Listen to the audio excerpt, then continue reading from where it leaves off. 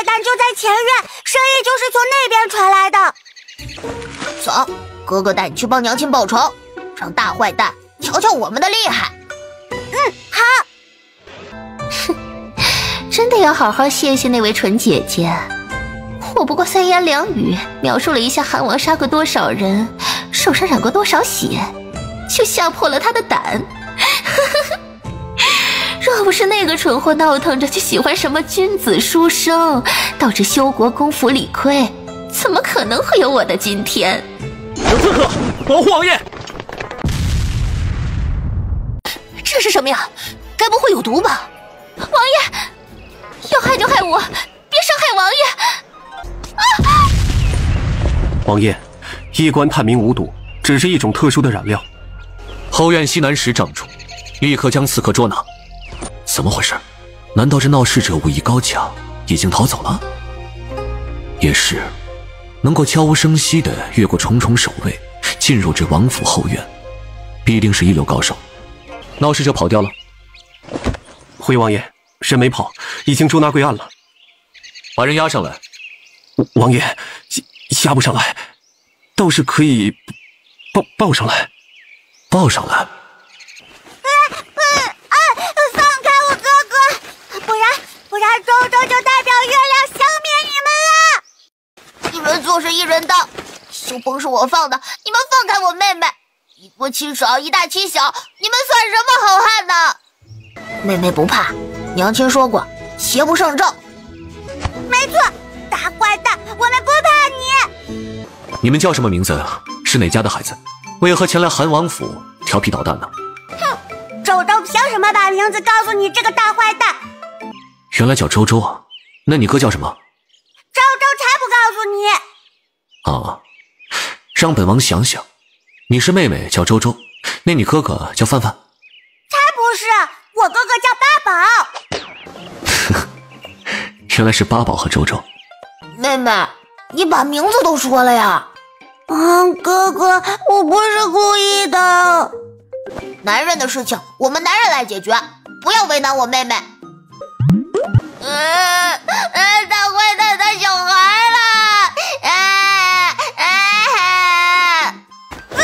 大坏蛋欺负我哥哥！周周和你拼了！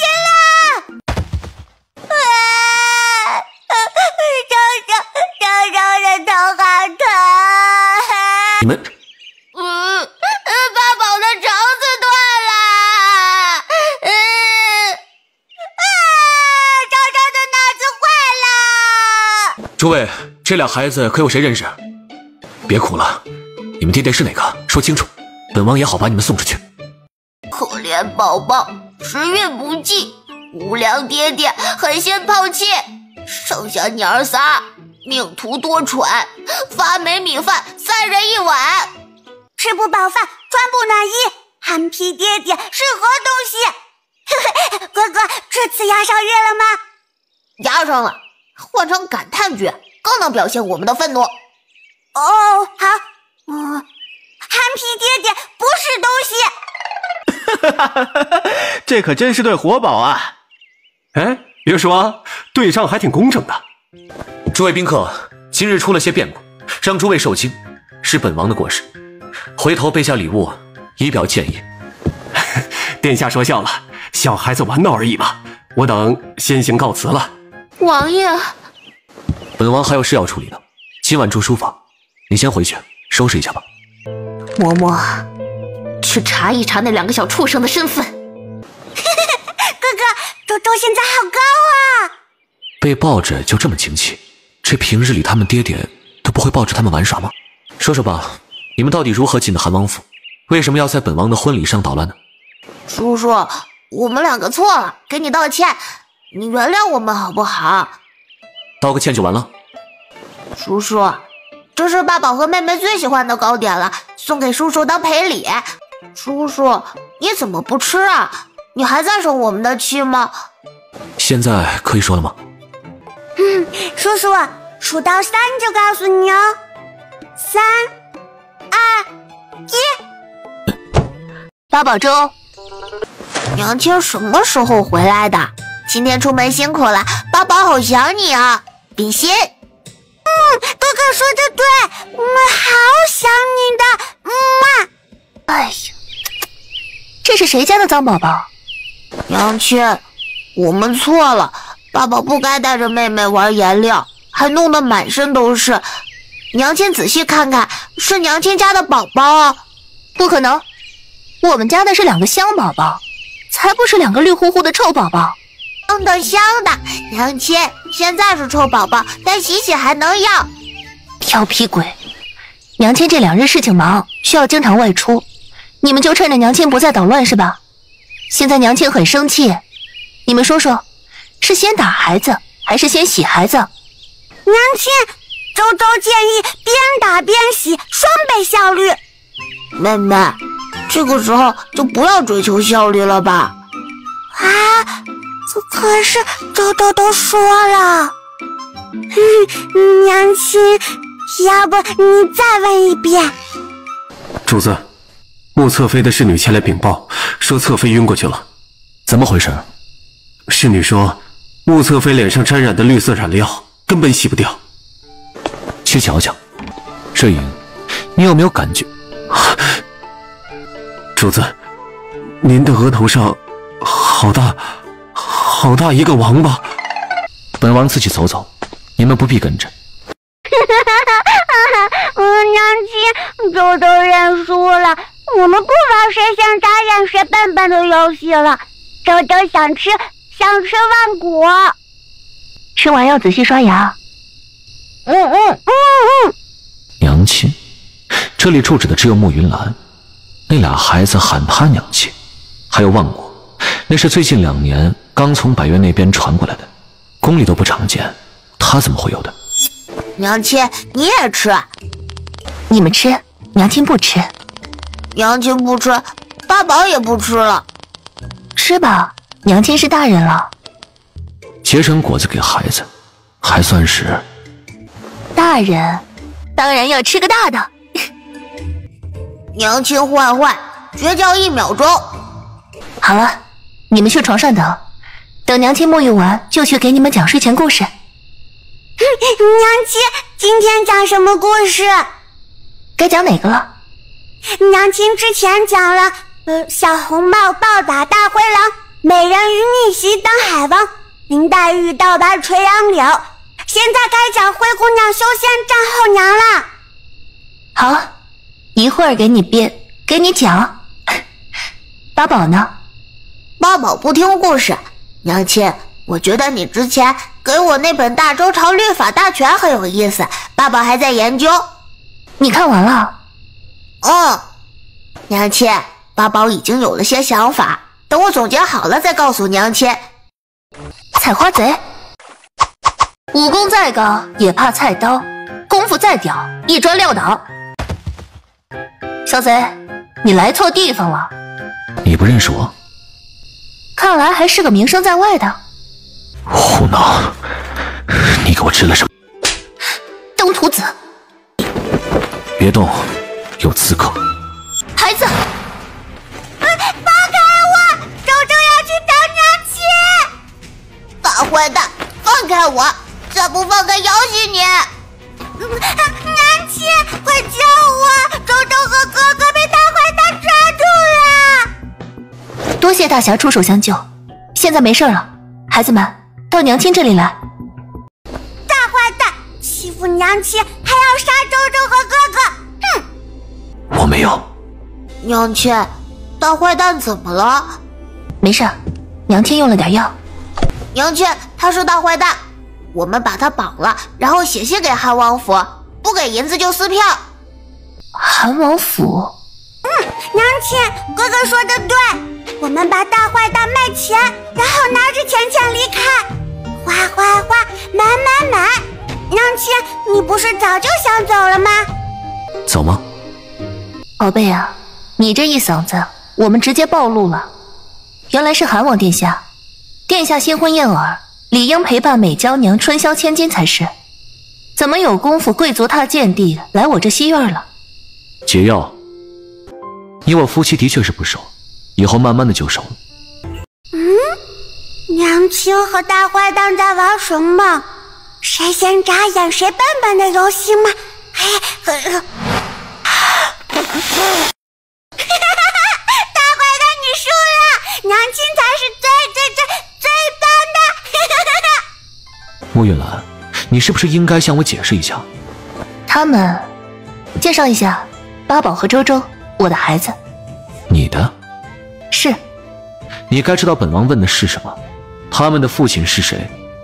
我说是你的，王爷信吗？本王不信。那就不是，他们的爹过世了，如今只是我一个人的孩子。你怎么能当着孩子的面说出来这样的话来？说他是亲爹不行，说不是也不行，这韩王怎么这么难伺候？这些年我一直安安稳稳地待在西院，按照王爷所愿，再没有出现在人前，如今却突然遭遇刺杀，王爷是不是该给我一个解释？主子，您在里面吗？本王派人清理院子，刺客的事情我会查清楚的。好。娘亲不伤心，周周陪着你。娘亲，是不是因为我们不听话，出了西院，才会有坏人过来要杀我们呢？你们出了西院？娘亲，大坏蛋要娶别人，还一直关着娘亲。八宝和妹妹想帮娘亲报仇。这些事情你们是怎么知道的？我们听到了，桥那边有人说大坏蛋要娶新娘子。不是，娘亲是说大坏蛋是你们爹爹这件事，你们都知道了。娘亲，婆婆之前说过，八宝记得。娘亲还是不要骗我们，是娃娃树上摘下来的了。以后不要叫他大坏蛋了。娘亲和他已经分开，他想娶谁就可以娶谁，和我们没有关系了。娘亲，你不开心吗？没有，娘亲只是和你们说明白，虽然以后没有爹爹，但是娘亲会加倍爱你们的。娘亲，我和妹妹不需要爹爹，如果娘亲需要的话，八宝帮娘亲找几个。啊，娘亲不需要。娘亲，你不用不好意思，别人的娘亲有的，你也必须有，还得比别人多，比别人好。等我们离开这里，八宝帮娘亲找。唉，男人，男人有毒药好玩吗？好了，睡觉。娘亲要听灰姑娘修仙战后娘。派人围了西院，任何人不准进出。是，主子，您的头。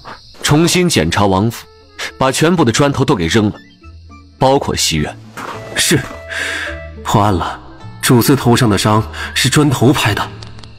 刺客查的怎么样了？主子，刺客有2批，1批8个人，除了被主子击毙的2个，剩下的6人全部都咬破毒囊，自尽而亡。另外1批只有2个，身手极差，已经审问过了，是普通人，稍微懂一点拳脚功夫，收了银子，去探查西院的情况，并不知道幕后主使。 2批，第1批应该是冲着本王来的，后面这2人仔细的审问，把底子查干净，没用之后直接处理掉。是。西院围好了吗？按照主子的吩咐，围了3层，可就是没有找到主子说的出入口。不急，很快就是有人告诉我们了。你们这是？喂，娘亲，周周带了点心、被子、小枕头，还有娘亲做的玩具。八宝带了药，都是药。再遇到坏蛋，要翻他。好，我们现在就走。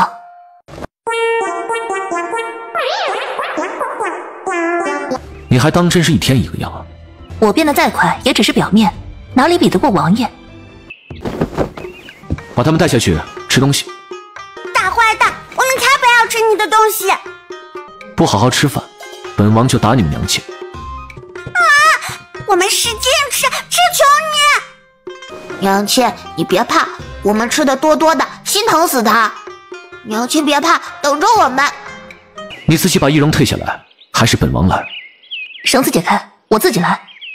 慕云兰，前脚伤了本王，后脚畏罪潜逃，这可就是罪加一等了。楚寒霄，当初你我成亲，本就是不得已而为之。你关了我5年不闻不问，外面很多人都以为我这个韩王妃死了吧？那刺客我越想越不对劲儿，你刚成亲就有人去杀我们，难道不是为了给新人腾位置？我们岂能不逃走保命？你是王妃，穆锦柔是侧妃，按照规矩，侧妃不可扶正。你少给我胡搅蛮缠。规矩是死的，人却是活的。王爷都以正妃礼制迎娶侧妃了，还会介意再换一次规矩？你做好了？我不会。你匆忙逃走，是本王发现了那俩孩子，所以心虚了是吧？哼，有没有一种可能，是你这个做爹的不合格？我不想让两个孩子认你，所以干脆离得远远的，来个眼不见心不烦。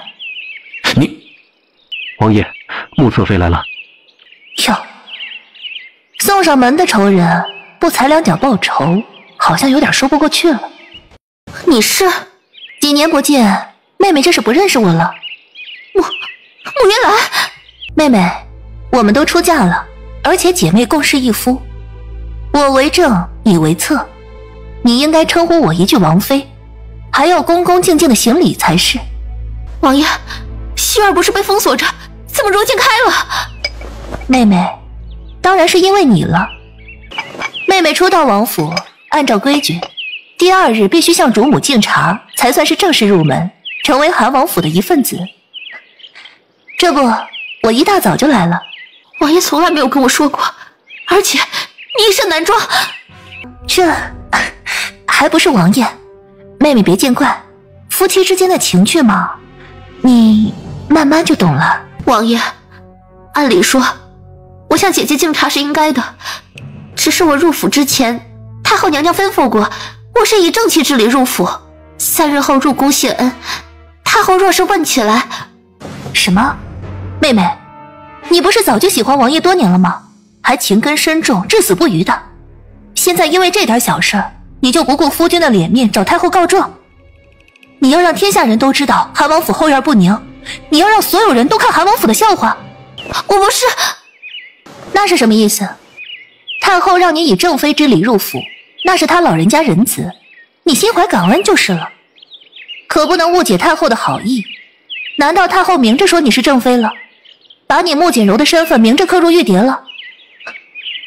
我怎么不信她老人家会违背先皇的意思呢？没有，姐姐不要乱说。那你是不是侧妃？我是。这茶你该不该敬？我敬。姐姐，请喝茶。啊！姐姐，你从前就不喜欢我，如今我们都入了王府，你就算不满，也不用这么琢磨我吧。王爷，我好晕啊，许是昨天太累了，才没有端稳茶盏，都怪你。昨晚太累。妹妹，怪我不好，这茶就当你敬过了。王爷，妹妹衣衫湿了，不如让她回去吧，换身衣服，免得着凉了。我们接着说刚刚的事情，你觉得呢？好，来人，送穆侧妃回房。这个狐妹子，等着瞧！等等，妹妹带来的食盒就留下吧，我和王爷还没有吃饭呢，正好尝尝你的手艺。放心，我会照顾好王爷，让他好好吃饭的。说吧，两个孩子的生父是谁？王爷，人生短短几十载，何必那么较真呢？你要是喜欢，我让八宝和周周叫你爹；你要是不喜欢，我带着他们远远的走，绝对不会出现在你的面前，如何？你敢耍本王？怎么说着说着还急眼了呢？我说你是亲爹，你不信；我说你不是，你也不信。要不王爷仔细想一想，究竟想要什么答案？你想好了告诉我，你想听什么，我都可以说给你听。来人，把韩王妃丢回西院。啊，不用丢，我自己走。八宝和周周呢？我们一起走，不碍夫君的眼。本王只说过让你回去，可没说八宝和周周。你要扣押我的孩子？你不是说他们是本王的孩子吗？本王把他们留下来，提前培养感情。孩子怎能离开母亲呢？由不得你。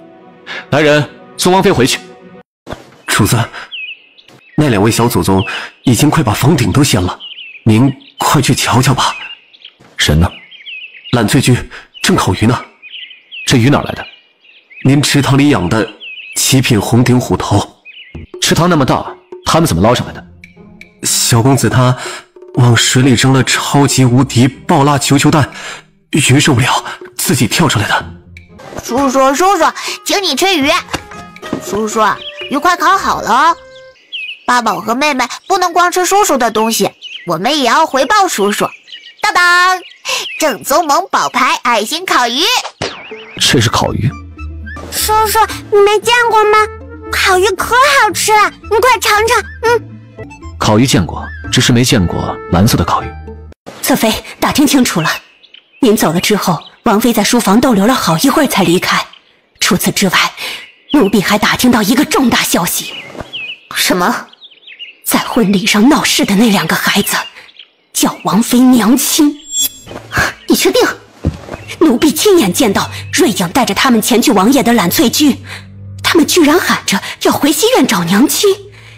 您想想，西院除了王妃还有别人？那2个孩子是王爷的？不对，德妃盼孙子快盼疯了，说那2个孩子真是王爷的血脉，不可能被关在西院至今。但是德妃就不会答应，那肯定是2个小野种。嬷嬷，你去办件事情。主子，这狗是太后娘娘的。小杰，你在哪儿？主子，太后娘娘的爱宠之前生了病，什么东西都不肯吃，却在见到穆侧妃之后，对她极为喜欢，只能吃得下她亲手做的东西。太后爱惜她，就让穆侧妃将狗带出宫来养上几日，调养好了再送回去。奴婢见过王爷。穆侧妃呢？侧妃娘娘身体不适，回到院子就歇下了。奴婢奉命带着小金出来遛完小史，却不想她像是受到了什么惊吓，直接跑掉了。哥哥，她是疯了吗？好像也不是全疯，不过也快了。2位还请不要乱说话。小金可是太后娘娘的爱犬，侧妃精心照顾着，怎么可能无缘无故就疯了呢？哼，哥哥才不会乱说，他看东西可准了。妹妹不气，不理他。既然是皇祖母的爱犬，身为侍女看管不到，拖下去，杖责30。追影，这狗给穆侧妃送回去，告诉她，要是照看不好皇祖母的宠物，就尽早送走，别给韩王府招祸。是。刚才吓到了吗？哼，周周不怕，周周有的是力气。坏狗狗咬我，周周就打它。叔叔，你的牙齿怎么了？张嘴啊！大坏蛋中招了，好气！妹妹，快说说你的厉害之处，让大坏蛋瞧瞧。大坏蛋，告诉你，本周周的厨艺得到娘亲郑重认可，周周出征，寸草不生。没错，妹妹超厉害的。你们在胡闹什么呀？怎么了？坏蛋！坏蛋，欺负娘亲，欺负周周，欺负哥哥！不是，我那刚才不……王爷怎么能凶小孩呢？太不应该了！怎么了？宣太医，去太医，他们打嗝。公子小姐，瞧瞧这是什么？我给你们诊诊脉，然后这糖做奖励，好不好啊？王爷，您在外间稍等，我先帮2个孩子瞧瞧。好。怎样了？王爷放心，2位小主子只是略微受了些惊吓，不碍事的。不过，什么？小姐没什么事，身体康健得很。公子的情况就复杂多了，他有先天不足之症，心肺极为脆弱，按照常理应该活不过2岁的。王爷莫慌，小公子福气深厚，德育神医，已经被调养得好了大半，今后只需要精心照顾，不会对他有太大的影响。不过还是要多加注意，不可情绪太过激动，更不可受到巨大的惊吓。怪我？王爷，您说话怎么了？我没事儿。我大坏蛋，你别生气，气气气！对不起。还有哥哥呢，我们2个人，你要说2声对不起，我们才可以都原谅你。对不起啊。哼，娘亲呢？我们想娘亲了。西苑，你们吃饭，晚上送你们回去。说话算话吗？算。那拉钩啊？拉钩上吊，100年不许变，盖章。好了，我们盖章了，说话不算话，要变成小狗的。好，不用我喂吗？不用，我们很厉害的。可惜了。主子，洛城那边又有几个人被押送了过来，现在已经关入了大牢。前去调查的2位幕僚也已经归来，在前院求见。我忙完了，陪你们。坏蛋叔叔拜拜。保护好了孩子。是，王爷恕罪。拖下去。主子，寇结巴他是真的结巴，不是有意冒犯主子的。王爷勇敢做自己。拖下去。看大门。是。大坏蛋不守信用，要变小狗。小姐，你怎么了？快来人！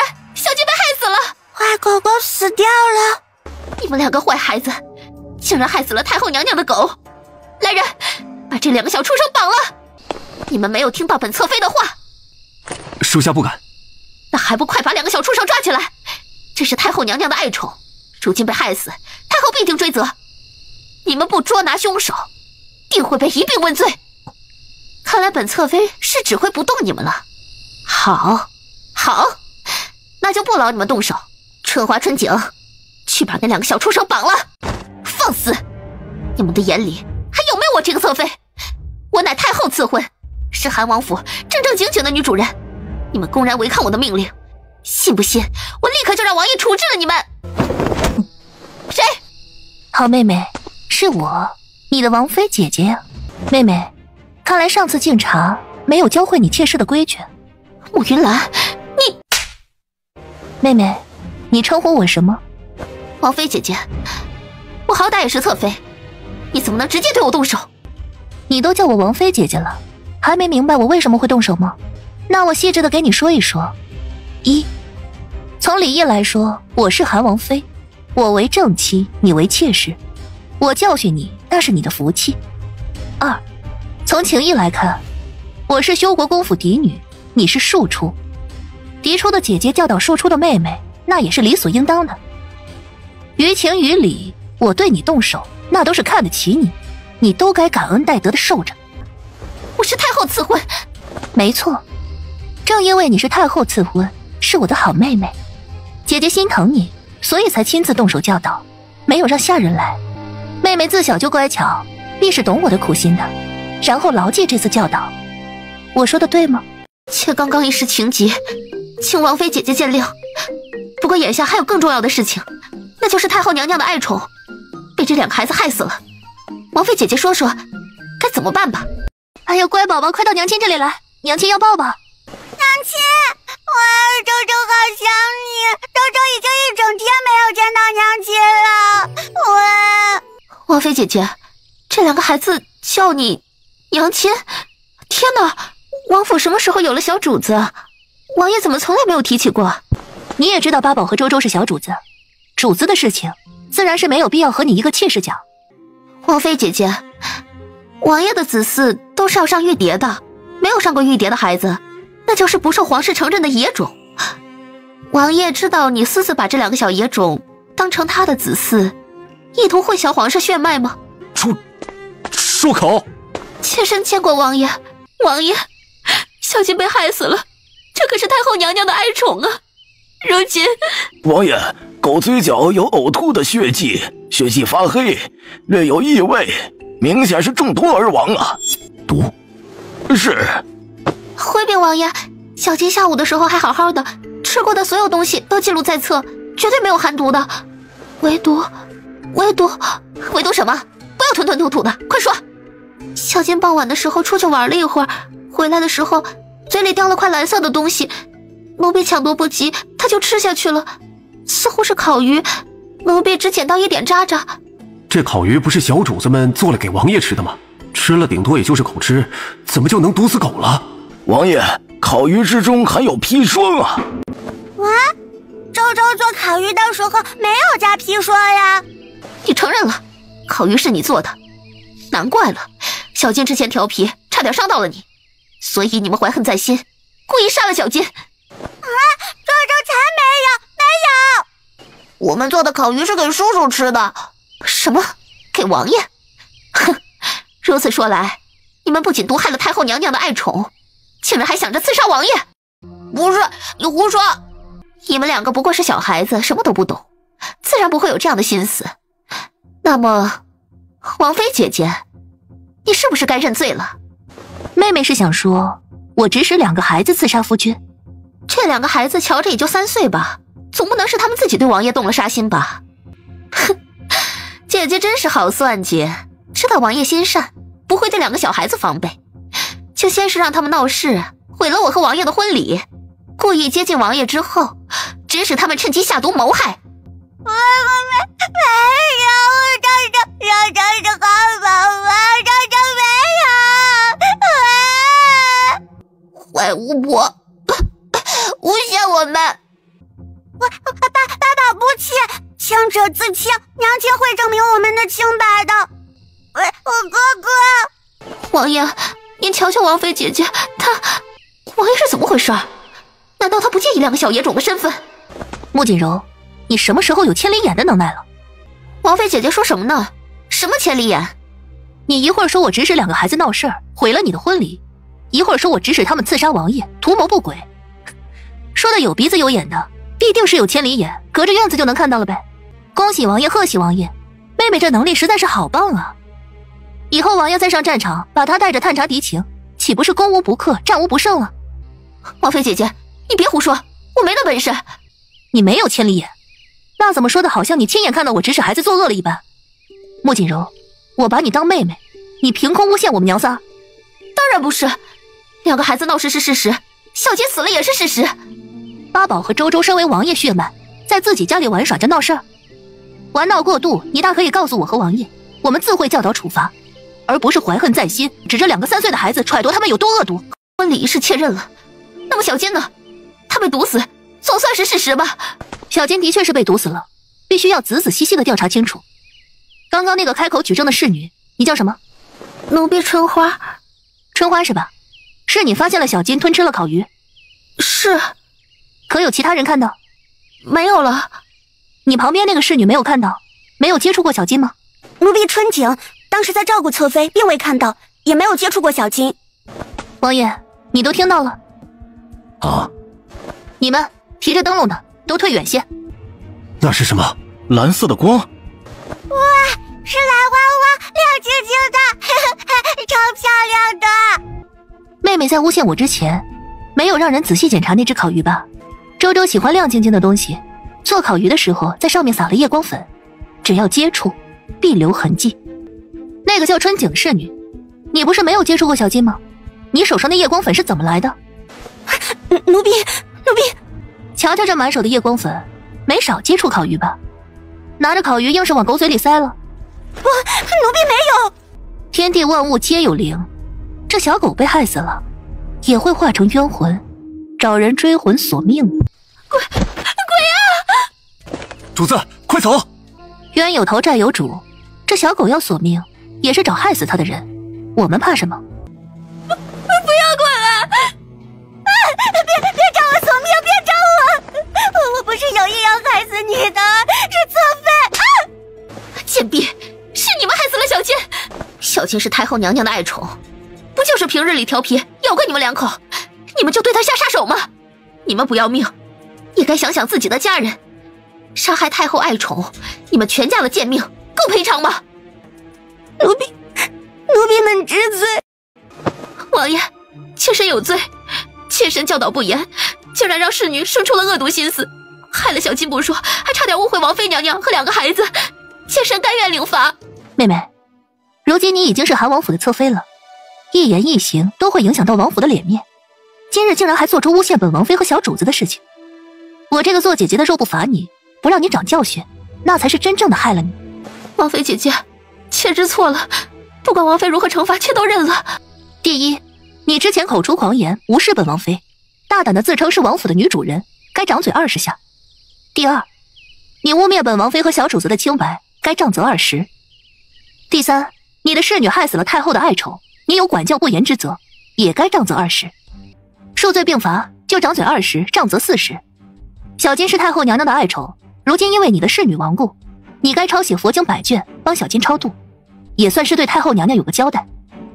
另外，春花春景2人立刻关押，仔细审问，为防止王府之中还有如他们2个这般心思不正之人，彻查所有下人，一旦有任何不妥当之处，立刻逐出府去。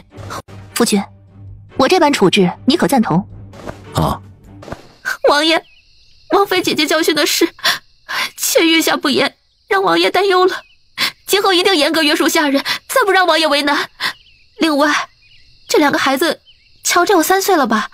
孩子过周岁就该上玉蝶才是。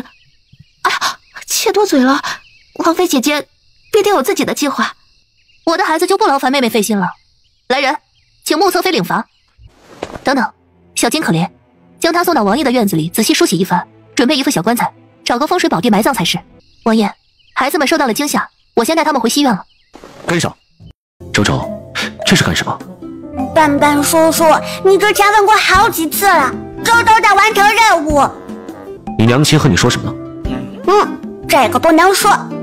肯定是让你调皮捣蛋吧？啊？才不是，娘亲明明是让我盯着你。哎呀，妹妹又暴露了。盯着你啊！上他爹，上他爹！谁能拒绝一个这么可爱的丁丁娃呢？乖宝宝，别怕，我是你们的叔叔。看不见我，看不见我！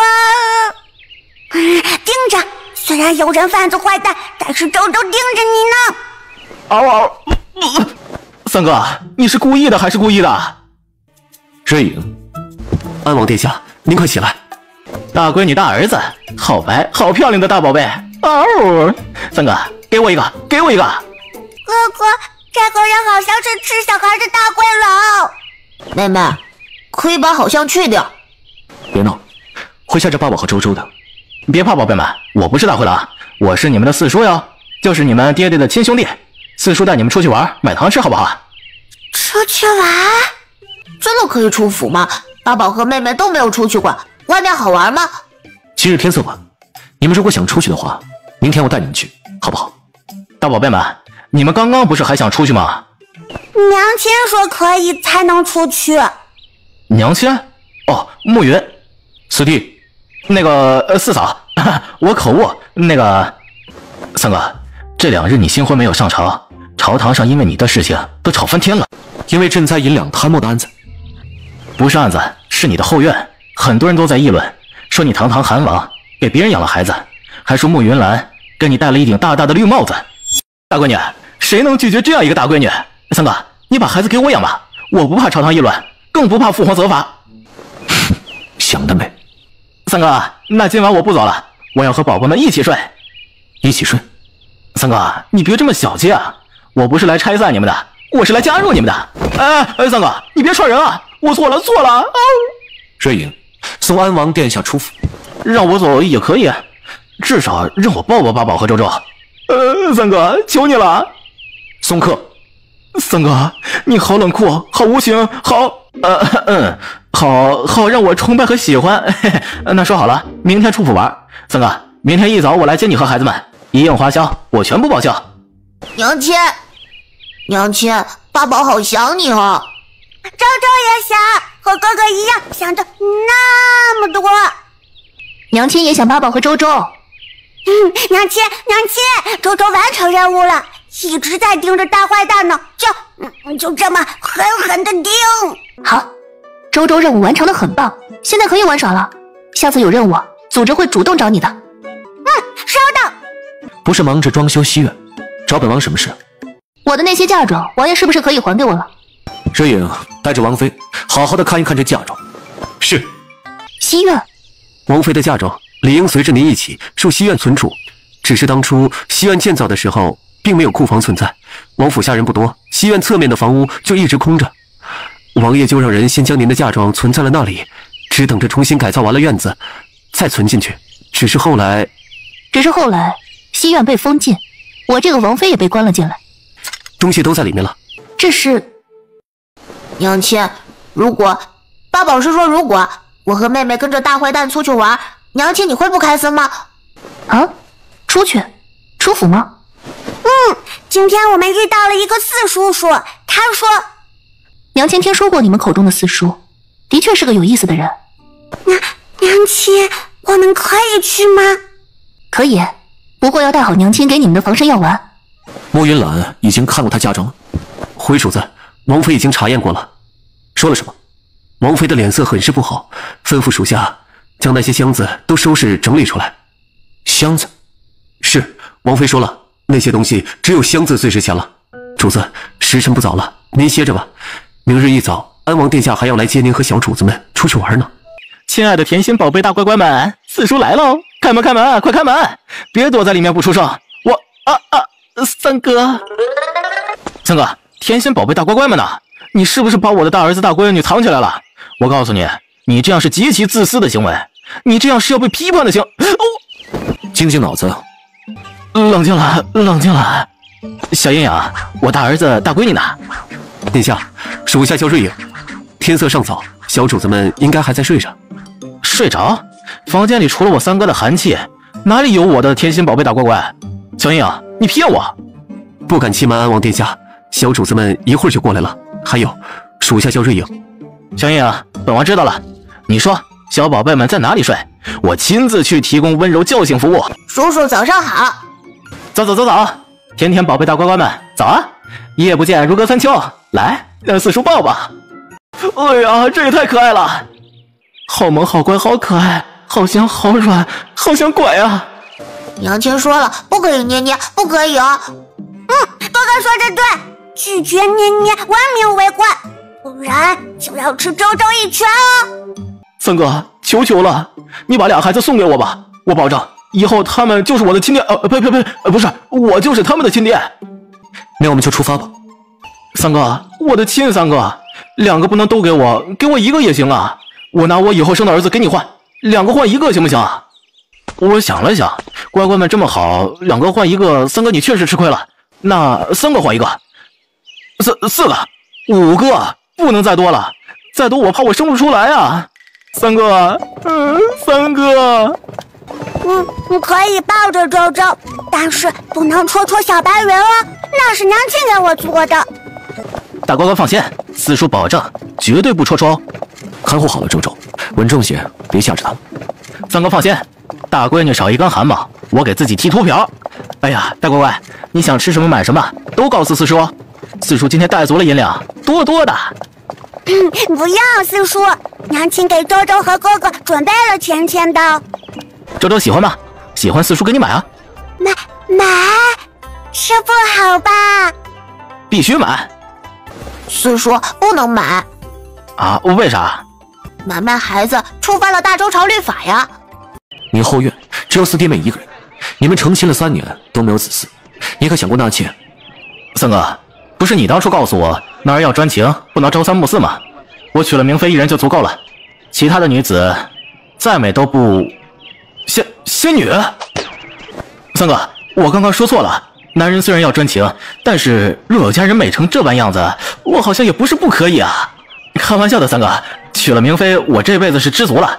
不过三哥，你和后院那位关系那么僵，侧妃也是被逼着纳的，你不考虑再找一个贴心的？三哥，要不我们下去看看？三哥，我看刚刚那位姑娘是去朱颜阁了吧？看来必定出身不俗，只是最近也没听说有哪个高官回京啊，倒是有不少巨富商贾频繁往来。不过看那位姑娘的气度，绝对不是一般人家能孕养出来的。三哥，你是不知道，这朱颜阁虽然开起来只有短短2年，却已经是名声大噪。朱颜阁到底是什么地方？这朱颜阁专门做女子生意，不许男子入内，所以弟弟也不是很清楚。不过我媳妇对朱颜阁推出来的胭脂水粉极为喜爱，小小的几个巴掌大小的盒子，足足花了300两银子。三哥，虽然给我媳妇花钱我不心疼，但是背不住弟弟穷啊，300两银子我1个月俸禄呢。所以你知道我为什么猜测那姑娘是高官府邸出身了吧？一般人家根本就消费不起朱颜阁的东西。大闺女大儿子，你们乖乖吃点心，吃菜菜啊，我们去就回来。江莹莹，看护好2位小主子。天哪，这是穆掌柜！诸位夫人、小姐，以前不方便，只能披上易容，今日才得以用真容和诸位贵客相见，实在是惭愧。穆掌柜千万别如此客气，你的苦衷我们都明白的。穆掌柜，你现在卸了易容，是不是说明你已经逃离牢笼，彻底得到自由了？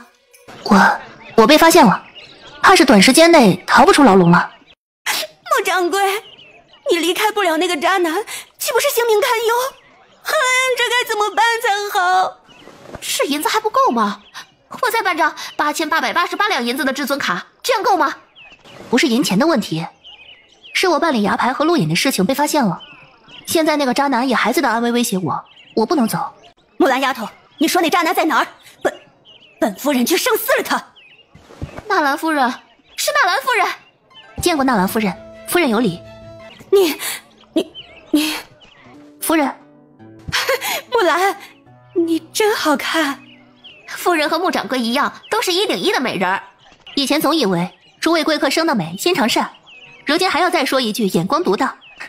我知道诸位这么捧着我，肯定是听说我新做好了一批美容丸吧，所以想给我戴个高帽，好让我打折。好吧，诸位成功了。我这个人呢，就是见不得美人失望。今天的美容丸一枚只需要100两银子，骨折价。美容丸终于来了，穆掌柜，还是和之前一样，每人7枚吗？是，药材珍贵，只能每个人限购7枚，还请诸位贵客理解。快把我的那份包起来。还有我的。夫人体内的余毒已经全部排出，只需要再服用几剂调养身体的汤药，就彻底恢复了。木兰，多谢你，不然……夫人客气了。我可不是客气。2年前，若不是你，我怕是早已经魂归黄泉了，哪还会有今日？夫人心地善良，自然吉人天相。不说我了，倒是你，真的不用我出手帮忙吗？只要你的夫君不是皇子，其他的任何人，我都能帮你脱离火海。夫人，我自己会想办法的。掌柜，有2个3岁的孩子敲响了后门，说要进来找娘亲，名字叫八宝和周周。娘亲，怎么了？在外面玩的不开心吗？不是开心，可是看到娘亲就觉得好想你哦。娘亲，八宝也好想你。娘亲也很想2个宝贝啊。宝贝们今天很勇敢，没有娘亲的陪伴也过得很开心，非常棒。娘亲，叔叔和爹爹还要拐卖孩子呢，八宝打消了他们危险的想法。周周吃了3块点心，也有多多喝水。那今天八宝和周周表现的都很棒，回到家里每人奖励1朵小红花。三哥，就这么让他们进去吗？我的心肝宝贝大乖乖们，那么可爱那么萌，这万一被人捡去了，保准没人还回来。不行，我得进去把八宝和周周救出来。没事。夫人，我一时情急让你见笑了。好乖，好萌，好可爱。夫人，漂亮阿姨好。你们好。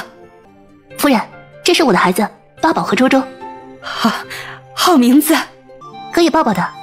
啊，抱抱这2个小奶团。哎呦，我不抱孩子好多年了，这该用什么样的力道呀？乖宝贝，拿去花。木兰，你又不是不知道，我那儿子不争气，到现在一大把年纪了，还没给我生出个孙子来。看到八宝和周周，我瞬间找到了当祖母的感觉。1点银子，我给宝贝们的见面礼，你可不要拒绝啊，不然我可就真的生气了。那就收下吧。谢谢漂亮阿姨。不用客气，不过不能叫姨姨，我这个年纪应该当你们祖母才是。爹爹的姐妹叫姑姑，爹爹的哥哥叫伯伯，爹爹的弟弟叫叔叔，叔叔的……错了，再来一遍。爹爹，祖母就是爹爹的娘亲。漂亮姨姨，你搞错了，祖母是年纪很大的人啊。我就是年纪很大的人呢，黄土都埋了脖子了。夫人，时辰到了，该回去了。木兰，你别怕，我必定会护着你的。我的毒解了，府里管得严，再想要出来，怕是没有那么容易。不过我们可以写信，我会派人每隔3日来一次朱颜阁。你有什么难处一定要告诉我。好，夫人也要多多保重。姨姨，这个可以保护你哦，有坏人就撒在他的脸上。姨姨，发带送给你，可以扎头发哟，很漂亮的。谢谢八宝，谢谢周周。姨姨再见。再见。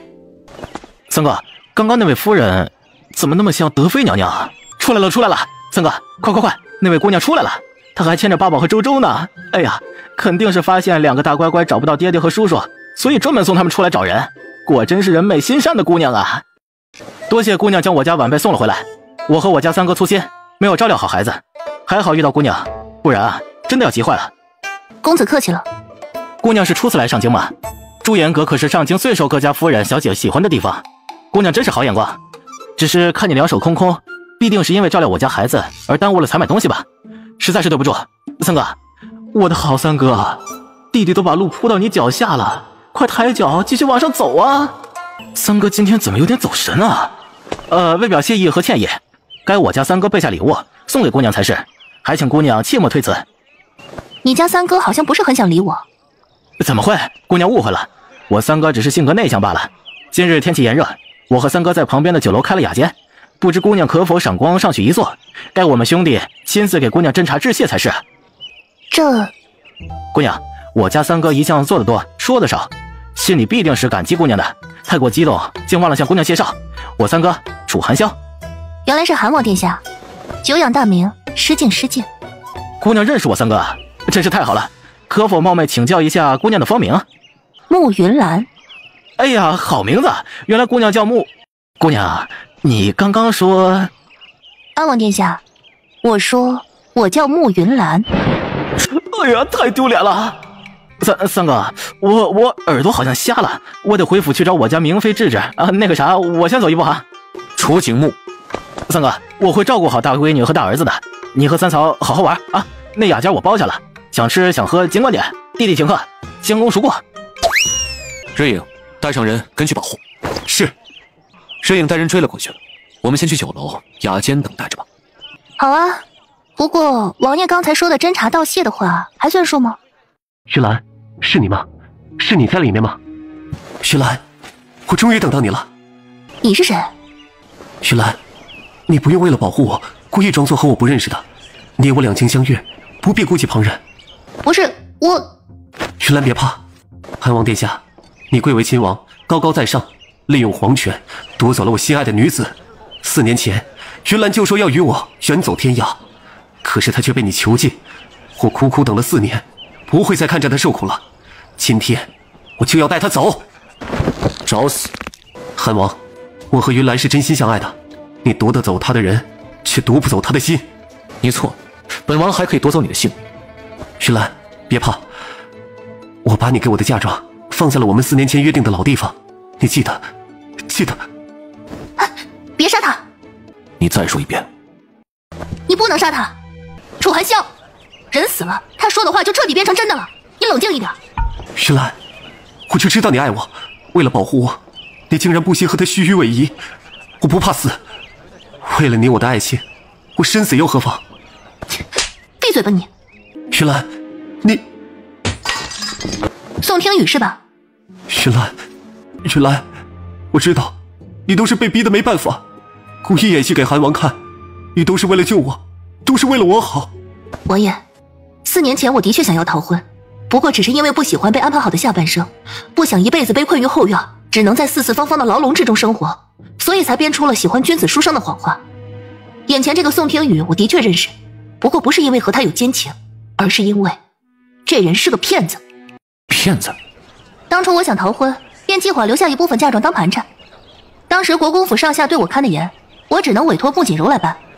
可惜穆锦柔也不能出府，所以帮我找了宋听雨。不是的。别急，一会儿有你说话的机会。弱鸡！可我万万没有想到，我把嫁妆交给了宋听雨，又给了筹监，让他帮我运输管理，只等着我离开王府之后再去取。哼！却不想这弱鸡竟然向国公府泄露了我要离开的消息，然后仗着我不敢声张，私吞了我的嫁妆。不是的。王爷，这宋听雨不找我，我还要去找他呢。今日正好，4年前的事情也该一一解决了。本王信你。借王爷一个跑得快的护卫一用，到顺天府报个案。云兰，你怎么变成这个样子了？4年前，你我两情相悦，倾心相许，还约定了乘船私奔。如今，你竟然说我是骗子，彻底否认了我们的过去。乘船？亏我对你念念不忘，亏我还给你准备了惊喜。惊喜？不错，你曾经说过，最开心的事情就是放河灯，所以我为你准备了满盒璀璨。万万没想到，君心不改，妾意已决。你好狠的心呢，云兰，你就别再说气话了。当初没有带你走，我心中悔恨了4年。如今我们不能再错过了。你给我的所有的东西，我都在好好的保存着，一丝一毫不敢损毁。除了你骗走的嫁妆，我怎么不知道还给你留了东西？既然如此，那我们就一起去看看吧。妾身见过王爷。王嬷嬷，你这又是为何？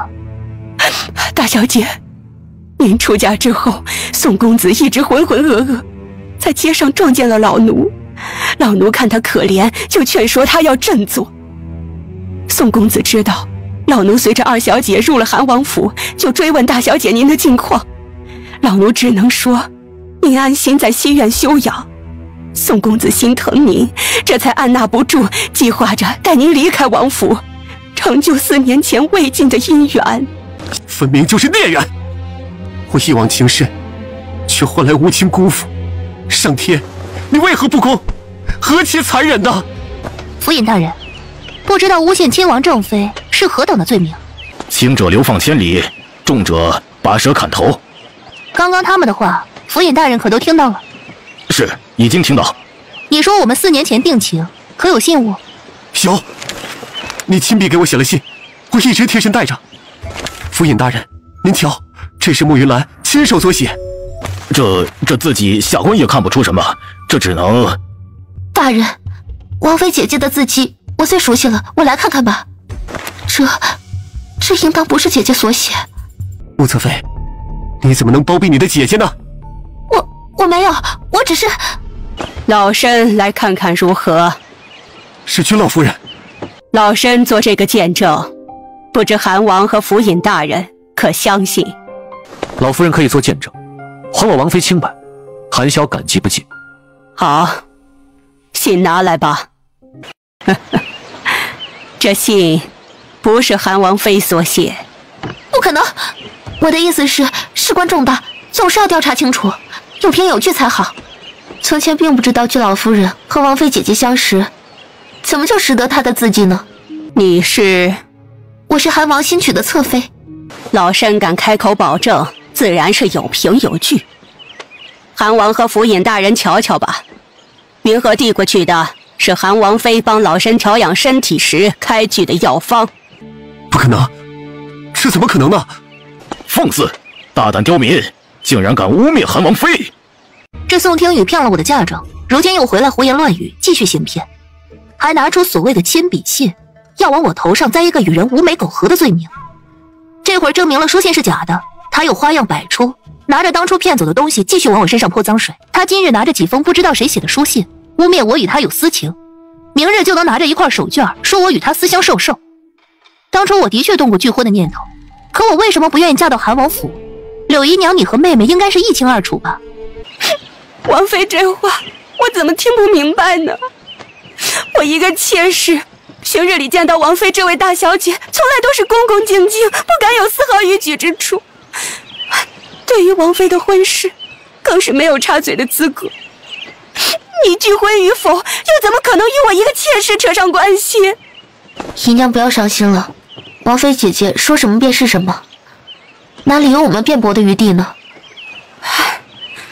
王妃不愿意继续调查，那便不查了，直接把那宋听雨当成骗子拉下去处置了就是。哼，柳姨娘把话都说到这份上了，我若是立马让人把宋听雨处置了，反倒是显得我心虚。既然要查，那就大庭广众之下好好的查个清楚明白。府尹大人，我可否问宋听雨几句话？韩王妃尽管问便是了。第一个问题，你确定船上的东西就是我的嫁妆？没错。好。第二个问题，你确定这些嫁妆是我所赠，为的就是和你私奔，当做盘缠？没错。如果最后查实这一切都是你的谎言呢？如果我所说的有半句谎话，那就让我天打雷劈，不得好死。诅咒发誓若是有用的话，何须朝廷律法来约束？若你说谎，那就是诬陷亲王正妃的大罪，逃脱不了律法的制裁。府尹大人，我的话问完了，请您派人上船把东西取下来吧。穆侧妃这是怎么了？瞧着脸色不太好的样子。姨娘，不能。天气闷热，耽误了大家这么长时间，事情也该有个了断了。府尹大人，直接让人将箱子打开吧。住手！妹妹这是做什么？之前你和柳姨娘不是还着急调查清楚真相，还我清白吗？孽障！事到如今，还不快把你当初犯下的错误一五一十的向王爷禀告清楚！王爷，王妃说的没错，那宋听雨的确就是个骗子。柳姨娘，你在胡说什么呢？谁是骗子？说的就是你。王爷，4年前，王妃因为年幼，喜好自由，的确是升起过拒婚的念头，也曾想过要离开上京。不是这样的。王妃和锦柔都是性情单纯的好孩子，你故意接近，透露自己有一艘楼船，还说知晓从上京到江南的水路。他们2个深闺小姐哪里懂得人心险恶？王妃是希望得到自由，而锦柔则是想着要帮助自己的姐姐，让她开心，所以就这样将嫁妆交给你，想要借着你的船离开，却不想你直接卷着东西逃走了。你诬陷我，柳姨娘，你这是准备过河拆桥啊！你卷走了那么多东西，却依旧贪心不足，屡次写书信来威胁，让锦柔给你银钱，否则就污蔑王妃和你有私情。锦柔为了维护自己的姐姐，便答应将嫁妆给你一些，让你彻底离开京城。可她哪里知道，你就是条喂不饱的狗！贱人，你放屁！你王爷，我这次带锦柔过来，就是想向王爷和王妃认错，不再纵容包庇宋清雨这个恶毒小人。你的意思是，4年前王妃拒婚，并不是因为和这个宋听雨有私情？是。那你为什么不站出来帮着王妃澄清？我只是个微不足道的姨娘，人微言轻，平日连府门都出不得，哪里会有开口的机会？那楼船上抬下来的这些东西，是宋听雨胁迫锦柔不得不给他的。当初我被诬陷，百口莫辩，没有任何人相信我。清者自清，浊者自浊。宋听雨，现在你还有什么话要说？柳氏，你这个贱人！当初是你找到我，让我去勾引韩王妃的，还说让我尝尝世家贵女的滋味，是你们看不惯韩王妃，想要毁她清白，要她性命。韩王殿下，我和韩王妃清清白白，面都没有见过，一切都是柳氏那个贱人的诡计。宋听雨，事到临头你就胡乱攀咬，你可有证据？姨娘，侧妃，王嬷嬷，你太让我失望了。从你刚刚开口污蔑韩王妃开始，我就知道你和那个宋听雨就是一伙的。不是。我刚才没有出声，就是想看看你和宋听雨还能搞出什么把戏。王爷，王妃，这刁奴罪大恶极，勾结宋听雨，里应外合，算计王妃和锦柔的嫁妆。2位不必给他留丝毫颜面，该怎么处置就怎么处置好了。将他带回王府，暂且关入芳妃院。汉王殿下，这宋听雨，王妃之前说了，诅咒发誓无用，朝廷自有律法。本王相信府尹大人会秉公处置的。是，本官一定将这件事情调查得清清楚楚。大人，穆侧妃的嫁妆，这宋听雨还没有来得及运走，可我的却已经4年不知所踪，还望大人帮我调查清楚，感激不尽。韩王妃放心，下官一定尽心尽力。那这些东西，既然是王府之物，自然应该由王爷和王妃带回。四叔可好了，还带我们去看他的宝剑和飞刀呢，那么大。四叔有好多书，他答应都送给我。我也有宝剑和飞刀，书也很多的。四叔还答应明天再带我们出去玩，嘿嘿。四叔明天还来呢。我明天不上朝，也可以带你们出去玩。才不要，我们才不跟你这个大坏蛋玩。你对娘亲不好，我们要跟你绝交的。这大冰山竟然也有这般平易近人的样子。娘亲，抱抱。娘亲，娘亲身上脏，现在回去沐浴换衣服，宝贝们等着娘亲啊。好的。娘亲等你哦。水准备好了，你沐浴吧。王爷，芳菲院的下人都遣送走了，我想重新招一批人过来。我这边也需要几个侍女来照顾起居。若是有侍女在，烧水这样的小事就不用王爷亲自动手了。你看着安排，那水还有些烫，自个儿再加一些凉的。我出去等你。王爷，还有什么事情要和我说吗？没什么，就是想提醒你一下，今日你在外露面时闹出了很大动静，怕用不了多久，母妃那边呢就该选我们进宫。主子，王嬷嬷还剩下一口气，请了屈大夫下了重要吊命，从他口中审问出了一些东西。确定了王嬷嬷所说的都是真的？属下生怕有假，还专门审问了春花和春景，他们一直跟在穆侧妃身边伺候，对于国公府内发生的事情，多少也是有些了解的。他们的说辞和王嬷嬷相差无几。主子，王嬷嬷伤势太重了，只说了一点消息便咽了气。春花和春景知道的东西极为模糊，并不了解细节，想要彻底调查清楚4年前的事情，只能从国公府那边入手了。下去吧。是。等等，让邢总管选一些侍女入府，要规矩周全，性子安分，又会照顾人的，多选一些，送到王妃那边，让王妃挑选。是。还有，吩咐一下工匠，西院那边呢修缮加快速度，不过不能惊扰王妃和2位小主子休息。是。西院这每个月份例多加1倍，按时给王妃送过去。昨日府中不是新到了一批江南的果子吗？分拣出来送给王妃。是。你怎么还不走啊？啊，属下以为主子还有什么要补充的。这就去，这就去。大宝，怎么了？是有什么心事吗？娘亲，大坏蛋不喜欢我们吧？八宝这么小，是楚寒萧做了什么让你不开心的事情了吗？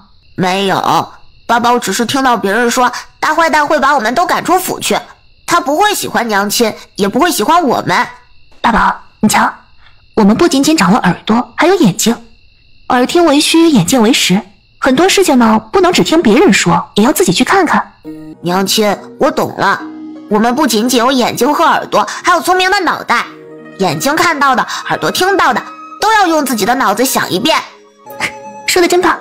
我们要用心、用脑子理智的去分析，然后呢，用心感性的去理解，综合起来才能不被外人左右。娘亲，八宝明白了。哇，是果子！八宝、周周，你们怎么看？无事献殷勤，非奸即盗。哇，感谢大自然的馈赠。奴才参见王妃。王妃啊，王爷吩咐送来一些侍女，请王妃挑选，以后方便办些杂事，供王妃差遣。就他们8个吧。另外，芳菲院那边也要送过去2个人，秦总管看着安排。是。奴婢花间见过主子。你怎么进来的？奴婢关注着王府，见到秦总管一早挑选下人，便上前自荐。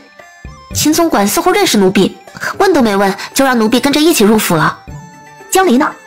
江离昨晚试探着入府，不过被王府护卫察觉，他让奴婢告诉主子，夜晚西院有10几名暗卫守护。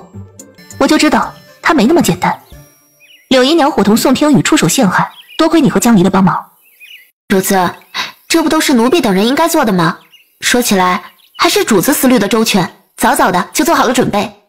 主子，您问了3遍了，王妃收下果子了，但是真的什么都没有说。八宝和周周呢？公子在自己的专属房间呢，说是在做什么很厉害的试验，属下不敢擅闯，小姐就在外面水边的凉亭里。周周来了，怎么不喊他进来啊？那个主子，您去瞧瞧就知道了。啊？主子。傻哥了，傻哥了！不听话，周周揍你！小姐霸气，小姐威武！周周，叔叔，你看，周周抓的大炮鱼哦，给娘亲和哥哥炖汤。好，我让人送到膳房，中午炖鱼汤。是不是要找机会让八宝和周周改口叫爹？周周，昨晚睡得好吗？好。八宝和你娘亲呢？叔叔笨笨，周周睡着了，怎么可能看得到哥哥和娘亲的状况呢？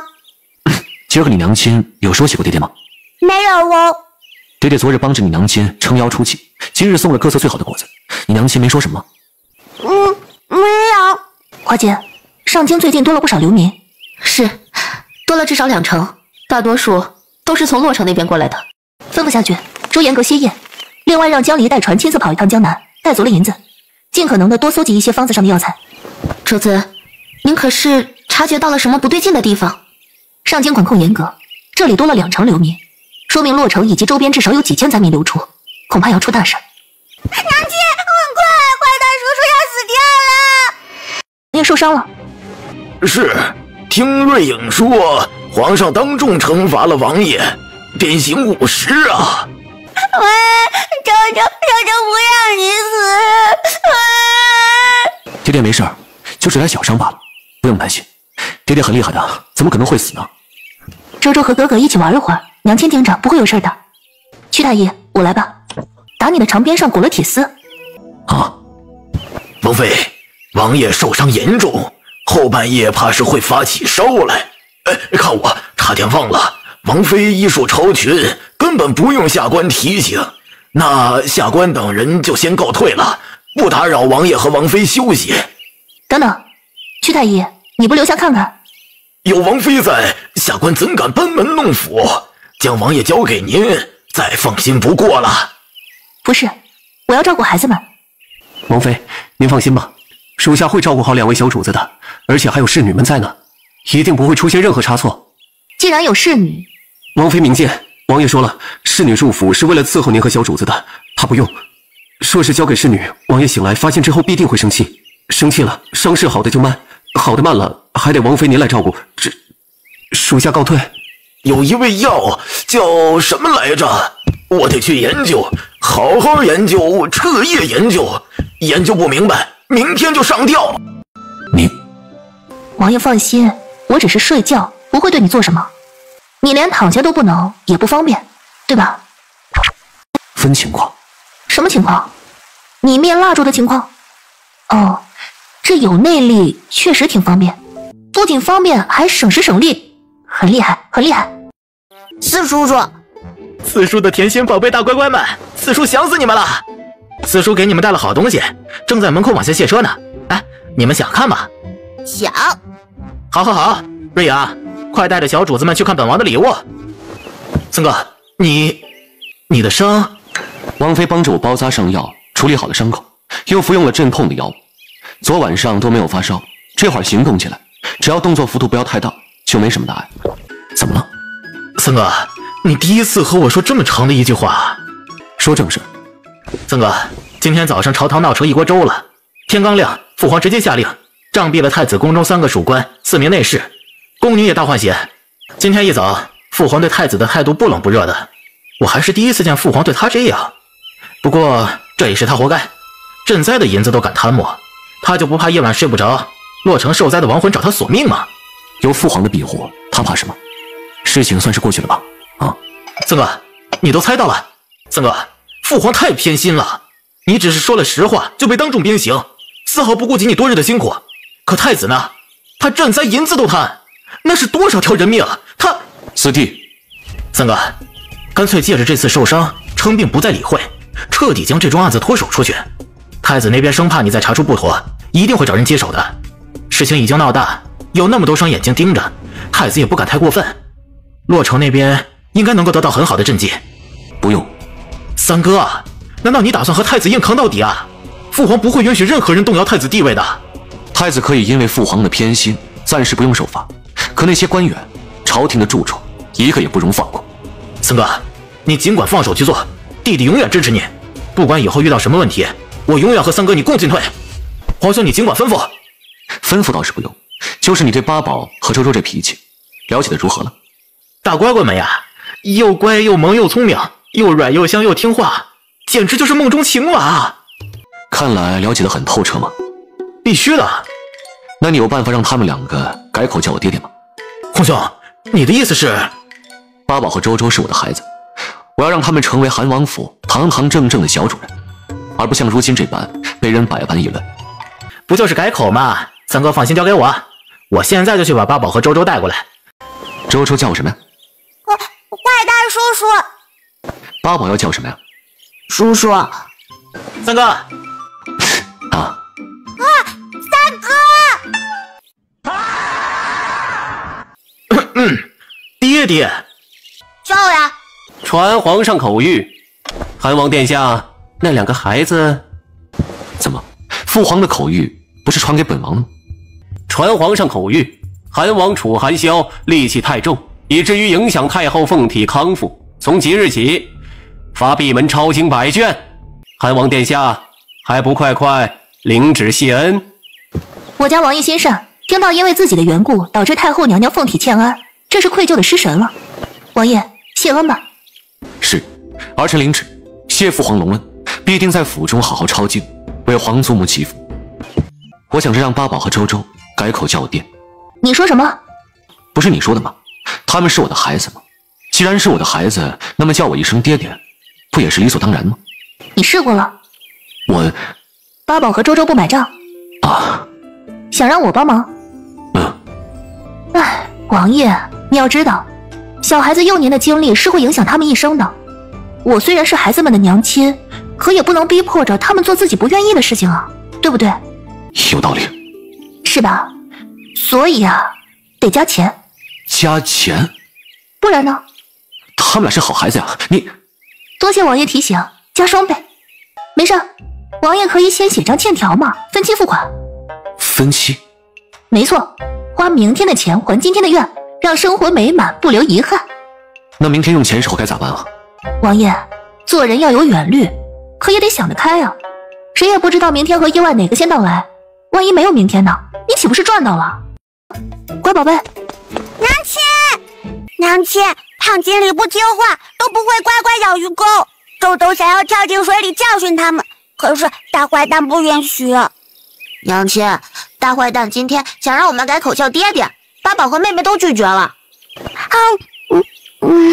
娘亲，周周差点没有拒绝，是哥哥提醒了我。妹妹，你没有扑过去直接叫爹爹，已经很棒了。啊，真的吗？真的。现在有个事情，娘亲要宣布一下。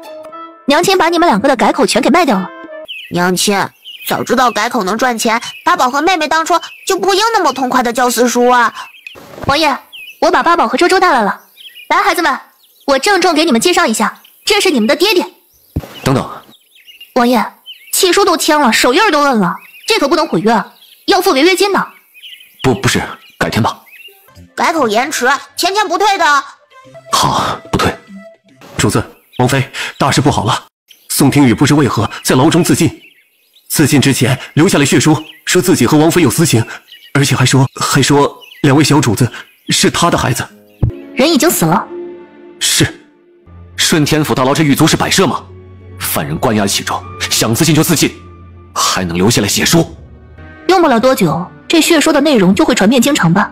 是，如今已经开始流传了。云兰，对不住。你道什么歉？人又不是你杀的。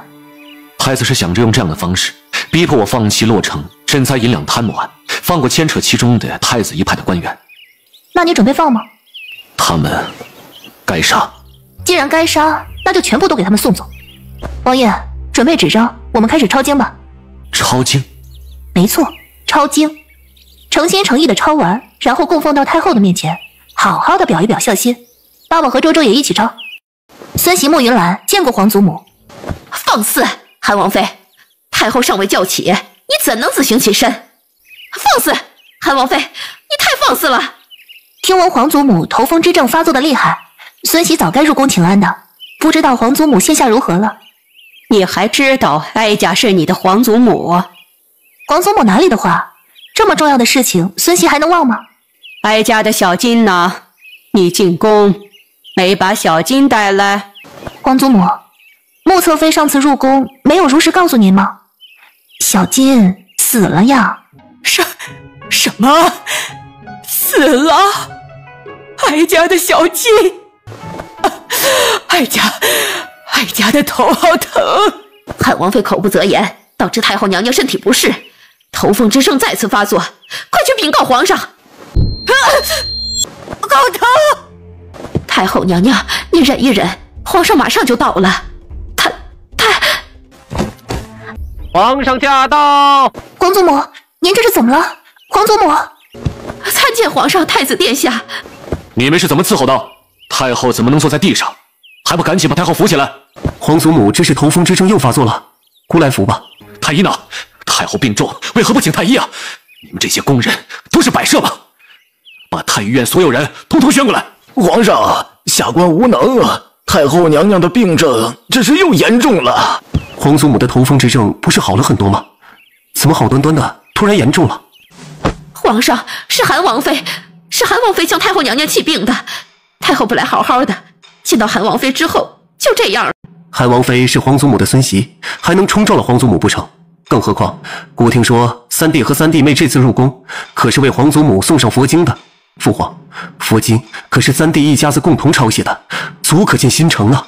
皇上，青天剑监正说过了，太后凤体欠安，就是因为韩王殿下戾气冲撞。今日韩王殿下入宫，太后的病症就突然严重了。这奴才多嘴，应当是巧合。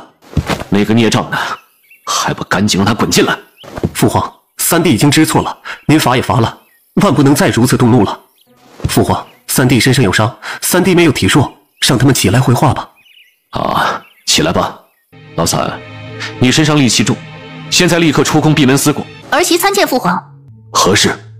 听闻皇祖母身体不适，王爷带着儿媳和2个孩子连夜抄经，终于写满100卷，特意送入宫中为皇祖母祈福。儿媳无意自夸，只是为我家王爷鸣不平。王爷孝心感动天地，身受重伤依旧坚持抄经，难道还不足以抵消守家卫国不得已杀敌时沾染上的那点戾气？父皇，好歹拿出王爷抄写的佛经，让皇祖母瞧一瞧吧。如此也算是给王爷和儿媳等人一个表达孝心的机会。准。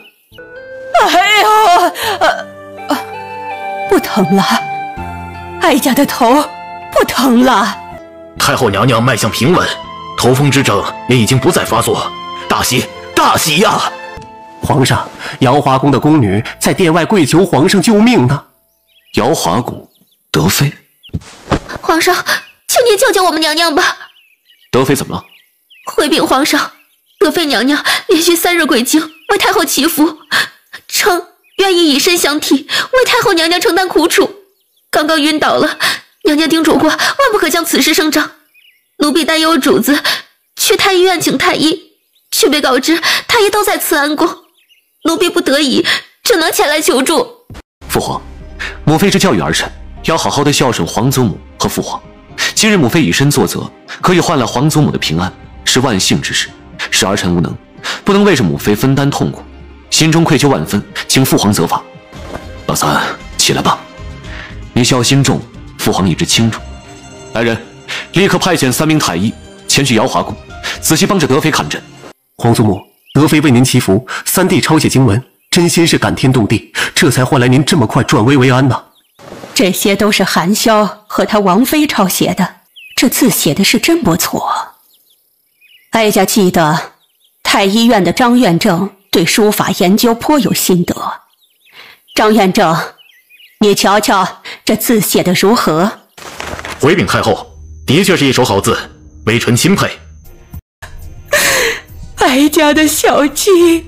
皇祖母，孙媳知道您伤心，没有看护好小金，孙媳心中也是万分愧疚。小金在宫中的时候一切都好好的，怎么到了韩王府突然就被害死了？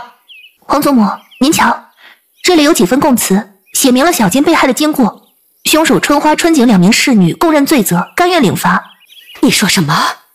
小金的尸体里藏毒？没错，府中区太医医术绝佳，经过他这查验，在小金的骨灰中发现了余毒残留。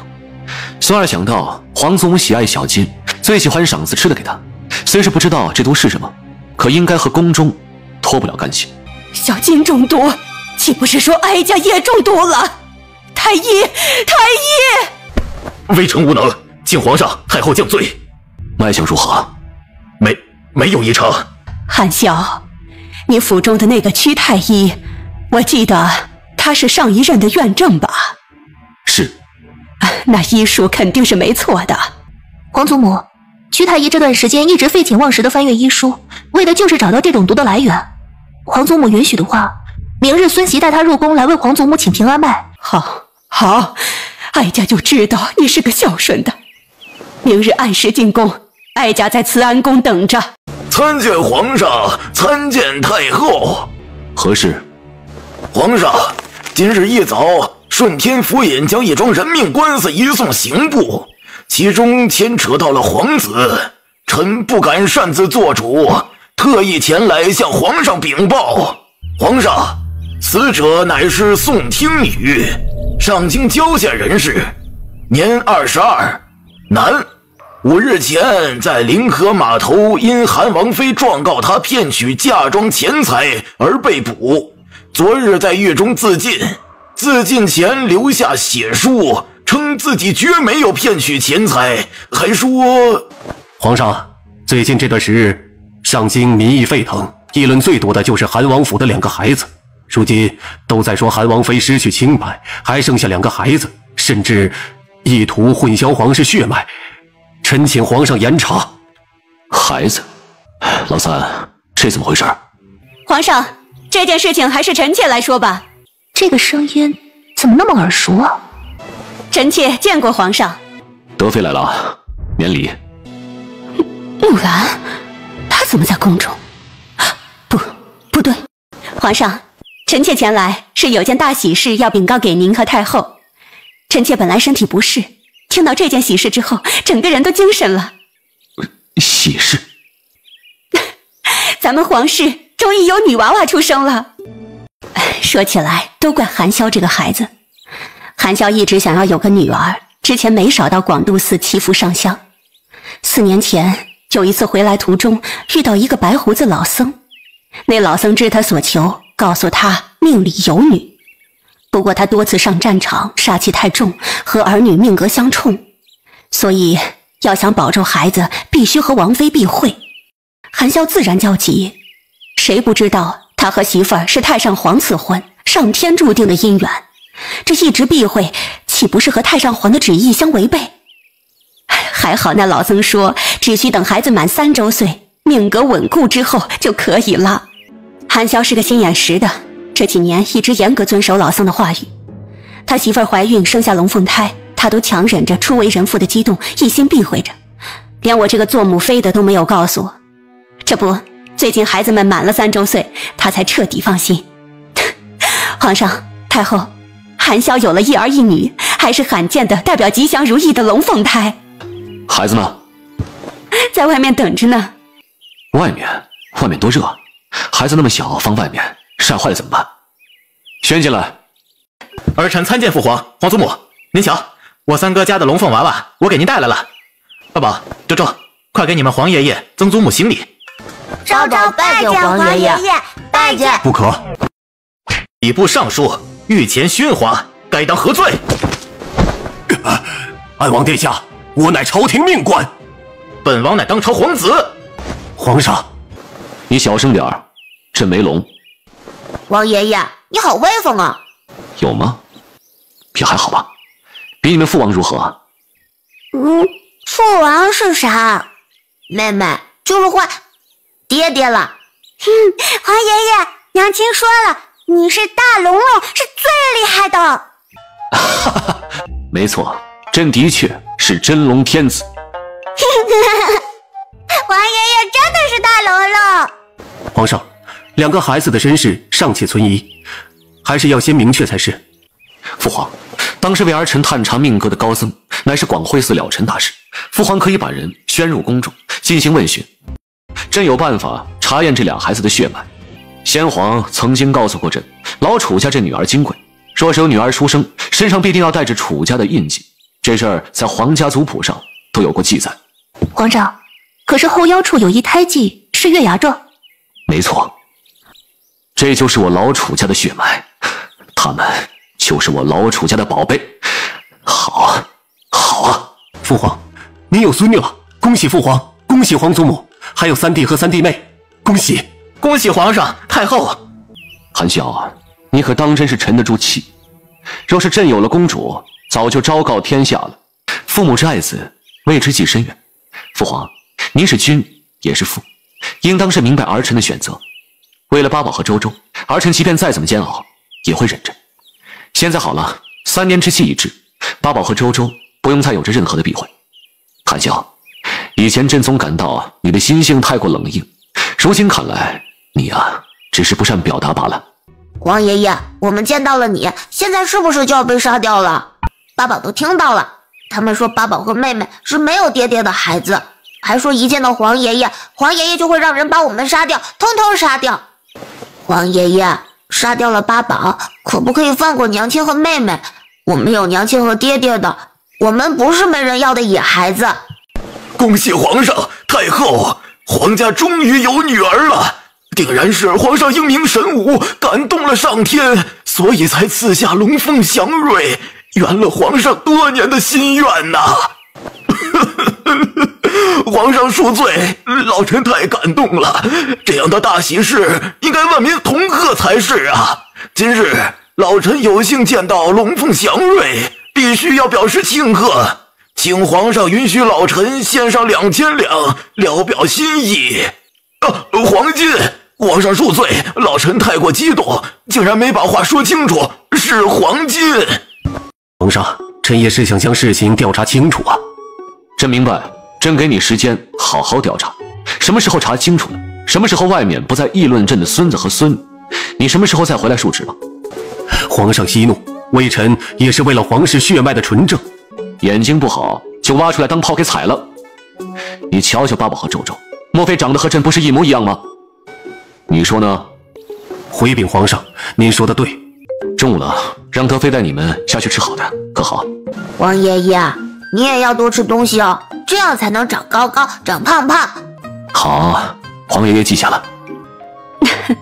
周周喜欢这牡丹啊，来，祖母帮你摘。哎呀，我大孙女眼光真好，看中的牡丹都是名品。八宝呢？八宝不喜欢花呀？那你喜欢瓷器、字画还是玉器？你说那只金色的缠枝玫瑰纹瓷瓶不错，你拿回去练头壶玩呀。云兰见过母妃。好孩子，快些免礼。都傻站着做什么？去吩咐御膳房熬点滋养身体的燕窝粥。另外，快去本宫的库房，把本宫存起来的首饰、布料、玉石、翡翠一类的，通通拿出来。算了，你们笨手笨脚的，慢死了。本宫带云兰自己去挑。哀家今日宣你入宫，是听闻你有法子治疗疫病，请皇祖母恕罪，不知哪里来的流言，实在是毫无根据。孙媳虽然懂些医术，可知道的都是调养身体的方子，能解决一些女人身上的小毛病。至于疫病，实在是无能为力。王妃姐姐，洛城千千万万的灾民时刻被疫病折磨，如今都有几千人丧生了。妹妹求姐姐不要藏拙，赶紧出手救救那些无辜的百姓吧。你觉得洛城灾民可怜就自己去，逼迫本宫的儿媳妇做什么？你们可真不愧是婆媳呀，一个两个的把哀家的慈安宫当成了什么地方？太后恕罪，妾身愿意领罚。只是我听说，不知道哪个畜生玩意儿把本宫的儿媳妇说成了什么神医，能治疗疫病，这不是狼子野心吗？德妃娘娘，太后面前你这般言语，似乎太过粗俗了些。本宫出身西凉，草原上跑马长大的，性格粗鄙，上不得台面，可也不是你一个妾室可以出口指责的。再说，本宫骂的畜生玩意儿又不是你，你急着跳出来对号入座。母妃恕罪。母妃？你一个上不得台面的妾室，也敢叫本宫母妃？你是不是瞧不起本宫？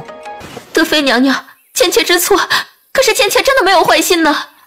没有坏心，你逼迫本宫儿媳去治疗疫病，我看你分明是心肝脾肺都黑透了。娘娘，锦柔只是不忍心洛城百姓继续受灾疫之苦。王妃姐姐的娘亲可是鬼手医圣的关门弟子，德妃娘娘应该知晓那是何等厉害的人物。太后，德妃，身为宫妃，你应该以大局为重。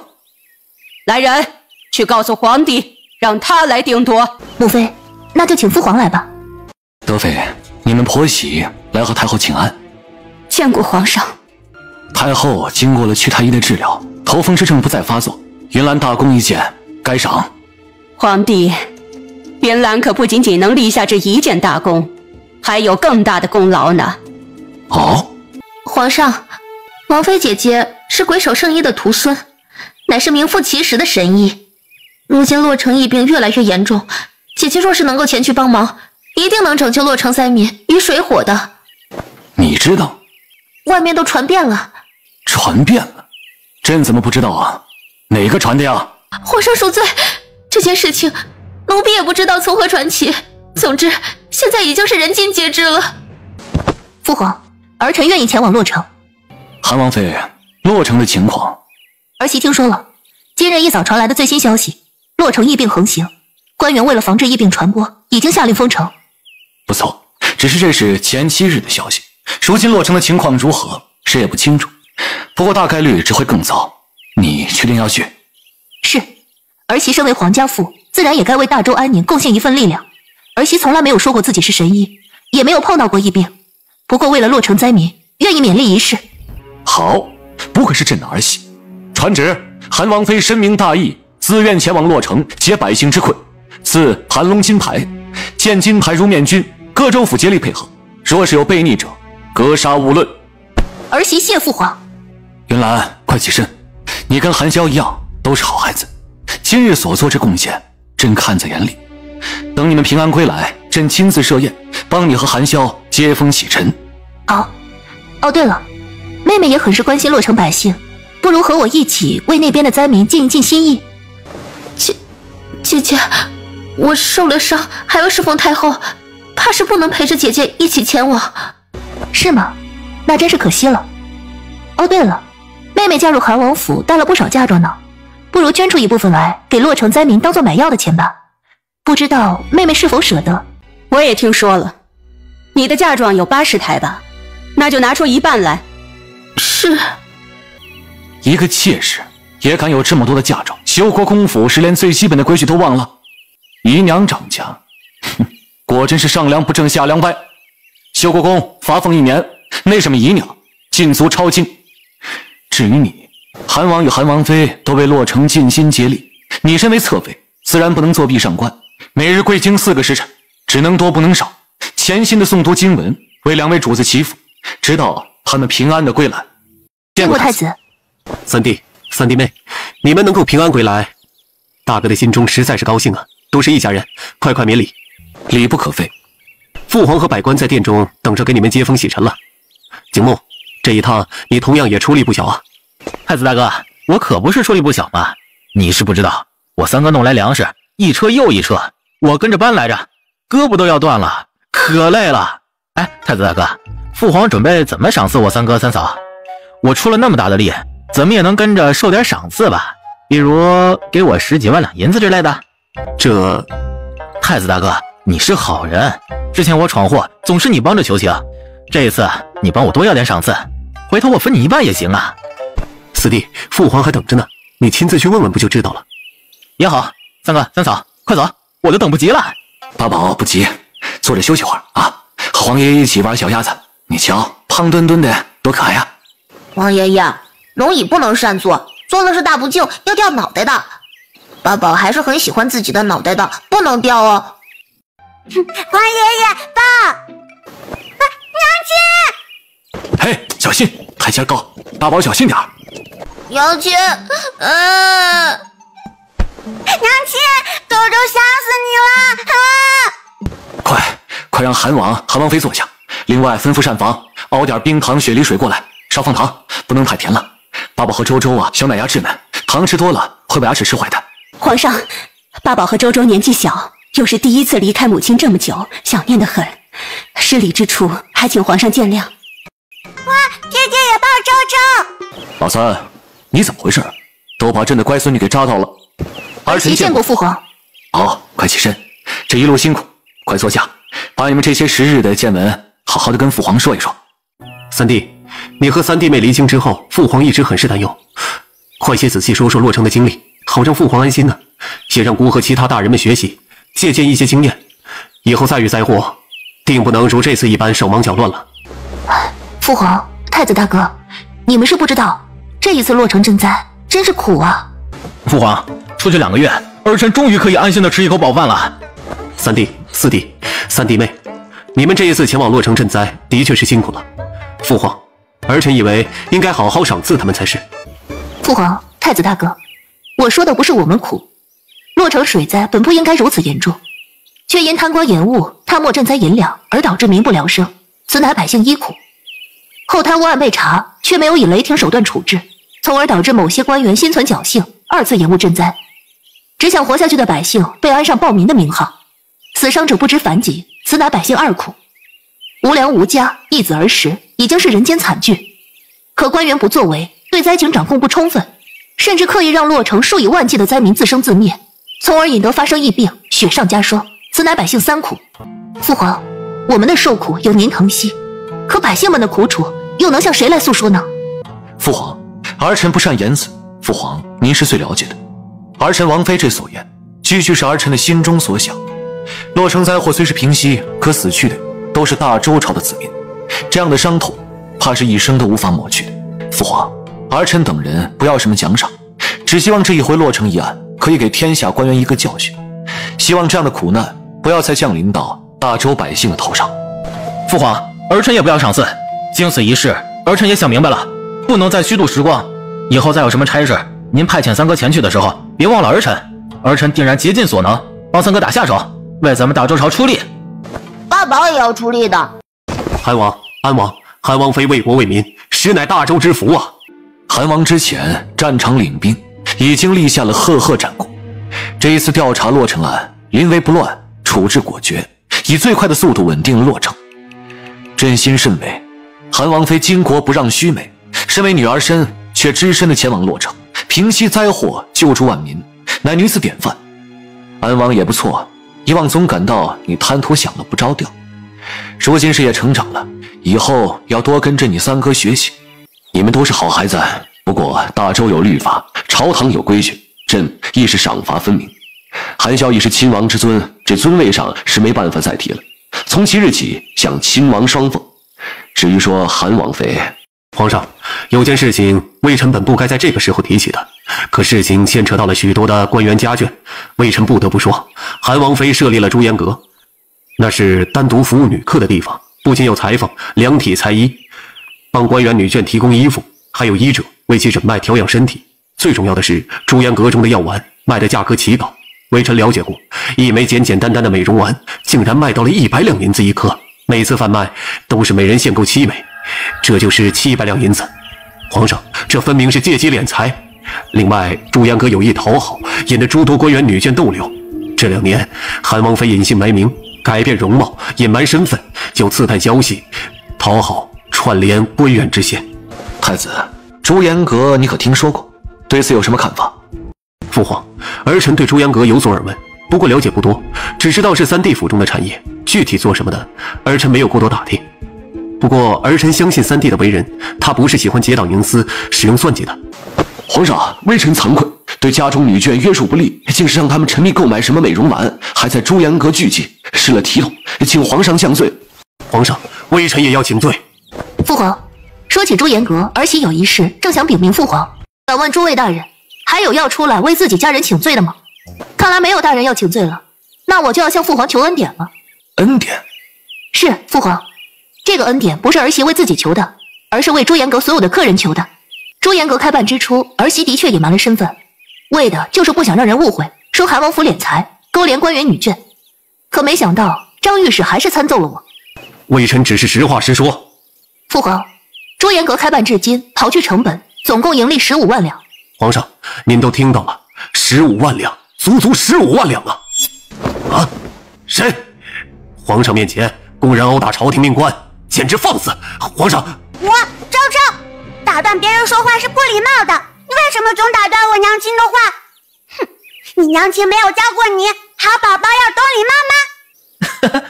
大侄，你说的对，小孩子都明白的道理，张御史你怎么不懂呢？那就请韩王妃好好解释解释，赚了那么多银子的朱颜阁有什么功劳可请吗？父皇，朱颜阁每一笔银子进账都记录得清清楚楚。这一次洛城发生疫病，儿媳购买药材，制作治疗疫病的药丸，靠的就是这些银两。父皇，洛城此时平息疫病，单是药材花费总共23万两，其中朱颜阁贡献20万两。刚刚你说盈利15万两，怎么如今又变成了20万两了？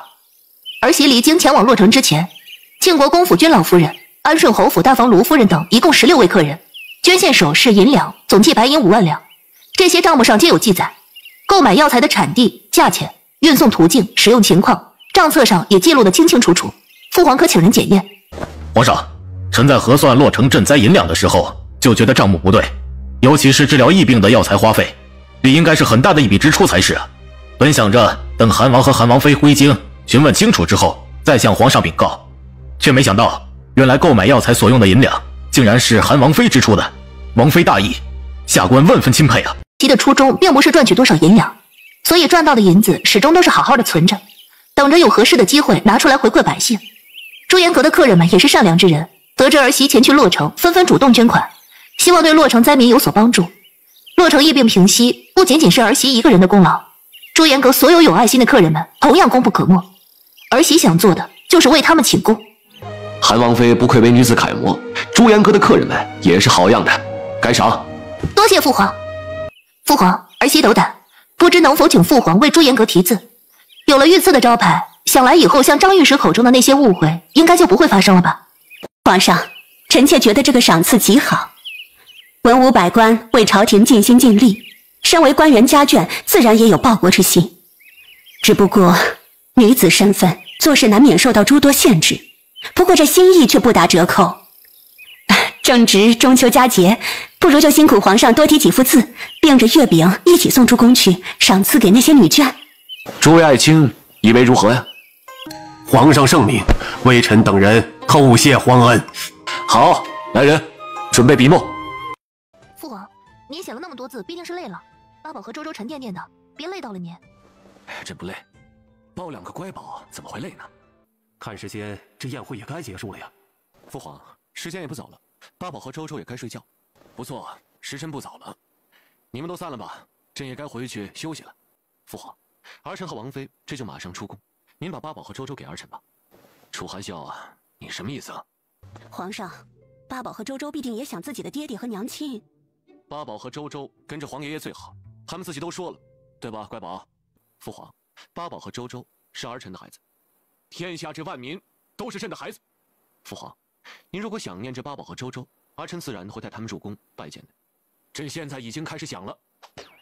皇上，八宝和周周不可能一直不出宫，你今天不放人，以后再想见到，就该轮到人家不放人了。父皇，您不嫌打扰的话，儿媳定然时常带着八宝和周周入宫请安。时常？朕忽然想起来，你的朱颜阁女客众多，你一个人忙不过来吧？太医院这不少太医精通千金课，你要是有需要，让太医院的人轮流过去一诊。儿媳刚才瞧着八宝和周周这2个月竟然白胖了不少，父皇和母妃对他们的照料比儿媳都要细心，以后经常入宫，父皇母妃不要嫌烦。朕这忽然想到，这朱颜阁你花费了心思与时间，赚些银两也是应该的。韩萧这花钱大手大脚，这些年府中也没什么积蓄，你该赚的还是得赚，也不能太过淳朴良善，和那些夫人小姐该怎么来往就怎么来往。朕相信你有分寸。父皇，儿媳才想起来，明日要去看看朱颜阁，忙不过来的话，八宝和周周就给您送入宫吧。孩子们，不是娘亲势利眼卖娃求荣，实在是对方给的太多了。好，差点忘了啊，还有件事，韩萧已经是亲王，没有什么可封赏，倒是可以赏一赏八宝和周周。八宝封郡王，周周呢封郡主，这封号码等过2年，朕亲自来取。谢父皇。三弟，八宝和周周小小年纪有了封号，我这个做伯伯的也该送上一份贺礼才是。明日就让人送到府上。多谢太子。哇哈，厉害，爹爹好厉害！爹爹，你是最厉害的爹爹。爹爹会成为最厉害的爹爹，保护我们周周和八宝。哥哥，该你了，你试试。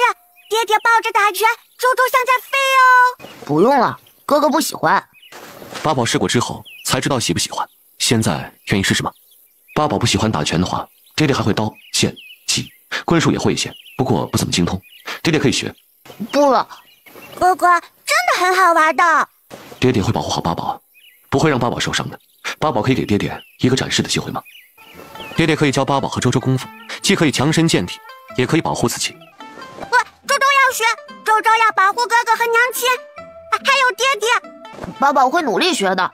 喂，3位武林高手，我们是不是该吃早饭了？娘亲，娘亲，我告诉你，爹爹好厉害的。怎么个厉害法？爹爹力气好大，可以让周周坐在肩膀上，然后带周周打拳。嘿呵嘿哼，超级厉害！爹爹，你可以抱着娘亲打拳吗？啊？可以。可以什么可以？你不行。娘亲，可以试试，试试才知道到底行不行。不用，娘亲懂医术，一看就知道。他不行。啊，松开，别闹。啊，你会放开我？要是我放开，王妃又该说我不行了吗？你行，天下人谁都没你行，好了吧？王爷，你行。玉兰，妹妹，见过祖母。韩王、韩王妃，老身怎当得二位如此大礼？真是折煞老身了。本王是云兰的夫君，乃是晚辈，对老夫人行礼，您自然受的。韩王殿下，快免礼。这话虽然在理，可老身也清楚，修国公府没有教养好云兰，让她当年犯下错事。老身一直想着该去韩王府，带着不争气的孙女儿向你赔罪才是。云兰极好，为了八宝和周周，这4年受尽了苦楚，是我没有照顾好她跟孩子们，是该我向老夫人和岳父、岳母请罪才是。锦柔，快过来。锦柔拜见祖母，拜见父亲和诸位兄长。你呀，就是如此懂规矩。快起来，到祖母这里来。韩王殿下，云兰被娇养着长大，性子完全养坏了。不过呀，我这孙女锦柔倒是温柔体贴又懂事儿。不过到底年纪小，这些时日没给殿下添麻烦吧？老夫人，这是哪里的话呀？一个妾室性子乖顺本分，能够伺候好王妃就可以了。本王这平日里事情繁忙，没那么多精力去关注无关紧要之事。父亲，怎么不见我母亲？哦，回禀韩王妃，贱内病重，起不来身，所以不能前来行礼拜见。末将见过韩王妃。今日日头大，请韩王、韩王妃入府说话吧。父亲，3位哥哥，你们这般不欢迎我，这府门我不该进的。可我担心母亲入府拜见完之后立刻就走。来人，把礼物抬下来，你们暂且等候，我入府探望完母亲，立刻离开。乖女儿啊，好端端的，你怎么还生气了？妹妹，你都多久没回家了？来了自然要多待一会儿啊。是啊，妹妹你别生气，哥哥们最近在读书了，不像以前那样整日舞枪弄棒，让你看了厌烦。哎，妹妹，你相信我们，你不信的话，三哥给你背一段千字文咋样？天地玄黄，宇宙洪荒，日月盈仄，那啥来着？怎么感觉这一家子都不太聪明的样子？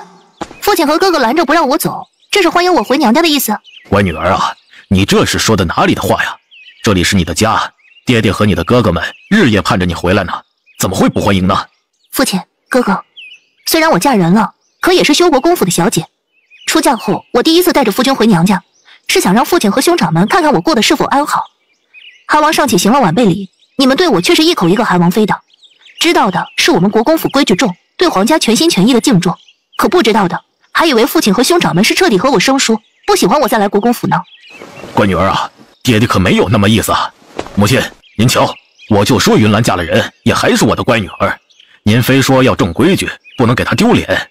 我今天还特意修了胡子，穿了这身弱了吧唧的衣服呢。老夫人，哼，差点忘了，这也是个搅事精，还是个地位不一般的搅事精。哎，妹妹，我们可没有不欢迎你的意思。听说你要回来，大哥亲自盯着人，把你的房间里里外外打扫了3遍。你二哥怕养的狗吓到你，直接用布把嘴都给他缠上了。还有你三哥连夜打扫演武场，把马厩里的马儿大大小小全部洗刷得干干净净的。礼仪规矩的确重要，可一家子哪里用得着那般生疏？是，还是乖女儿说的对啊。走，快回府，太阳大，别给你晒坏了。哎，妹妹不怕，哥哥们给你挡。岳父和几位兄长不用担忧，本王带了伞了。我先去给母亲请安。站住！你是何人，竟敢擅闯夫人的房间？让开！夫人病重，你擅自闯进去，说是惊扰了夫人，你负责吗？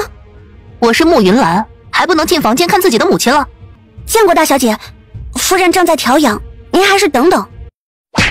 汉王殿下，夫人生病已久，大夫叮嘱了，不能见风，不能被人打扰，就连老爷都只能每3日过去探望一次。韩王身为皇子，身份尊贵，这后院还是不要去了，免得沾染了病气。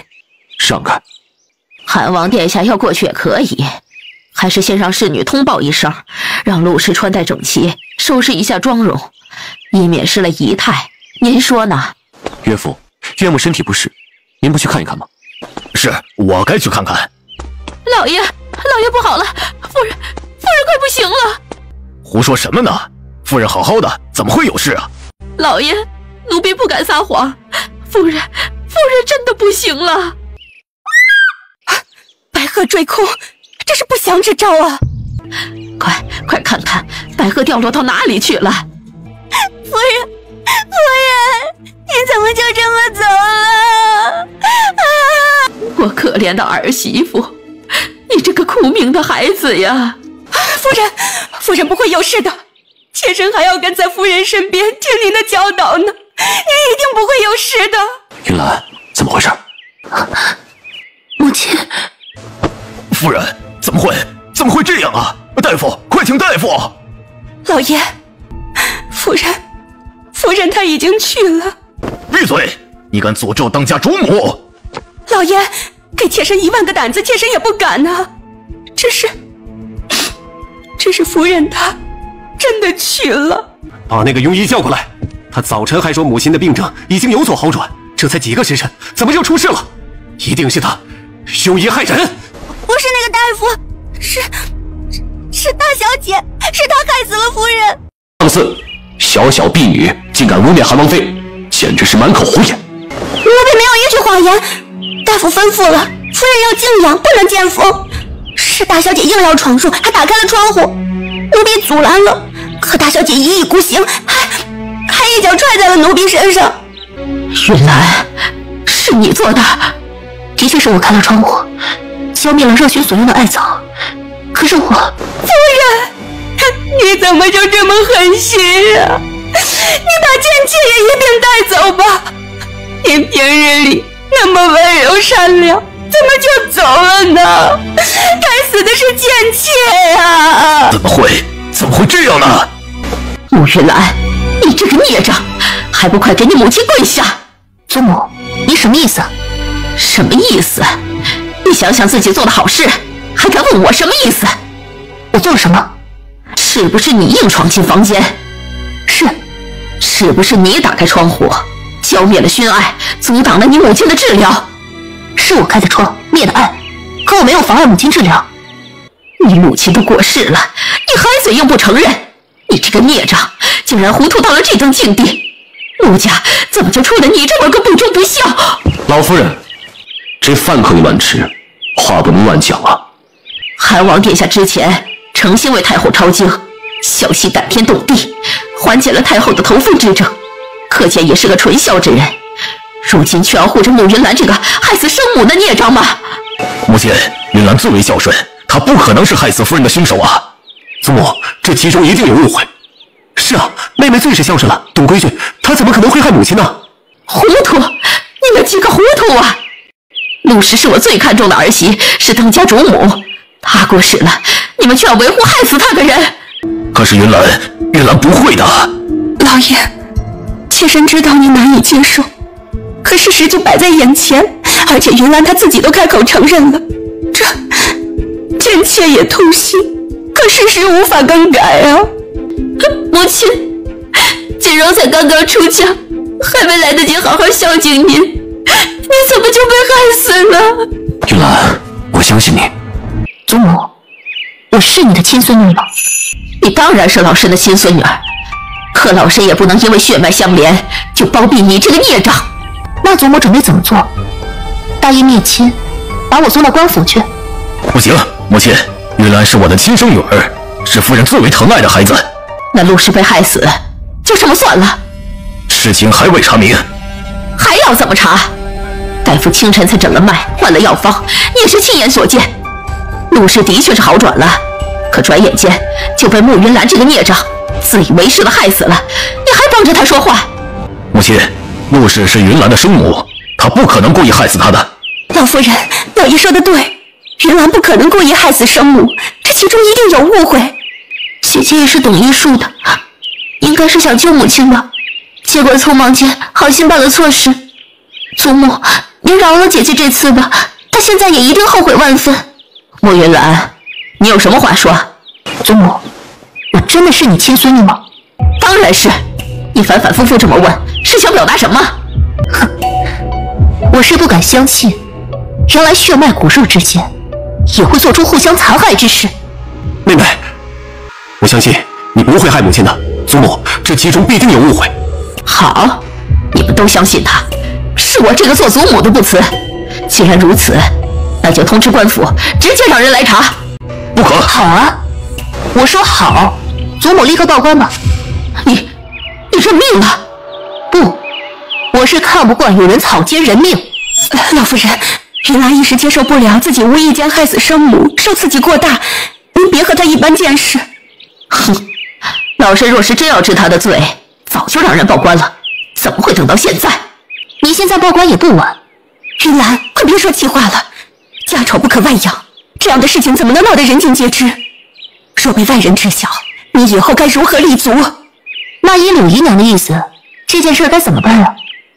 老夫人，您看，韩王殿下，穆家管家不严，让您见笑了。云兰这性子，我这个做祖母的是给她掰不过来了，将她嫁到韩王府，实在是对不住您。不过还好，这个锦柔她是个万般懂事的，闹出了这样的丑事，殿下对云兰应当也是失望至极吧。若是殿下想与她和离，修国公府必然赞同，只希望殿下看在你们夫妻一场的份上，留她一条性命，不要将这件事情散布出去。和离？是，云兰做出了此等畜生不如的事情，哪里还有资格当韩王妃？等王爷与她和离之后，穆家会选一处安堂，将她送进去，对外宣称她出家，让她从此在安堂吃斋念佛，赎清罪过。你们这是把我的结局都给安排好了？孽障！你以为自己懂些医术就可以为所欲为？你能治得了疫病，靠的不就是你母亲那本医圣手札吗？真以为自己是什么神医了？这里哪有你说话的份儿？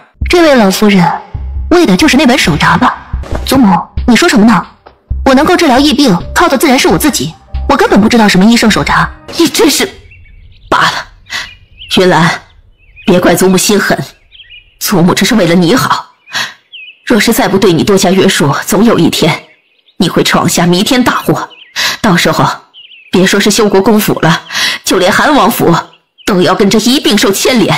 韩王殿下，您若是没有意见，老身这就让人准备笔墨，让云兰孽障写下请离书，您拿着往皇上面前一送，就可以与他和离了。韩王殿下这么高兴，也别写什么和离书了，直接写休书，还能显得你更加大义灭亲一些。本王从来不知道什么叫做大义灭亲，只知道这帮亲不帮理。老夫人，时间久了，您是不是想不起来，本王的岳母出身自陆家了？老身怎会忘记，陆家的老家主也是同先皇一起打天下的功臣。陆家这满门忠烈，为护我皇爷爷安全，誓死抵抗敌军。陆家上下83口人，全部的壮烈牺牲，只留下了岳母一个孤女。皇爷爷还曾想下旨封她为公主，却被岳母以无功不受禄婉拒。殿下说这些做什么？本王是要提醒下老夫人，岳母虽是没娘家庇护，可是陆家战功赫赫，先皇特许随葬皇陵，也不是什么人都想害她就能害她的。王爷，自从王妃嫁入韩王府，夫人日夜担忧，思念女儿，身体就不好了。这2年更是汤药不离口，本来有所好转的，是王妃打断了夫人的治疗。王妃的医术精湛，怎会害死岳母？岳母究竟是如何过世？这些年经历过了什么？本王自会调查得一清二楚。所有做过亏心事、为难、暗害过她的人，本王和王妃必定会为岳母讨个公道。王爷，老身之前提议，可都是为了王爷好。云兰这孽障害死生母，老夫人，人是不是云兰害死的，得等通知官府验尸查证之后再下定论。你要是再往云兰的身上胡乱攀扯，本王现在就可以对皇室不敬为由，先把你拖下去处置。你，韩王，我乃皇上亲封的一品诰命，我的夫君乃是老修国公，他老国公性情刚正，为大周朝立下了汗马功劳，本王钦佩。可是老夫人您引以为傲的诰命，视若倚仗的龙头馆，靠的是老国公的血汗，和你一个只知道压迫亲孙女的妇人没有任何的关系。老夫人，您怎么样？简姐这就帮您去请大夫。好一个韩王啊！老身竟然不知道，你竟然也有这般伶牙俐齿的时候。老夫人谬赞了，本王不善言辞，只不过有时候喜欢实话实说。老身自认没有教养好孙女儿，为了不牵连韩王府，也为了修国公府的声誉，这才忍着心痛，大事化小，小事化了，想着让你们和离。韩王殿下既然不领情，那老身也不勉强，索性不管了，让天下人都知道韩王妃忤逆弑母，韩王谋私包庇。老身倒要看看韩王妃，你们如何堵得住天下人的悠悠众口？不行，母亲，这件事情不能宣扬。祖母，母亲已经过世了，你不能再毁了妹妹啊！父亲，3位哥哥，你们信我吗？自然信你。好，你们信我，那今天我要清理门户，为母亲讨还公道，你们可愿意支持我？穆玉兰，你说什么？祖母，柳姨娘，我母亲这些年身体不好，可有请大夫调养？自然有。那大夫为我母亲医治，什么脉象，用了什么药，效果如何？可有记录脉案？有的。拿过来，我要查。瑞颖，立刻去淮安堂捉拿为我母亲看诊的那个大夫。大小姐，府上为夫人请的大夫可是医术绝佳，盛名在外的。您无凭无据的去抓人，这闹开了，还以为咱们国公府以势压人呢。根据脉案记载，我母亲刚开始只是脾胃不和，血亏体虚，偶感风寒之后咳嗽不止，可他们却开了大寒的药材。单单是这一位婷丽子，看着镇咳平喘的，可我母亲乃是体虚导致的阳气不足，这药反而会加重病情，根本不对症。大夫每个人诊脉情况不一样，也许用药有失妥当也是有可能的。这有可能。那么我母亲体虚导致的月事失调，她却开了大寒和活血的药物，从而导致她长期流血不止，以至于得了夏红症。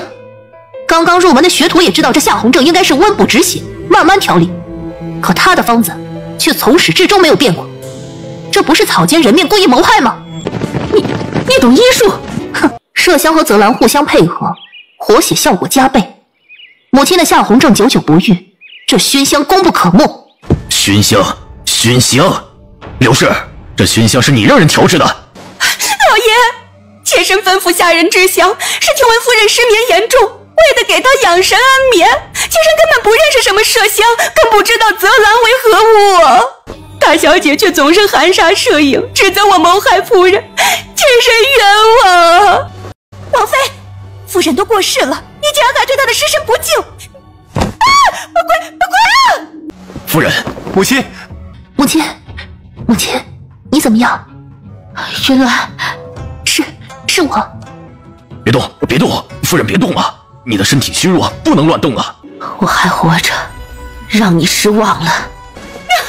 夫人，您没事真的是太好了，妾身还以为您，差点要跟着您一起去。好孩子，你醒了，太好了。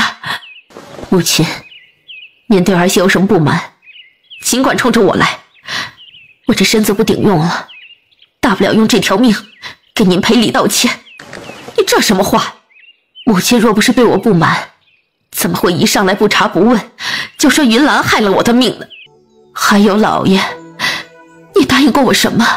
夫人，我什么都答应你，只要你说，我什么都应。你答应过要保护云兰，保护我们的女儿，哪怕活出命去，你忘记了？没有，我怎敢忘啊！那有人要害死你女儿，你这个做爹的都为了她拼命。夫人，我急糊涂了，我该打。母亲，儿子知错。韩王殿下，岳母，请殿下恕罪，我身体虚弱，无法向殿下行礼致谢了。岳母，哪里的话？云兰是我的王妃，我维护她是夫君的应尽之责，何须要感谢啊？是我病糊涂了，不过这病来得好，生了这场病，看清了不少东西。柳姨娘，你过来。夫人要责罚，妾身甘愿领受，只是妾身却不明白自己究竟错在何处，请夫人明示。夫人别动怒，你得保重身子啊！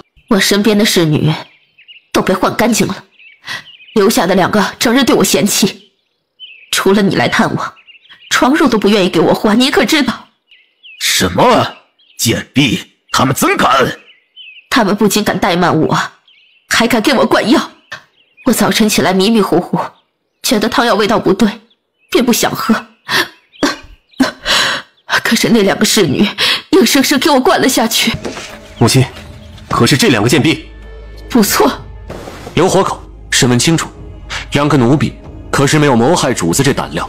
多谢韩王殿下提醒，这2人是你安排的？不是，老爷，这两人是老夫人指派的，您忘了？你这个孽障，你怀疑老师会害死你媳妇？我不是那个意思，只是……陆氏，母亲知道你受苦了，可是这里面是不是有什么误会？母亲对你历来疼爱，柳姨娘也是恭顺有加。这2年你病着，她打理府中事务，从来都是妥妥当当。倒是云来说到的那个大夫，开的药方不对症，很是可疑。老夫人说的是，一定是淮安堂的那个庸医。王爷、王妃，淮安堂刚刚着火，给修国公夫人看诊的大夫方敏逃生不及，葬身火海。死了？是。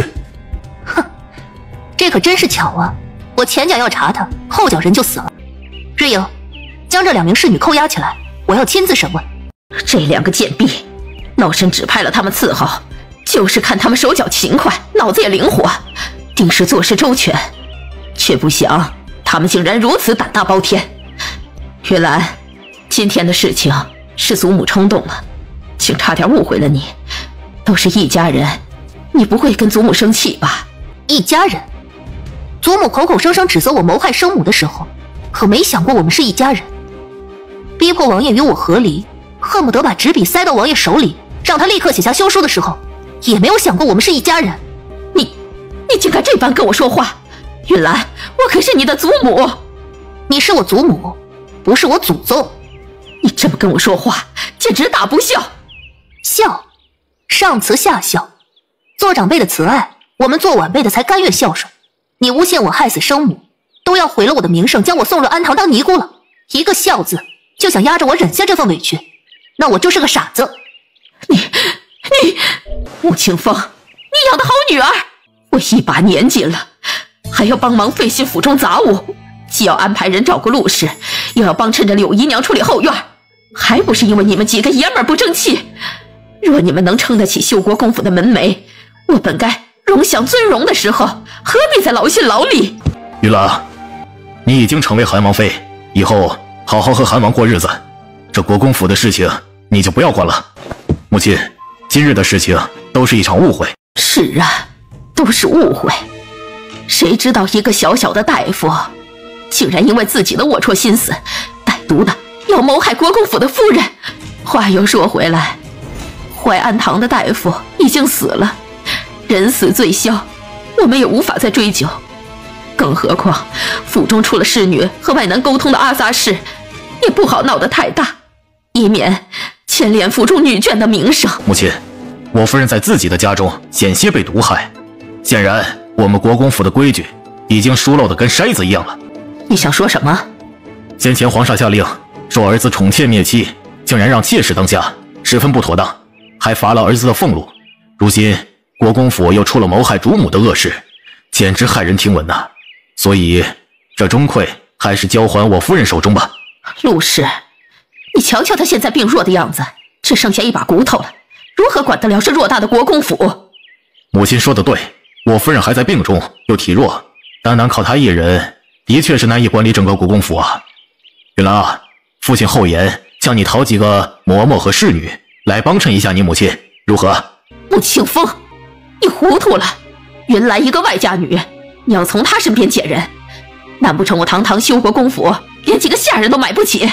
母亲啊，皇上都下令斥责我了，您还敢让柳姨娘掌家？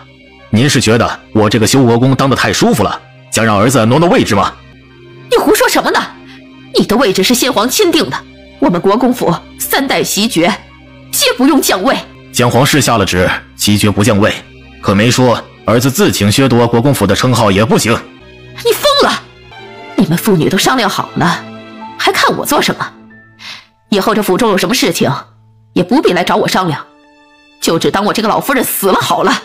母亲定然长命百岁，为了让母亲好生休养，以后府中的这些杂事，儿子和夫人一定处理好，不再让您劳心费力。治不了，朕大把的银子供着太医院，竟养出了一堆酒囊饭袋不成啊？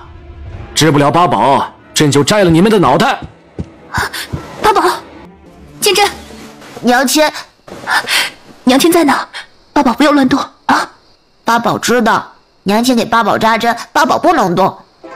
皇爷爷、祖母，八宝不疼啊，不用难过的。好，祖母不难过，爸爸好起来，祖母就不难过了。八宝乖，皇爷爷下令让人填了那座荷花池，以后再不会让你落水了。妹妹喜欢荷花的，妹妹呢？皇上娘娘，小郡主哭得厉害。周周让哥哥呼呼，痛痛飞飞。哥哥不怕，周周保护哥哥。周周力气很大，谁敢伤害哥哥，周周就打死他。好，哥哥相信周周。爹爹在，爹爹会保护八宝和周周的。爹爹，还有娘亲呢。对，爹爹也会保护你们娘亲的。这难道是传说中已经失传的鬼门13针？必定是了。鬼门13针用的便是金针刺穴，是可以从阎王的手中抢人的。只不过早在20年前，最后一位传人过世之后，便再也无人能够用得出了。韩王妃的医术果真是精妙至极呀！一群酒囊饭袋。娘亲，八宝都漏肚肚了，快点给我盖上啊！方才一心只想着救八宝，还没来得及向父皇和母妃行礼，还请恕罪。无妨，不必放在心上。父皇、母妃，儿媳想问问八宝因何落水。八宝和周周正在水边赏花，听到这草丛里有着小狗的呜咽，便上前查看。没曾想池边这地砖松动了，八宝刚过去，便失足落入了水中。父皇，宫中哪来的小狗啊？又为何那么凑巧的在2个孩子身旁出现？还有，宫中的每块地砖从不会无缘无故的松动，除非是有人蓄意而为之的。皇上，刚才的情况您亲眼看到了，如果不是云岚医术高深，恐怕今天八宝就……这件事情，臣妾一定要彻查到底，给八宝讨个公道。放心，朕已经让人去查了。父皇，这件事情儿臣要亲自去查，那么你就去查吧。父皇，儿臣的查案手段粗暴了些，若是对父皇有所冒犯，之后甘愿领罪。来人，立刻是把今日照顾八宝和周周的所有工人，猫狗房的所有工人，3日内去过荷花池的全部工人，集中到瑶华宫，任何人不得例外。是。娘亲，八宝闻到了一股兰花味。好，娘亲知道了，等着，娘亲去帮你们报仇。主子，就是这2只小狗。谁养的？回禀韩王殿下，这2只小狗刚刚满月，是奴才伺候着的。来人，直接杖毙！哎呦，饶命啊，王爷饶命！奴才也不知道这2只小畜生是怎么逃出去的，奴才真的什么都不知道啊！猫狗房管事何在？奴才在。玩忽职守，一并杖毙。皇上，奴才赵福没有管理好猫狗房里的宠物，的确失职，可罪不至死啊！皇上饶命，救救奴才啊！怎么，没听着本王的命令是吧？韩王殿下饶命，奴婢只是从荷花池边经过，绝对没有丝毫停留，请殿下明察。王爷饶命啊！奴才冤枉啊！3日之内去过荷花池边的，全部给我站出来！韩王殿下，奴婢要举告。昨日奴婢路过荷花池，听到草丛之中有人窃窃私语，是2名内侍。奴婢生怕惹事，没敢靠近，因此并不能确定是何人。是周才和周禄2兄弟，他们2人昨天很晚才回到下人房，奴才还看到他们脚上沾染了泥土，手里还有被划伤的痕迹。主子，这2人手上确有划痕，而且指甲盖中藏有泥土。你们是把知道的说出来，还是本王把你们凌迟处死？王爷，奴才冤枉，奴才什么都不知道啊！这也，先把他们割上2刀，让他们尝尝滋味。是。啊！本王这耐心有限，再给你们最后的一次机会。不说实话的话，以后就永远都不必说了。王爷饶命！奴才说是桂嬷嬷，是慈安宫的桂嬷嬷吩咐奴才2人去撬动了那块地砖的。奴才2人，这真的只是奉命行事啊！只想着那么靠近边缘的一块地砖，撬动了也不妨事，从没有想过会害到小郡王和小郡主。王爷饶命！王爷饶命啊！石影，给他们个痛快！住手！三弟，你这是做什么呀？工人们犯了错，也该按照公规来处置，怎么能动用私刑呢？直接就将他们杀了呢？我这个人战场上领兵杀敌习惯，性格暴虐，冷酷不讲情面。有工人敢以下犯上，算计我的儿子，让八宝落水，险些丧命，便是把这些人全部的杖杀，也难消我心头之恨。三弟，你的心情我很能够理解。太子的儿子也被人害得险些丧命吗？这没有。既然没有，你就无法体会我如今的心情。怎么理解？太子若想阻拦我，就先让宫人把你的儿子算计得奄奄一息。到时候，要是你还可以心平气和，你的劝说本王也许就听了。三弟，可你别忘了，这里是皇宫，不是你的韩王府。太子也别忘了，这里是皇宫，父皇才是这里的主人。父皇都是还没吱声呢，你冲什么大头狼啊？太子殿下，皇上宣您进去。把桂嬷嬷抓来。主子，太后说身边需要桂嬷嬷伺候，这会儿不便前来瑶华宫。既如此，那么本王便亲自的去慈安宫找她。太后救我！你这个不孝的孽障，竟然手持染血的长刀闯入哀家的宫殿，你想做什么？楚寒霄，哀家是太后，是你的皇祖母，你可不要一时糊涂铸下大错。一群贱婢，你们傻了不成？还不快去把皇帝喊来，让他好好看看自己的好儿子！楚寒霄，你这么看着哀家做什么？皇祖母，八宝出事，你知道吗？哀家刚刚听说，毕竟皇上把整个太医院都搬到瑶华宫了，哀家怎么可能注意不到？八宝因何出事，被谁所害？皇祖母知道吗？哀家怎么会知道？怎么，你这是在审问哀家？八宝是被人用2只小奶狗吸引，到了荷花池边，后因为荷花池边的石板松动，不慎的跌落其中。本王已经查到，是皇祖母身边的桂嬷嬷指派了内侍前去把石板弄松的。桂嬷嬷确有此事？不是的，奴婢冤枉。奴婢的确是让内侍去挖点土，好栽培太后最喜欢的兰花，却没想到那些内侍偷懒，不愿意去远远的运土，竟然直接从荷花池边挖了。太后救我！楚寒霄，桂嬷嬷照顾了哀家几十年，在皇宫之中也是有头有脸的存在，可不是任由你在这里喊打喊杀的。皇帝来得正好，快来看看你的好儿子。三弟，你这是做什么？还不快把长刀放下！皇帝，哀家并非是你的生母，你说是对哀家有什么意见，直接说便是了，不必纵容着儿子来闹，给哀家没脸。母后说的什么呢？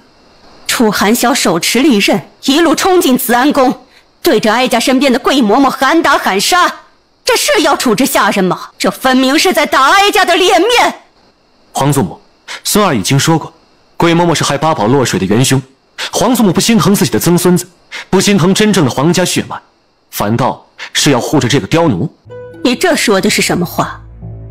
桂嬷嬷刚才都说了，是底下那2个内侍偷懒，为了取土，无意间将荷花池边的石板弄松，并不是故意的。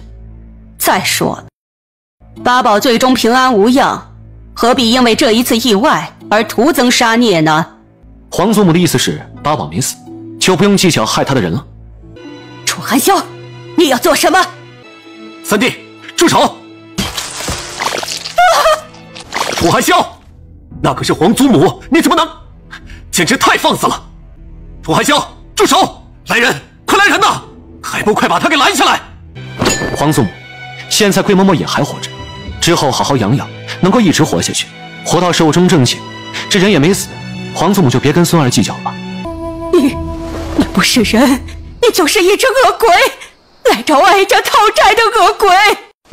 皇祖母，我家王爷不善言辞，竟让皇祖母如此误会。身为人子，我家王爷既能征战沙场，为国效力，保卫大周朝安宁，又能孝顺母妃，时刻周全细致，让母妃开怀。身为人夫，我家王爷宽容大度，对我这个做王妃的体贴入微，后院干净，条理分明。身为人父，我家王爷对待2个孩子既慈爱有加，呵护他们好好成长，又能宽忠有严，教导他们为人的道理。不管是为人子，还是为人夫、为人父，王爷都竭尽所能的做到了最好。孙媳实在是想不明白，怎么到了皇祖母的口中，我家王爷变成了一只恶鬼了？即便我家王爷真的是恶鬼，那怎么也没见他向父皇和母妃讨债，偏偏认准了皇祖母呢？你，皇帝，近日的事情你打算如何处理？必须给哀家一个交代。楚寒霄行事莽撞啊，虽是无心之过，但到底对太后不敬。来人，把他带下去，杖责20。还有你，身为韩王妃，应该好好的劝诫自己的夫君，怎么是没能在他冲动行事之前把人劝住呢？不过念在你是初犯，就和楚寒霄一并的禁足2月，以儆效尤。皇帝，你瞧瞧哀家的样子，再看看现在的慈安宫和桂嬷嬷，就杖责20，禁足2个月了事。太后说的是，真考虑不周了，竟是忘了还有桂嬷嬷。这刁奴虽是居心不良，但到底是太后身边的一等女官，看在太后的面子上，这也应该保住她的性命才是。哀家说的不是这个意思。来人，立刻把太医院的太医都召集过来，让他们好好的帮助桂嬷嬷诊治。韩王妃已经帮着止血吊命，这人他们要再救不回来，朕可就当真是不轻饶了。皇爷爷，周周好想你呀！你有想周周吗？有没有周周想你想的多呀？周周想你很多的哟。周周不能来看皇爷爷，还对着星星许愿了呢。星星有没有乖乖帮忙告诉皇爷爷我想你啊？皇爷爷的乖孙女，皇爷爷自然想你们了。乖孙女呢，还对着星星许愿了，难怪皇爷爷觉得这2天的星星都格外的亮呢。周周的小手脏掉了，会把皇爷爷身上的大龙龙弄脏的。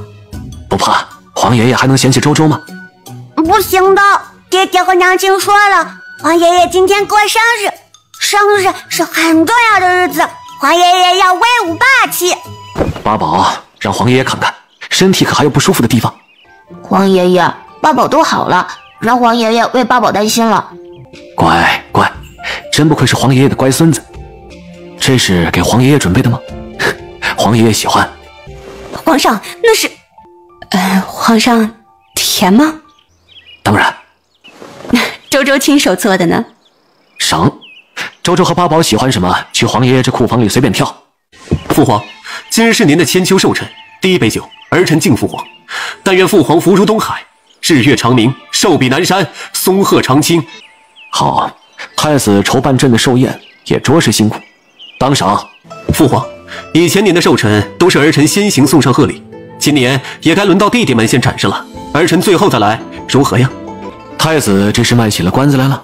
父皇，这个关子儿臣可是卖定了，还请父皇耐心等待片刻，儿臣必定会给父皇一个惊喜。好，太子都这么说了，朕还能不允吗？父皇，儿臣也卖个关子，晚一会儿献上寿礼吧。好。太子大哥和三哥都卖关子了，二哥又不在，那就让我这个做弟弟的拔个头筹。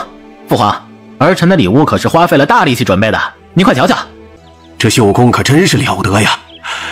哎，若不是知道是刺绣，简直跟画上去的一般。好，景木这礼物实在是深得朕的心，赏，重赏。那儿臣就谢过父皇了。父皇以后还想要什么刺绣，尽管跟儿臣说。儿臣在江南认识不少朋友，其中就有手艺最好的绣娘。三弟，就剩下我们兄弟2人了，你看这礼物是你先来还是姑下来呢？太子殿下，不如你和我家王爷一起来。父皇，儿臣为父皇献上医圣手札。太子，你送上的是什么？哦，三弟和三弟妹的礼物竟然也是医圣手札吗？我这本乃是鬼手医圣的亲传弟子进献，不知道你们手中的那本是？竟然都是医圣手札，那么就一并呈上来吧。韩王与韩王妃有心了，这份寿礼可当真是贵重无比。朕，父皇，儿臣的礼物父皇不喜欢吗？你的礼物着实是让朕惊喜啊。父皇，儿臣实在是有些好奇，不知道可否请三弟和三弟妹解释一下，你们手中的医圣手札是如何来的？三弟妹，这医圣手札乃是鬼手医圣所著，世上只有一本，记载了各种珍贵的药方，若是假的，难免有所疏漏，一旦流传出去，恐怕会伤及很多无辜之人的性命。太子殿下说这话，是怀疑王爷和我献上的医圣手札是赝品？我并不是这个意思，只是想要更加的谨慎一些。孤之所以献上医圣手札，是想将其推广至天下，让更多人能够免于疾病的困扰。三弟和三弟妹想来也是同样的心思，这若是假的，那可就真的是好心办坏事了。这手札是真是假，朕自会找人论证。你们2人的礼物，朕都很满意。来人，把礼物仔细收好，朕要好好的珍藏。父皇，医圣手札关系重大，儿臣请求父皇当众检验2本手札的真假。太子啊，今日是朕的寿辰，别管是你还是韩萧，都是朕的儿子。不管送什么东西，哪怕只是送块糕点，朕的心中也十分的欢喜。你又何必太过执着呢？父皇，太医们随时可以受召前来，不过是略微验证一下，想来三弟也是不在意的吧？太子，我劝你还是不验证的为好。今日是父皇的生辰，开开心心的过去便是了，何必是把场面搞得这么难看？三弟这话是指责姑让父皇寿辰都过得不安宁？现在这个场面不是已经很明显吗？韩王，太子乃是一国储君，更是你的兄长，你怎么能如此与他说话呢？皇上，太子殿下为了获得这份医圣手札，可是亲自三顾茅庐，拜访鬼手医圣的亲传弟子，以自身贤德感化了他，才让他拿出了这份至宝啊。是啊，皇上，太子殿下心系万民，自从洛城疫病开始，就一直致力于推广医道，更是耗费心血，严请名医，为的就是让天下百姓少受病痛之苦。真不知道韩王殿下什么时候得了风声，竟也找来一份医圣手札，还在皇上的生辰宴上故意当众献出，这分明是东施效颦。哼，诸位大人除了当官，莫不是还有个做厨子的副业吧？要不然怎么添油加醋和甩锅都做得如此熟练呢？韩王妃，这里是朝堂，哪有你一个女子插嘴的份儿？这里是朝堂，父皇还没有说话呢，轮得到你一个官员来嚣张？口口声声上下尊卑，我这个韩王妃难道还比不过你一个从四品的官员了？还是说你需要的时候才把上下尊卑搬到台面上，不需要了就完全抛之脑后，全然不顾了？感情这上下尊卑何时需要注意，都是你上嘴唇一碰下嘴唇的事了。皇上，微臣绝对没有此意。还有没有哪位大人觉得我一介女子不配站在这里说话的？我就说嘛，父皇英明贤德，朝堂上的官员们自然不会像刚才那位大人一样，都是沽名钓誉之辈。韩王妃，你怎能公然侮辱臣子？侮辱？当初洛城发生疫病，诸位大人一口一个我乃韩王正妃，是皇室中人，理应为百姓效力。如今洛城一案才平息几日，我就成了你口中的一介女流，没有在父皇面前说话的资格了？还是你觉得父皇是不辨是非、不计功过的昏君？来人，脱了他的官袍，摘了他的顶戴，直接扔出宫去，永世不得录用。父皇，刚刚是我家王爷一时口误，错把医典大全说成了医圣手札，也难怪太子殿下会心生疑虑，本就是完全不同的2本书，完全没有再行甄别的必要。父皇，儿臣一时口误，引得了太子误会，搅扰了父皇的生辰宴，心中是万分愧疚，还请父皇责罚。口误？什么口误？会把医典大全说成是医圣手札，这两者之间的区别可是隔了10万8千里呢。楚寒萧和慕云兰分明是找借口为自己开脱。原来是误会啊！既然这样，那就是2份完全不同的寿礼了。皇上，太子殿下和韩王送上的寿礼都是医术，而且都有心将其推广开来。既如此，那为何不让太医院的太医们将其整理一番？如此也好取长补短，更好的为大周朝百姓谋利啊！父皇，请父皇定夺吧。太子，你也认为应该宣太医入殿？父皇，儿臣觉得诸位大人说的有道理，请父皇宣太医入殿吧。既然都这么说了，那么朕也是没办法。来人，宣太医院院正。张院正，您瞧瞧。皇上，这不是韩王妃带领着下官等人重新修订编纂的医圣手札吗？可是上面出现了什么纰漏？良言难劝该死的鬼，太子完全是自取其辱。张院正，你是不是记错了？这医圣手札……怎么会记错呢？这医圣手札可是韩王妃献给皇上的，下官和太医院其他11人一同被选中，在韩王府潜心研读，几日前才将其彻底完善。太子殿下您瞧，旁边这3大册厚厚的医书，就是韩王妃带领着下官等人忙碌了2个多月的成果。王妃仁善，虽然下官等人并没有出多大的力，王妃却依旧允许我们在扉页之上签下了名字，以示我等是共同编撰人。太子殿下手中有医圣手札，韩王妃的手中也有，难不成这医圣手札是一式2份？鬼手医圣性子最是桀骜，耐心极差，教导手底下的弟子都时常没有耐心，怎么可能静下心来抄写2份医圣手札呢？皇上，不知道臣妇能不能说上两句？老夫人有什么话尽管说就是了。皇上也知道，臣妇年轻的时候也曾受过鬼手医圣的恩惠，还曾见证过鬼手医圣的收徒礼。当时医圣收下的弟子便是韩王妃的母亲，臣妇倒是能够证明医圣手札的确是鬼手医圣亲手交到韩王妃母亲手中的。至于医圣有没有再写一本传给其他的弟子，臣妇就不知道了。不过鬼手医圣亲口说过，他给每个弟子的拜师礼都是独一无二的。比如韩王妃母亲的这本医圣手札，在最末页清楚地写了赠与爱徒陆石浅。父皇，陆石浅正是家母的名讳。太子殿下，不知道您手中的那份医圣手札可有在最末页写明了要赠与那个所谓的亲传弟子吗？父皇，原来是儿臣想多了，差点误会了三弟和三弟妹，请父皇责罚。知道是自己误会了就好，你这个性子就是太爱较真儿。父皇教训的是，今后儿臣一定吸取教训，再不会如此了。韩萧、云岚，你们献上这份礼物，深得朕心，朕要替大周朝的百姓感谢你们。父皇，这是儿臣和王妃该做的。是啊，父皇，儿媳也是大周朝的一份子，更何况身为皇子妃，理应为父皇解忧，为百姓谋福。好，无权，宣旨吧。奉天承运，皇帝诏曰：韩王、韩王妃进献医圣手札有功，特赏赐黄金10000两，呈交黄庄1座，翡翠玉石。多谢父皇。太医院协助韩王妃同样功不可没，特赐品阶晋升1级，另外每人赏赐黄金200两，以示嘉奖。微臣多谢皇上。德妃，你教出了2个好孩子呀。皇上，臣妾只是一介后宫妇人，只知道照顾好皇上。韩萧和云岚能够如此懂事，定然是皇上言传身教的结果。你在德妃的位置上待得也挺久了，自即日起，德妃晋封为德贵妃，择吉日行册封礼。臣妾谢主隆恩。好了，都坐下来饮宴吧。左都御史，怎么，你还有什么话想说啊？皇上，臣要参奏韩王和韩王妃。皇上，臣要参奏朱颜阁哄抬物价，骗取官员女眷们的钱财。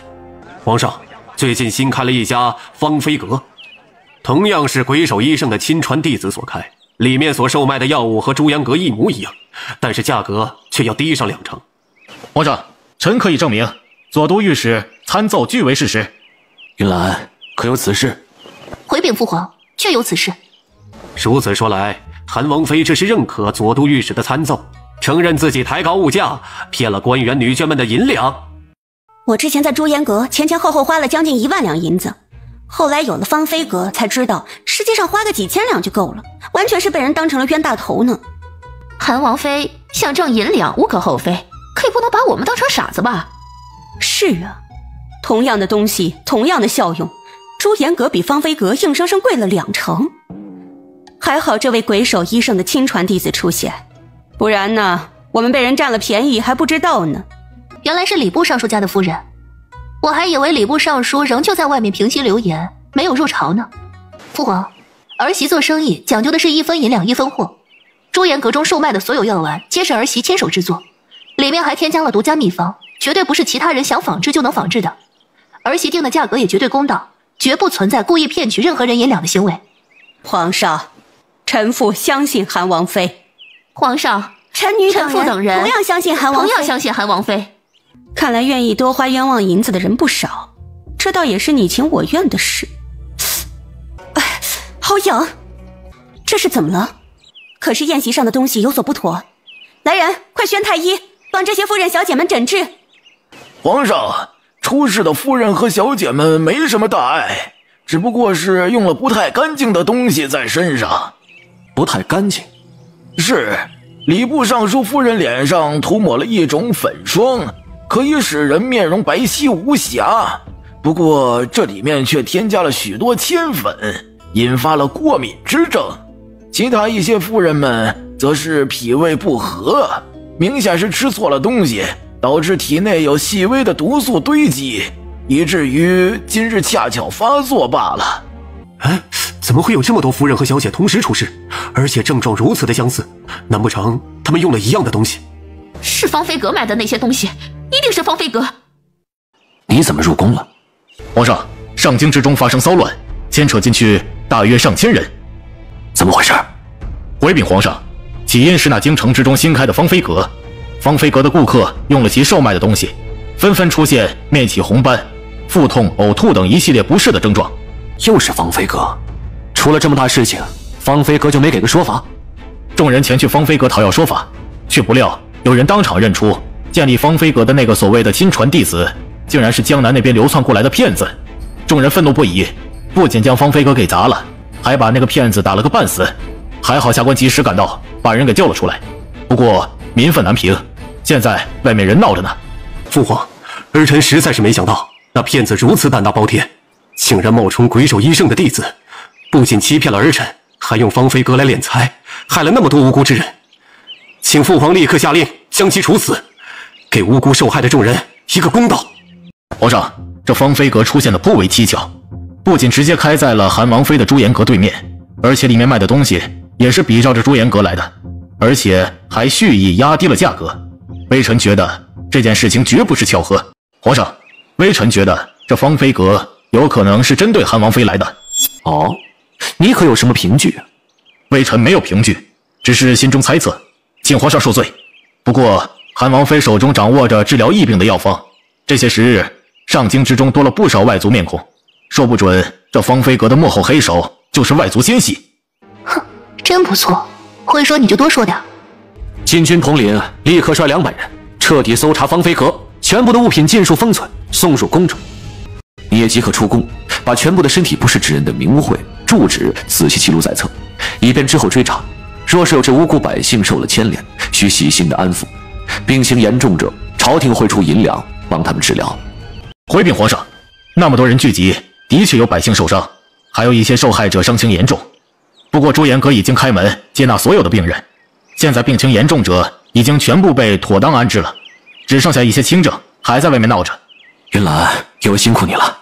儿媳也不知道方飞阁会突然闹出事来，还好之前经历过洛城疫病一案，也告诫掌柜和所有伙计，一旦发现有人生病，一定竭尽全力救治，以人命为重。若为救人，朱颜阁里的药物可随意取用，不计代价。看来儿媳找的掌柜很是靠谱，没有把儿媳的叮嘱当作耳旁风。好，你教导有方，手底人也乖顺听话，都该赏。这么多太医都找不到合适的方子帮他们缓解痛苦吗？父皇，儿媳倒是知道一个立竿见影的法子，可以最大程度上帮助到诸位小姐和夫人。哦，快说来听听。儿媳要先向母妃请罪了。请罪？是，儿媳之前帮母妃调养身体，送来了一批药丸，其中有一部分是清热解毒的，可以拿过来先给这些夫人小姐们服用，恰好对症。原来是这样，云兰如此心善，母妃自然支持。怀素，快去瑶华宫把云兰说的那些药拿过来。不愧是朕的儿媳妇，韩萧能够迎娶到你是她的福气。城郊处有着一处清燕园，周围有着良田百亩，正适合种植各种药材。朕就把园子还有田地都送给你了。多谢父皇。娘亲，那是给祖母的东西，现在要拿出去给别人用吗？先拿出来应应急，之后娘亲会做了新的，再给你们祖母送入宫来。那他们用娘亲和祖母的东西，为什么不自己道谢呢？多谢韩王妃愿意出手相助，我等感激不尽。光是一句感谢，就心安理得的用别人东西？云兰，你送入宫中那些药丸，放到朱颜阁应该卖多少银两啊？父皇，一颗药丸200两吧。啊，每颗药丸200两黄金。无权，你仔细的记着药丸分发出去多少，都分给了何人，记清楚。明日这么一早，让这些人把黄金送入宫中，由朕交给云兰。儿媳多谢父皇。王爷爷大公无私，皇爷爷威武霸气，王爷爷英明神武，皇爷爷威武霸气，王爷爷明察秋毫，皇爷爷威武霸气。周周夸了皇爷爷很多遍威武霸气，还不能夸点别的？周周已经很棒了。皇爷爷也棒，超级无敌，那么棒。云兰呀，你过来看看这些东西，可有什么不妥当的地方？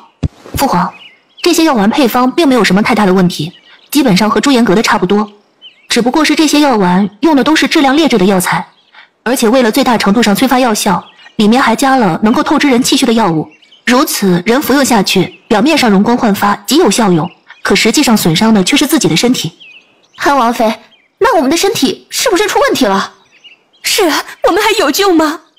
诸位体内都积累了一定的药毒，需要将其催化排出体外，之后身体会虚弱一段时间，好生调养问题不大。皇上，请一定严惩冒充鬼手医圣亲传弟子的骗子。皇上饶命啊！是你开办了芳菲阁？不是啊，是韩王，是他。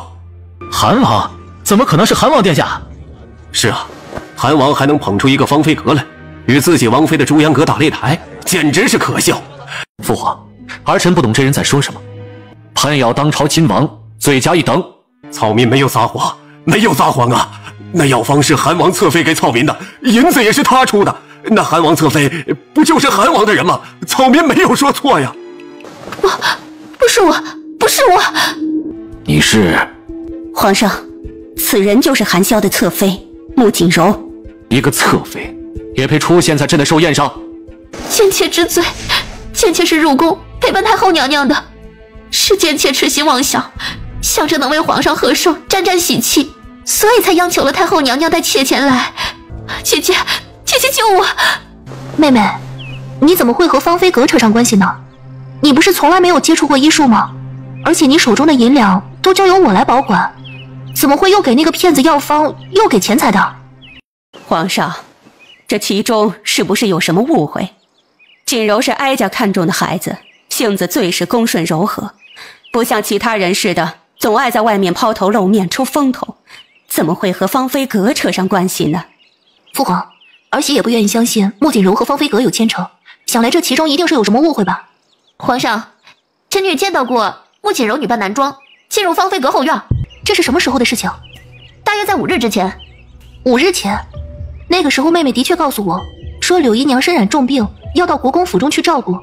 难道你是以市集为由前去芳菲阁？难怪这芳菲阁和妹妹所住的芳菲院名字相似，原来其中就有妹妹的参与。皇上，休国公在殿外求见。把人宣进来。是，宣休国公觐见。老臣教女无方，让他受了奸贼蒙蔽，闯下祸端，特来向皇上请罪。休国公，你这是在替谁请罪啊？孽障，你都做了什么，还不实话实说？父亲，别叫我父亲，我可没有你这样不争气的女儿。你糊涂啊，竟然为了跟你姐姐置气，被奸人蒙蔽，逞强好胜，去开办什么芳菲阁。如今好了，闹出了这么大的乱子，就是把你当场杖毙那都是轻的了。皇上，穆锦柔这个孽障，从小争强好胜，凡事都喜欢与他姐姐相比。看到韩王妃开办朱颜阁，受到皇上赞赏，百姓称道，便也想着做出一番事业来。可他根本不知道自己肚子里有多少墨水，以至于被骗子利用，当了别人的垫脚石。皇上，此人名为赵春，乃是常年游荡在江南的混混，自小便以行骗为生。穆锦柔这个孽障，就是受了他的蒙骗。这跟我可没什么关系啊！是有人找到了我，让我冒充鬼手医生的弟子。如今出了事儿，怎么就能把罪责往我的身上推呢？休国公，你是何时知道这件事的？回禀皇上，芳菲阁出事，老臣府中的柳姨娘知道纸包不住火，才将事情的原委告诉老臣。柳姨娘？朕记得之前你让一个姨娘管家，还被朕罚过。身为臣子，不能为皇上解忧，反倒因为家人为朝廷添乱，实在是愧为人臣，臣甘愿领罚。来人，把赵春这个骗子拉下去，关入天牢，严加审问。至于穆锦柔，父皇，穆锦柔身为儿臣的侧妃，却屡次不敬王妃，挑起事端，如今更是因为嫉妒，闹出了这么大乱子。王爷，父皇，儿臣要休了他。对，就是该这样做。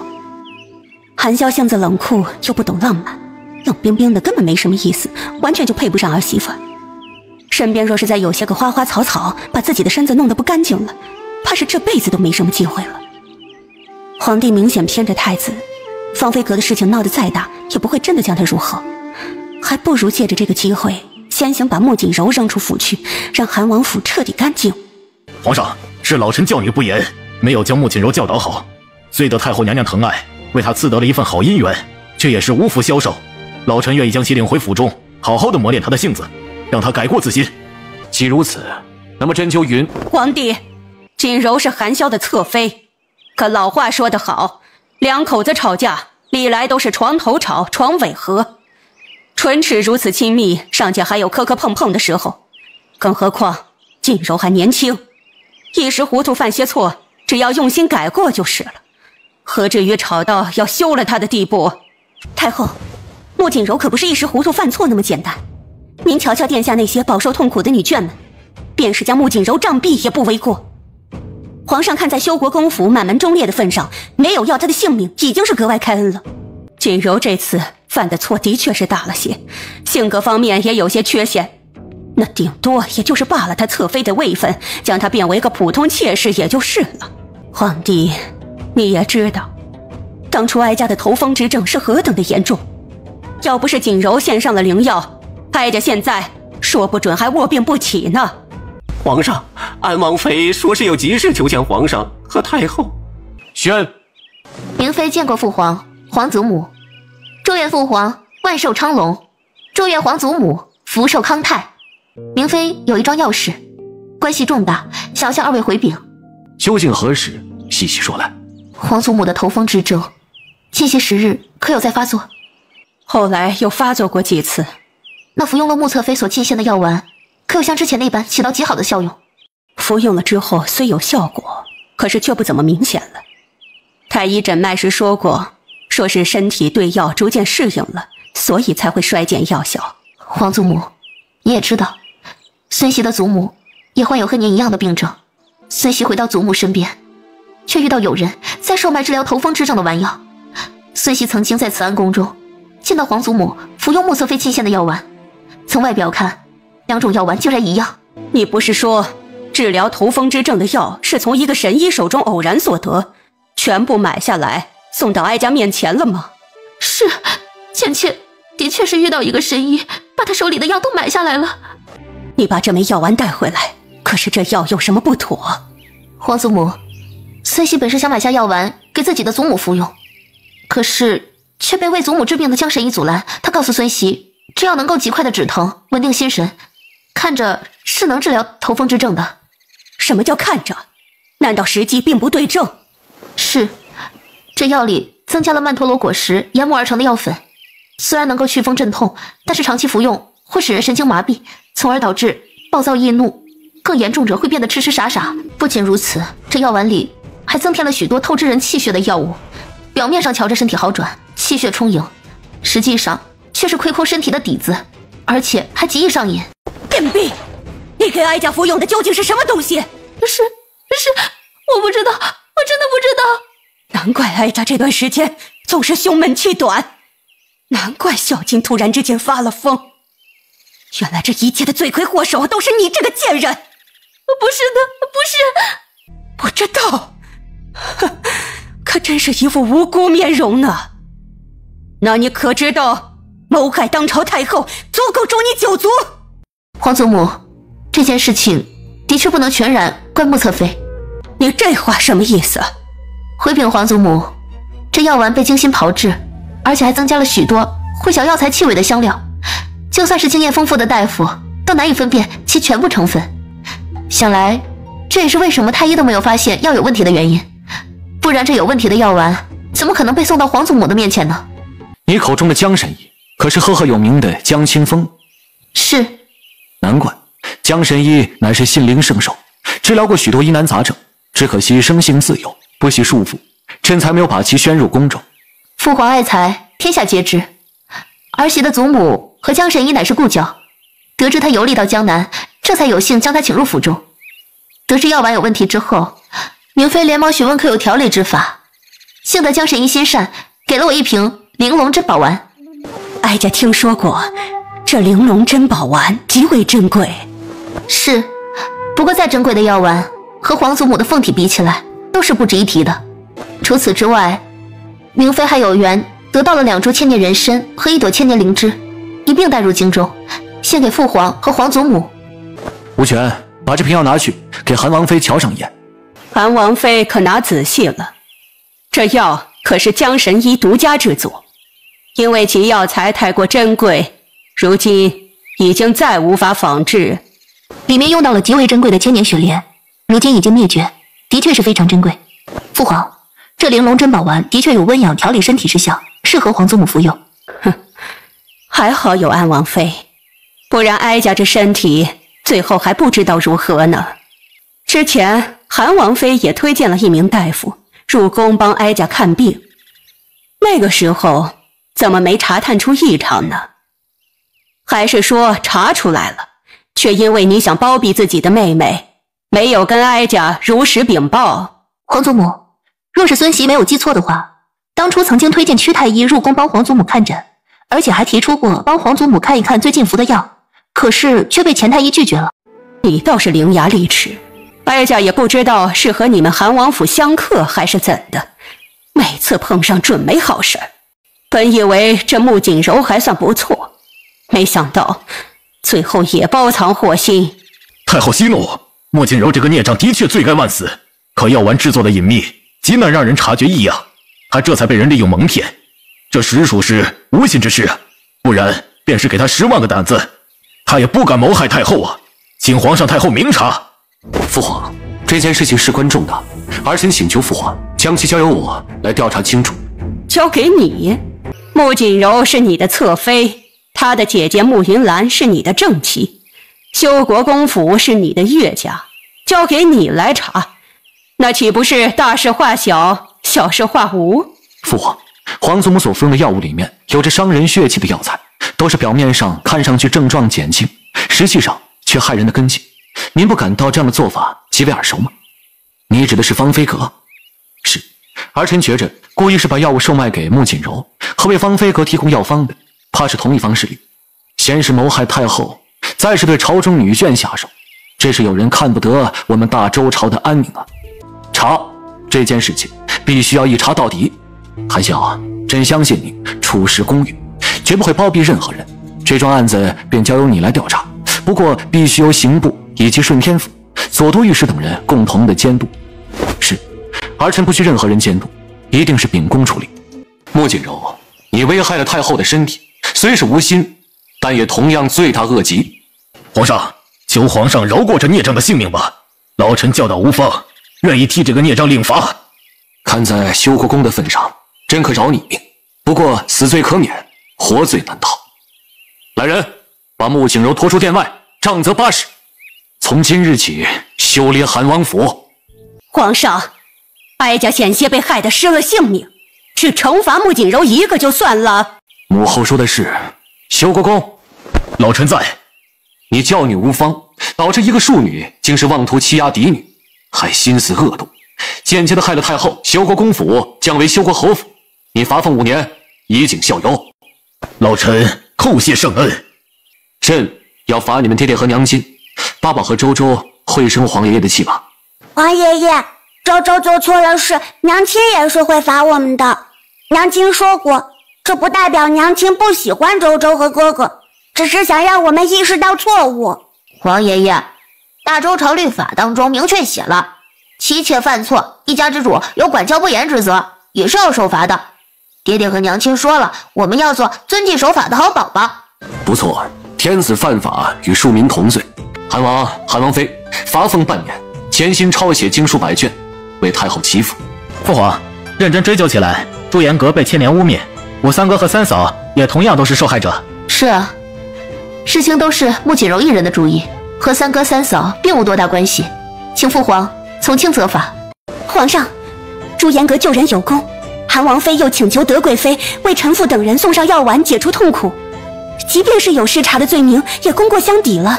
既然这么多人为韩王和韩王妃求情，那么就抄写经书10卷，罚俸半月吧。皇帝，母后不必再为韩萧和云兰求情了，让他们罚抄经书10卷，罚俸半月，已经是格外开恩了，不能再轻罚了。好，那就这样处置吧。太后身体不适，太子身为众皇子的表率，也该抄写经书为太后祈福。是，儿臣会潜心抄写经书100卷，仔细供奉于佛前，为皇祖母祈福。啊，安王妃揭穿药丸有问题，又献上了珍贵的药材，理应重赏，赐黄金1000两，锦缎10匹。谢过父皇。好了，今日这生辰宴就到这儿吧。妹妹，你的朱颜阁没事了吧？今日在皇宫之中，可有受到府中牵连？刚才吓到了没有？还好韩王殿下反应快啊。三位兄长放心，我没事儿，朱颜阁也没事儿。老身见过韩王、韩王妃，老夫人怎么嘴上说着见礼，身上就不动弹呢？难不成是许久没有离开修国侯府，连最起码的规矩都忘了？你什么意思啊？我这意思表达的还不够明显吗？老夫人口中说着要拜见我，我怎么能服了你的面子呢？好了，老夫人来见礼吧。我是你祖母。哼，你刚刚称呼我为韩王妃，那自然跟我讲的就是君臣之礼。怎么我让你拜见的时候，你又开始跟我论辈分了？穆庆风，这就是你和陆氏教养出来的好女儿。修国侯身体不适，到旁边坐下来休息会儿吧。老夫人对我家王妃有什么意见，大可与本王来讲。我的心口好疼。正好我随身带着护心丹，花间过来拿一枚，给老夫人送过去。我这是老毛病了，用不着服药。那老夫人多注意些，省得待会儿你晕倒了，我还要多找些药给你灌下去。这有效果还好，万一没效果，那可就糟了。你这是在威胁我？老夫人说什么呢？我不过就是站在一个医者的身份上，关心老夫人的身体罢了。毕竟这人吃五谷杂粮，哪有不生病的呢？有时候一些不起眼的小毛病，说不准就能要了性命。我这个人最讲究有来有往，别人对我什么态度，我便对别人什么态度。简单来说一句话，素质不详，遇强则强。若是就事论事，我便和你分辨几句。若你再继续搬出长辈的架子来压我，那就别怪我不讲情面。既然韩王妃要就事论事，那我们便静下心来说一说。老夫人这不是也能好好说话吗？说吧，你想谈什么？这第一桩自然就是我国公府降爵的问题。皇上圣口裁决，我和王爷可没这个资格让其更改圣旨。更何况鲜花着锦，烈火烹油未必是好事。父亲已经多年不上战场，府中几位兄长又还未入仕，修国公府一日站在这里，就要一日面对朝堂风云。3代承袭不降爵，实在是太过惹眼了。我们穆家没有必要做那出头的船子，更何况男儿志在四方。3位兄长若是有本事，大可以走祖父的道路，战场立功，出人头地。若没有本事，继承了爵位，反倒如小儿抱金过闹事，反而酿成大祸。妹妹说的是，男子汉大丈夫，理应自己创下一番事业，怎能只靠祖宗庇佑呢？我的想法和大哥是一样的。大哥和二哥都去战场建功立业了，我留在上京保护母亲和妹妹。老夫人，这爵位的事情谈完了，还有别的事情要说吗？还有你妹妹锦柔。母亲，锦柔已经不再是韩王侧妃，因为杖责80，还被打断了腿骨，以后走路都有问题啊。她伤成这样，也算是为自己的过错付出了代价，以后就留在我的身边，好生养着吧。母亲，锦柔的性子不适合养在府中，我已经让人做了安排，即刻送她去冀州安。老爷，求求你饶过锦柔吧，饶她一命吧！韩王妃，求求你饶过锦柔吧，她是你的亲妹妹啊，现在把她送走，她会死的。柳姨娘这拳拳爱女之心，可真是让人感动啊。韩王妃，锦柔现在没有了侧妃的身份，不会跟你争抢什么了，求求你，就把她当成个小猫小狗，给她留一条活路吧。父亲，这件事情，俗话说得好，得饶人处且饶人，即便是陌生人，也讲究万事留一线，日后好相见。更何况还是亲姐妹，还是不要赶尽杀绝的好。哼，亲妹妹，穆锦柔她可真是我的好妹妹。为了强出头，购买带毒的药丸送给太后的是她，屡次针对要毁我名节的是她，洛城疫病爆发，推着我前去送死的还是她。她自己作死，连累了府里，落到了今日的境地。现在你们却认为是我赶尽杀绝吗？王妃，贱妾绝对没有指责你的意思，只是想让你在老爷面前说说情，让锦柔留在府中休养吧。我为什么要帮她求情？你怎能如此冷血无情？那是你的亲妹妹啊！我还是你的亲孙女呢，还不是在这里被指责冷血无情吗？老夫人，你非要我把府中发生的事情一五一十的全部说个清楚明白吗？你胡说什么？府中有什么事情，也轮不到你一个外家女过问。我也不缺你一个孙女孝顺。好，既然老夫人不需要我孝顺，今后就别给我摆什么祖母的架子，有事儿也别求到我头上。老身求你，哼，老身以后就当没有你这个孙女儿。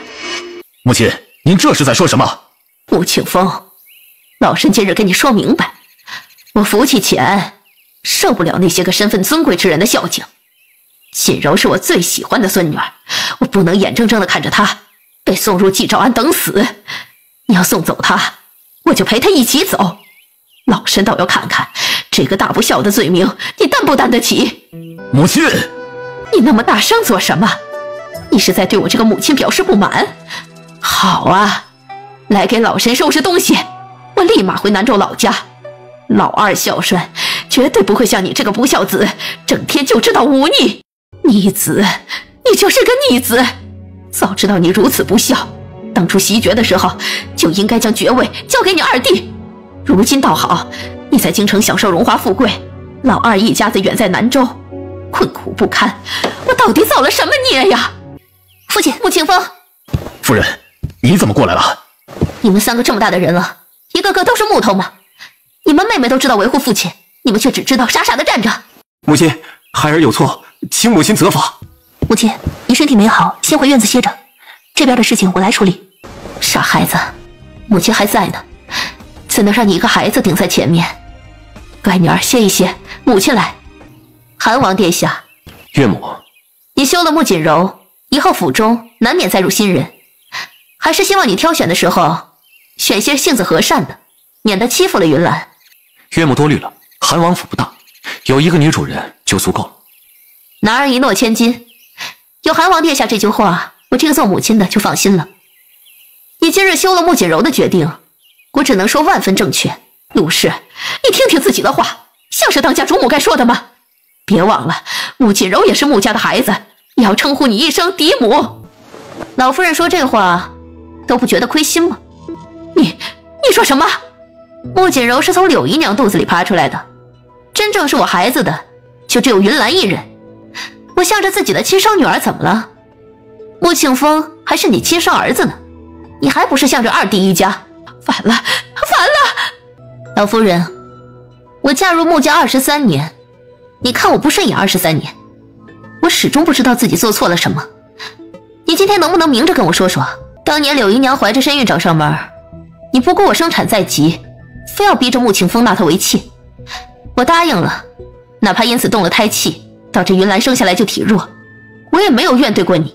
穆锦柔出生之后，你要我对她视如己出，还非要将她抱养到我这里，到底安的什么心？我安的什么心？谁家的庶女不是嫡母负责教养？哼，既然交给我来养，那老夫人你为何派遣了4个嬷嬷守着，看顾得这么周全了？为什么足月的穆锦柔却动不动就发烧生病？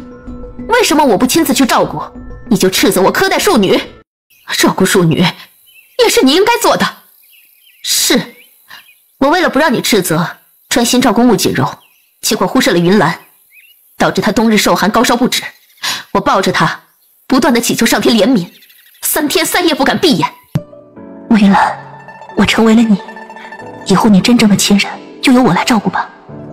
当然了，这其中可不包括那些不配为人的渣渣。那还不是怪你自己无法兼顾平衡。我推掉了所有的应酬，专心照顾2个孩子。云兰有的，穆锦柔也必定有一份。除了嫡女的名头，穆锦柔在府中一点都不比云兰过得差。我认真照顾着他们2个，再没有出现差错。老夫人口中的兼顾平衡，我做到了。可你为什么还要百般挑剔？老夫人，对你，对柳姨娘和穆锦柔，我已经仁至义尽。穆锦柔自己作死，那就让她死。老夫人，你要回南州找二弟，我也不拦着。我孝顺了你这么多年，也该二弟一家子好好尽尽孝心了。你不怕背上大不孝的名头？怕！现在国公府已经变成修国侯府，大不了再变成伯爵府、子爵府，哪怕最后变成白参又怎么样？我的3个儿子有力气，有武艺，哪怕变成白参重新参军，也一样能够闯出一片天地。我的女儿是王妃，懂医术，治得了疫病，开得了朱颜阁。身为女子，同样风生水起。她们就是我的底气，就是我的倚仗。老夫人，你呢？陆氏，你不敬婆母，犯了7出之条，我要让穆庆风休了你。休了我？我和穆庆风的婚约是穆庆风跪求，老修国公亲自恳请，先皇特意赐婚定下的。想休了我，做你的春秋大梦。我不休了他就是好的。夫人，有话好说，有话好说啊！什么都行，休夫可不行啊！一边蹲着去。好。老夫人，你是现在走，还是我派人通知二弟，让他来接你？老夫人，我建议你走水路，联合码头有渡船，我帮你包个柜的，平稳，速度快，让你能尽快见到二叔。几位大夫，老夫人身体状况如何？你们但说无妨，今日我们这么多人都在，可以共同做个见证。不管结果如何，保证都不会牵连到你们的身上。说，你们放心大胆地说，今日别管发生了什么事，没人动得了你们。老夫人，您的脉象有肝气郁结之症，这是时常动怒、情绪起伏太大的缘故。心火和胃火也有些旺盛，这是平日里用多了滋补的东西，导致了补得过头了。老夫人上了年纪，平日里的饮食应以清淡为主。你们是不是被穆云兰给收买了？老夫人，您这是在说什么呀？我们本来在药房之中安心坐诊，是您派人请我们过来的。我们都是有良心的大夫，除了一些必要的诊金，没有受过任何人的收买。是啊，老夫人您身份尊贵，可也不能开口闭口就污蔑我们啊！你们诊脉诊清楚了，我刚刚明明感觉喉咙发疼，胸口憋闷，到现在胸口的骨头都疼得厉害，怎么可能正常呢？老夫人啊，你明显有怒火攻心之症，可体内却有一股药力，极好的保护了心脉。胸口疼痛憋闷，这是一点轻微的后遗症，休息一下就能好。不知道老夫人吃了什么神丹妙药啊？老夫人刚刚的确是怒火攻心，导致情况危急。我家王妃为老夫人服下了一枚护心丹，可老夫人却怀疑丹药之中有毒，哪怕王爷亲自服用下一颗丹丸，证明其无毒，老夫人还是不信。刚刚老夫人一直喊着王妃要毒杀她，就是因为这个的缘故。华坚，别说了，祖母一时情急，再加上因为妹妹的事情对我有所不满，一时误会也是有的。你害我！祖母，我的性子随了母亲，自小不被祖母喜爱，以往府中有什么应酬，祖母也从来不爱带着我。谁让我没有锦柔妹妹的性子讨喜，更受祖母偏爱呢？这些我都能理解。可是锦柔妹妹犯了大错，差点害了太后的凤体。无论如何，我都不能听从你的意见，再将她当成亲妹妹一般对待了。这是老糊涂了吧？嫡亲的孙女不喜欢，反倒喜欢一个庶女，真是让人想不明白。一个庶女，还是险些害了太后，牵连到整个家族的庶女。若是放在我的府中，早就拖出去打死了，怎么会有人护着这等孽障？诸位，祖母只是一时糊涂，并非有意说刚才那些话的，惊扰了诸位，还请大家见谅。都说家丑不可外扬，今天的事情还请诸位不要向外传扬。云兰在此谢过诸位了。有劳了。是啊，韩王妃尽管放心便是。过些时日，朱颜阁会新上一批调养身体的药丸，不仅是对女子有效用，男子服用之后也有调理身体、补气养血之效。朱颜阁到底是专门接待女客的地方，所以这药还是得由各家夫人小姐购买。我也没什么其他东西能送的，就提前送出一批药丸来给诸位试用效果。有什么意见的，尽管告诉我。多谢海王妃。本王听闻，最近又是有一些个关于八宝和周周身世的流言传出来，告诉礼部尚书，让他好好的查。仔细的查，查清之前就别去上朝了。你们不要乱来！老夫人，您怒火攻心急糊涂了，还是回到府中好生养着吧。我要去南州。老夫人别急，这去南州有的是机会，早晚都能去的。你们别乱来！真是胆大包天，你还管到我的头上了。老夫人可听说过狼来了的故事？说有一个牧童放羊时觉得无聊，便对着山下大喊狼来了。第一次，全村的人都聚集过来，要帮牧童打狼，结果发现根本没有狼。第二天，这牧童又对着山下大喊狼来了，全村的人再次跑过来，结果发现又被戏耍了一通。到了第3次，狼真的来了，结果这牧童喊破了喉咙，村里的人都以为这牧童是在虚张声势，根本没有人过来。老夫人想知道最后这牧童如何了吗？还能如何？必定是所有的羊都被咬死了，这牧童也被开膛破肚。母亲聪慧，结果的确是如此。祖母刚刚对外喊着我要毒杀你，结果什么事儿都没有。若是再喊上几次，不知道这最后的结果会不会如同狼来了的故事一般，以后不管祖母怎么喊，都无人相信你的话是真的了。穆清风，云兰今日的所作所为，皆是我想了许多年没敢做的。老夫人做了什么，你心中一清二楚。老夫人是你的亲娘，你有什么不满冲着我来？你若是要责怪云兰，那我便立刻带着她离开穆家，绝不再碍你和老夫人的眼。夫人，你说什么呢？云兰是我的乖女儿，她自小最为乖巧懂事了，若有什么错，那也是我这个做父亲的错，当然怪不得你和云兰了。我就是想让云兰来帮老夫人诊诊脉，看看要不要紧啊。父亲，老夫人是怒火攻心，导致一时痰迷心窍才晕倒的，由我给她服下了那枚护心丹，回去好好睡一觉，保管第2日什么事都没有。嘿嘿，三弟，二哥刚刚和你开了个玩笑嘛，没有吓到你吧？三弟，多年不上战场，你也不用变得这般娘们唧唧的吧？瞧你身上这身衣服啊，这颜色和花纹真是鲜亮啊！笑死我了。那可真是让你见笑了。哟，三弟好福气啊！从哪里淘换来的此等美人呢？我这回巡视归来，有人送了我几个百越女，滋味不错，我们兄弟俩交换品尝一下，如何呀？以前听说过红袖添香，这美人泼茶竟也香得很呢。现在还香吗？自然。你做了什么？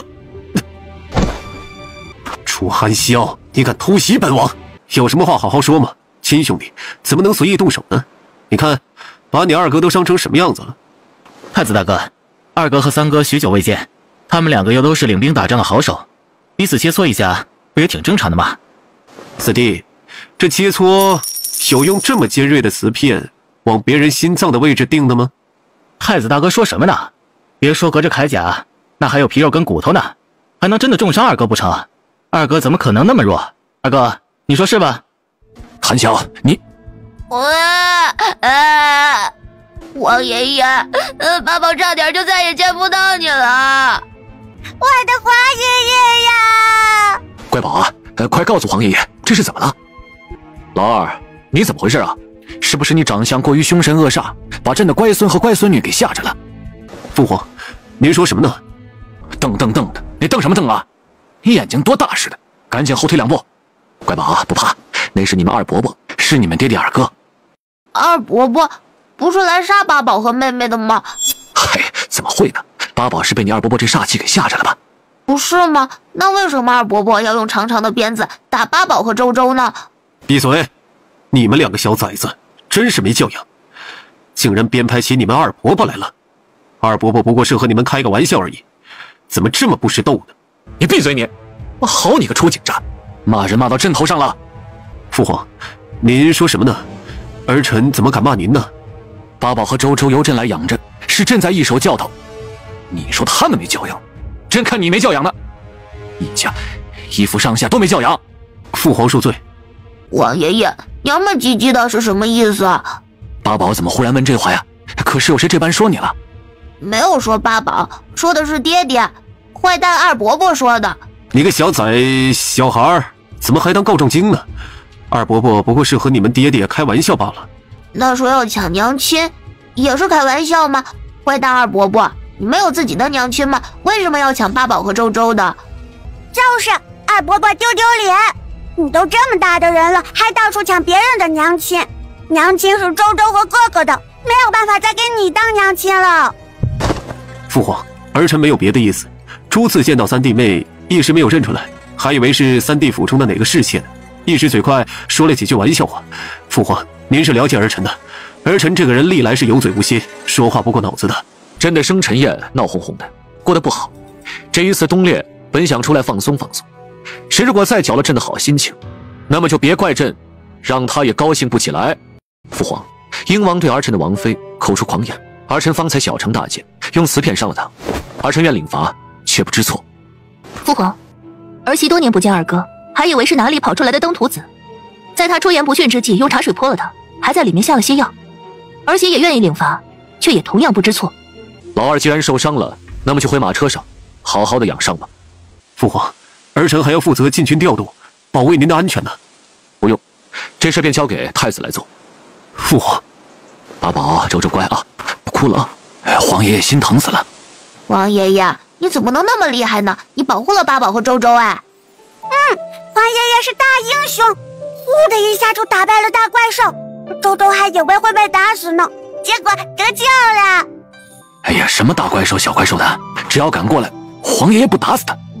王爷爷是最厉害的。把手拿过来。一点小伤不要紧。王爷，我刚刚都阻拦你了，我自己对付他就好。你和鹰王到底是亲兄弟，你和他直接动手，总会影响你的名誉。云兰，你其实我和鹰王是兄弟，是不是忘了我们俩是夫妻？看着自己的妻子受辱，却无动于衷的男人，不配在这世上活着。疼！王爷，你这脑袋是铁做的吗？我看看撞得厉害吗？这需要用什么药？我来帮你涂。云兰，别动。王爷，我听说你们习武之人都有丹田，你的内力存放在哪里啊？这里。云兰，你若是说是想，可以等中途安营扎寨。我不想。你我是夫妻，倒是也可以想。我真的不想。要不再好好想想，你到底想不想？我不用想，我一点都不想。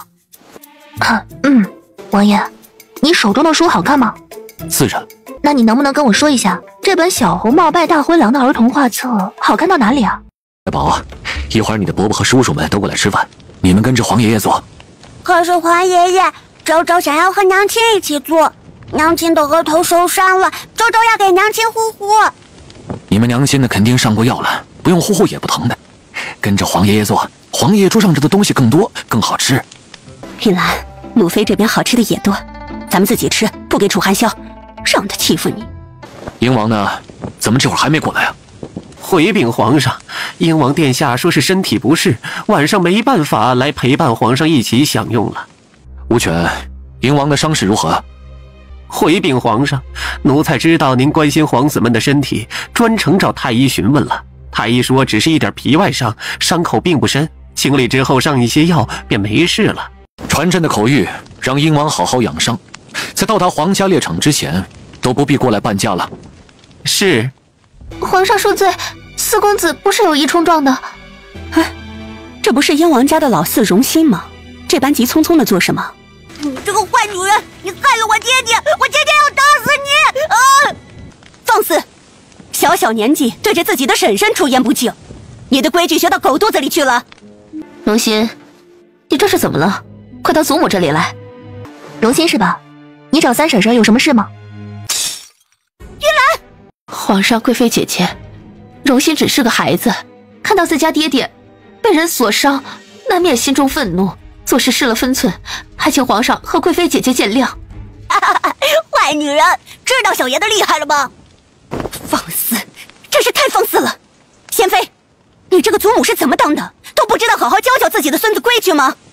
贵妃姐姐，孩子太小了，天真烂漫才是好的。那些死板的教条规矩都给孩子教傻了，小孩子打打闹闹，哪有不犯错的呢？本宫没记错的话，楚荣心是7岁，不是7个月吧？还有，本宫看你是脑子糊涂了，你管这毫无规矩的粗鲁样子叫做天真烂漫？我就打那个坏女人，怎么了？谁让她蛇蝎毒妇害了我爹？那是你婶婶。什么婶婶？一个女人，我呸！打她骂她又如何？我可是皇孙。双脸怪，周周打死你！打！周周，别打肋插骨，那里最疼了。打肋插骨，周周记住了！打！来人，快来人，快把那个快把小郡主拉开！贤妃妹妹，刚刚是姐姐不对，你说的没错，小孩子嘛，打打闹闹调皮一下很正常的。放开！有本事我们两个来单挑！哥哥说过了，骂周周的都是在狗叫，全部不用管。哎呀，乖宝不气不气啊！黄爷爷看看小手红了没有啊？哎，黄爷爷，你放开周周，然后躲远点，当心溅你一脸血。不错不错啊，这才是我老楚家的女儿，小小年纪就是如此的不凡。黄爷爷夸的没错，周周不凡，超级不凡。如心，你怎么了？快让祖母看看。爹爹威武，爹爹最棒！哇，爹爹霸气，爹爹无敌！你瞅啥？瞅你咋的？再瞅个试试，试试就试试。闭嘴！你闭嘴！老二，你再是没规矩的胡来，别怪朕现在就让人把你丢进宗人府里去。父皇，您怎么总说我呀？那你怎么不说惹事的总是你呢？父皇，我不过是个嘴上没有把门的，说了三弟和他王妃两句，结果你看看我，都被折磨成什么样子了？您看这伤，朕看见了，你再晚说一会儿，这伤都快自己愈合了。父皇，不仅仅是这伤，还有韩王妃给我下的药，又痛又痒，宛若千万只蚂蚁钻心刺骨啊！什么？韩王妃，本宫知道你懂医术，可你也不能随意把毒药带在身上吧？贤妃，若不是你儿子出言不逊，云岚会小惩大戒。贵妃姐姐，你护着儿媳妇，妹妹能理解。可是你再怎么，也不能忽视皇上的安危啊！为了防止有人趁乱对皇上不利，朝廷早有规矩，任何人面圣不得携带有毒之物。慕云岚身为韩王妃，怎么可能不知道？这是看自己有功有恃无恐，还是心存不轨，明知故犯？父王，爹，那个坏女人凶我，还有那个赔钱货，他打我，你帮我报仇，你帮我打死他们！孽障，你说什么呢？王爷爷，虽然又没说错，一个女娃娃不就是赔钱货吗？女娃长大了就要嫁人，还要给嫁妆，变成了别人家的人，都是赔钱货。皇上，楚荣心一个孩子，却满口荒唐言论，丝毫没有小孩子的天真性情，分明是没有被教导好，又或者是跟着什么人学坏了。德贵妃说的是，小小年纪，没有一点规矩。来人，把楚荣心带下去，打掌心20下，然后把他身边全部的嬷嬷、宫女、内侍尽数杖责50，遣送入掖庭服役。贤妃，连自己孙子也管不好，如何的管理公务啊？今日开始，后宫这一切事宜全部由德妃来负责。至于你，每日抄写佛经，静思己过。皇上，臣妾的确没有教导好荣心，愿意领罚。可是臣妾不能看着您身处险境而不管呢。贤妃娘娘误会了，二哥冒犯我，我当是什么当徒子呢？所以有心惩戒。不过用的不是毒，是钱麻叶。什么钱麻叶？一种植物。哼，贤妃妹妹自小养尊处优，不知道这钱麻叶也是情有可原的。这东西碰一下就会让人又疼又痒，说是接触的多了，还会让人皮肤红肿。本宫小时候还研究过，牛羊牲畜都认识，见到都不吃的。多谢贵妃姐姐教导。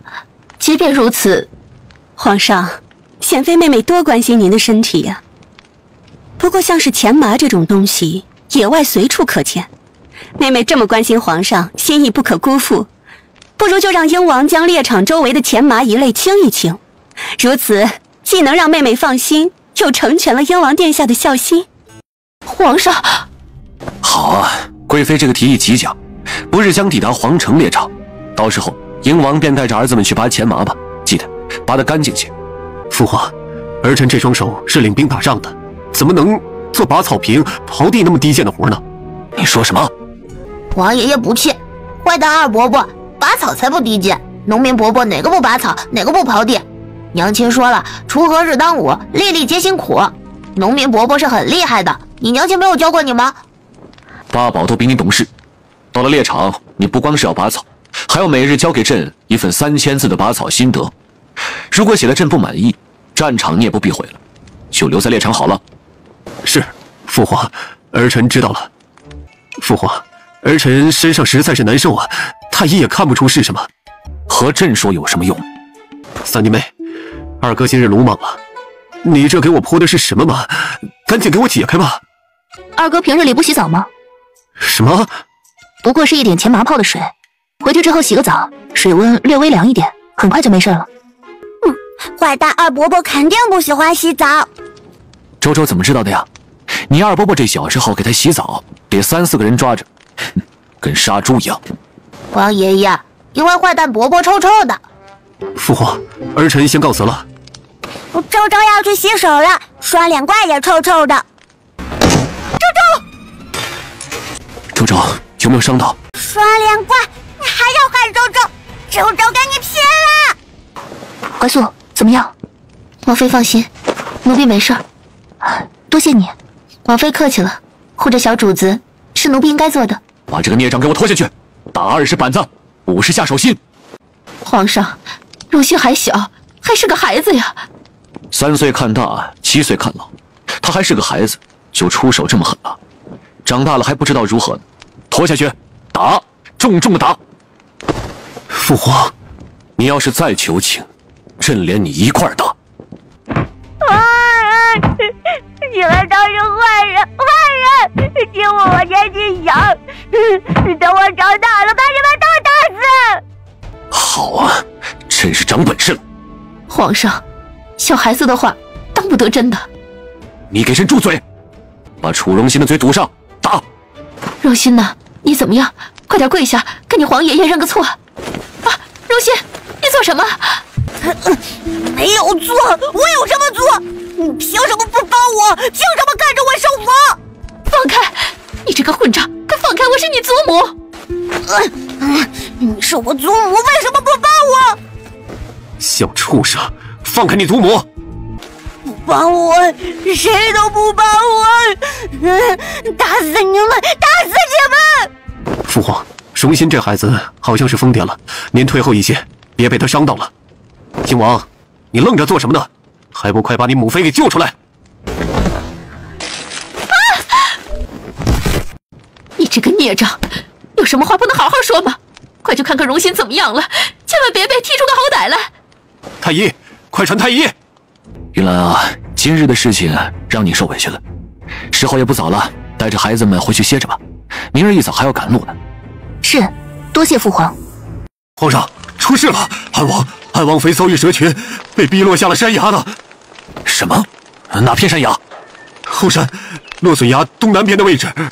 父皇，落笋崖东南边是一片绝壁，不过儿臣巡查猎场的时候路过，曾经在那个地方听到过流水声。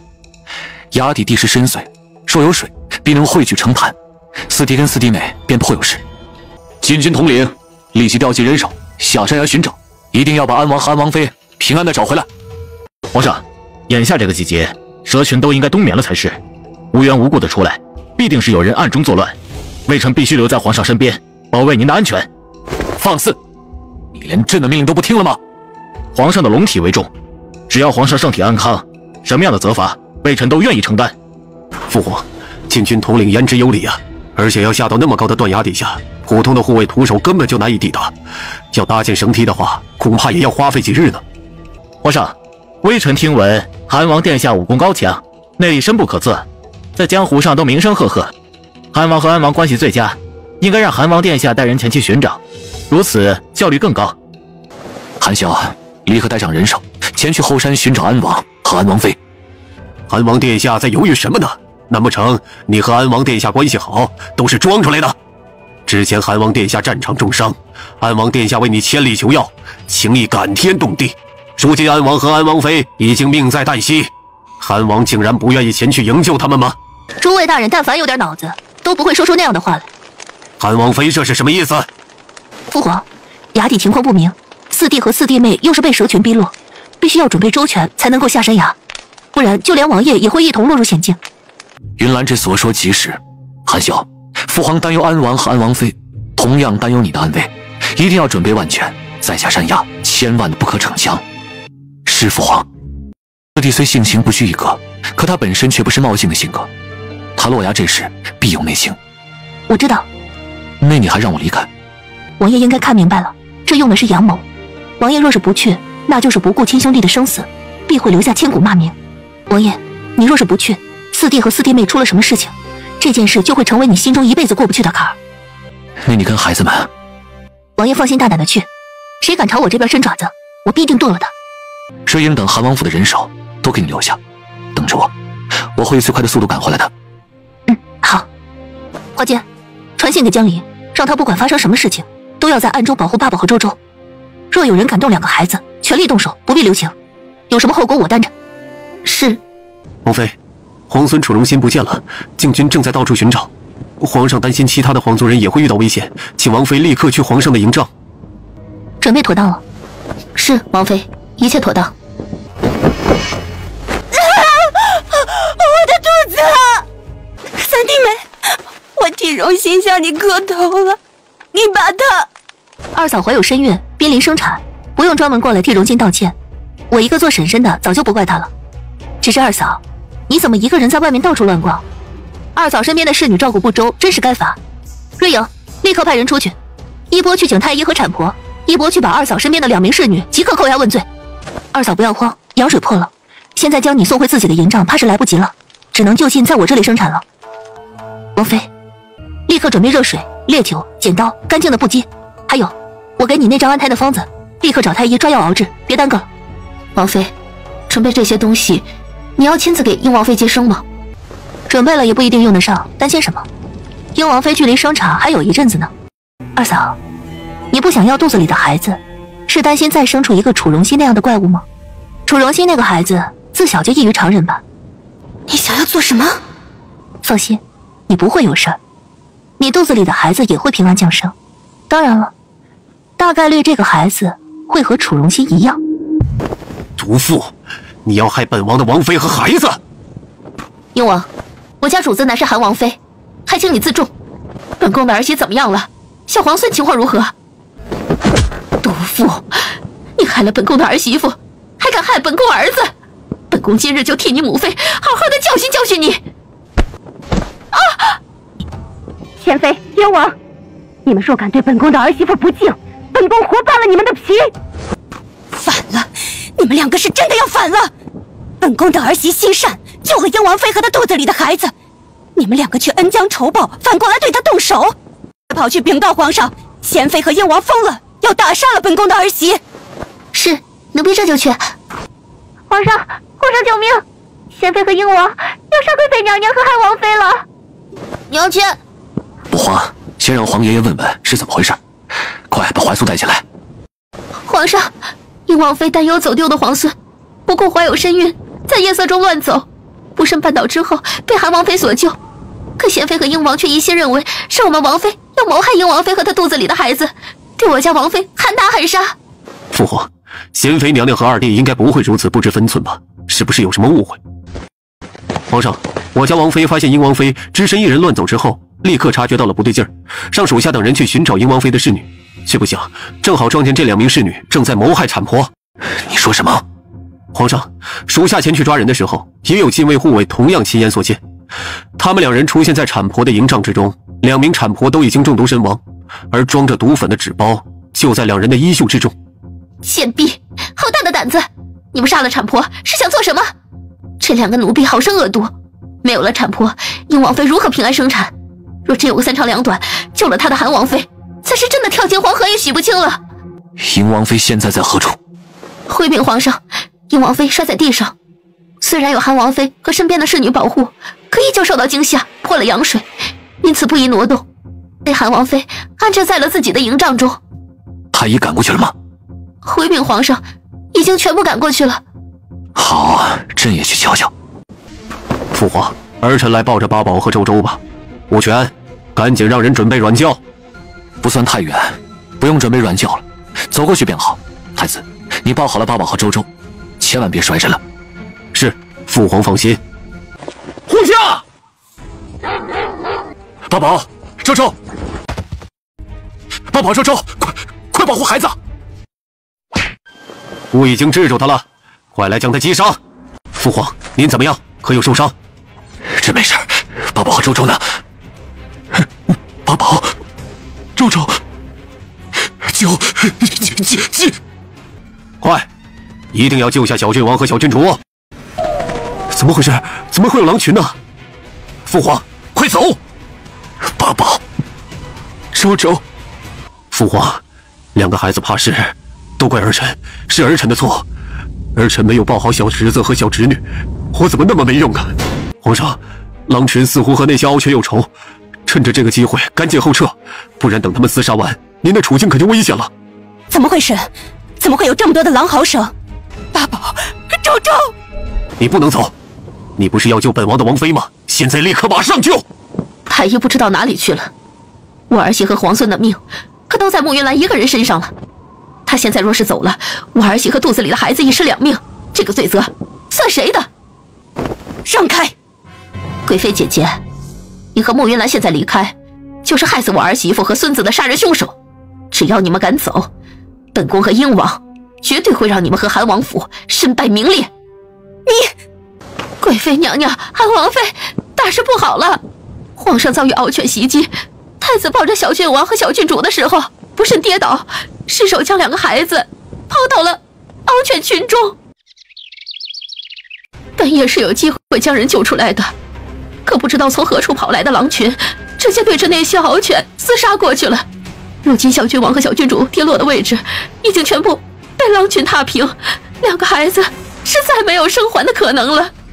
哎呀，这可真是贵妃姐姐节哀呀！这月有阴晴圆缺，人有旦夕祸福，总是说不准的。唉，就是可怜了2个孩子，3岁多还不到4岁吧，就这么没了。贱人！我告诉你，你最好祈祷八宝和周周平安无恙，那样本宫会给你们一个痛快。若是八宝和周周有个3长2短，本宫连同本宫身后的西凉，豁出所有的人命去不要，也要让你们这些贱人给本宫的孙儿们陪葬！你疯了！把你臭嘴闭上！云兰，你别怕，别管是狼群还是虎穴，母妃一定将八宝和周周平安带回来。母妃，毒妇，你哪里都不能去，快救人！江离，娘亲、祖母、大狗狗，好的大狗狗。江离，辛苦你了，可有受伤？主子放心，江离无事。云兰，一定要好好奖赏这个护卫才是。现在还有更重要的事情去做。八宝、周周，准备好了吗？娘亲，周周准备好了，一定完成任务。好，交给你了。是，主子放心。云兰，你这是要做什么？母妃，楚荣心不是无缘无故失踪的，那些獒犬就是他放出来的。什么？一个孩子怎么可能？是啊，他一个孩子怎么可能想得到这些？又怎么可能不惊动旁人做到这些？这背后少不了有人给他提醒撺掇。那狼群难道也是太子安排的？是，太子想除掉八宝和周周，又想要救驾之功，彻底赢得父皇的宠爱和信赖，让人圈养了狼犬，专门演接着这出戏呢。我看太子是走火入魔了。云兰，你想让八宝和周周做什么？母妃，这份救驾之功给八宝和周周是不是更合适？朕的孙子和孙女被狼群围困，生死未卜，你们竟然劝朕离开！父皇，您是大周朝的主心骨，说是您出了什么事情，江山社稷该何去何从啊？太子，朕是皇帝，可朕也是人。身为一国之君，连自己的孙子孙女都护不住，朕这个皇帝当的还有什么意思？朕如果出了什么事情，你身为储君可以处理国事，可是八宝和周周如果出事了，朕必定会懊悔，心痛一辈子。立刻的驱散狼群，救下小郡王和小郡主。若是八宝周周出事，今日的在场禁军全部陪葬。坏蛋大狗狗，不许伤害我皇爷爷！是周周，那2个小畜生不是应该死了吗？八宝、周周，乖，是你们吗？皇爷爷，护驾，快护驾！一群坏蛋大狗狗，不许欺负我皇爷爷！皇爷爷，你别怕，坏狗狗欺负你，周周揍死他！老天保佑，这是老天保佑吧？什么老天保佑？我看是小郡主应该是天生祥瑞之体才是啊。没错，一定是天生祥瑞之体，不然怎么可能让百兽之王臣服呢？大猫咪，冲！打跑坏狗狗，保护皇爷爷！朕的乖孙女。谢谢你，大猫咪。周周，快让皇爷爷看看，可有受伤了？你哥哥呢？是不是跟着你一起获救了？皇爷爷，周周没有受伤，是大猫咪救了周周和哥哥。哥哥抱着好大胆在后面呢。好大胆不怕，那是你爹的呀。王爷爷，刚才有很多可怕的恶犬，还有狼，王爷爷有受伤吗？王爷爷要是受伤了，周周就带着大猫咪杀到森林里去，把那些坏蛋大狗狗统统揍一遍。皇爷爷没事，有八宝和周周保护，皇爷爷一点事都没有。皇上得上天庇佑，平安无事，实乃大周朝之幸啊！朕的确是有福气，不过却不是上天庇佑，而是八宝和周周有孝心。皇上，小郡王和小郡主不仅化险为夷，还带着猛虎前来营救皇上，实乃神迹呀！皇族那么多年都没有女孩降生，却偏偏得了小郡王和小郡主这一对龙凤胎，本身就是祥瑞，自然是非比寻常。不错，八宝和周周是朕的福星，是大周朝的祥瑞。好孩子，皇爷爷的好孩子。父皇，猎场已经不安全了，不仅有狼群，还有猛虎。为了父皇的安全，儿臣恳请父皇即刻启程返京，再派遣更多的禁军清剿山林。哼，太子伯伯大坏蛋！周周怪大伯也是应该的，是大伯伯不好，没有保护好你们。王爷爷，太子伯伯不喜欢八宝和妹妹吗？八宝为什么会这么问啊？因为太子伯伯把八宝和妹妹扔给了那些坏狗狗啊。八宝误会了，当时天色太黑，地上又有一个坑，太子伯伯没有站稳，摔倒在地，没有抱紧你们。才不是，没有抱紧和扔出去，周周还是分得清的。太子伯伯就是把周周和哥哥扔出去的。你们两个受了惊吓，一时分辨不清，太子伯伯不会怪你们的。父皇，眼下当务之急。皇上，太子殿下受了重伤，瞧瞧这身上的血迹，必定是失血过多了，还是先退出此地，请太医过来帮太子殿下包扎疗伤吧。周周，刚才那只大虫。什么大虫？哪里有大虫？很大吗？能不能扔到坏蛋太子伯伯的脑袋上？就是刚才你骑着那只大猫咪，是他救了你跟八宝吗？皇爷爷，大猫咪是来着好大胆的，周周和哥哥身上有好大胆的味道，所以大猫咪就找到了我们，还把我们从坏蛋狗狗的嘴巴里救了出来。虎毒不食子，动物之间尚且有着不残害幼崽的灵性，实属难得。父皇是用老虎来敲打我，他真的因为那两个小畜生的话怀疑上了我。王爷爷，娘亲呢？怎么没有看到娘亲？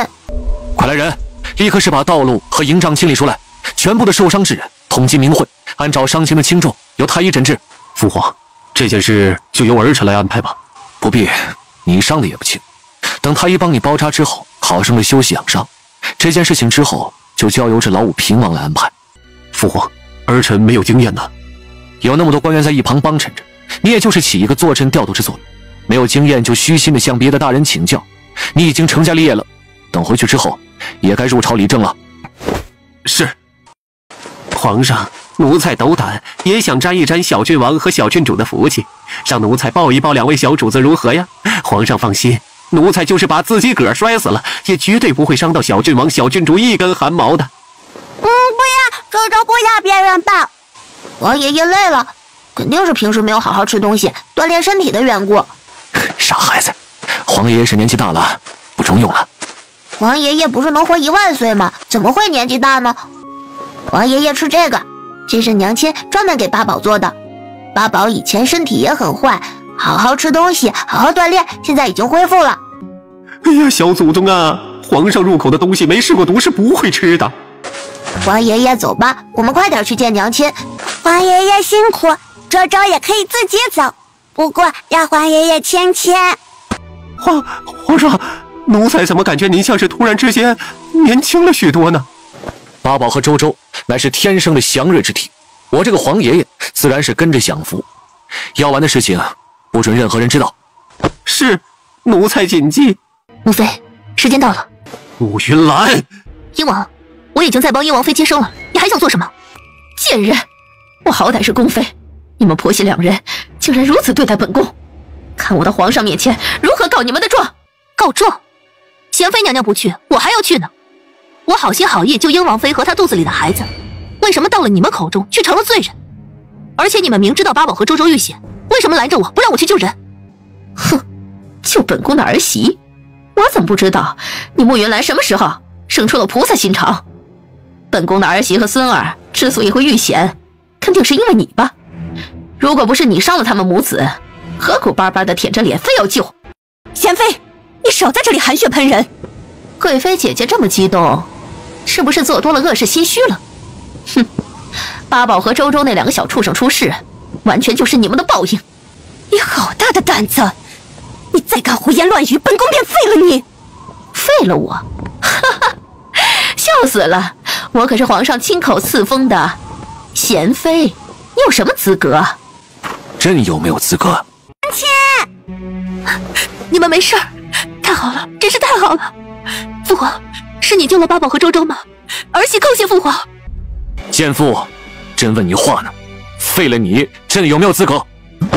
父皇，母妃一时言语无状，请父皇宽恕。小郡王和小郡主果真是福星啊！有他们带来的福气，皇上现在是腰不酸了，腿不疼了，扇人都更有劲儿了。皇上，臣妾知错，臣妾不该口不择言，可这一切都是事出有因的。父皇来了，贤妃娘娘倒是仔细说说，什么因，什么果？皇上，因为荣心之前的冒犯，陆云兰一直怀恨在心。应王妃前来找他询问有没有见过荣心，却被他推倒，以至于羊水破裂而难产。微臣来晚了，请皇上责罚。你们现在才过来？皇上，微臣等人收到英王妃要生产的消息，立刻就往这边赶。可是，在半路上遇到了恶犬之后，又有狼群袭击，躲到一处营帐中死守，才勉强保全性命啊！你们去看一看英王妃的状况。皇上，多亏了韩王妃帮忙施针用药调理，英王妃一切安好，肚子里的孩子也无恙。怎么可能？贤妃娘娘这是什么意思？什么叫不可能？难不成你知道英王妃和她肚子里的孩子都将不保？云兰，你这么说，是不是发现了什么线索？父皇，英王妃生活的如何，本应该是二哥和二嫂之间的家务事，我本不应该插手这些。可既然撞上了，我也不是怕事的人，总要说2句公道话。有什么话尽管说就是，父皇必定为你做主。是，父皇。儿媳收到您让前往营帐聚集的消息之后，便出了门，却不想迎头便撞上了英王妃。她只身一人，身边没有带任何侍女，险些摔倒在地上，而且见到我便直接替楚荣心开口道歉。当时周围有很多禁军，皆可以作为人证。皇上，臣妾不知道这些细节。不知道细节你就满口胡说，往本宫的儿媳妇身上泼脏水。德贵妃，以后再遇上这样的事情，不要总是动嘴骂人。皇上，这贤妃……来人，把贤妃拖至营帐外，掌嘴30。皇上，臣妾一时不察，不是有意污蔑韩王妃的，皇上恕罪，恕罪啊！父皇，母妃只是太过担忧儿媳妇和小皇孙了，这才一时口不择言，请父皇从轻发落。朕忘了还有你呢。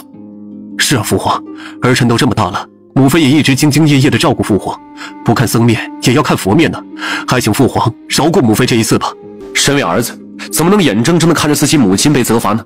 去，把英王一并拖下去，让他跪在贤妃的身旁，一同掌嘴。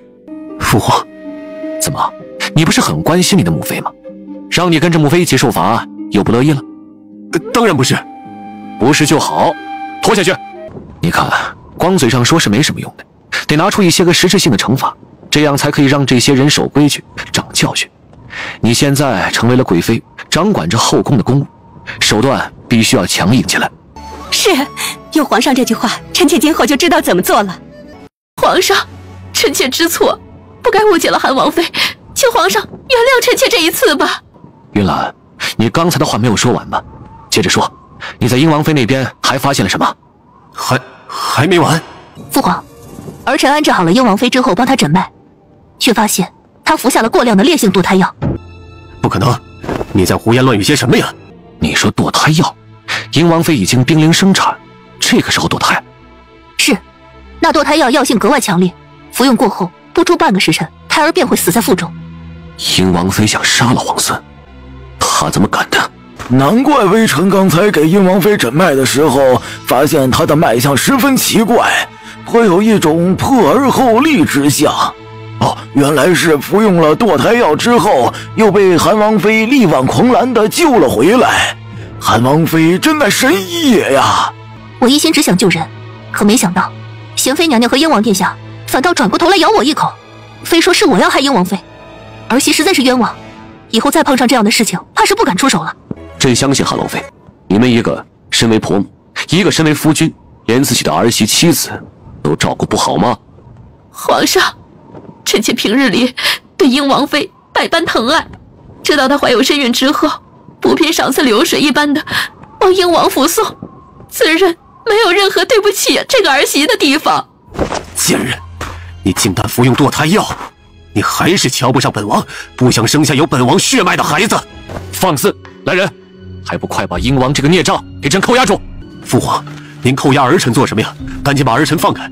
儿臣要好好问问那个贱人，究竟有什么对不起他的地方，让他竟然恨到不愿意生下孩子。你这个孽障！英王妃是你的正妻，如今正为着你生孩子，有什么话不能等孩子平安降生之后再说呀？还生什么呀？他这么恨儿臣，谁知道他肚子里的孩子是不是哪里来的野种？父皇为儿媳做主。英王妃，你先平安的生下了孩子，有什么话之后再说。孩子平安，你的一些所作所为，朕可以睁一只眼闭一只眼。孩子如果出事，那么你便是再无活路了。父皇，儿媳本来就没有什么活路了。这么些年，儿媳日夜遭受折磨，也早就活够了。父皇，您知道这些年儿媳过的是什么样的日子吗？因为当初选秀传出过几句儿媳会被指给太子的流言蜚语，结果这么多年，别管是贤妃还是英王，都对儿媳怀恨在心，百般折辱。贱人，你还敢提当年？本王就知道，你还做着入太子府的梦呢。你不就是瞧不上本王，想着另攀高枝吗？果然，贱人永远都是贱人。给朕闭嘴！英王如果再敢插嘴，直接把嘴堵上。父皇，您瞧见了吧？这位英王殿下不仅在战场上威风，回到府里更是威风。他就是个恶鬼，就是个变态。他在床上对儿媳百般折辱，也让儿媳感受到疼痛为乐。平日里，只要是在府中，就必定将我叫过去，让我跪在地上伺候的。你这个贱人，是彻底不要脸了吗？这样的话你都敢往外说？我以前就是太要脸了，才让你对我为所欲为，将我折磨得不成人样。你是个大变态，楚荣兴就是个小变态，你们父子两个都不是什么好东西。你闭嘴！父皇，你不是好奇我为什么不想生下肚子里的孩子吗？为什么？因为我肚子里怀的和楚荣兴一样，就是个天生的坏种。你说什么？那楚荣兴小小年纪便脾气暴躁，吃奶的时候就咬伤了好几个奶娘，再大一些就以伤害羞辱身边的侍女内侍为乐，甚至喜欢将绳子拴在人的脖子上，看人在地上跪着爬行，几次险些闹出人命。楚荣兴才只有7岁。是啊，所以儿媳才说他是天生的坏种。他自小就知道怎么折磨人，甚至连我这个母亲都不放在眼中。儿媳一次一次的想要教好他，可他完全不配合，不仅一个字听不下去，还动辄就咬儿媳的手臂。小孩子顽皮一些，怎么了？你跟他斤斤计较，那才是没有一点做母亲的样子呢。立刻把英王绑了，把嘴堵上。楚景战，你竟然也有今日！皇上，楚荣兴明明有问题，我跟他说过不止一次，英王却视而不见。我只能去找贤妃，可不仅没有换来重视，反倒被贤妃一顿责骂，说我没有照顾好孩子。朕会让人去查实这些，若你的话都是真的，朕会软禁楚荣兴，绝不可能让其成长为皇室的耻辱。皇上，韩王妃的确是清清白白，是儿媳不想要孩子，又害怕背负上杀害皇孙的罪名，所以才服下堕胎药，想要将所有的事情都推到韩王妃的身上。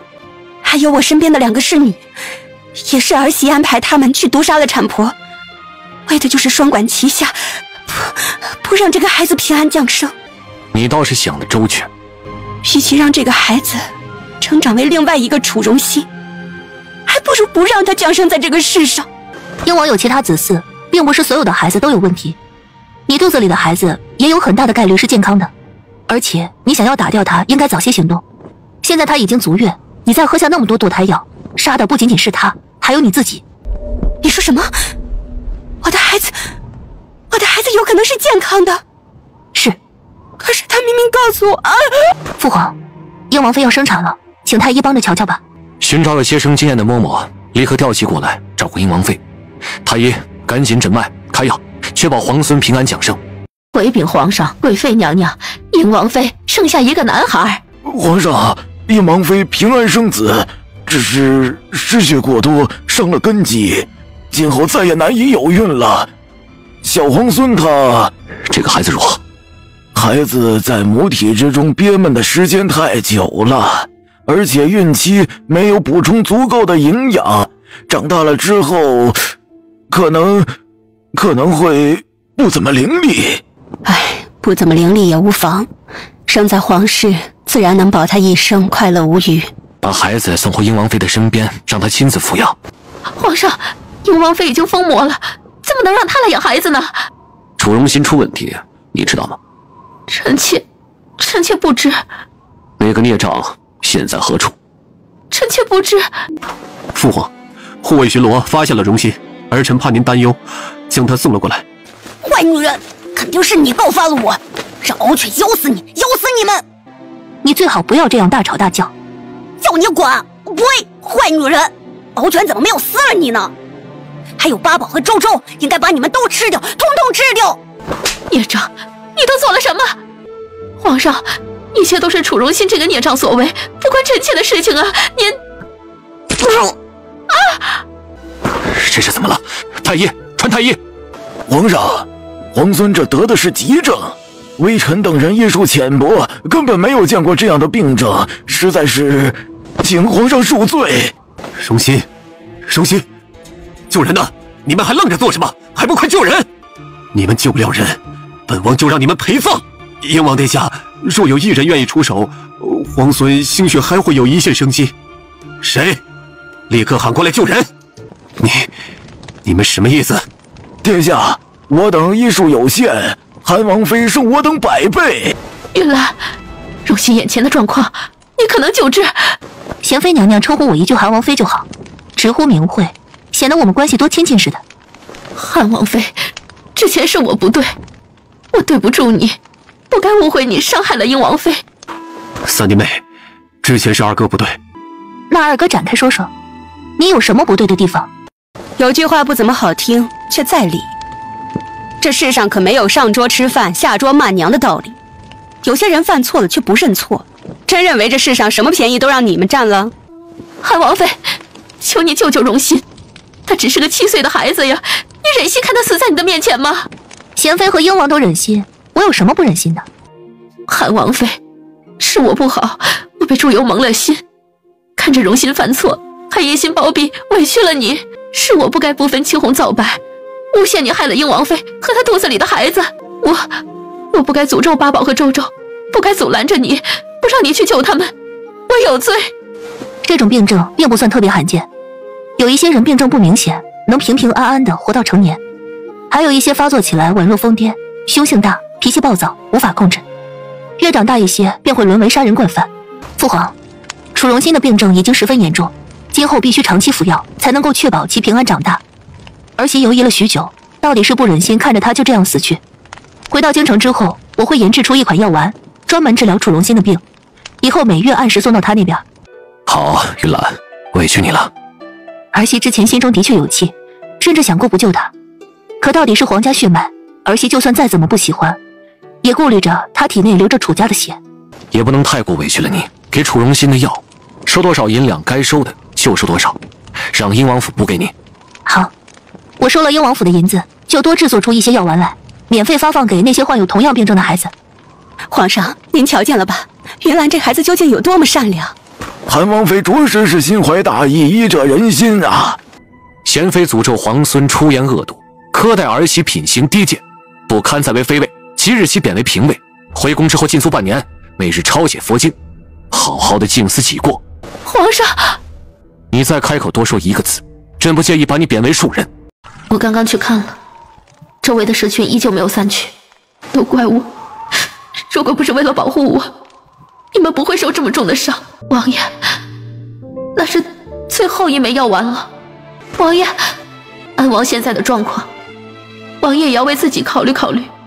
已被狼群抓伤，又被毒蛇咬了，若是再把这最后一枚药丸喂给安王，你该怎么办？什么安王？那是你的夫君，还有四弟妹请自重。我没有别的意思，只是王爷，也许这里就是我们的葬身之地了。王爷，你后悔下山崖救助我们吗？王爷，你还记得10年前我们初次遇见吗？那个时候我刚刚9岁，父亲还没有坐上丞相的高位，只是个普通的3品官。跟着母亲前去参加宫宴的时候，我被人陷害，闯了太后的宫殿，还摔了一身的泥。是王爷救了我，带着我走出了慈安宫，还为我披上了一件披风。你所说这些我已经不记得，人还是要往前看当下这道路，而不是总回头念着过去。这些话我本打算藏在肚子里，一辈子不与人讲。可眼下我们被困在这里，也许再也没有机会离开了。我才发现，我不想带着遗憾走，至少我想让王爷明白。本王不想去明白，你也不必再说了。王爷，我没有非分之想，也不敢有，只是想把这些事情告诉你，让你知道，曾经有个女子，从很小的时候为什么？滚！四弟，明妃，四弟，你先顾好自己。三哥，明妃，他去打水了，一会儿就回来。三哥，是我太过心慌，一时口不择言，说了很多不该说的话，还请三哥不要怪罪。你忍一下。三哥，你怎么样？是不是那石头缝里有毒蛇？我的脚扭了。当成拐杖拄着。三哥，怎么了？云兰。王爷。云兰，你是来救的吗？是，王爷，我来帮你。你对本王做了什么？王爷在说什么？我什么都没有做，你这是怎么了？你以为本王不敢杀你？王爷，杀了我，你也会死的。就要死在这儿了吗？云兰，八宝，周周，云兰。王爷，楚寒笑，你疯了！云兰，我在呢，我在呢，你怎么了？我来了，我来带你回去。三嫂，景木，求求你，救救景木。三嫂，景木怎么样？放心，我没说让他走之前，阎王爷来了也得把人留下。那就好。云兰，别急，等我缝完楚景木再去缝你。我不急。外面应该已经清扫干净了。四弟妹若是觉得这里太过血腥，可以到外面透透气。不用，我想留在这里陪着景木。王爷来的正好，坐下，缝你。好了，云兰，来吧。你的手怎么了？王爷那么久没有消息，王妃自然担忧的不行。和皇上禀报过后，匆忙的就下了山崖，手上的伤自然是下山崖的时候留下的。放心，便是手肿了，也不会把你的伤口缝错。毕竟总不能影响我们韩王殿下的俊美之姿，不是？王妃，外面的毒蛇已经尽数清理干净了，禁军正在四周驻扎，请王妃吩咐。派人去通知皇上，就说人已经找到。不过安王殿下重伤，需要至少等3日才能挪动。运送一批物资下来，衣服、食物以及各种药材，够3日所用即可。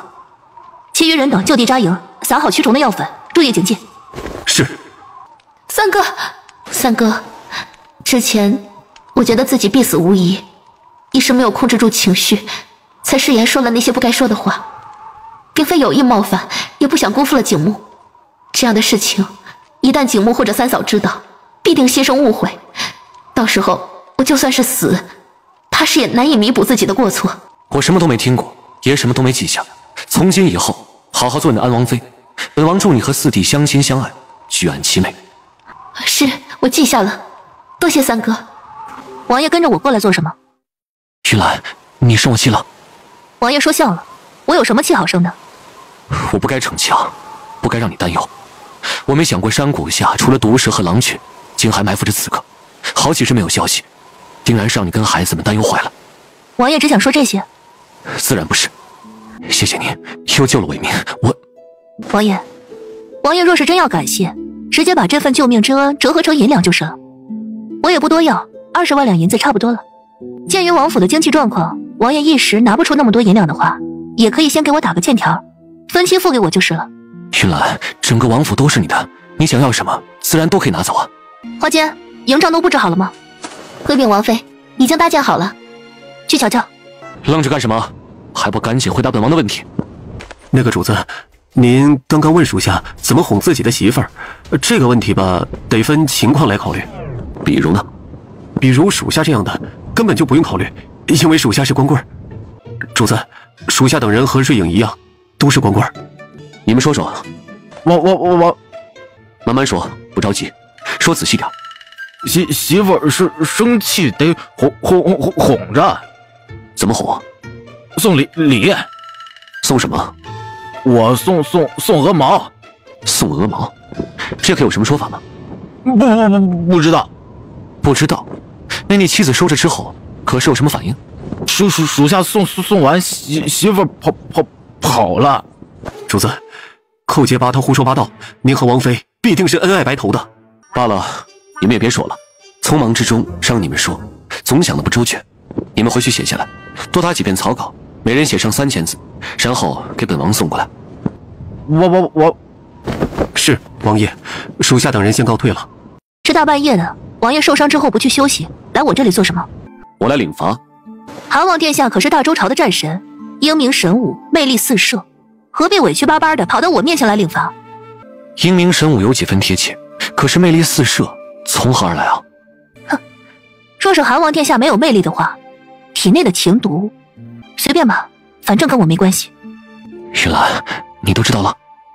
玉兰，我错了，不该隐瞒你的。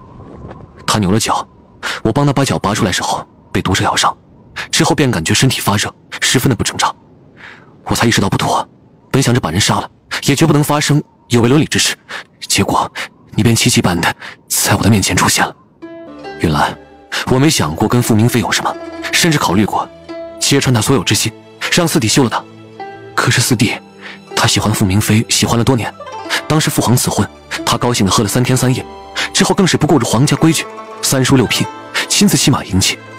甚至到现在，他与傅明飞成婚多年，一直没有子嗣，却从未想过要纳妾。如果这个时候他知道了傅明飞的背叛，我怕他真撑不住，我也怕我们的兄弟情谊从此灰飞烟灭。玉兰，我跟他没什么，没有单独见过面，甚至连话都没说几句。而且刚才我已经警告过他了，让他跟四弟好好相处，不要再生出任何的其余的心思，否则我跟他第一个算账，绝不容情。这不是毒蛇咬伤，不是吗？是蜈蚣。有剧毒的蜈蚣不多，带情毒的就更少了，除非是有人专门饲养炼制的。娘亲，娘亲，周周好想你哦。娘亲，你终于回来了，爸宝又担心死了。母妃，本宫的云兰，好孩子，快让母妃瞧瞧有没有受伤，有没有哪里不舒服啊？你们愣着干什么？还不去检查？多谢父皇，让您担忧了。无妨，行完礼之后就往旁边让一让，别挡着太医帮云兰检查。父皇、母妃，儿媳没事的，让你们担忧了。朕就知道你有分寸，你的骨子里淌的可是陆家人的血。好孩子，真是辛苦你了。哼，这倒霉儿子，等回去之后再跟他算账。母妃，我没事的。好，营帐都布置好了，这几日你在山崖下必定是累坏了，快些回去休息。娘亲乖乖哦，想吃什么想喝什么告诉周周，周周来照顾娘亲。娘亲的脉象很平稳，但是要注意休息，什么事情都不能自己做，要让孩子做。娘亲记住了吗？好，娘亲记下了。王妃这几日着实辛苦，母妃跟孩子们多关心关心，也是应当的。本王的伤势也不重，王妃又给上药包扎，到如今好了大半，自然是不用过多在意。三弟，姑刚刚陪着父皇喝了一杯茶，正想要去看看你呢。听闻三弟在崖下受了伤，姑十分的担忧啊。对了，怎么只有三弟一个人？你的那些护卫呢？哎，这做下属的怎么能如此粗心大意？德贵妃忙着照顾韩王妃，那些护卫们应该仔细照顾着你才是啊。多谢太子关心。我这个做大哥的自然关心你们这些弟弟。太医们这会儿都聚集到了四弟那边去了。三弟，你身体若是有什么不适的话，可不要忍着。姑现在便去叫人喊2个太医过来，专门给你看看。弟弟的肩膀受伤了，八宝不能撞的。爹爹，你现在疼得还厉害吗？周周给你呼呼。痛痛飞飞。爹爹没事了，你们娘亲给爹爹用了最好的伤药，伤口现在都是已经结痂了。爹爹，你肯定还是很疼的。周周之前摔倒，摔破了膝盖都很疼呢。爹爹还能走路吗？要不要周周来背着你？周周这2天和好大胆打架，力气变大了很多呢。没关系，爹爹可以自己走，还能抱着八宝和周周。爹爹，你之前教导八宝，发生任何事情一定要先照顾好娘亲。刚刚八宝和妹妹已经把娘亲安顿妥当了，现在来照顾爹爹。好，你们都很棒，失陪了，太子殿下。爹爹，要不你把手放在八宝的脑袋上吧，八宝可以给你当拐杖。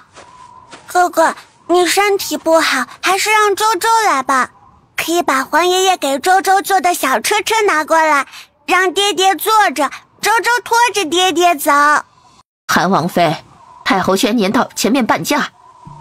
韩王妃，太后吩咐，请您一个人过去。你是先到太后身边伺候的？是，韩王妃称呼奴婢一声玉嬷嬷即可。玉嬷嬷，我这几日没去慈安宫，不知道贵嬷嬷可还安好？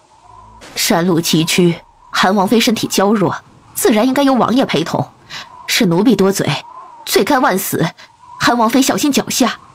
德贵妃，佛祖面前你打扮的这般花哨，哪里有一点上香祈福的样儿？太后教训的是，太后，贵妃姐姐出身西凉，听说那是个贫苦之地，她不懂我们大周朝的规矩，也是情有可原，请您不要生气了。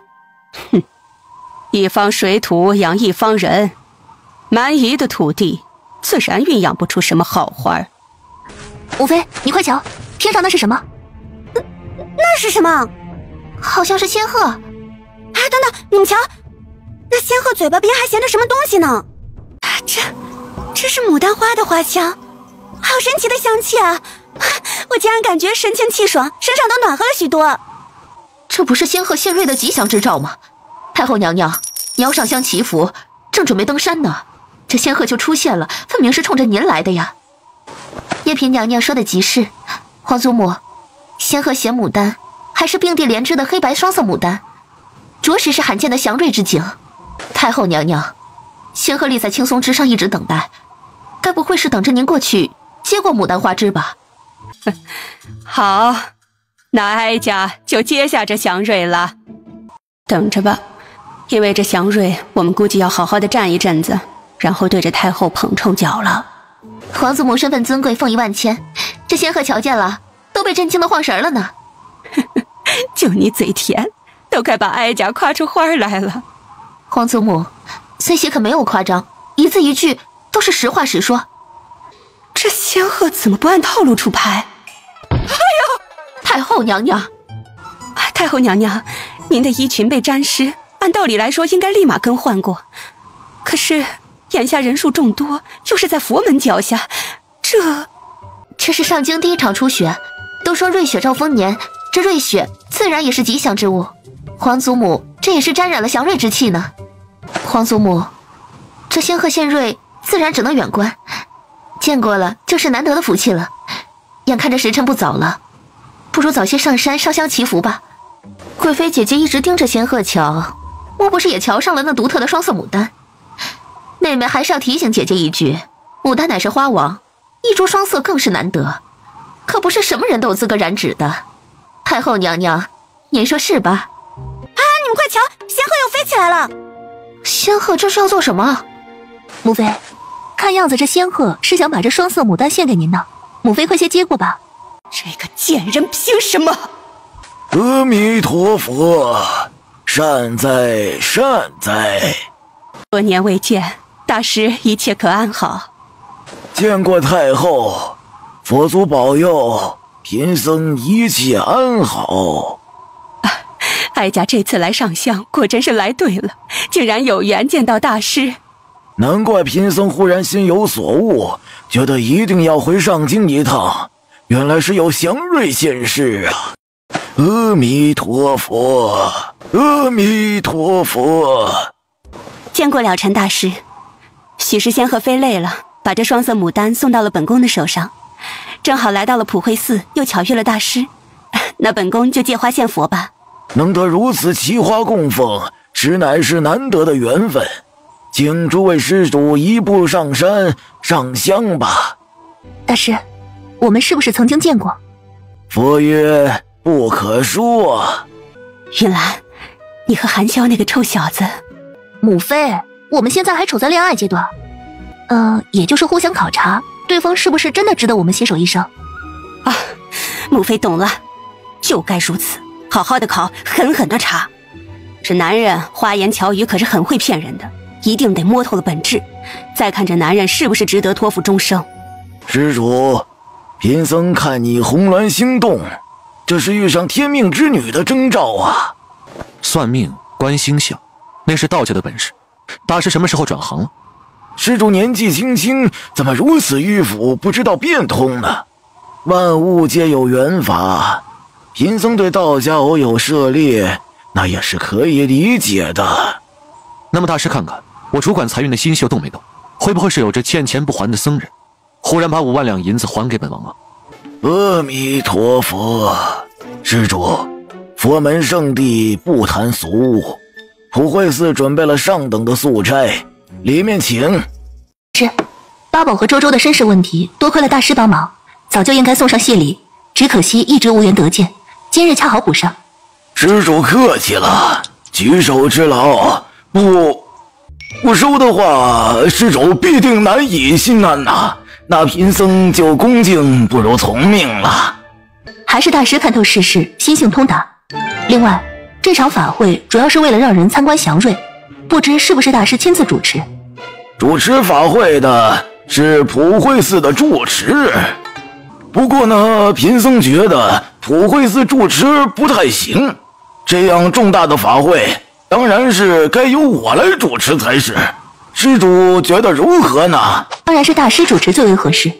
这是我送上的香油钱，请大师收下。阿弥陀佛，施主心善，佛祖必定会保佑施主心想事成的。祥瑞是冲着我和王爷的母妃来的，我也觉得母妃雍容华贵，和双色牡丹最为合适。是，的确如此。祥瑞是献给德贵妃的，贫僧亲眼所见，出家人不打诳语。大师，这些还请收下。施主直说就是，你想让贫僧超度了谁？啊，大师误会了，我没有其他意思，只是敬重大师人品，想着送上一点银两，借大师之手帮助更多的贫苦百姓，也算是为我、王爷以及2个孩子积攒福缘。小郡王和小郡主今天也会过来吧？是。2位施主不介意的话，可否让贫僧亲自诵经，为2个孩子祈福呢？自然是求之不得，多谢大师。王爷放心，贫僧已经明白了。大师，云兰的意思只是祈福就好，没有别的。施主放心，贫僧懂，都懂。王爷、王妃，皇上马上就到了，该前面接驾了。娘亲，爹爹！不是说了尘大师也在吗？怎么没看到大师的身影了？主持，不许无礼！何事如此匆忙？没看到圣驾在此吗？主持，您快去看看吧，祥瑞！难不成是祥瑞出现了什么问题？快去瞧瞧吧。佛祖显灵了！阿弥陀佛，天降福星啊！这一波搞大了。大师你好，我是八宝。大师你好，我是周周。阿弥陀佛，2位小福星有礼，贫僧了尘。大师，你真厉害，你肯定是所有的大师中最厉害的。小福星为何如此肯定啊？因为大师你的光头最亮。大师，童言无忌，还请勿怪。哈哈哈，心性纯然，率直坦荡，又天生神力。贫僧恭喜皇上拥有了天命神女啊！哈哈哈，几年不见，大师的佛法越发高深，仅仅是一眼就看得如此明白。皇上有礼，贫僧瞧着您面色红润，周身金色真龙之气与紫色祥瑞之气交相辉映，想必已经感受到了两位小福星的能耐。有福星相伴，皇上今后必定龙体康健，福寿延绵呐！没错，这都是八宝和周周的功劳，朕深有体会。生而早慧，得上苍嫉妒，却又逆转乾坤，遇难成祥，果真不愧是福星之体呀！了尘大师，刚才那些锦鲤，皇上，仙鹤献瑞，为德贵妃送来了双色牡丹。贫僧刚刚本是按照规矩来供奉，却不想锦鲤们感应到了祥瑞之气，才欢快地跳跃不停。贫僧之前还不明白这是怎么回事，看到了两位小福星紧跟着德贵妃，才知道原来是两方祥瑞遥相呼应，才引发异象，得佛祖显灵，此乃大周朝之福啊！那就麻烦大师按照规矩供奉祥瑞，为大周朝祈福吧。皇上，不好了，杀人了！说仔细些，什么杀人了？韩王妃杀了纪兆安的一名姑子。胡说什么？这里是普惠寺，哪里来的什么姑子？贵妃先不要着急，说不准这其中是有什么误会呢。皇上，这下人说来说去的，总是说不清楚。要不然我们一并过去瞧瞧，说是这其中有什么误会，也好帮韩王妃做主，以免传扬出什么不利于她的流言来。祖母不生气，祖母，娘亲会救人，会救好多的人，却从来都不会滥杀无辜。八宝说的对，本宫的儿媳妇是什么样的品性，大周朝上下就没有不知道的，怎么可能会无缘无故杀人？皇上，既然太后都说要去看看了，那不如就劳烦皇上移驾，一同前去瞧瞧。不怕，皇爷带着你们去瞧瞧。八宝、周周，你们年纪小，若是害怕的话，就让你们祖母带着你们到旁边这院子玩耍，皇爷爷会查清真相的。皇爷爷，周周马上就要4岁了，不再是3岁的小孩了，才不怕。这慕云兰，你真的杀了人！父皇、皇祖母、母妃，你们来了。皇上，韩王妃杀了自己的亲妹妹。什么？你快进去瞧瞧。惠禀太后，被杀的女子的确是前一任韩王侧妃穆锦柔。韩王殿下都把人给休了，而且休国侯府也把这个庶女送到了尼姑庵中修行，这到底还有什么仇什么怨，竟然下如此狠手？都住口！事情还未查问明白，怎么诸位大人却齐刷刷的咬死了是本宫的儿媳妇杀人？母妃，地上脏乱，别过来，免得脏了您的衣裙。云兰，母妃信你绝不是肆意妄为之人，究竟发生了何事？你仔细向你父皇说清楚。皇上，贫尼等人在纪兆庵修行，因为普惠寺要举办法会，人手不足，纪兆庵距离普惠寺不远，所以前来帮忙准备斋饭一类。这件事情普惠寺的住持是知道的，贫尼也知道韩王妃和穆锦柔之间有过节，还特意叮嘱了，让他就待在这处禅院之中，不可出门。却不想韩王妃突然闯入院子，还命侍卫将我们拦在门外。贫尼两人听到一声惨叫，紧接着穆锦柔满身是血的跑了出来，向我们喊救命。我们本想上前搭救，可韩王妃却直接将人拖回了房间之中。云兰，这姑子说的可都是实情。父皇，他描述的的确与之前发生的事情相差无几。我确实对穆锦柔动手，只是我并未杀人。刚才奴婢验过，穆锦柔已经没有了气息。锦柔，我的孙女儿啊，你怎么救？老夫人，你这是做什么？参见皇上太后，老身失态了。你是老休国侯夫人张氏，是，一把年纪了，快起来吧。发生了这样的事，谁也没想到。你节哀顺变吧。你这个不争气的孩子，怎么就不听祖母的话呢？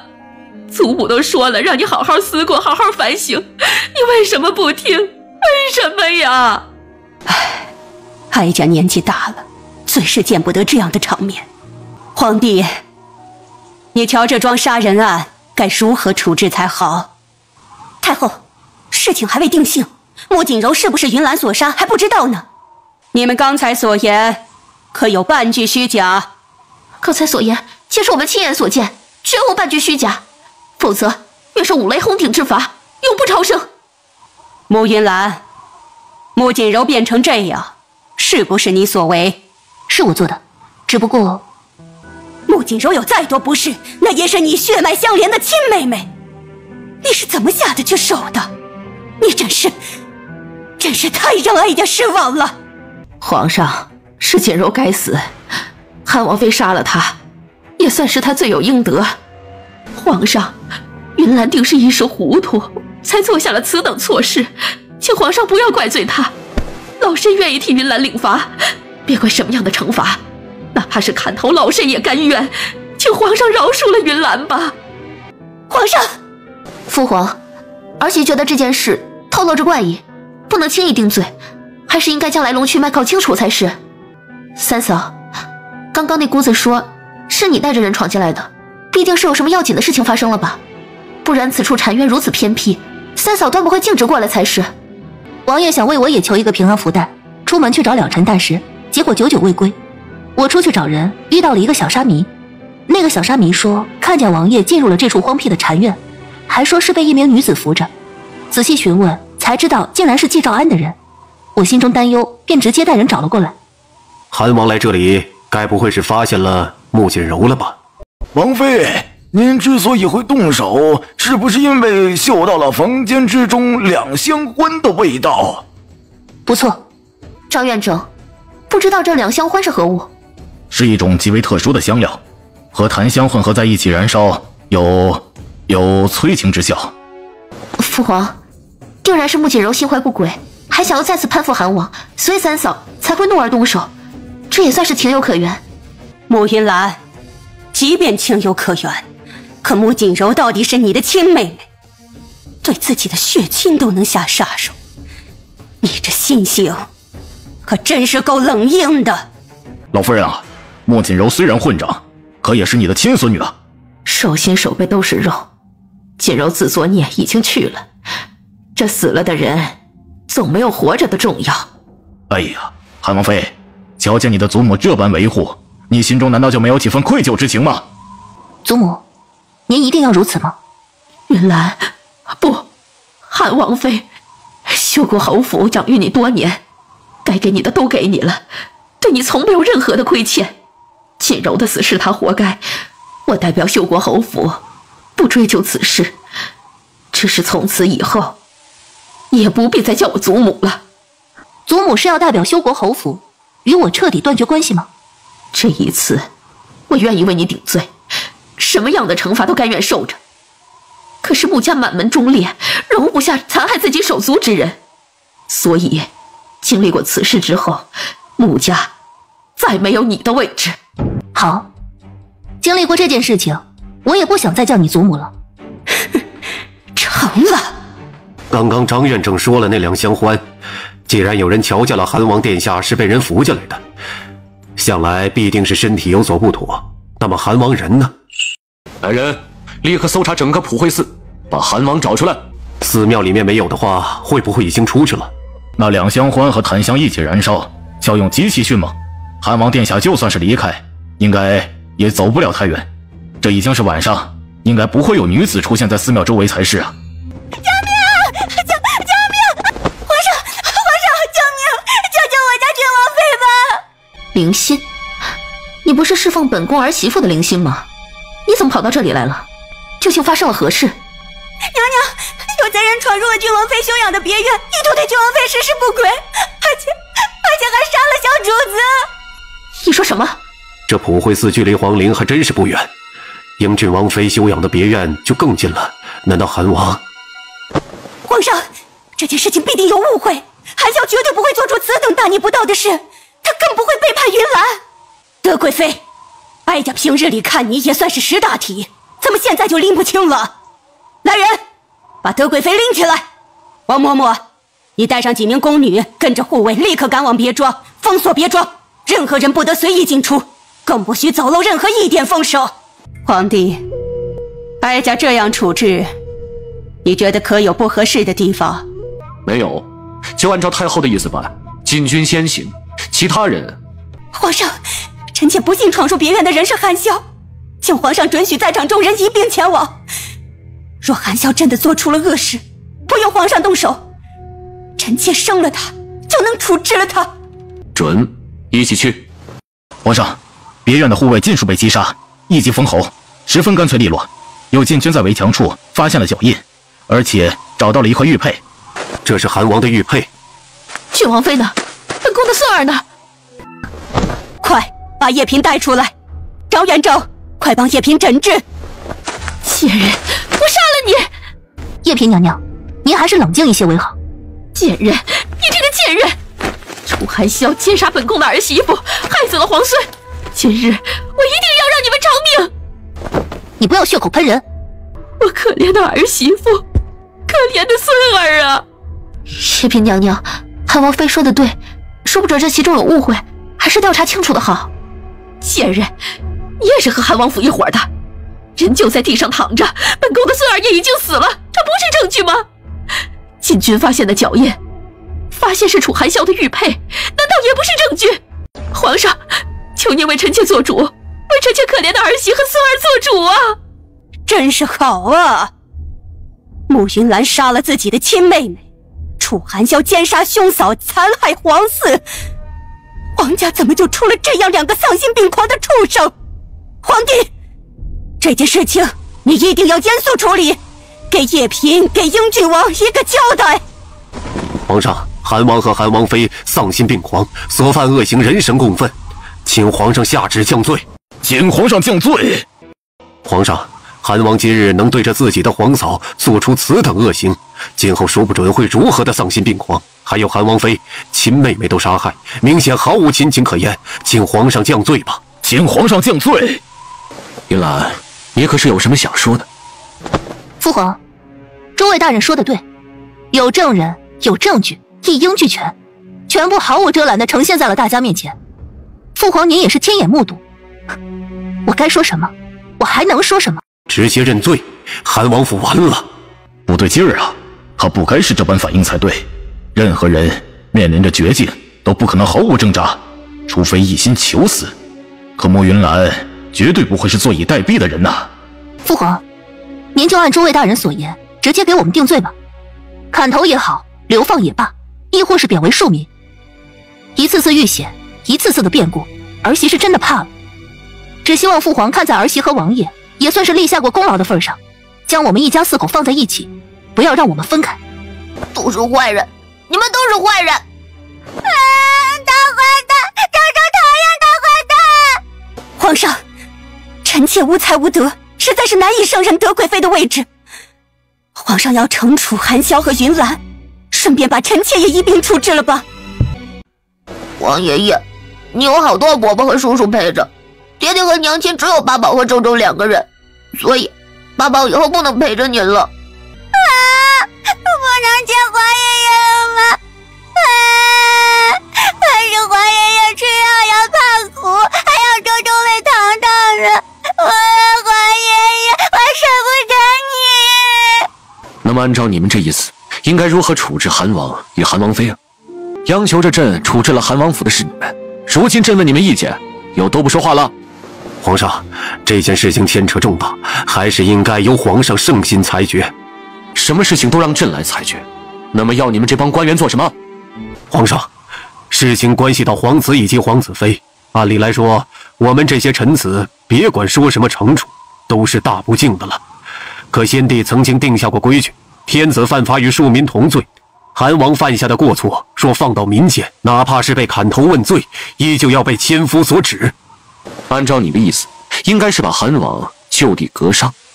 皇上，韩王殿下到底是皇子，而且又是因为被人下药才做出了此等恶事。微臣认为罪不至死，只需要被贬为庶人，终身囚禁即可。贬为庶人，终身囚禁。礼部尚书这么说了，你们其余人可是有什么更好的意见？微臣等人赞同礼部尚书的提议。看来礼部尚书颇有威望，其余官员竟都是纷纷的附议。那么你就接着说说吧。莫云兰呢？该如何处置啊？皇上，韩王被贬为庶民的话，韩王妃自然也要一同革去封号，皇上御赐的金牌也要收回。另外还有朱颜阁，庶民的身份，又有杀害自己亲妹妹的罪行，自然不能再接触官员女眷。毕竟连亲妹妹都容不下，谁知道他会不会暗中挟私报复呢？八宝和周周呢？皇上，两个孩子到底无辜，又是皇家血脉，倒是可以留在宫中。只是为了防止他们以后被人利用，亦或是生出什么妄念，掀起事端，不能再像从前那般恩宠了，将人关入了冷宫之中，派遣几个嬷嬷内侍照顾着，能让他们平安长大，已经是格外的恩泽了。逆人！那本王是不是还要谢谢你啊？别打了！别打了！韩香我的头发，我的头发！皇上，你要为下官做主啊！父皇，不知我韩王府是如何得罪了礼部尚书，儿臣刚才一回来，就听到他言之凿凿的要处置我的王妃与孩子。韩王，你犯下大罪，还殴打朝廷命官！就你这副怂样，也配当朝廷命官吗？还有，什么大罪啊？本王察觉有贼人上山，意图行刺父皇，所以连夜追凶，好不容易的才把贼人绞杀。没有功劳就罢了，竟然还犯下了大罪。什么？诸位大人神色为什么如此奇怪啊？本王没犯下什么罪，你们很失望？王爷，你没有发生什么事吧？云兰，你怎么了？他们都说王爷丧心病狂，奸杀了英俊王妃，还残害皇孙。这都什么混账话？父皇，儿媳和皇孙差一点就见不到父皇了。到底发生了何事啊？父皇，儿媳本来带着皇孙奉命在别庄之中休养，却不想夜晚有刺客闯入，意图对儿媳施暴，还要杀掉我的孩子。多亏了三弟和了尘大师及时赶到，救下了我们母子，诛杀了那些刺客。三弟，请受二嫂一拜。二嫂不必如此，都是一家人，自然是应该互相的扶持。只是这些大人是怎么回事？三弟是救了我和孩子们的人呢，为什么说他是凶手？你该死！皇上，微臣也是被人给蒙蔽了，皇上饶命啊！父皇，您该不会是相信是儿臣闯入了别院，意图对二嫂不敬吧？是谁信口雌黄，蛊惑圣心？王爷，你出门向了尘大师求福袋，之后便有人告诉我，说你被一名女子扶着，进入了一处荒僻的禅院。我放心不下，便带着人追过去查看，却不想一进门就看到了濒死的穆锦柔，房间之中还点燃着具有催情效果的两香花。我根本是没去过什么禅院，出门之后我便找了尘大师去了。没错，贫僧可以作证，韩王殿下来的时候，还有几名僧人一同瞧见，皆可为人证。我说过，可是这些大人不信，又有大人提出说王爷中了两香花，该如何解毒？会不会在佛门圣地做出什么使皇家丢脸的事情来？恰好二嫂身边的侍女前来求救，说有贼人闯入了北院，意图对二皇子妃不敬，还残害了皇孙。他们就理所当然的把罪责推到你头上。我相信你，母妃也相信你，可是我们再如何信任，也敌不过诸位大人口中所谓的铁证如山。好精明的算计啊，好恐怖的阴谋！难怪有人是故意的引我出普惠寺，一路来到了别院，原来是准备把这么一盆腥臭难当的脏水，硬生生的泼在我的身上。父皇，儿臣本来正和了尘大师说话，却听着外面的异响，一路追出来之后，就发现了黑衣刺客。儿臣和了尘大师不放心，跟随那位贼人，一路到了别院，发现正是有人对着二嫂不利，赶忙出手把那位贼人斩杀，尸体现在还趴在房间。之后儿臣便遇到了贼人的围杀，而且那些人还不断的撒毒粉。还好儿臣的身上有云岚备下的药丸，这方才是没有中招。我请了了尘大师保护着二嫂，自个儿则是一路追凶，好不容易才把贼人尽数斩杀。结果这到头了，自己却被误以为是贼人。这是打着杀掉二嫂和皇孙，然后下药控制住你，让你来背黑锅吧。王爷，还好你武功高强，若是你被算计成功，我和孩子们……父皇，儿臣想不明白，什么时候朝堂之中办案子如此的草率了？别说儿臣是当今的皇子，是您亲口御封的亲王，哪怕只是一个普通百姓，身上背负着命案，也得审理查证吧。儿臣在外追凶还没赶回来，这就有人着急给儿臣定罪了。王爷是不知道，房间里趴着的那名刺客尸体，直接被误认为是二嫂呢。别说审理查证了，都没有人进去把那具尸体翻过来，好好确认一下死者身份。毕竟确认身份，哪有往王爷身上泼脏水来的重要呢？臣等有罪，请皇上责罚。好啊，好啊，都瞧瞧，这是朕千挑万选才提拔出的朝廷命官。臣等罪该万死，请皇上责罚。你们是该死！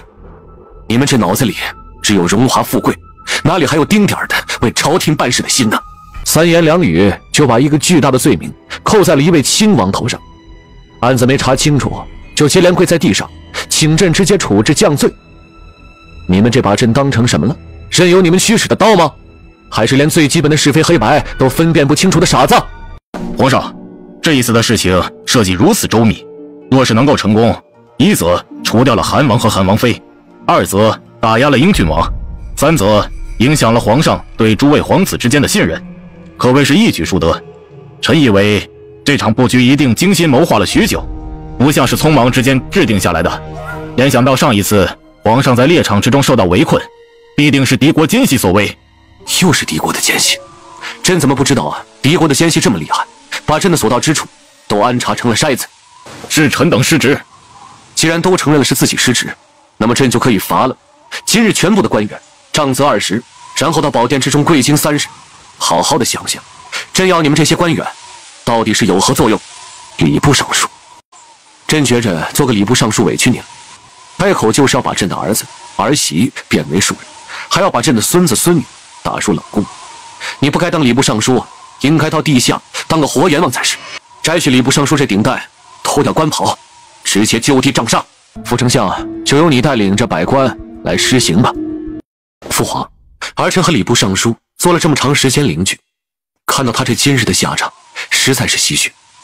既然礼部尚书已经伏诛，那么他的家人就不要过多计较了吧，否则传扬出去，还以为是儿臣没有容人之料。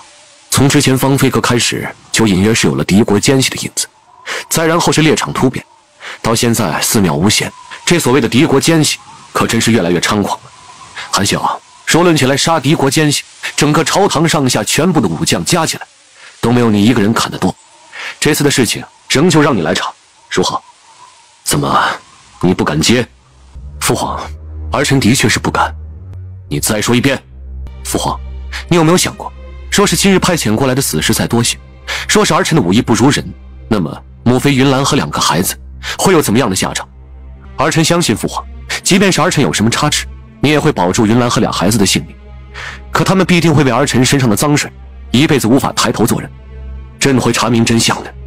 儿臣不怀疑父皇的能力，如果这一次儿臣出事，父皇一定会查明真相，还儿臣一个清白。那么下次呢？下次呢？被诬陷次数越来越多，父皇这每次都会坚定的查明真相。父皇，韩香稳稳当当的站在这里，您并没有那么直观的感受。如果儿媳也告诉您，她口中所说的一切并非是危言耸听呢？你想说什么？世颖，将穆锦柔抬上来吧。云岚，你这是……张院正，麻烦您上前帮穆锦柔验一验伤。住手！韩王妃，锦柔已经去世，你为何还要折辱她的尸身？就不能让她安安生生、清清白白的走吗？老夫人，太医院张院正，你应该也是认识的。他是医者，而且德高望重。医者看诊，历来不用避讳男女，这是自古以来的规矩，何来什么折辱之说？你也说了是看诊，如今锦柔都已经死了，还有什么看的必要？老夫人就不想知道穆锦柔究竟是因何而死吗？还能是因为什么？老夫人到一旁站着吧，不要阻碍张院正。是。指甲微微发青，尖端都有些发黑了，这是中毒的症状。另外，他脖颈处有被簪子划伤的痕迹，但是伤口不深，没有划破血脉，不足以致命。致命伤应该是胸口的这一刀，刀口很深，有些倾斜，虽没有伤及心脏，但却伤了肺，所以才导致……啊，这怎么可能呢？不应该，完全不应该呀！皇上，莫锦柔被匕首直接刺穿了肺部，而且还身中剧毒，按理来说必死无疑，可是他还活着。父皇，他的确还活着。这怎么可能？你害我！啊！我的腿！贱人！你是个小贱人！疯了！我看你是疯了，竟然敢如此对待自己的祖母！呸！你这个老不死的，为何要害我性命？穆景柔，你刚才那话什么意思？要害你的人到底是谁？皇上，是我祖母，是她要害我，我知错了。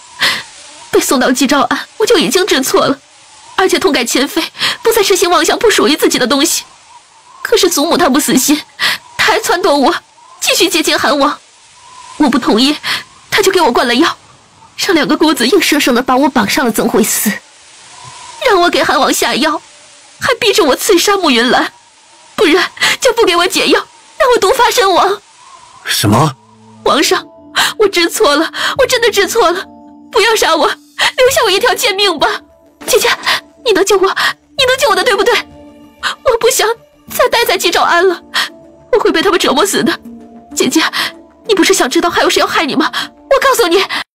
父皇，我不知道穆锦柔说老夫人害他究竟是真是假，我只知道，应该安分的待在祭诏庵之中的他，不应该恰到好处的出现在普惠寺。还有老夫人，她前段时间举止疯癫，很多住在修国侯府四周的人都见过。她这般年纪，应该好好的在家中容养，也不应该恰到好处的出现在这里。父皇，儿媳一再强调自己没有杀人，可是却无人相信。母妃帮儿媳说了2句话，却被2个嬷嬷钳制住，根本动弹不得。儿媳是韩王妃，母妃更是高居贵妃之位，可我们却依旧做不到为自己辩白。如果不是王爷击杀了刺客，眼下这针对韩王府的必杀局已经完成。那个时候，八宝、周周，到皇爷爷这儿来。皇爷爷，坏人，好的坏人！王爷爷不相信八宝和妹妹，觉得我们是坏孩子。哎呀，不哭，是皇爷爷不好，皇爷爷错了，没有第一时间的站出来维护八宝和周周，让你们受了惊吓。韩萧、云兰，你们2个不用有什么心理负担，更不用害怕。朕既然是把这桩案子交给你们来调查，对你们自然是12万分的信任。云兰，朕给你那块金牌可不仅是摆设，该用的时候拿出来用就是了。父皇，可是金牌事关重大，儿媳又是一介女流，那金牌若是不用，供奉起来，岂不就是一块无用的铁疙瘩？父皇既然是把它赏赐给了你，自然就是要让你派上用场的，明白了吗？八宝和周周，一个是朕封的瑞和郡王，一个是昭祥郡主，他们是朕最为亲爱宠爱的孙子和孙女，既有了正经的封号，也该给他们建造自己的郡王府和郡主府。这件事情由工部来督办。父皇，儿臣定然竭尽所能，调查最近发生这些案子，说是有敌国奸细，一定把他们抓出来，格杀勿论。哎，周周好，你是我三舅舅。不对，不对，你是我的大侄女。八宝、周周，这是娘亲的三哥，你们的三舅舅。三舅舅好，三舅舅好。一边去！一群大老粗，别吓到了八宝、周周。外祖母。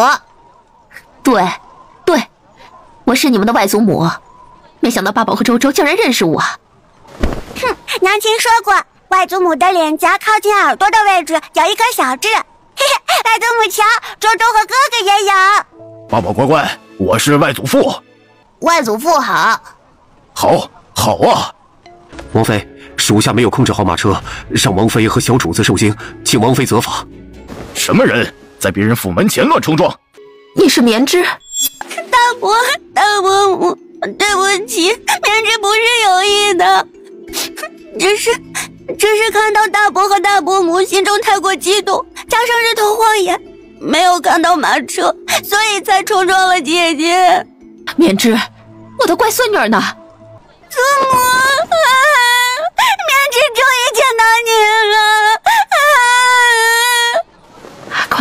快过来，让祖母好生瞧瞧。这些年待在南州那个穷苦之地，着实是委屈你了。绵枝，你怎么一个人来了上京？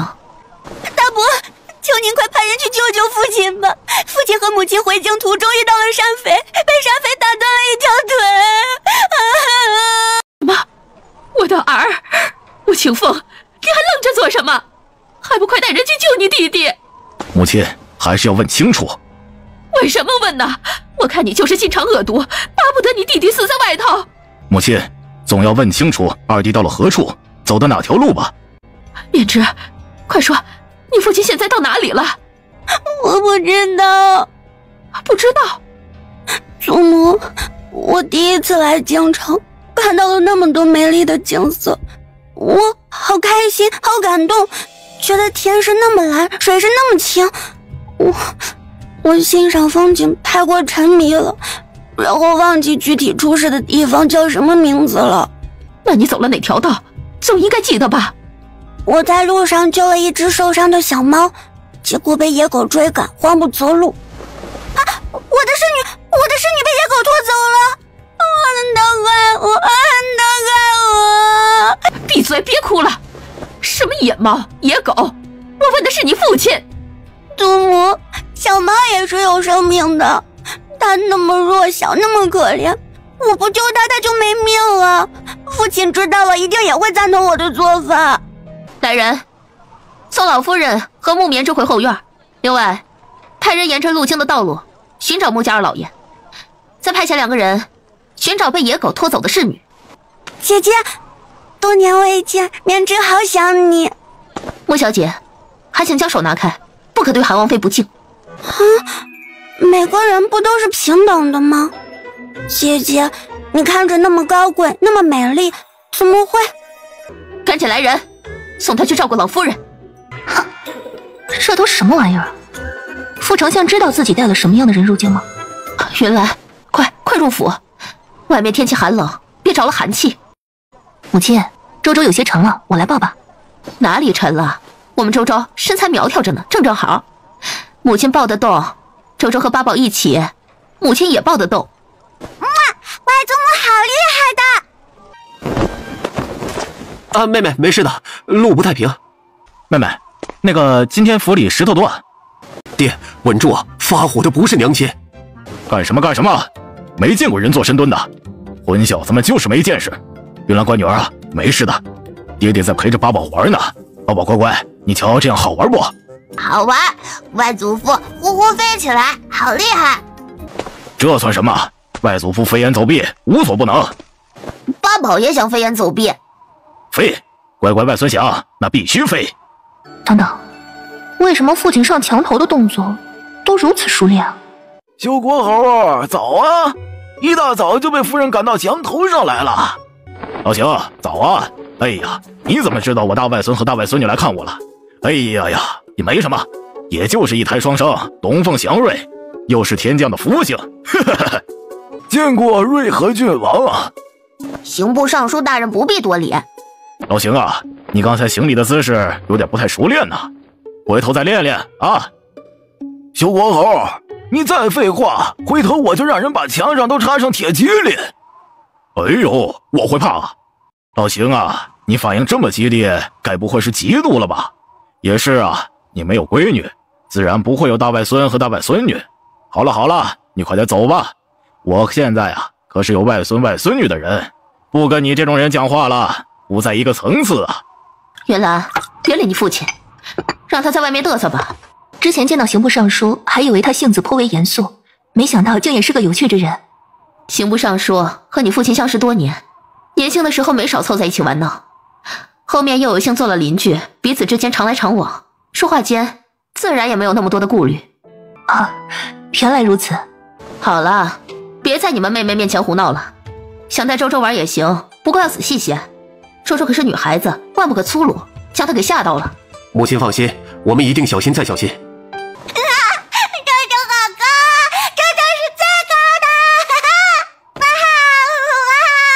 出去玩好不好？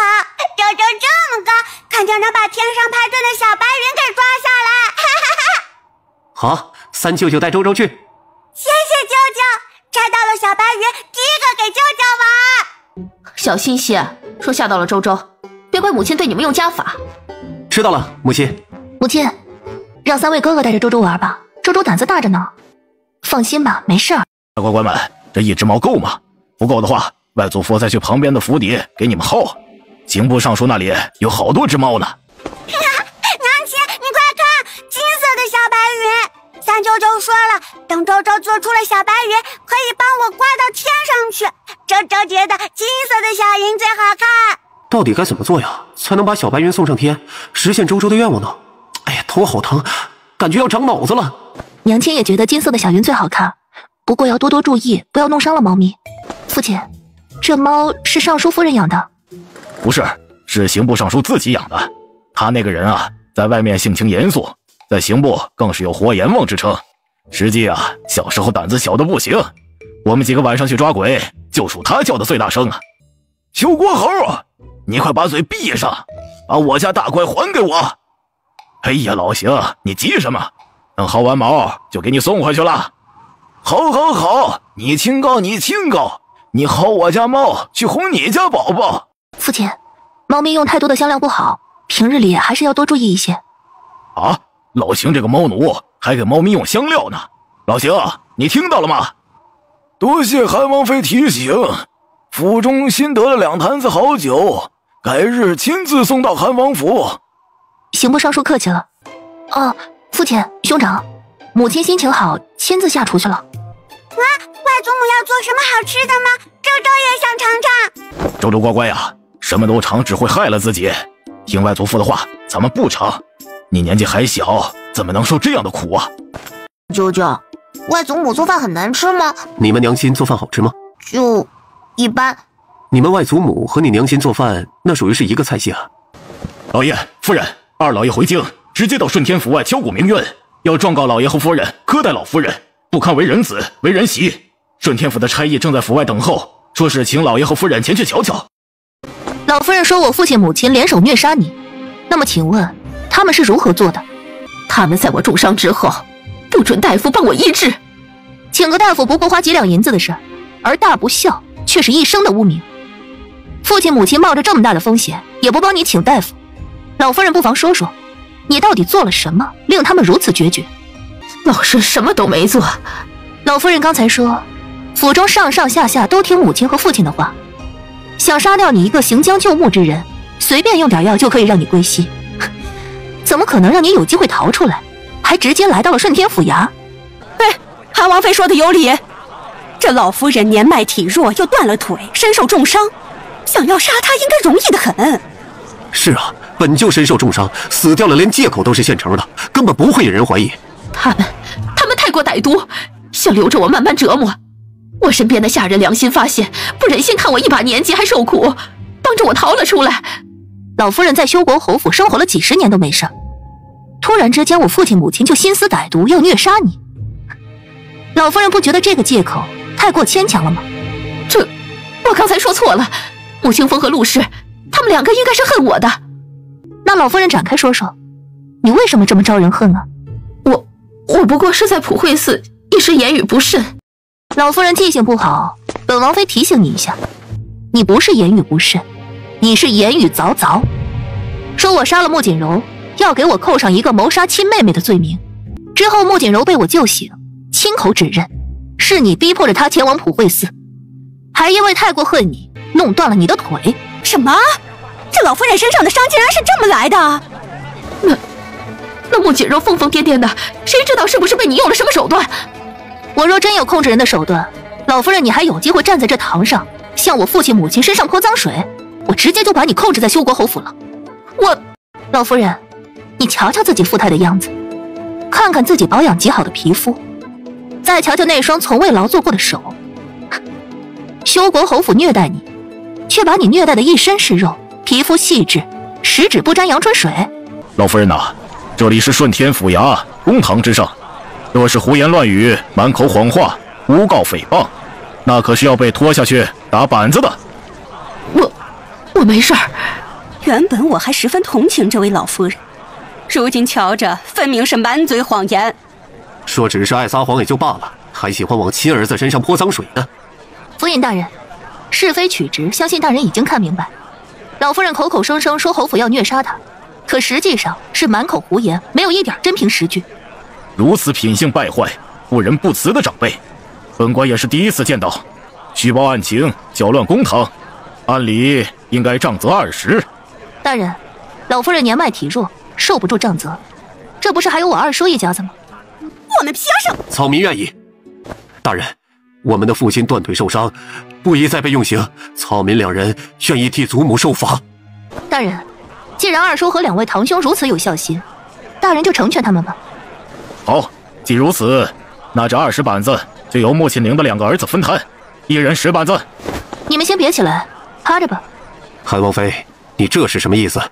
府尹大人罚都罚过了，难不成你还想对着我的2个乖孙动用私刑？老夫人，刚刚府尹大人罚的是你捏造证据、扰乱公堂，还有其他的罪名没有惩处呢。穆玉兰，你什么意思？你还想做什么？府尹大人，我和老夫人已经断绝了关系，那么他对我这个韩王妃言语不敬，直呼姓名，该如何惩处？这按照规矩，这是不敬之举，重则流放，轻则掌嘴。虽然我和老夫人没有了关系，可是他和我父亲还是亲生母子，不看僧面看佛面。流放免了，就掌嘴50吧。大人觉得如何？王妃仁慈，处置的十分妥当。来人，按住穆庆林的儿子，每人掌嘴25下。等等，韩王妃，惩罚到现在还不做完吗？祖母和你没有了关系，可还有血缘呢。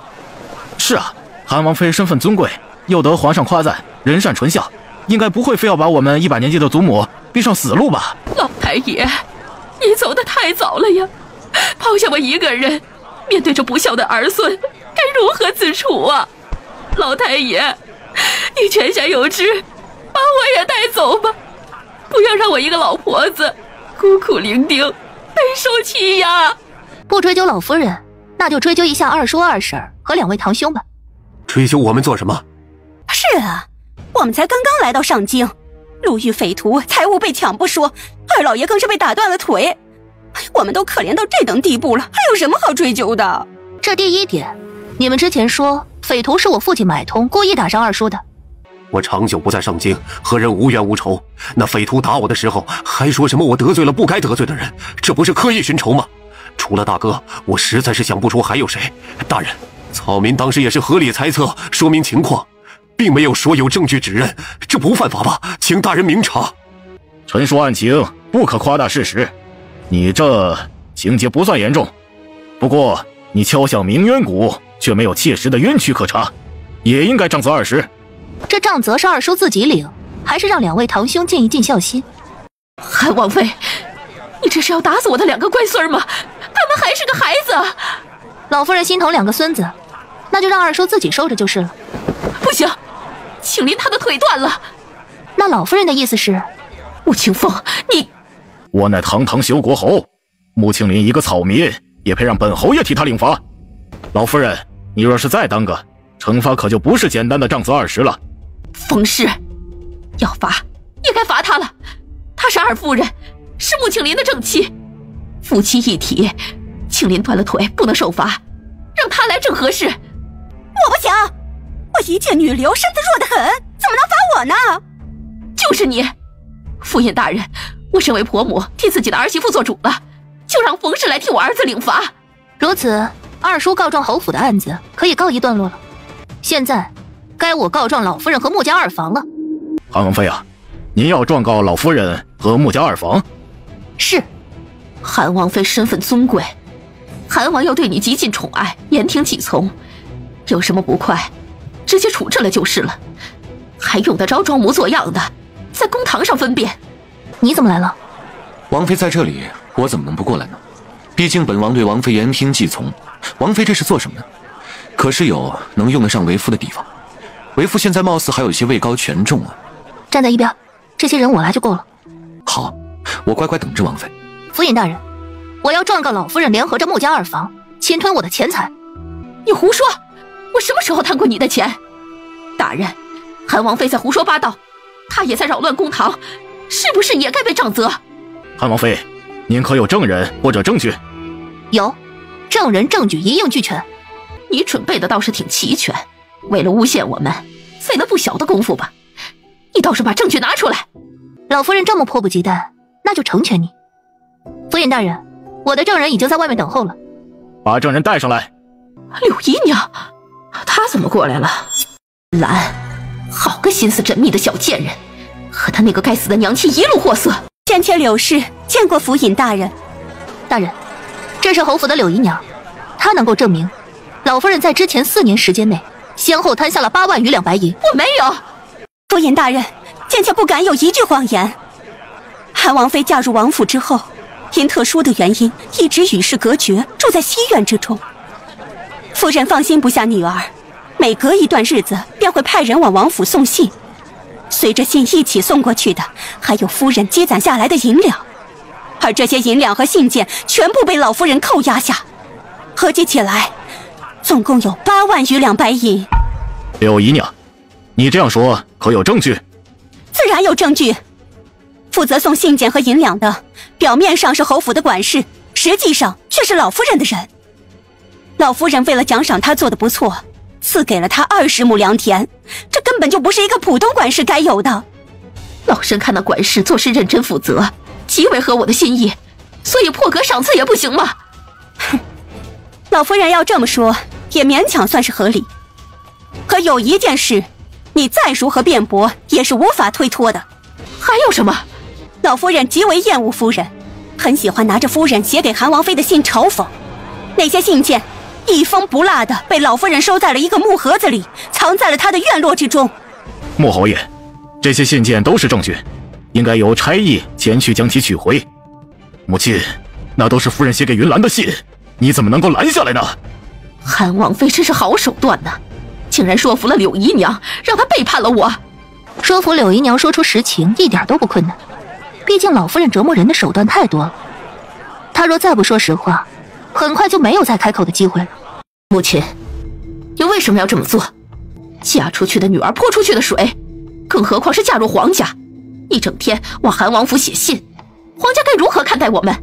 会不会觉得是我们不放心韩王，觉得将女儿嫁给他委屈了？我这可都是为了整个侯府着想。你撒谎，你恨我。从我嫁给穆清风的第一天开始，你就对我不满。我以为你不满的是我孤女的身份，是我无依无靠，没有受过母亲的教养。我竭尽所能的学习规矩，侍奉在你的跟前，想要做一个好儿媳，可你还是不满。这种不满让你推动着柳姨娘入府，让我成为了京城的笑话。我就是厌恶你，怎样？你陆家，往好听了说是满门忠烈，说难听点儿，不就是一家子死人吗？我穆家是何等门楣，迎娶你入门，对穆家没有丝毫的帮助不说，还要背拖后腿。老身凭什么不厌恶你？你说不同意穆清风娶我，为什么不一开始说明白？我也不是非他不嫁。你嘴上说的好听，实际上就是个擅长蛊惑男人的狐妹子。就是因为你，穆清风第一次违背了我的意愿，宁可被我责罚，宁可跪在地上，也要将你娶进门。更何况你是先皇赐婚，我想不同意也不得不同意。什么一家子私人呐？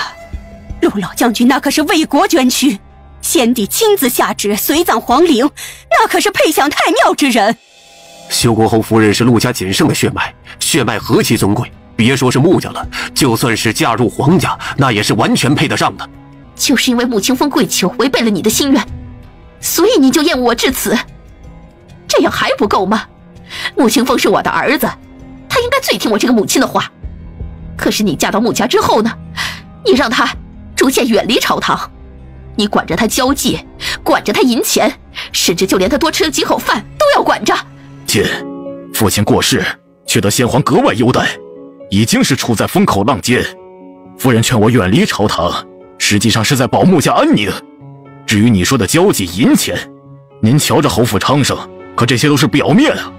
偌大的侯府需要花费银两的地方太多了，夫人是在为这个家考虑。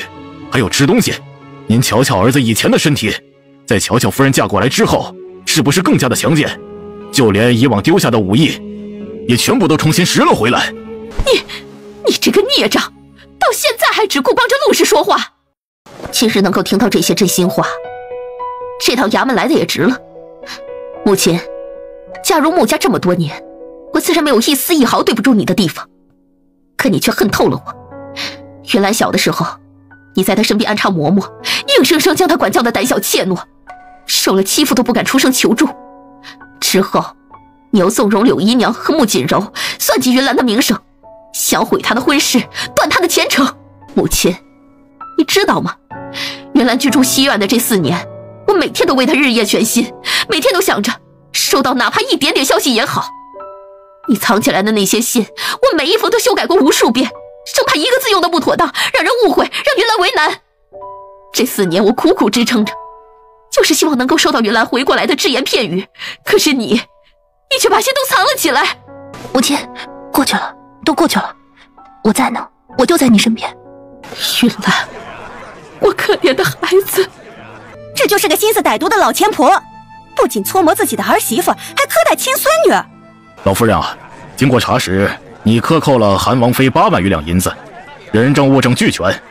你现在若是将银两补齐，还给韩王妃，倒是能够考虑对你从轻发落。我也是最近才和韩王妃断绝了关系，之前她还是我的孙女呢。我身为长辈，扣她些银子花用怎么了？她当初出嫁的时候，穆清风和陆氏可是恨不得把整个侯府都掏给她。我现在不过是拿回来一些。大人，从亲情上讲，老夫人身为长辈，却克扣小辈的银两，视为不慈。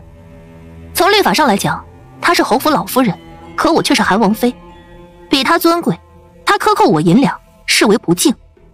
还有最重要的一点，她克扣下来的银两，并非出自侯府的公账，而是我母亲自己的产业所得。原来如此啊，多谢韩王妃提醒。老夫人，你都听明白了吧？你克扣的那些银两，乃是萧国侯夫人自己的嫁妆贴补。大周朝律法有规定，女子出嫁之后到了夫家，嫁妆也是她自己的产业，侵吞别人私产可是要双倍偿还的，情节严重者还要受流放之刑。双倍奉还？流放？凭什么？穆青林，将银两双倍赔偿给韩王妃，你可有什么意见？凭什么？克扣韩王妃银两的是老夫人，和我们又没有什么关系啊！府尹大人，光是双倍赔偿恐怕不够。这些年，穆家二房仗着老夫人的宠爱，暗中可没少从修国侯府拿银两。你这个贱人，还不快把你的嘴闭上！哼！若想人不知，除非己莫为。老夫人历来偏心二房，当初侯爷袭爵的时候，老夫人就百般阻挠，恨不得将最心爱的儿子推上去。只可惜朝廷律法有规定，他没有办法违抗，便只能阳奉阴违。平日里没少从侯府公账上支取银两，一转手就送去了南州。你胡说！柳姨娘，你敢含蓄配人！府尹大人，相信您也知道，贱妾曾经主持过一段侯府钟会，查账册的时候，发现有大笔的银子不知去处，完全对不上账。后来几经打探才知道，一切都是老夫人在从中捣鬼。母亲，你怎么如此糊涂呢？大哥对您那么孝顺，只要您开口，大哥就没有不答应的，您何必偷偷摸摸的呢？府尹大人，银两的事情的确是我做下的，只是觉得庆林一家子守在南州太过可怜了，作为母亲，暗地里贴补一下受苦的小儿子，也在情理之中吧。府尹大人，您是不知道南州那个地方苦啊！本官的家乡便是南州。修国侯啊，除了韩王妃的8万两银子，韩某侯府银两的事情应该算是侯爷的私事，不知道侯爷是要继续状告，还是私底下解决呢？母亲，清风，你这是做什么？你我母子之间何必行这般大礼？老夫人，你动侯府公账上银两的事，我就不计较了。儿子感念母亲抚养我长大的恩情，对母亲的要求从不敢违背，自认从未做过任何愧对母亲之事。你说这些做什么？可是母亲却对我从来都只有不满，不管我怎么做，母亲的眼中都只有二弟。母亲动侯府银两我不在乎，母亲贴补二弟我也不在乎，可母亲不该扣下我夫人写给云兰的信啊！4年呐，母亲，你看着夫人从原本的飒爽英姿到后面的行销骨立，你看着她思女成疾，日夜煎熬心血，你怎么忍心呢？清风啊，我觉得之前对你的要求太严格了，是我不好。母亲，儿子不如二弟对您孝顺，不配再继续奉养您。从今天开始，您就跟着二弟去享福吧。你什么意思？你要把我赶出侯府？不是赶您走，是儿子不遵孝悌，无颜继续奉养您。您在侯府每日看着我这个不孝子，看着我夫人这个不孝媳，必定心情不愉快，对养伤极为不利。为了您的身体着想，儿子才让您去跟着二弟。老爷说的是，二弟一家子极为孝顺，多年不曾在母亲膝下侍奉，必定也是极为遗憾的。如今二弟一家来了上京，又恰逢老夫人受了伤，需要人照料，这可是个让二弟一家尽心的好机会。我可是你们的母亲，是侯府的老夫人。你永远是我的母亲，是侯府的老夫人，只是您不只是我一个人的母亲，同时也是二弟的母亲。我不能因为自己想要多多尽孝，而剥夺了二弟孝顺您的机会。大哥，弟弟受惊过度，一时慌了心神，说话难免前言不搭后语，还请大哥不要与我计较。二弟说什么呢？你我是亲兄弟，怎么可能因为3两句话而生分了？二弟好不容易回来，就在上京多住一段时日，正好方便你对母亲尽孝。对了，二弟可有落脚的地方？大哥，弟弟离京太久了，这匆忙之间也找不到什么合适的地方，不如就住到侯府。时间尚早，二叔赶紧把所有的事情都交代清楚，早些离开府衙，还来得及去找一个好去处。云兰说的对，二弟啊，你抓紧点时间吧。你这个畜生，庆林可是你的亲弟弟，他好不容易来一次上京，你竟然要把他赶出去居住。母亲，哪有什么赶不赶的，只是侯府最近乱糟糟的，不适合人静养身体，我是怕耽误了母亲和二弟的身体恢复。再者说，我们是亲兄弟，二弟若登门拜访，我还能拒绝他不成？你这般对待自己的弟弟和母亲，就不怕受奸夫所指吗？修国侯干得漂亮，偏心的母亲，无良的兄弟，让他们进门做什么呀？访客为主，颐指气使吗？案情已经清晰明了，老夫人动用修国侯府公账上的银两可以不计较，可属于韩王妃的银两需要双倍归还，由本官做公证，签下归还银两的契书，写明归还银两的时间数目，你们就可以走了。当然，如果老夫人没有按时把银两交给您，您也可以带着契书前来顺天府，到时候本官会按照拖延的时间加一些银两做补偿，并且让差役帮着您追缴。母亲，事情已经了结，我们回去吧。这不是三弟和三弟妹吗？见过太子殿下。诸位，快免礼，今日孤过来，只为向君老夫人贺寿，可不要因为身份搅扰了庆国公府的寿宴才是啊！我没有来晚吧？太子大哥，你只关心二哥，都不关心我这个弟弟吗？我养伤这么久，可是每天都想念大哥你的。四弟也来了，我怎么不关心你呢？送往你府中的药材可少了？药材是不少，可我不是惦记上太子大哥宫中的那方端砚了吗？不找些理由，怎么让太子大哥你主动送我啊？四弟你呀，想用还用得着找理由，直接去大哥的宫中拿就是了。你我都是亲兄弟，可不用如此客气的。四弟，你和三弟关系最好了，平日里想要一点喜欢的东西，该不会都要这般拐弯抹角吧？二哥，话不能这么说，三哥府上的确有我顶顶喜欢的，可惜不能随便要。说起来还是你三哥小气，换做二哥，二哥一定什么都给你。三哥，你听到了吗？要不你向太子大哥、二哥学一学？不可能。三哥，你好冷血，好无情啊！四弟，不必求人，你想要什么，二哥去帮你找来。二哥，这件事情恐怕只有三哥才做得到。这就小瞧你二哥了不是？你尽管说就是了。真的吗？二哥，我也没有什么想要的，就是看中了三哥家的八宝和周周。二哥，你看吧，我就说这件事情只有三哥才做得到。八宝和周周可不是一般的小娃娃，小郡王和小郡主天然之资，可真是这天底下独的一份，再也找不出比他们更有福气之人了。是啊，小郡王和小郡主当然不是一般的孩子，那可是天生的祥瑞之体，廖晨大师都亲口承认过的。有小郡王和小郡主在，是大周朝之福啊！老身见过太子，见过诸位王爷。老夫人不必多礼，孤特意前来向老夫人祝寿，同时父皇也给老夫人送来了寿礼，孤一并带来了。主子，老夫人带着二夫人和木棉之来了，此时正在府外下马车呢。老姐姐，你我多年未见了吧？确实是好久不见了。当初我们都是国公府的老夫人，何等的风光！如今你仍旧光辉灿烂，可我就不一样了，变成了路边的烂泥。哼，别人风光那是懂得修养自身，见好就收，自己沦为烂泥，怎么不想想之前都做过什么呢？谁说不是呢？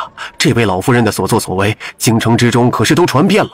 放着明珠不要，偏偏把榆木当宝贝，还诬陷修国侯夫妻要虐杀他，最后自己打了自己的脸。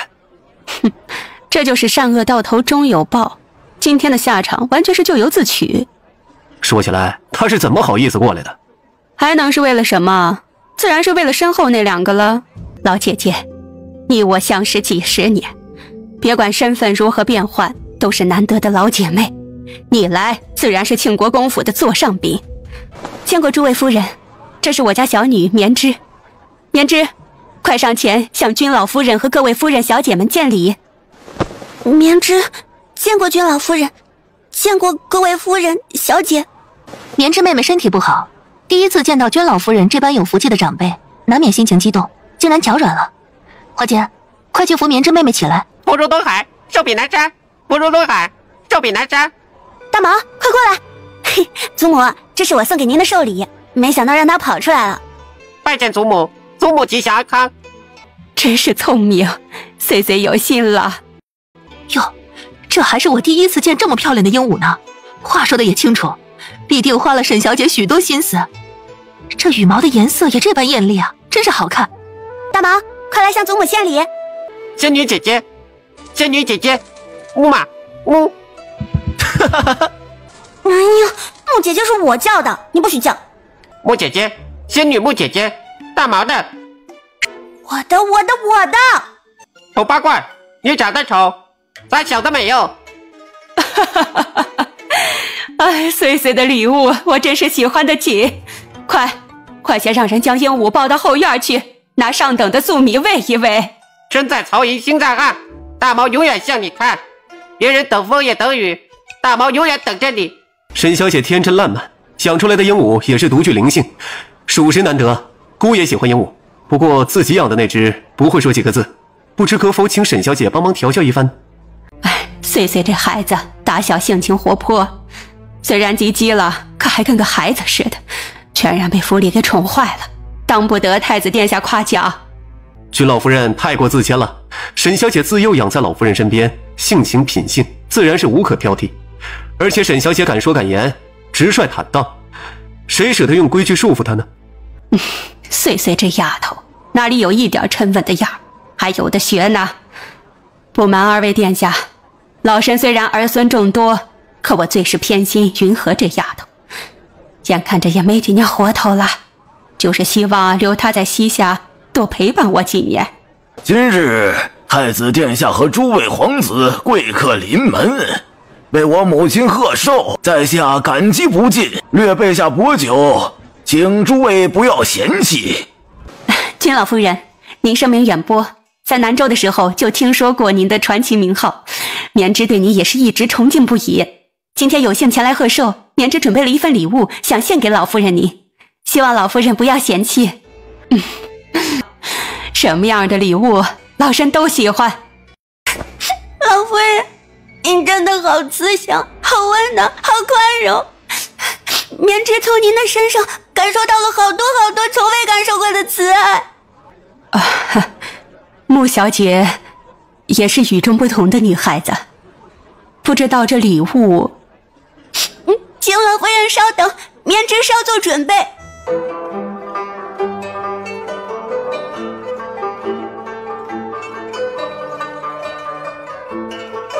穆小姐辛苦了，来人，把屏风仔细收好。今日请了有名的戏班来唱堂会，请各位贵客移步，老身去更换一身衣服，暂且失陪，还请见谅。薛老夫人，是棉枝痴心妄想了，这也觉得……敏之，不要耽误君老夫人的时间，你且退下。穆姐姐，她没事吧？华姐，去瞧瞧，顺便送他们回府。韩王殿下，借用韩王妃一会儿，还请殿下允准。老夫人，这是哪里的话？玉兰，我在这儿等你。老夫人，今天的事情，事情可怪不得韩王妃。老身知道您也是无辜受累，请王妃过来，是我有件事儿想请您帮忙。老夫人请讲。王妃，我求你，主要是因为穗穗这丫头，太子和英郡王都曾私底下递过话来，太子想要纳穗穗为侧妃，英郡王则是想要迎娶她为继室。继室？老夫人，那您的意思是？老夫人，您这是做什么？我想请王妃开一副药，让穗穗突生重疾，不宜议亲。老夫人，药我能开，只是如此一来，穗穗以后若是遇到想嫁之人，恐怕……我知道，可是眼下没有办法。别管是太子还是英郡王，都不是庆国公府能够抗衡的。太子和英郡王互相争起来，若是闹到皇上那边，所以穗穗必须病重，而且要病得毫无破绽，哪怕是太医都瞧不出来。所以我只能求王妃了。老夫人，这种药效用强，还不能对身体有副作用，需要3日的时间来调配。我做好了，第一时间让人给您送来。多谢韩王妃，以后但凡有什么需要，尽管开口，庆国公府一定不遗余力。老夫人不好了，七小姐落水了。在何处落水？可救上来了？什么人所救？可有人围观？在靠近西侧院的小池塘，七小姐因看到独自哭泣的穆小姐而上前询问，结果不知怎的，2人似乎起了冲突，一并掉入池塘之中了。因为小池塘距离竹园不远，有侍女惊慌之下大声呼救，结果引来了不少人。本来太子和英郡王都想上前救助小姐，可最后是修国侯府的穆三公子将小姐救起。绵枝，我可怜的孩子，不就是和沈家七小姐说了几句话，好端端的怎么就落水了呢？我早就说过不来，可是老夫人惦记着和君老夫人多年的情谊，想着带着晚辈见见世面。可什么人有什么命，一些人一出生就注定了荣华富贵、位高权重，不像我可怜的绵枝，什么都没有也就罢了，连性命都有人惦记着。穗穗，老夫人，求您为小姐做主，小姐落水昏迷，还被伤了脸，可穆家二夫人硬生生阻拦着，不让我们去请大夫。我什么时候阻拦着不让沈七小姐看大夫了？我只是想弄明白我家绵枝为什么会落水。是，民妇出身低贱，我家绵枝同样比不上沈七小姐身份贵重，可大家同样都是一条命吧？难道我可怜的女儿丢了大半条性命，我这个做母亲的连问一句的资格都没有吗？老夫人，七小姐本就身体娇弱，寒日里骤然落了水，惊吓过度，寒气入体侵袭了肺脉，情况十分危急，赶紧将她挪入暖房之中。另外，我之前给老夫人送来的年里有一个紫色的瓶子，老夫人赶紧让人找出来，将里面的药丸给七小姐服下。好，快去找。王妃，您高高在上，算是民妇求求王妃，救救我可怜的女儿吧。老夫人，您快来，您帮我一起求求韩王妃吧，求她不要这般狠心，不要见死不救。绵枝，我可怜的孙女儿啊，韩王妃，过去的事情是我不对，你有什么怨气冲着我这个老婆子来？求求你不要因为我们之间的仇怨而牵连到绵枝，她才刚刚来上京，性子善良纯真，什么都不知道啊。二婶，你关心女儿，难道不知道她落水之后最需要保暖？地上那件狐裘是我侍女花间给你的吧？你为何不用？我们身份多低贱，哪里敢用韩王妃的东西？哼，你敢把我的狐裘披风扔到地上，却不敢给自己的女儿用。你一口一个身份低贱，却敢当着这么多人的面威胁我给穆绵枝诊治。二婶，我见识少，是真的看不懂你的做派了。你到底是想救自己的女儿，还是嫌弃她死得不够快？二婶，你想让我帮穆绵枝治病是吧？是，求韩王妃救救我的女儿。韩王妃不愿意救人，大可以直说，让二夫人请别的大夫就是，何必如此咒辱人呢？就是，穆小姐落水已经够惨了，竟然还落井下石，直接甩人家巴掌，还说什么医者仁心呢？哪家医者能够做出这样的事情？二婶儿，我这治疗效果你可还满意？云兰，没事吧？我没事。韩潇，让人照顾一下我三哥，我要去看看翠翠。这里，放心。木姐姐，你真好看。韩王妃，让您见笑了。好疼。翠翠，别乱动，你脸颊上有伤，我先帮你处理一下。老夫人，庆国公夫人，翠翠脸颊上的伤口有些深，恐怕需要一段时间后才能彻底恢复。我知道，留疤也没关系，只要人没事，一切都好说。庆国公夫人误会了，我是说彻底恢复，不会留疤的。什么？这怎么可能？韩王妃，大恩不言谢，老身和庆国公府都记下了。老夫人哪里的话，这件事儿，韩王妃，老身虽然年纪大了，但是不糊涂。你是你，修国侯府是修国侯府，穆家二房是穆家二房，我还是分得清的。多谢老夫人理解。木姐姐，我受伤了，你得专门看着我，不能去看祖母和母亲。你这个小没良心的，也不看看祖母和你母亲担忧成什么样子了，这会儿竟然担心起我们抢你的木姐姐了。我脾气坏，我吃醋。翠翠，在池塘边究竟发生了什么？你还记得吗？那个木棉枝坏，他哭说木姐姐瞧不起他，说所有人都瞧不起他，还说木姐姐让人孤立他，说你故意抢他的风头。我气不过，上前理论，却被他抓着手腕哭。我觉得不对劲儿，就挣扎，然后就脚下一滑，掉到池塘里了。祖母，给我请师傅，我要学武。小祖宗，你别想一出是一出了，你先把自己的身体养好吧。老夫人，穗穗脸颊上的伤明显是被利器划伤，看伤口的深度和形状，应该是簪子一类。穗穗的首饰可还齐全？穗穗的首饰是全的，这些都是我今天早上亲自为她搭配的。那问题应该出在木棉枝身上，而且那簪子不是普通的簪子，簪柄应该是中空，被人放了毒。韩王妃，你可是想到谁才是真正的凶手？王妃，你可还记得老身之前跟你说过的话？王妃若不记得，老身就再说一遍。王妃救了穗穗，就是整个庆国公府的恩人，以后但凡有需要庆国公府出力的地方，国公府上下必定竭尽全力。老夫人，您这话代表了整个庆国公府？是。那么这话是对我一个人说的，还是对整个韩王府说的？是对您一个人的许诺，也是对整个韩王府的许诺。老夫人，我实在是想不明白，如今的庆国公府蒸蒸日上，又始终洁身自好，保持中立，深受皇上的信任。不管怎么样，您都没有说出上面那番话的必要。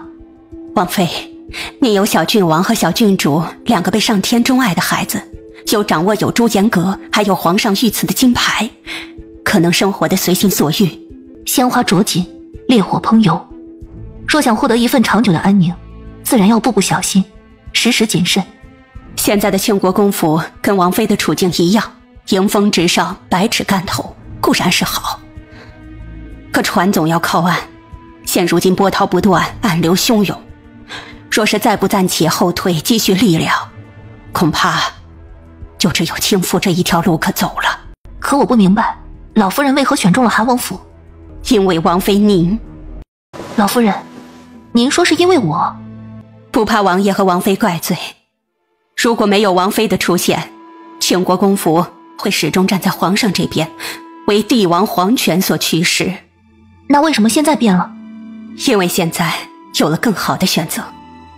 以前的韩王殿下战功赫赫，可是性情刚直，不屑于变通，宛若一柄锋芒无匹的寒剑。可过刚易折，这般性子若为将为帅，那是极好的，可放在皇室之中，却极难生存到最后。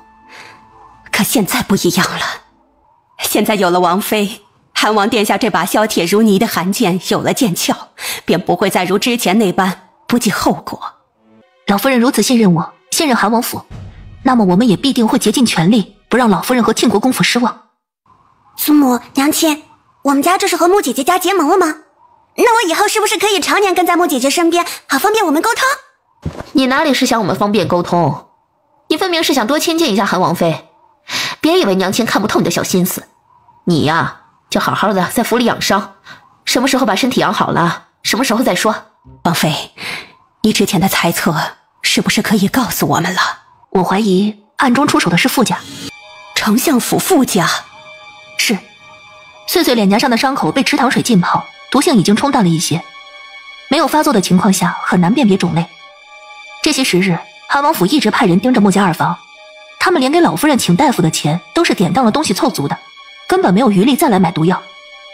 这些时日，唯一与穆家二房有接触的，便是丞相府傅家的人。那位穆小姐虽然瞧着有些不着调，做事莽撞，不计后果，可也实在不像是心思歹毒之人。若是被人威胁利用，那就说得通了。老夫人独具慧眼，应该看得明白。太子虽然表达了对穗穗的意思，可是丞相府却并不希望有人入主太子东宫，分担了太子妃的宠爱。是啊，那位太子妃可是丞相府的掌上明珠，副丞相从小教养起来的，别管是性情还是品性，都是比照着未来皇后。傅家绝对不希望太子拥有一个出身比丞相府还要略胜一筹的侧妃。我们穗穗也不稀罕当什么太子侧妃，那副丞相太过杞人忧天了。你没看明白，率先对穗穗动了心思的是英郡王，太子是不得不争。因为一旦穗穗成为了英郡王继室，我们庆国公府就不得不支持二皇子，对太子是个极大的威胁，所以他不得不争，哪怕把水彻底搅浑。我二叔被山贼打断了腿，他的腿上便染了和副丞相一样的毒。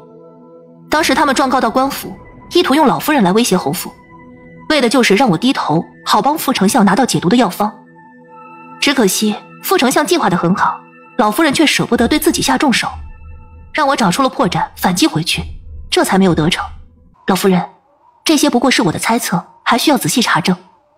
如果我猜测的正确，副丞相势必提前在庆国公府已经安插了眼线，方便之后拿到药方。老夫人不妨查一查府中的下人，尤其是那个在穗穗落水之后大喊大叫，把人都惊动过来的侍女。另外还有一件事情，王妃是想说穆三公子吧？是，老夫人，我三哥性情中正耿直，绝对不是举止孟浪之辈，情况危急之下只为救人，绝对没有损毁穗穗清誉的意图，也没有妄图攀附的心思。王妃想到哪儿去了？穗穗被人算计，如果不是穆三公子及时出手，能不能挽回一条命都是两说呢。庆国公府上下感激不尽，怎会怪罪？母亲说的是，如果不是穆三公子及时出现，让太子或者是英郡王下了池塘，那后果才是不堪设想。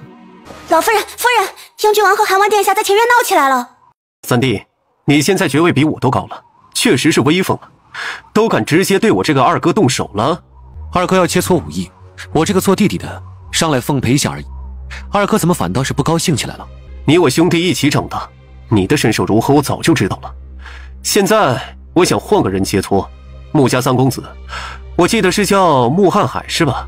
怎么堂堂8尺男儿连切磋武艺都不敢吗？英郡王愿意教导我家老三武艺是他的福气，只是老三自小愚笨，学艺不精，还是不在郡王面前献丑了。英郡王刚毅勇猛，在战场上以一敌百，皇上都交口称赞，自然是万中无一呀。是啊，英郡王是真正上过战场，长过敌手的，穆三公子在这方面就略有些不足了。孬种，孬种，一窝孬种！二哥，身为皇子，说话也该注意些。修国侯乃是朝廷重臣，更是本王的岳父，你羞辱他，实在和我过不去。羞辱你又如何？还岳父呢？谁不知道当初穆云兰闹腾着不嫁给你，一心想嫁个什么君子书生，甚至差点就与人私奔了，也就是你还拿着破鞋当个宝贝。楚寒萧，你这是做什么？英郡王可是你二哥，你怎么敢直接对他动手？二哥要和我切磋武艺，我这个做弟弟的自然是要拼尽全力，只是没想到二哥下盘这功夫真是不如嘴上功夫硬，我只不过轻轻的踹了一脚，竟是把人踹飞了出去。你说什么？楚寒萧，今天我这个做哥哥的就好好教导教导你，什么叫做真正的武艺。楚寒萧，你这哪里是切磋呀？分明是想要了你二哥的命，你简直放肆！来人，快来人，把韩王绑了，将英俊王救上来。太子，武者之间比试，当然要下真功夫才能起到效果。三哥和二哥都是强者，强者比试更是要拼尽全力，这是对强者的敬重。二哥，你羞辱我可以，但是不能羞辱我的王妃，记下了吗？王爷，三哥小心！韩萧，混账！你们两个简直混账！楚景战、楚寒萧，你们两个可是亲兄弟，如今却在君老夫人的寿宴上，当着这么多人打生打死，你们可还顾念着一点兄弟情谊？你们真是好样的！姑是劝不了了，只能让父皇来劝。来人，立刻进宫，将这里发生的事情一五一十的禀告父皇。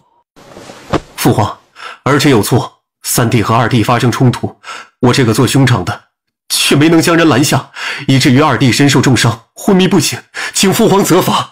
宣太医，张院长，我二弟的情况如何了？皇上，太子英俊王落水受寒，不过情况不算严重。张院正可检查仔细了，现在是冬日，二弟有多次落水，而且身上还有伤，定然要好好检查。二弟以后还要领兵上战场呢，继续为父皇解忧呢，可不能给身体留下隐患。太子殿下，英俊王脉象太过特殊了，下官医术浅薄，实在是不能完全看透啊。你可是太医院里医术最好的，连你都看不懂，难道二弟的身体真的出了什么大问题了？皇上，韩王和韩王妃在殿外求见。宣他们进来吧。为什么父皇的语气如此平淡，竟没有想象中的愤怒？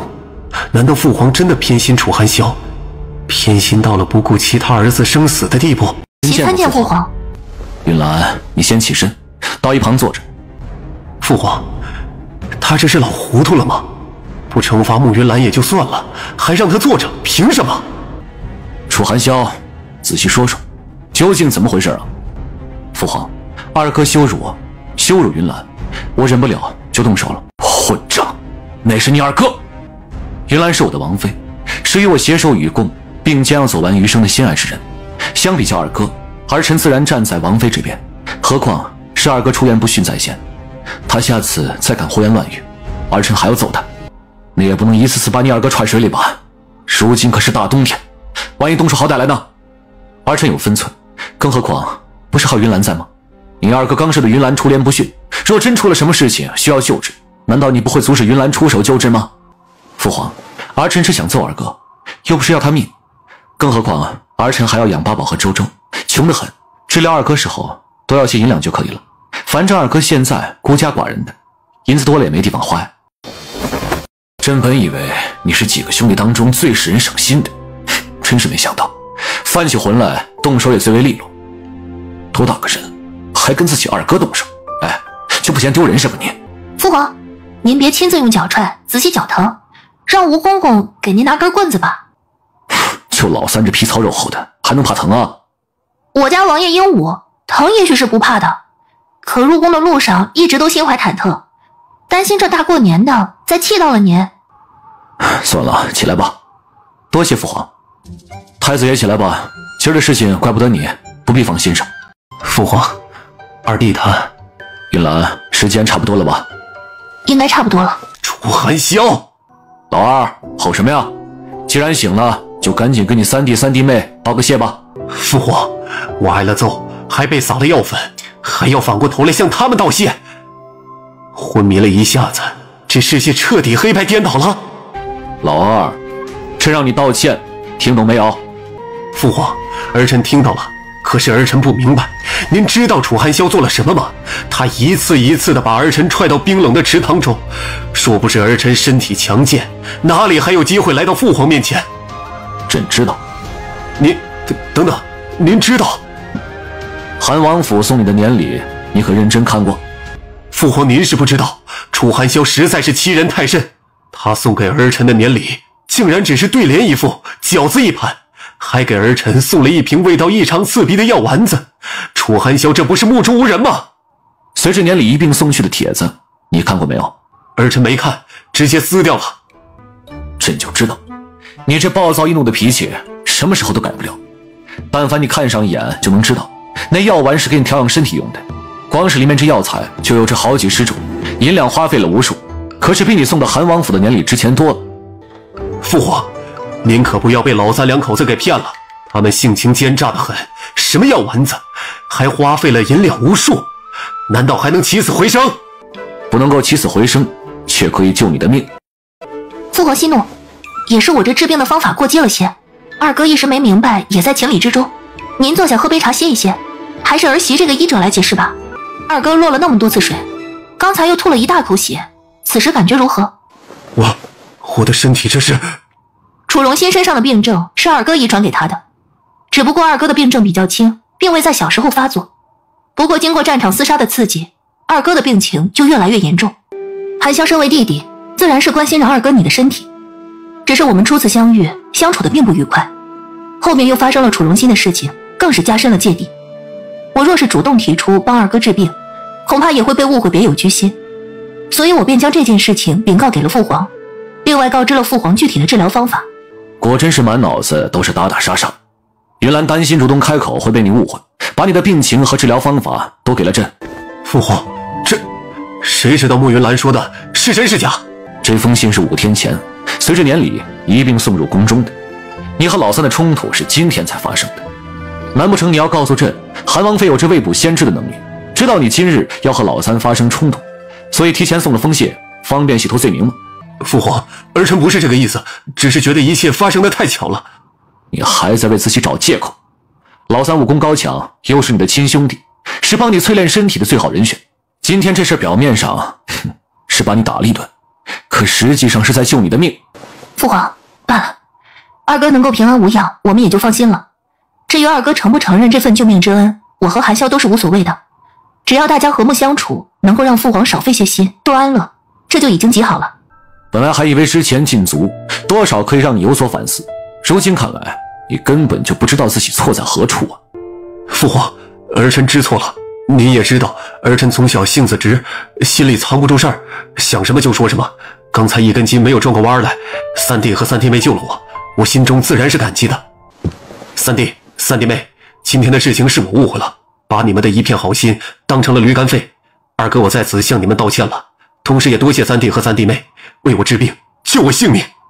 二哥不用客气，下回再需要我出手，弟弟仍旧会不遗余力的帮助二哥。难道我的病症一次没治好？二哥，你的病症还需要慢慢调理，后续一定要保持心情舒畅，切莫动怒，一旦再动怒，难免会加深病情，到时候可就不好了。这慢慢调理需要调理几次啊？视情况而定，我又不会未卜先知，眼下也说不准的。问这么多有什么用啊？你又不懂医术，这大周朝再找不出来比云兰的医术更好的人了，你听他的准没错。是，我什么都不能问，只等着挨揍就行了呗。云兰，既然英郡王不稀罕你送的年礼，那么你就干脆别把礼物送他了，直接卖他，花费多少钱你写清楚，送到父皇这儿来，父皇来当这个中间人，保管老二不敢赖账。父皇，儿臣哪有什么银子呀？你没有银子，送到这庆国公府的礼物可是不少，要不要朕派个账房到你府中查一查呀？行了，都退下吧。皇上，庆国公、修国侯以及君老夫人前来求见。平身吧，来人，给君老夫人赐座。皇上，老身年纪大了，最疼爱的就是沈云禾这一个小孙女，求皇上开恩，给云禾指一条生路吧。老夫人这何出此言呢？哎，云禾这丫头，朕记得她过100岁的时候，朕还赐过一个长命锁呢。之前参加宫宴，朕也看到过她。那丫头啊，生得俊秀，又是个性子活泼讨喜的，这好端端的怎么要生要死了呢？皇上，云禾今日落水，被伤了身子，毁了容貌。什么？你来说怎么回事？父皇，儿臣太过心急，忘了向父皇回禀，沈七小姐的确是落入了池塘之中。为何落水啊？这主要是因为木棉枝。父皇，君老夫人过生辰，修国侯府老夫人和穆家二房也前去祝寿。那木棉枝就是二房家的小姐。穆小姐表演完受挫，哭着跑开，之后在池塘边和沈七小姐发生了冲突，两人双双落入水中。修国侯府三公子将人救起，沈七小姐被救起来之时，脸已经被毁容了。之后二哥看穆三公子身强体健，提出要要和他切磋武艺，一拳将木仓公子打得唇角流血。我三哥便上前阻拦，说他陪着二哥切磋，然后二哥就开口辱骂我三嫂，说他，反正就是不好听。我三哥就和二哥打起来了。老二，老四说的话可都是真的？父皇，当时发生的事情，很多宾客都是亲眼所见，儿臣没有一句添油加醋，皆是客观陈述，请父皇明鉴。楚景战，老四刚才这陈述可都是真的？回禀父皇，的确都是真的。君老夫人，云禾那孩子情况可还好啊？多亏了有韩王妃在，及时将云禾救醒，又帮他处理了脸颊上的伤口。只是身体底子毁了，再如何调养，怕是也难以恢复如初。至于脸颊上的伤口，现在还不知道能恢复成什么样。在皇上面前失态了，请皇上降罪。无妨，有云兰在，朕相信云禾肯定会没事的。云兰，治疗沈七小姐需要什么药材，尽管让人从太医院里拿。是，父皇。皇上，老臣携犬子前来领罪。你家老三不是救了沈小姐吗？何罪之有啊？皇上，您有所不知，如今外面都传遍了，说是韩王和英郡王兄弟相残，冲冠一怒为蓝颜，就是因为我那不争气的犬子。等等，你说因为什么？因为我家那不争气的老三呐。不是前面那句冲冠一怒为蓝颜。如今百姓们传得有鼻子有眼，都说因为我那不争气的三儿子韩王和英郡王才大打出手，犬子败坏了两位殿下的声誉，我修国侯府实在是罪孽深重，请皇上责罚。流言终归是流言，不去理会也就罢了，至于说降罪，免了吧。多谢皇上。行了，起来吧。皇上，云禾此次落水，多亏了穆家三公子搭救，两个孩子年龄般配，样貌家世也都相当，且都到了适婚的年龄，既有如此缘分，必是上天注定。老臣想恳请皇上为云禾和穆家三公子赐婚。好，既然你们两家都满意了，那么朕就下旨赐婚，也算成就了一份良缘。多谢皇上，多谢皇上。闹哄哄的，把朕吵得头疼。都退下吧，朕和君老夫人许久未见，跟她单独说说话。老夫人，你刚开始入殿，神色十分难看，可是还有这其余事情啊？皇上果真是慧眼如炬，什么都瞒不过您的眼睛。有件事情关系不大，兴许是我年纪大想多了。皇上，云禾被毁容并非是偶然，而是被人故意用这枚金簪划伤。只要按动金簪头上镶嵌的绿猫眼，就可以让毒针探出。就是这金簪伤了云禾的脸。是。朕记得穆家二房很是不成器。是。朕明白了，老夫人放心，这件事情朕会查个水落石出的。多谢皇上。安一，奴才在。查。是。大老虎来了！哎呦，哪来这大老虎啊？快来护驾！王爷爷，是周周呀！哦，原来是周周啊！皇爷爷还以为真是有大老虎呢。八宝，小老虎也来了，来，让皇爷爷掂了掂，小老虎有没有长大些啊？我们八宝还要努力啊！皇爷爷，你受伤了吗？皇爷爷没有受伤，八宝怎么这么问啊？因为皇爷爷这里有臭臭的味道，好像流血了一样。我们八宝可真是厉害啊，小鼻子灵敏得很呢。皇爷爷刚才用了一把刀，这把刀帮着皇爷爷斩杀过不少东西，因此啊，沾了许多血腥。皇爷爷，有厉害的刀可以用，你不开心吗？皇爷爷没有不开心啊，只是担心这把刀啊做了坏事。娘亲说过，刀是工具，工具不分好坏，用工具的人才分。我爹爹有很多厉害的刀，那么长，2个周周那么长。爹爹耍刀从来不会伤到我。妹妹，爹爹用的是长剑，不是刀。爹爹耍剑从来不会伤到我，只会伤到院子里的花。皇爷爷，我爹爹耍剑可厉害了，刷，然后那些花的花瓣就飘起来了。花花会围着哥哥和我跳舞，也会围着娘亲跳舞。就是爹爹第一次耍剑的时候不太成功，地上有很多土，把娘亲的眼睛都给迷住了。娘亲拎着剑追着爹爹跑了好一会儿呢。大乖乖，你们爹爹还做过这么有趣的事呢。周周还帮忙了呢。哦，周周帮的是你娘亲还是爹爹啊？当然是娘亲。周周在爹爹跑过去的时候，伸出了腿，一下子就把爹爹绊倒了。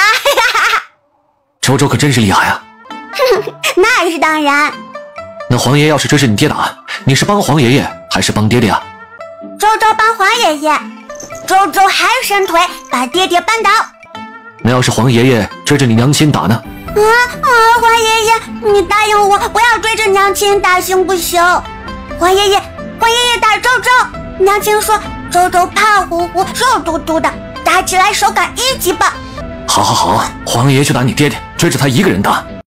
父皇，今日辞旧迎新，儿臣敬父皇一杯，祝愿父皇福寿安泰，祝愿我大周朝国泰民安。好，今年对朕来说是极为特殊的一年。黄爷爷，爱你哦。今日辞旧迎新，朕心中甚是喜悦。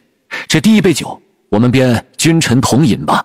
皇帝，你之前说将选秀和年宴凑在一起，如今这年宴正值热闹，自然不能将那些秀女们给忽略了。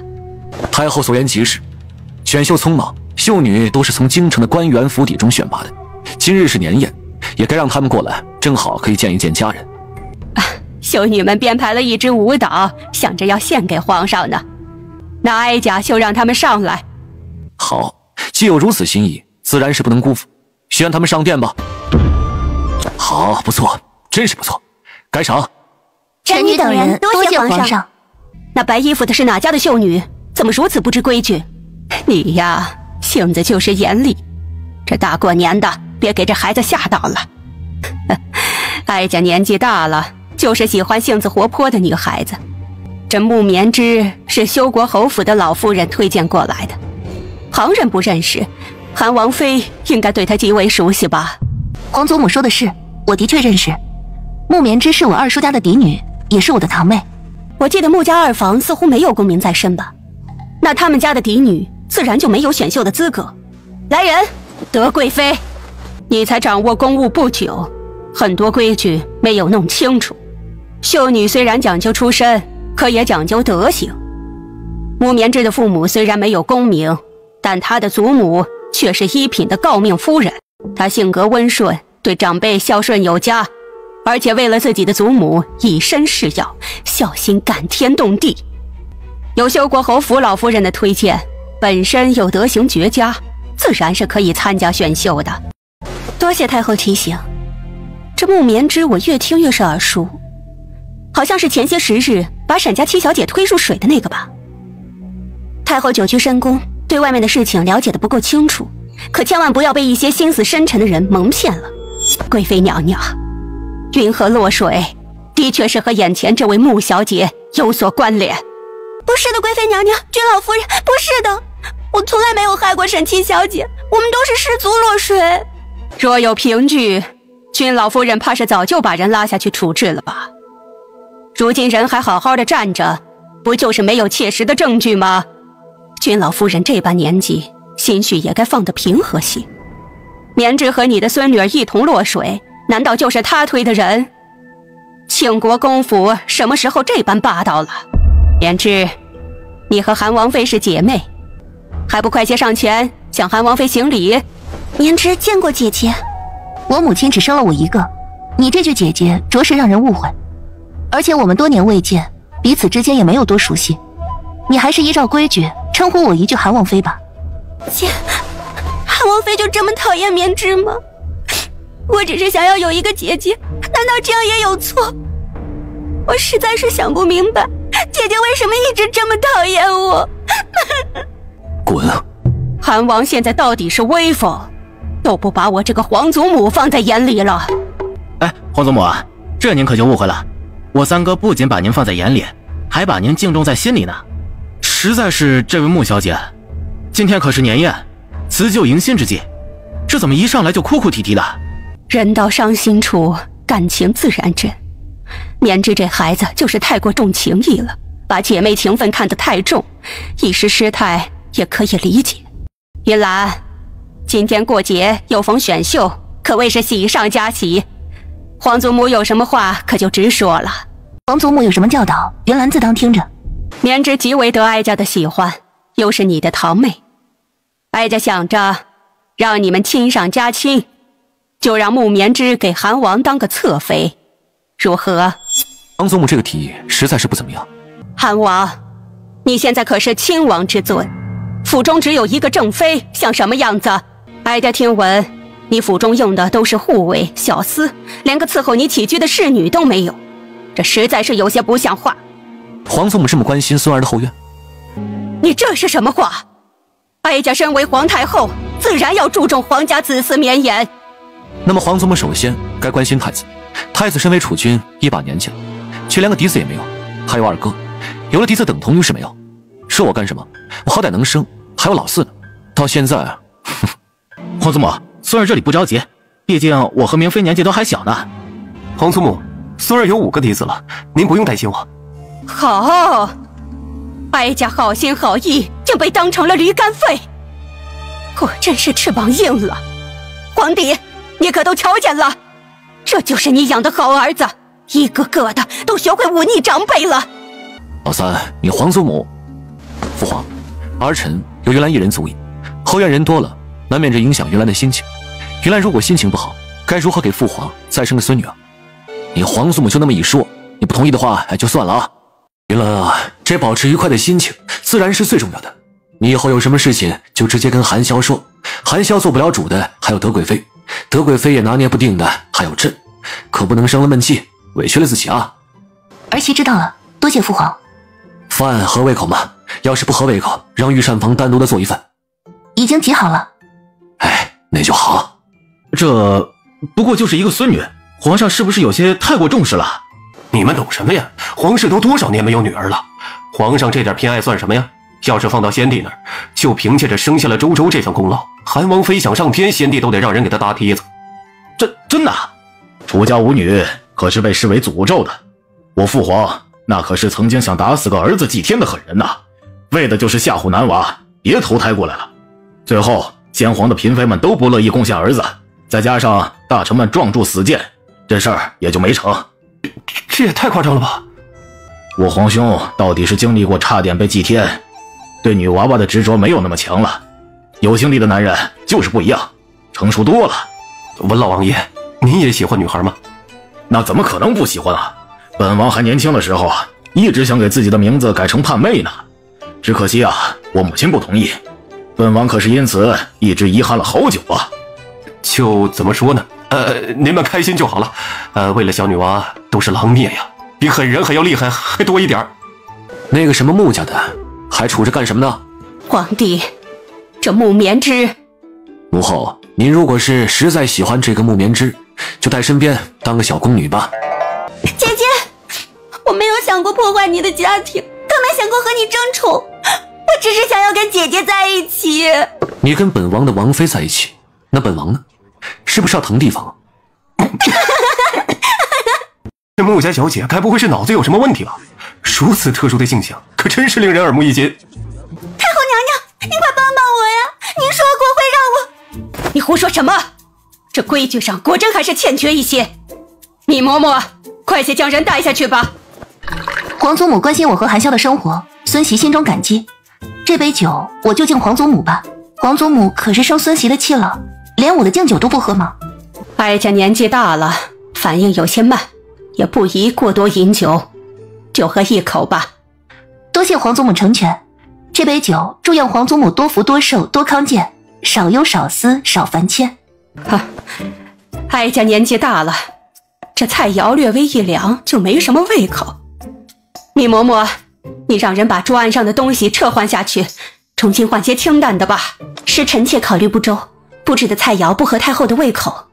无妨，让人换2盘就是了。怀素，你去。不用让怀素来回跑了，让米嬷嬷去就是了。把人的眼睛蒙起来，在他的手腕上破开一道伤口，而后在他旁边放一盆水，让水一滴一滴的落下，像是血液在滴落一般，如此就能直接把人吓死。这有些人吓死了也是活该。太后没事吧？哀家没事儿，这人年纪大了，想端杯茶都有些力不从心。皇上继续和百官同乐，哀家下去换身衣裳再来。好，让底下人呢精心的伺候着。云妃，你怎么了？可是身体不适，要不要请太医过来瞧瞧？王爷不用担忧，不过是有些气闷，出去透口气才回来，不必惊动太医，以免扰了父皇的雅兴。那我陪你。不用，王爷的伤势还没有好全，外面天寒地冻的，别再着了寒气，我去就回。四弟，你也成亲多年了，却一直没有一个孩子，如今正值选秀，有些世家贵女与你呢品貌相当。三哥，你说什么呢？我对明妃的心意和你对三嫂是一样的，哪怕这辈子都不会有孩子，我也不会让其他女子进府的。哀家听闻前些时日副丞相病重，难以上朝，不知如今可好些了？多谢太后娘娘关心，臣已经完全康复。副丞相可是朝廷重臣，哀家住在深宫，却也听说皇上对你的病情十分关切。听说你身在病中，却怜悯百姓受疾病困扰之苦，请了不少大夫入京城组织义诊。只是想多做些善事，可臣身体不适，也没能亲自为百姓做些什么，反倒没少劳烦安王妃啊。我也只是做了些力所能及的小事。安王妃做得不错，该赏。哀家这里新上的菜肴还一筷子没动呢，就赏赐给副丞相和安王妃吧。臣多谢太后。父亲您怎么了？副丞相的脸色怎么突然间如此难看？宣太医，我的手啊！这刚才不是还好端端的，怎么突然就长脓疮了？是啊，这明显是吃错了东西吧？难道……皇上，副丞相这是中毒了？中毒？这好端端的怎么会中毒？太医，你们快检查一下桌案上的那2盘菜，看看里面可有什么问题。回禀皇上、太后，这菜里的确有毒，正是导致副丞相出现此症状的百破花之毒。皇上、太后，汉王府的护卫刚刚被禁军抓住了，说是他刻意窃窃御产房，意图不轨，而且在他的身上还搜到了有毒的药粉。你说什么？汉王府的护卫？这怎么可能？回禀太后，的确是韩王身边的护卫，名叫瑞影。确定是人赃并获？是，禁军亲自搜身，搜出来一包药粉。回禀太后，的确是百破花之毒。你们怎么能？来人，把韩王妃拿下！太后，事情还没查问清楚呢，怎么就要开始拿人了？那瑞影别说是哀家了，就是皇上也认识吧？那可是楚寒萧的心腹，他最为信任的护卫。他身上藏毒，还下到了菜肴之中，难道不是受了韩王和韩王妃的指派？这其中必定有什么误会。哼，误会？如果不是哀家见皇上赐菜，想起了副丞相，那2盘菜必定是哀家自己吃了。等哀家也变成副丞相那般凄惨的样子，德贵妃才确定不是误会吗？太后娘娘息怒，德贵妃说的有理，事情还是要调查清楚些为好。副丞相，你都被害成什么样子了，还如此深明大义？只可惜某些人是蛇蝎心肠。父皇，今日可是年宴，竟然有人在年宴的菜肴上动手脚，实在是胆大包天。请父皇允许太医仔细检查所有的菜肴，确保其他大人们的安全。太子殿下考虑的周全，还是要全部检查一遍，才能让人安心呐。是啊，这入口的东西一旦出了问题，后果可就太严重了。说起来，这年宴的一应菜肴准备，可都是德贵妃。回禀皇上、太后，除了副丞相以及安王妃桌案上的1盘素菜，其他的菜肴均没有问题。还有什么好说的？楚寒萧、穆银兰，哀家对你们2个的确是严厉了些，可都是出于长辈对晚辈的关切。你们即便不接受，也不能用出这般恶毒的手段来对付哀家吧？你们太让哀家失望了。皇帝，事情都已经清晰明了，你打算如何处置？皇上，这件事情太过巧合了，说不准便是有人在背后安排。安排？德贵妃说的轻巧，这里可是皇宫，禁军把守，连只苍蝇都飞不进来，怎么进行如此精妙的安排？再说了，刚才那瑞影离开席位，紧跟着太后身边的嬷嬷而去，很多人可都是瞧见的，德贵妃还在这里帮着狡辩呢。把八宝和周周抱到后殿去，灭账。父皇，三弟和三弟妹感情好，容不得旁人插足，一时想不开也是可以理解的，还请父皇从轻发落。皇帝，你都看到了，如果不是副丞相帮哀家挡了灾，那么现在承受此折磨的就是哀家了。楚寒霄和慕云兰着实是心思恶毒，他们今日能因为这点小事谋害哀家，来日会不会因为对皇帝你不满而出手加害？此等品性之人留在身边，着实是让人寝食难安。皇上，哀家知道你对楚寒霄和慕云兰宠爱有加，又碍于八宝和周周的存在，想要给他们几分脸面。可这件事影响太过重大，两个孩子跟着这样的父母，今后还不知道会被教导成什么样。皇上不知如何开口，那哀家今日就替你做这个主。慕云兰、楚寒霄谋害哀家，心思恶毒，且大不孝之极。今日起圈禁韩王府。皇上，臣如何受苦都无所谓，可事情牵扯到太后，若是让她凤体受损，那可就是整个皇室的丑闻了。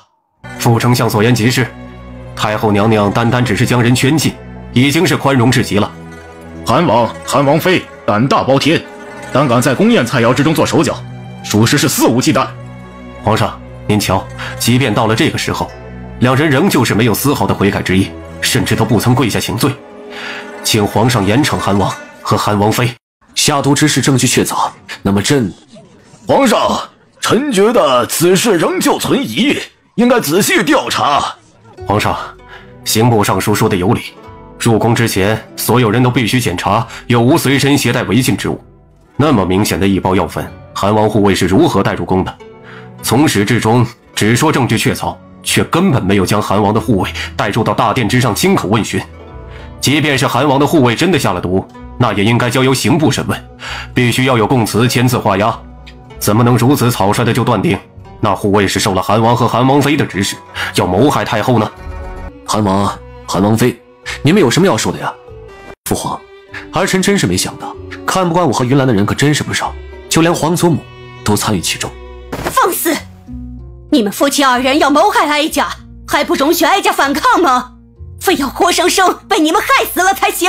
三弟，你和三弟妹一时糊涂，意气用事，也是可以理解的。别说这些气话来惹皇祖母不快了，赶紧跪下道歉，请求皇祖母的原谅。哼，我怎么不知道？什么时候这清清白白之人也要给人道歉了？放肆！慕云兰，哀家是太后，是你的皇祖母，你说话就是这个态度。云兰跟皇祖母讲道理，皇祖母就拿出身份来压人。我们如今这态度已经是很给你面子了。皇上，百善孝为先，韩王面对自己的皇祖母都是这样的态度，其叛逆不孝心思可见一斑。诸位大人都是读过圣贤书的，既然说出百善孝为先这几个字，那怎么不说说后面几句？百善孝为先，论心不论迹，论迹贫家无孝子。你们紧抓着我家王爷说话的语气不放，怎么不想想他为何如此？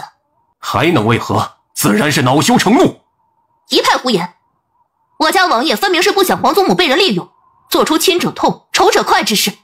太医，副丞相之所以身上长满脓疮，是因为吃了有毒的菜肴。回禀韩王妃，的确如此。菜里有什么毒？百破花之毒。那百破花之毒服用之后有什么症状？会让人皮肤红肿，严重的起脓疮。还有吗？其他的症状还会使人呕吐。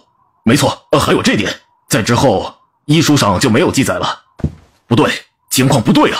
皇上，韩王和韩王妃是被冤枉的。张院正，你说什么呢？证据如此确凿，怎么可能被冤枉呢？是啊，张院正之前跟着韩王妃编撰过医书，该不会碍于往日的情面开口说谎吧？你们胡说八道些什么？在皇上面前，微臣若敢有半句谎言，愿被天打雷劈，五雷轰顶。张院正，你可是发现了什么线索？回禀皇上、贵妃娘娘，百破花之毒会让人全身红肿溃烂，还会起一身的脓疮，但是速度却不会如此之快。有一个词叫做因人而异。副丞相中毒之后，症状来得快一些，也不无可能。因人而异的确存在，但是症状出现的速度有快慢，却绝对不会出现本不该有的。白破花会让人起脓疮，却绝不会有这股臭味。副丞相中的不是白破花之毒，而是一种奇毒——恶幽。此种毒极为少见，也是从花草之中提炼。症状刚开始发作的时候，和白破花是极为相似，唯一的区别就是那股恶臭。也因此，很多医者在帮人诊病的时候都会误诊，导致不仅解不开毒素，还会让病情加重。皇上，微臣想起来了，副丞相之前称病没来上朝，丞相府中就有这股恶臭的味道传出。微臣的府邸和丞相府距离得很近，还因此食不下咽呢。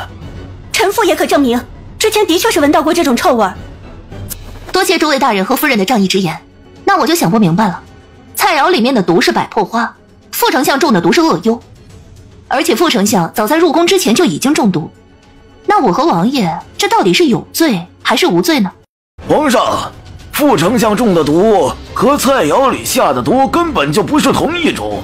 最为重要的是，副丞相疑似在入宫之前就已经中毒，由此可见，下毒一事绝对存有内情，请皇上明鉴。父皇，儿媳单独给您的那本册子，父皇应该还留着吧？如此珍贵之物，朕自然留着。不知父皇可否介意，儿媳将册子上的内容说给诸位大人听一听？好。各位大人都清楚，身为鬼手医圣的传人，我不仅精通医术，而且还精通毒术。凡事有利就有弊，我虽无害人之心，但却防不住有些心思深沉之人借此往我身上泼脏水。所以在重新编撰医学宝典的时候，我单独整理了一本毒物大全，呈送给了父皇。除此之外，针对不同的毒物，我还给父皇准备了双份的解药，保证在危急的时刻能够用到。刚才诸位大人都听太医说过了，百破花会让人皮肤溃烂起脓疮，但是发作的速度却不快，而且会让人难受，却不足以致命。父皇手中握有解药，随时都能拿出来解毒。我和王爷就算是傻子，也不会在这种情况下在宫宴菜肴中做手脚。是啊，韩王妃送了毒物大全和解药给皇上，怎么可能又指使着人在宫中用毒呢？这下了毒，即便太后服下，皇上也能立刻拿出解药解开，完全就是白费功夫，给自己增添罪名啊！韩王和韩王妃都是喜欢默默做事的，有了什么贡献也从不喜欢张扬。这背后算计之人根本不知道韩王妃早有防范，所以才会用这种方式来诬陷。父皇，我现在想见一见瑞颖。立刻把瑞颖带上来。张院正，拿金针。是。怎么回事？臣赶到的时候，瑞颖护卫已经身受重伤，倒地不起。伤他的是何人？是看守他的禁军。好啊，好啊，禁军帮朕驻守皇宫的精锐，竟然这般的有主意。朕都还没发话呢，就敢直接替朕处置人了。皇上息怒。父皇，儿媳想要一个解释。说说，为何要把人伤成这样啊？回禀皇上，是护卫瑞颖想要反抗逃脱，奴才等人生怕他心怀不轨，冲撞了圣驾，不得已出手将他制住。禁军的选拔都是要文武全才，禁军统领，我说的没错吧？是。既如此，那这些人都是识字的。劳烦吴公公给这6人准备纸笔，让他们将瑞颖何时反抗，如何反抗，先攻击了谁，中间说过什么话，做过什么事，全部写清楚。韩王、韩王妃，你们坏了我的大计！父老贼，你做主杀我羌族数百勇士，此仇不共戴天。这次没能将你杀死，算你命大，下次你必死无疑。羌族，本王怎么不知道羌族什么时候有这样的本事？敢做就要敢当，放了狠话之后，怎么就选择了自尽？护驾，快护驾！护驾？禁军里面都是有奸细，护哪门子驾啊？臣没有管理好禁军，竟让奸细混在其中，罪该万死，请皇上责罚。皇上，是刚才的奸细蛊惑了我们。瑞颖护卫一直在强调自己的清白，说不曾藏毒，可是那奸细却说他巧言令色，意图狡辩。皇上，臣有罪，差点误会了韩王和韩王妃。皇上，臣在从普惠寺回来之后，身体就开始不适，渐渐的有脓疮生长，还伴随着一股臭味，所以前些时日才会告病没有上朝。可臣已经通过大夫将病症给治好了。今日听太医说菜肴里有毒，便没有往之前生病上面想，只以为是吃菜中毒所致，误会了韩王和韩王妃，实在是万分惭愧，臣甘愿领罚。父皇，我和王爷也不知道得罪了哪路神仙。最近这段时日，误会我们的人好像格外的多。朕发现了，韩王府的确是容易被人误会。因臣一人搅扰了宫中年夜，使得太后娘娘凤体受惊，也让皇上担忧，百官受累，实在是罪责深重。皇上，臣御前失仪，又差点让韩王、韩王妃无辜蒙冤，实在是无颜再担任丞相职责，自请辞去官职，回家好生静思己过。皇上，刚刚那名意图自尽的禁军，乃是羌族的奸细，副丞相也是无辜被害呀。皇上，那奸细居心叵测，说不准今日所有的事情都是羌族的阴谋啊，为的就是现在君臣猜忌、朝堂不稳的局面啊。太子，你有何想法？回禀父皇，最近奸细时常作乱，这一次更是将手伸到了皇宫之中，实在是胆大包天。儿臣认为应该立刻严查。之前是三弟负责调查的吧？怎么没查出什么结果，反倒让奸细进入皇宫之中，威胁到父皇的安危了？说起这个，我的心中也十分不解。调用那么多人手，里里外外查了个遍，除了当时开芳菲阁那个奸细，就再没查出来其他人。这些个奸细着实实力高强，能自由出入普惠寺，甚至能够在防卫森严的皇宫中任意下毒。可真正要去查的时候，又藏匿的无影无踪。他们就仿佛是鬼魅一般，看不见摸不清，可是每次出事又都有他们的身影。白月和羌族被我们大周朝屡次教训，从来没见过他们在战场上有多么高深的谋略。如今倒好，2年不打仗变得聪明了。说句大逆不道之言，那羌族的奸细更是奇怪，都能够在宫宴的菜肴之中下了毒了，毒杀的对象竟然是副丞相，而不是皇上。是啊，给副丞相下毒，说的那么狠辣，可下的又不是致命的毒，这到底是恨还是不恨呢？若真是奸细那还好，若是有人打着奸细的名号故意搅乱朝局，那可就真的是防不胜防了。副丞相，你这病回去好生养着吧，养好了再回来上朝。是，臣叩谢皇上宽恕。韩萧，这些人你来处置，一定是要严查他们，以及他们家族中所有人的一举一动，有任何的疑虑之处，宁可错杀，不可放过。是父皇，儿臣领命。臣会让人日夜巡守，在韩王殿下提审这些人之前，他们都会好好活着，且保证没有任何人有机会提前接触。好，本王相信。两位大人说到办到，今日是年宴，辞旧迎新，本该开开心心的过，如今却闹成了这般样子。臣等有罪。请罪的话就不必说了，大过年的总该是有些令人开心的事。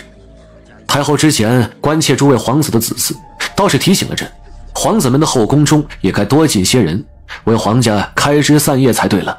太子妃这多年不孕，太子便多纳俩侧妃，太子太傅家的庶女与你自幼相识，还有这情分，且心情温婉，给你当侧妃正好的合适。还有保文阁大学士家这嫡女，容貌和才情皆是上品，也一并入东宫。老四，堂堂的安王只守着一个女子过日子，实在是不像样。可是三哥，别拿你三哥跟三嫂说事，能跟他们比吗？你三嫂可是生下了八宝和周周的，你要抗旨？儿臣不敢。那就听从安排。好了，宫宴就到这儿吧，都回去好生的歇着。父皇，还有儿臣呢。你先把这病治好吧。明妃，副丞相这边有太医照顾，我们也该回去了。王爷，我要送父亲回府。你又不懂医术，现在跟着回去也无非是徒增担忧。你现在跟我回去，明日一早我们准备好药材，再去探望副丞相。明妃，四弟，有时候姑真是羡慕你，永远都是那么的天真。三哥，三嫂，我和你三嫂生怕你身上的伤势复发，放心不下，所以回来看看。三哥，我没事的，就是不小心摔了一下。今天可是除夕，三哥和三嫂好好的过吧，我也该回府了。四弟，傅明妃。三哥，我身体不好，恐怕明天一早没办法到韩王府去向三哥三嫂拜年了。四弟，今日下毒全然是傅家算计，傅明妃也参与其中。三哥，明妃心地善良，说不准这其中有什么误会呢？我也希望是有误会的，可是他并非第一次出手了，当时在猎场的山崖上。你做什么？三哥，如果明妃做了什么对不住你和三嫂的事情，弟弟我愿意为她承担任何责罚。他是他，你是你，你是我的四弟，三哥不会因为他而迁怒你的。多谢三哥、三嫂。三哥、三嫂，我先走一步，把安王送回去，他若反抗，就打晕了抬上马车。别过来！你们统统都滚开！滚！给我滚！贱人！德贵妃，你这个贱人！你们要害哀家，你们都要害哀家！原来太后头风之症发作，恰逢梦魇，受到了惊吓，到小福堂中祈福，却又失手打翻了油灯，险些致丧身火海。如今整个人仍旧陷入了梦魇中，回不过神来。太医们的诊治说他似乎得了失魂之症，全部的束手无策。朕担心太后的安危，所以让你入宫来瞧瞧。儿媳进去瞧瞧。你们都是鬼！放开哀家！哀家是太后，你们如此大胆，哀家要砍了你们所有人的脑袋！你们都退一下吧。韩王妃，可是太后现在……放心，没事。不愧是皇祖母，这戏演的十足的真切。我刚刚扎的是百会穴，有提神醒脑通窍的作用，却不是控制人的。皇祖母，你安静的太快了。贱人，这一切都是你搞的鬼！皇祖母在说什么呢？我怎么听不明白呢？你送给哀家的符菊更有问题。皇祖母，你说的话我怎么听不懂呢？符菊羹不仅仅是我的心意，也有母妃、含萧、八宝和周周的，用的都是最好的符菊和最珍贵的药材。而且皇祖母是不是忘了，那符菊羹不仅仅您一个人吃过，父皇恰好过来也吃过呢，不是一点问题都没有。慕云兰，你这个毒妇，你少在这里扮无辜！谁不知道你医术天下无双？你想要动手脚，医术最好的太医都察觉不出来，更不要说其他人了。我的符菊羹一定有问题，不然哀家怎么会好端端的陷入梦魇？皇祖母，日有所思，夜有所梦。您呢，就是白天的时候思虑过重，到了晚上才夜不能寐呀。你胡说！哀家宽仁待下。皇祖母，我这个人性子直，便是在父皇面前也是有什么说什么。您说自己宽仁待下，这话不觉得有些可笑吗？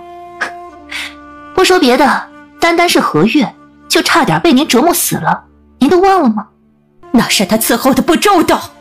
宫女伺候不周，大可以将人送去内务司重新教导规矩，再不行还能罚去掖庭做些苦累的力气活。可是皇祖母，你两个道都没选，却自己私下惩罚。哀家什么时候罚了？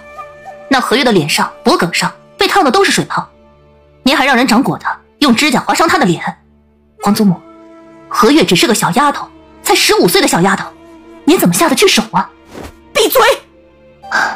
皇祖母，您是大周朝的皇太后，父皇多年没有立后，天下女子都以您为尊，以您为楷模。哪怕顾虑到这一点，孙熙还是劝您性子放得平和些。父皇对您孝顺，底下的皇子皇孙也心存敬重，您多想想轻浮，少些戾气，这头风之症也不至于发作的那么频繁。你这个不懂规矩的毒妇！哀家皇祖母的宽仁，孙儿是丝毫没看到，只看到了您是如何倚仗身份倚老卖老。含笑，怎么跟你皇祖母说话呢？好小子，会说你就多说点儿。母后，你让朕听着，朕听明白了。父皇，原来您都听着呢。父皇，儿媳对皇祖母心存怨气，所以刚才言语多有不敬，实在不是一个晚辈应有的态度。儿媳心中懊悔，可再重来一次，有些话儿媳还是得说。儿媳有错，请父皇责罚。父皇，儿臣刚才听到皇祖母辱骂云兰，一时冲动，口不择言，请父皇责罚。不是，皇帝，你听哀家说。太后，皇上刚才看到您状若失魂，举止疯癫，心中担忧坏了，连忙让人出宫去寻云兰，可没想到您竟然都是装的，这是何必呢？然后你既然没事，就好生的在慈安宫休养吧，等什么时候这头风之症除了根再出来。皇上，你相信哀家，慕云兰惯是会演戏，他表面佛口蛇心，实则一肚子算计。云岚有错，朕会责罚，你就不必管了。皇帝，你糊涂呀！你以为慕云岚是个省油的灯？你瞧瞧，朱颜阁串通了多少关系，看看无极堂收揽了多少人心，你还一味的纵着。再过几年，这天下是谁的，还真不好说。太后这很关心前朝朝政吗？皇帝，哀家是你的嫡母，我会害你吗？朕以前也以为是不会，可是太后你身为含萧的皇祖母，怎么忍心把其关在了小福堂之中搓磨呀？皇帝，你听谁胡说八道了？哀家什么时候？小福堂着火，护卫前去救火，在佛像底下意外的发现了些东西。那个叫何月的宫女呢？奴婢何月。皇上把这丫头选上来做什么？哀家可没有罚她，是她端不稳茶盏泼到了自己的身上，皇上可不要被她凄惨的样子骗了。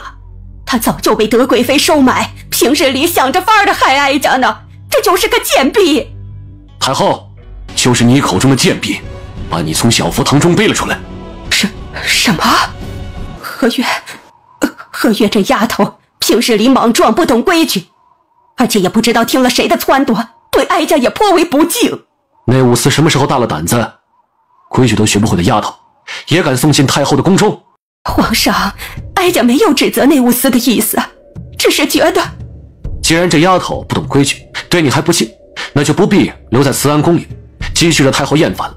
皇上，何月将太后从小佛堂中背出来，很多人都是看见的，总不能将她随意处置了，以免让人觉得皇室不知感恩。正好我的瑶华宫还缺一个帮忙洒扫的宫女，就让她到臣妾的宫中吧。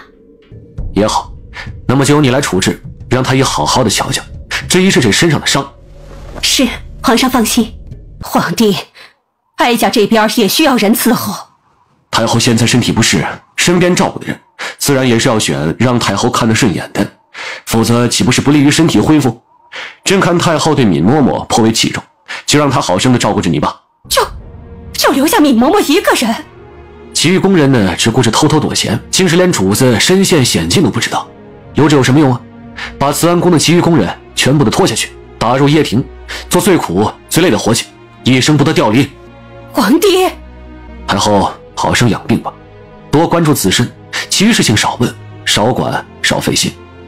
敏嬷嬷御前事宜，理应杖毙，不过看在她十分受太后的器重的份上，死罪可免，拖下去杖责50，然后继续照顾太后。为了让太后安心养病，即刻起没有朕的命令，闲杂人等不准前来惊扰太后。爹爹，你和娘亲成亲的时候也是这样吗？皇子们成亲流程都是差不多的。爹爹坏坏，你跟娘亲成亲的时候为什么没有请我？爹爹呢倒是想请，只是有些困难。哼，有困难你就不请我和哥哥了。周周要去找皇爷爷告状，周周要狐假虎威。对，狐假虎威。周周不气，等爹爹和你娘亲再成亲，肯定不会忘了你的，可好？还能再成亲吗？当然可以，不过要多准备些时日。好，那爹爹你要好好准备哦。王爷，喜悦想了很久，你该去前院迎接宾客了。敏妃，我不去，我就在这里陪着你，可好？父皇因为宫宴上的事情，完全误会了父亲，以至于对我也心存不满。2个侧妃入府，比我当年嫁给你还要热闹，这还不够让我难堪吗？王爷若是不去迎宾拜堂，父皇又该如何想我？王爷，时辰不早了，宾客们都已经到齐了，不能再耽误了。敏妃，迎娶侧妃并非我所愿，即便是让他们入府，我也不会碰他们的。王爷，敏妃，对不起，我以后肯定会加倍对你好，加倍补偿你的。王爷，你若是真的想补偿我，就帮我救救父亲吧，可好？你口口声声说爱我，就要迎娶侧妃，你说要补偿我，却不肯帮我为父亲求解药。我的婚姻已经破败了，你还要我家破人亡吗？敏妃，你别哭啊！我答应了，我帮你。三弟和三弟妹来的正好，快来尝尝这酒酿春，父皇为了四弟迎娶侧妃，特意赏赐下来的。我们这也是跟着四弟沾光了。太子这话说的可就不对了，这九酿春我们还当个宝贝呢，三弟和三弟妹怕是早就不新鲜了。人家两口如今可是宫里的常客，父皇都破例允许他们留宿在宫中了。贡酒一类的，还不是随时想喝就能喝到吗？二哥的新府邸建造如何了？等你的府邸建造好，二哥正式的住进去，我便向父皇讨上几坛子贡酒，当做礼物，庆祝二哥乔迁之喜。二弟、三弟，今天可是四弟大喜的日子，我们这些做兄弟的可不能让他为难呢。老四就是想不开，身为皇子，竟只守着一个女人过日子。这生得再美，长得再好，又有什么用呢？过上几年，还不都变成黄脸婆了？二哥这么想得开呢，真是令人敬佩。有时候我也想不明白，就比方说，这人早晚都得是死。那些于国于民有利的，活着做贡献；那些没有职位、四肢不勤、五谷不分，只会说风凉话的，还活着做什么呢？三弟妹历来是牙尖嘴利，这女人还是不要太过强势的好，否则可不会有什么好下场。我倒是听说二嫂之前性情温柔如水，可最终这下场也没见得好到哪里去啊。可见这女人强不强势和过得好不好没关系，最主要的是还得是看嫁的男人有没有用。韩潇，你说是吧？云兰所说极是。我随口说两句玩笑话，二哥怎么那么认真呢？好像对号入座了似的。这做人啊，不能那么敏感，不然也太累了。你，二哥千万别动怒，你的命还没有完全好呢。万一动怒引发了病情，还要我和韩潇当着这么多人的面给你医治。我们倒是不怕麻烦，只是担心搅扰了四弟的婚礼，那可就是大罪过了。云兰，这场婚事怕是没有办法圆满的完成。圆不圆满的先放在一边，你有没有发现四弟的脸色很是不对？他这是……等着吧，用不了多久，四弟应该就找过来了。见过王爷。你们……皇上赐了婚，我们又乘坐花轿一路来到了安王府。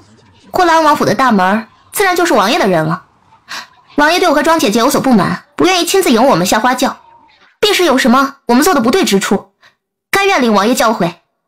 我和小妹妹来得太早了，以至于让王爷没有时间更换喜服，实在是罪过。不过更换喜服也耗费不了多长时间。来人，快些帮王爷更衣。王妃，前院没有闹起来，王爷更换了喜服，正和两位侧妃拜堂呢。你说什么？奴婢亲眼瞧见，如今却换上了喜庆的红色喜服，身上还绑着大红花，两位侧妃一左一右的站在他两边，场面热闹得很呢。怎么会？楚景木他明明答应过我，怎么会？奴婢见过安王妃。嬷嬷不必多礼，可是有什么事情需要交代？按照规矩，侧室进门总要给正室敬茶，以示恭敬圆满。两位侧妃和王爷拜堂完毕，奴婢专程前来，请王妃过去接受敬茶。好，我这就去。这就是两位妹妹吧？姿容绝艳，各有千秋，父皇好眼光，我们王爷好福气。王爷，今后有两位妹妹作伴，实在是太好了。敬完茶，我们就是真真正正的一家人了。你若不愿……王爷说什么呢？我怎么会不愿？有两位妹妹相伴，我高兴还来不及呢。来人，备茶。明妃，混账！你做了什么？宣太医，太子，你的那位侧妃也都是朱颜阁的常客吗？那你自求多福啊。你们连工具都准备好了？吃席不带蛋，好比烧水不盖盖，吃亏的嘞。妹妹，这个好，可以带回去给皇爷爷。三弟，不是二哥说你平日里没有亏这两个孩子吧？瞧给这两个孩子饿的，不知道的还以为他们多没出息呢。这个问题，二哥应该是去问父皇。八宝和周周在宫里的时间比较多。哼，二伯伯，不是烧鸡吃不起，是吃席打包比较有性价比。二伯伯连吃席的规矩都不懂吗？哥哥，不是每个人都像我们这样有见识的。皇爷爷教导过我们，不要和没见识的人讨论长短，争论对错。你们两个……对，二伯伯你说的对。韩王妃，我们家王爷有事情想和你们谈一谈，命奴才前来请二位到后面叙话。穆姐姐，安王妃有喜了。我知道了，你们回自己院子休息吧。穆姐姐小心。三哥三嫂，我有孩子了，我也有孩子了。那就恭喜四弟四弟妹了。三嫂，四弟妹，你这是做什么？老四，三嫂，宫宴之上，我父亲一时不察，误会了三哥三嫂，我心中也很是愧疚。你想让我给你父亲恶幽之毒的解药？是，父亲已经真心反思了，也知道对不住三哥三嫂，只是现在病体沉重，没有办法亲自前来向你们道歉。我这个做女儿的，看着父亲每日被折磨，实在是心如刀绞。三嫂，你身为医者，仁爱天下，求你救救我父亲吧。老四，扶你的王妃起来。三哥，明妃她怀有身孕，副丞相也知错了，所以能不能……你这是求解药，还是逼着你三嫂给解药？楚景木，你什么时候这般的拎不清？三哥，我也不想，可是我不能。云兰，我们走。四弟，男儿膝下有黄金，你起来吧。三嫂，你答应了吗？我若不答应，你和你肚子里的孩子若有个3长2短，我岂不是成了罪人？三嫂，我没有，怀上身孕实属偶然，我之前也不知道，根本没想过拿孩子做威胁。明妃，我信你，从无一丝疑心。我嫁给王爷多年，一直没为他生下一儿半女，心中愧疚的很。如今心愿达成，我就算是拼着性命不要，也会好好保护这个孩子的。好，希望你说到做到。解药制作需要时间，我会尽快制作，做好了让人送过来。三嫂，解药准备2份吧。你什么意思？楚景木，三哥，不怪明妃，是我自愿的。你糊涂你！楚景木，你是皇子，是楚家人，如今你竟是为了帮助傅明妃，沦落到了给人施药的程度，你还有尊严吗？你还……三哥，我不糊涂，我从来都是最没用的那个皇子，朝堂处理政务不行，战场杀敌立功也不行，我跟在你的身后，就像是个跟屁虫一样，我哪里还有什么尊严？我没用，我废物，我不要尊严，我只想守着明妃，只想守着我们的孩子。混账！三哥，你打完了，解药能给我了吗？我会让人送2份解药过来，另外再配上1份伤药。四弟，我和你三哥尊重你的选择，只希望最后的结果配得上你现在的奋不顾身。多谢三嫂。三哥，我没有你这样拎不清的弟弟。明妃，你感觉怎么样？可需要请太医？我也不知怎么回事，就是感觉小腹坠坠的疼。那我现在立刻让太医过来。王爷，三哥和三嫂似乎是因为我的事情怨上你了。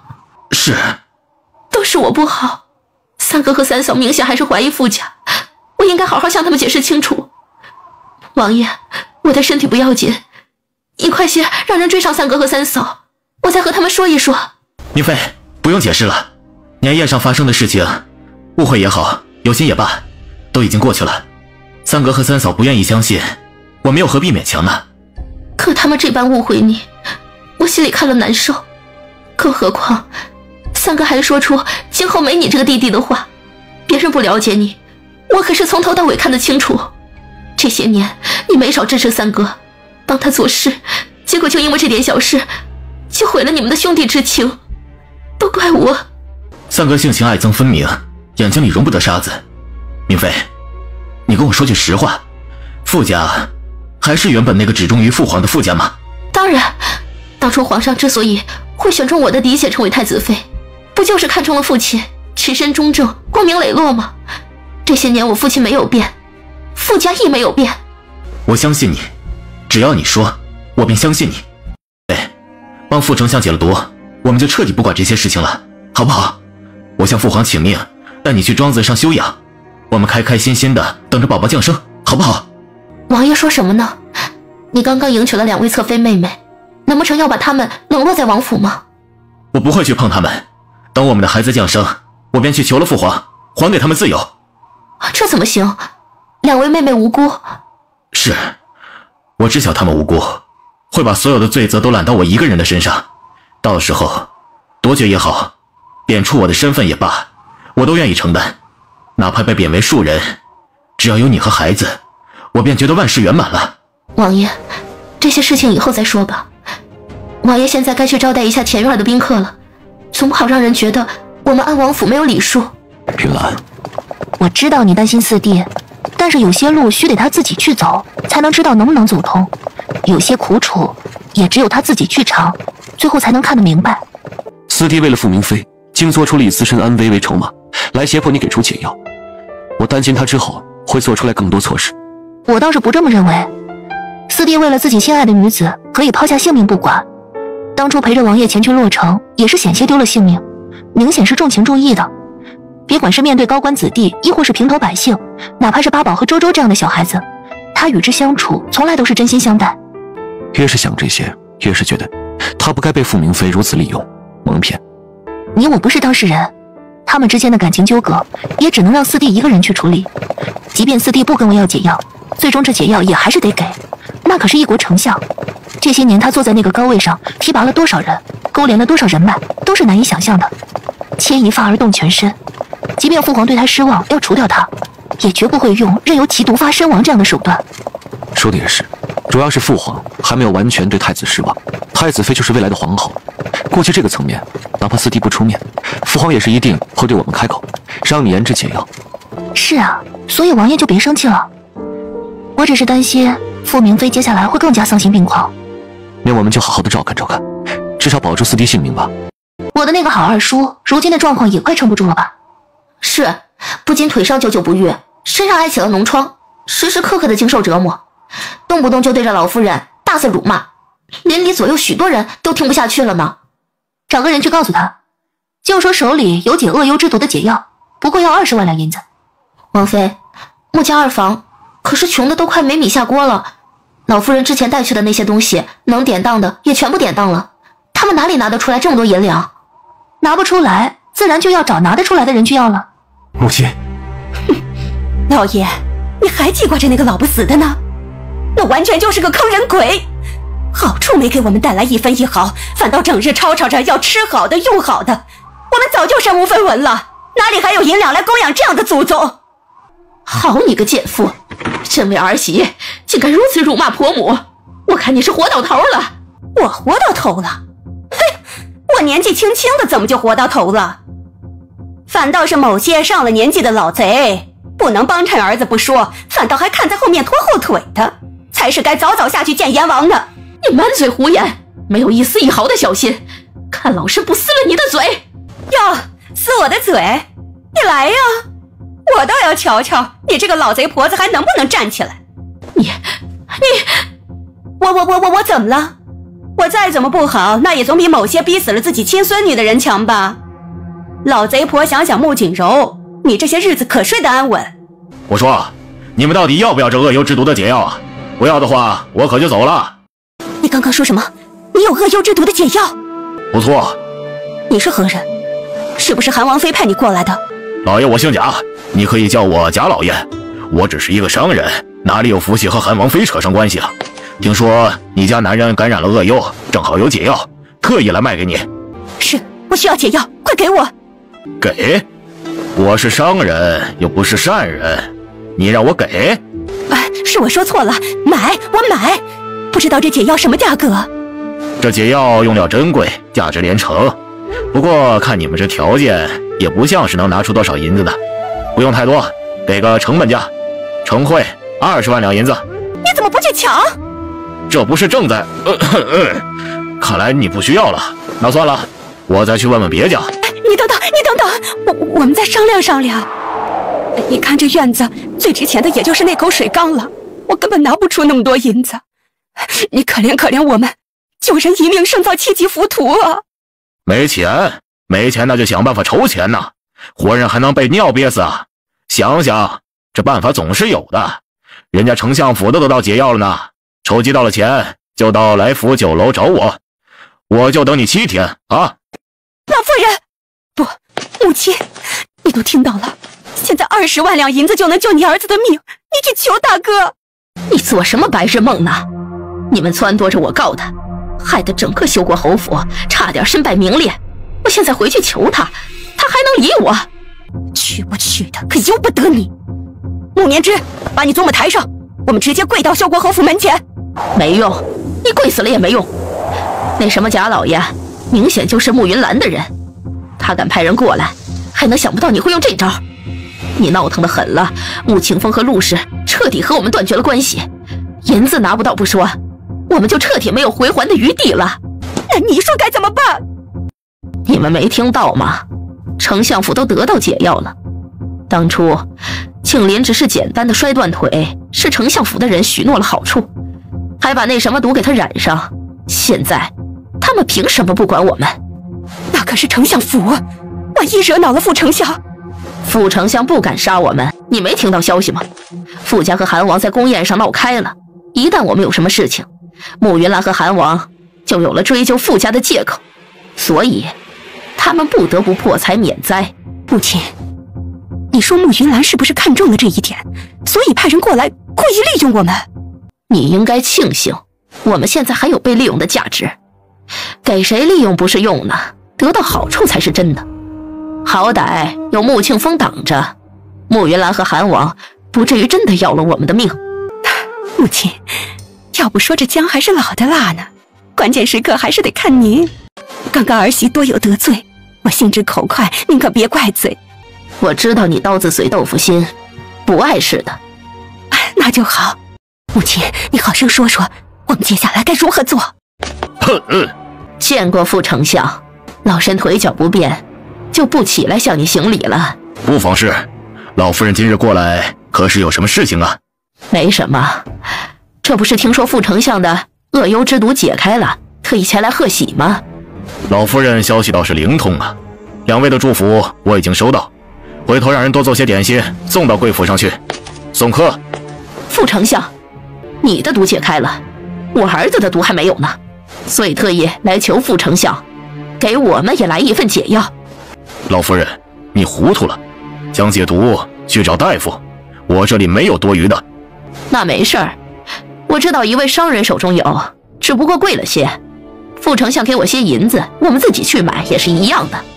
老夫人今天过来是来威胁本相的。您是丞相，又是太子妃和安王妃的父亲，身份异常的尊贵。我一个老太婆，别说是空有一个一品诰命了，就算是一品官，也不敢在相爷面前造次。副丞相，您刚正不阿，又最是心善，之前面对普通的百姓都能组织名医来给他们义诊，如今知道了我家二儿子和您一样经历过恶幽之毒的折磨，怎么会坐视不理呢？老身相信您绝对不是这样的人。老夫人呐，若是你当初面对修国侯的时候有如此理智，想来也不至于落到今天的下场吧。副丞相说的哪里话？若还是在修国侯府当那风光无限的老夫人，今日这样的场面又何必我来交涉？再者说呀，人的身份高了，总是格外的在意脸面，身份低了就不一样了。俗话说得好，光脚的不怕穿鞋的。见到同病相怜之人，本相自然也是于心不忍，只是20万两银子数目太多了，即便是想帮，那也是心有余而力不足啊。副丞相说笑了，您可是堂堂丞相大人，一人之下万人之上，别说是20万两银子了，就算是天上的星宿，那还不是想想办法就能握在手中？20万两着实太多，我只能拿出2万两，其余的你们自己想办法吧。副丞相，帮人帮到底，送佛送到西，2万两银子已经能够体现您的良善，可到底救不了我儿的性命。老夫人，给我解药的人你也认识，现如今就在韩王府中，你去求他，岂不是比求我更加的便捷啊？我倒是也想，只可惜之前顺天府告状，韩王妃已经明言和我没有丝毫的关系，我后悔呀，后悔当初不该听老二一家子的话。若是我没有离开修国侯府，没有和韩王妃关系闹僵，我来丞相府必定是被人当成座上宾，而不是吃了几盘子点心就受人白眼的老婆子了。副丞相，狗急了跳墙，兔子急了也是会咬人的，您救救我儿的性命吧。您能派人将我二儿子一家接到上京，又是不想看到最后我们家破人亡吧？若真到了那等境地，我会说出些什么，这不好说呀。老二家的，扶我起来，我们回去等着副丞相的好消息。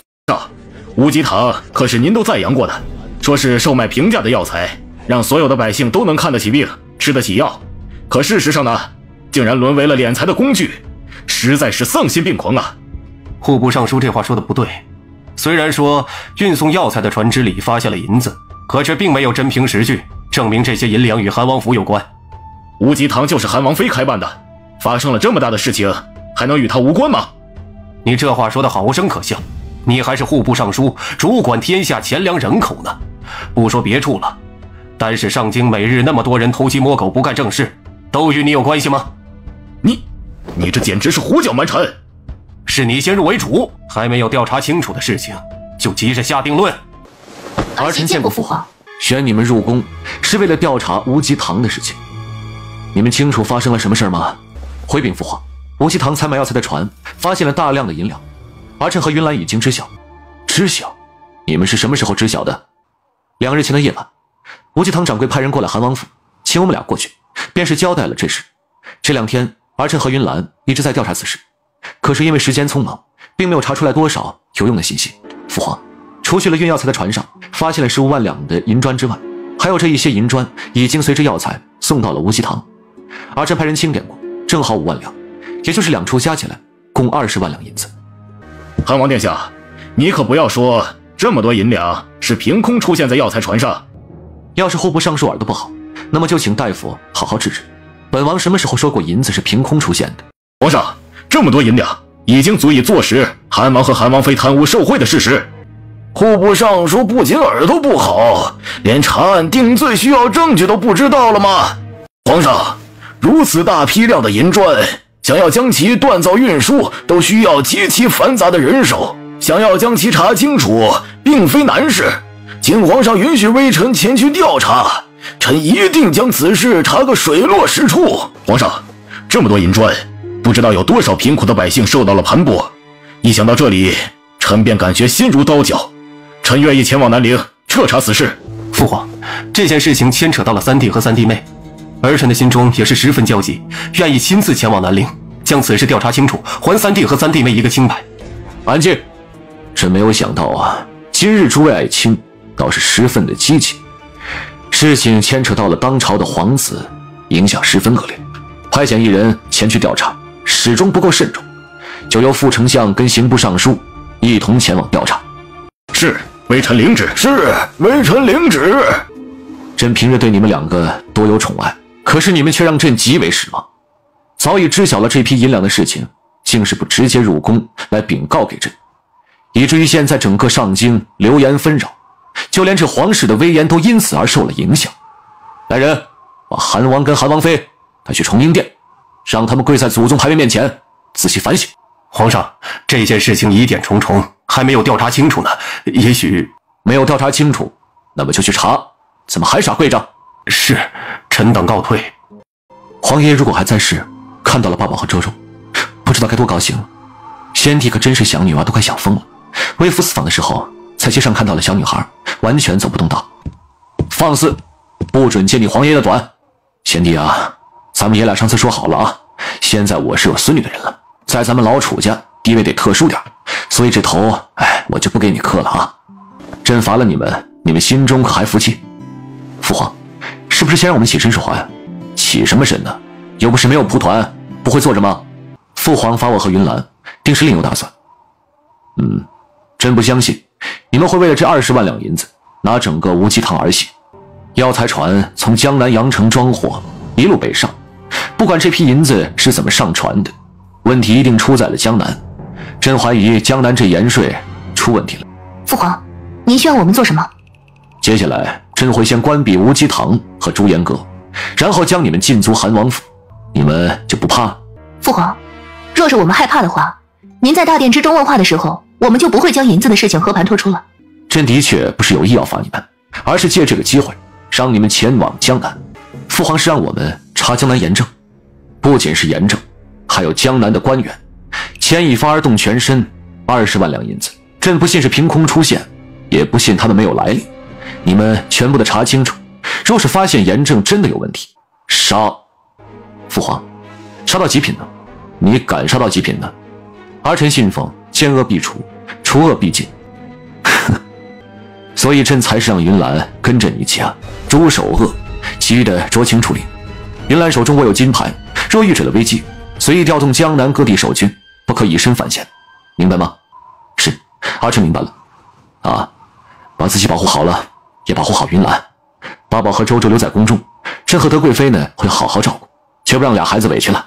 那儿媳可得叮嘱父皇几句，您宠孩子的时候悠着点儿，八宝和周周不能惯得太狠了。在开春的时候，他们就要入上书房学习，总要调整一下性情。好了，你们恢复收拾收拾，准备好了就出发。为了演戏演得更像，你们就不要去瑶华宫见德贵妃了。是。衢州、阳城、苏城、郓城，全部的人手散布出去，调查这几个地方大小的官员。本王要真真切切的证据。是。另外，调查江南3年内盐价的浮动、盐引分配、盐税的收支，不惜这一切手段，把账册拿到手了。是。云兰，你还有什么是要补充的吗？没有。东林，你去吧。一个衢州的盐商都如此猖狂，整个江南必定乱得不成样子。王爷准备怎么做？父皇说诛首恶，其余的酌情处理，那么就首恶凌迟处死，其余的直接砍头。所有人都杀了行不通的。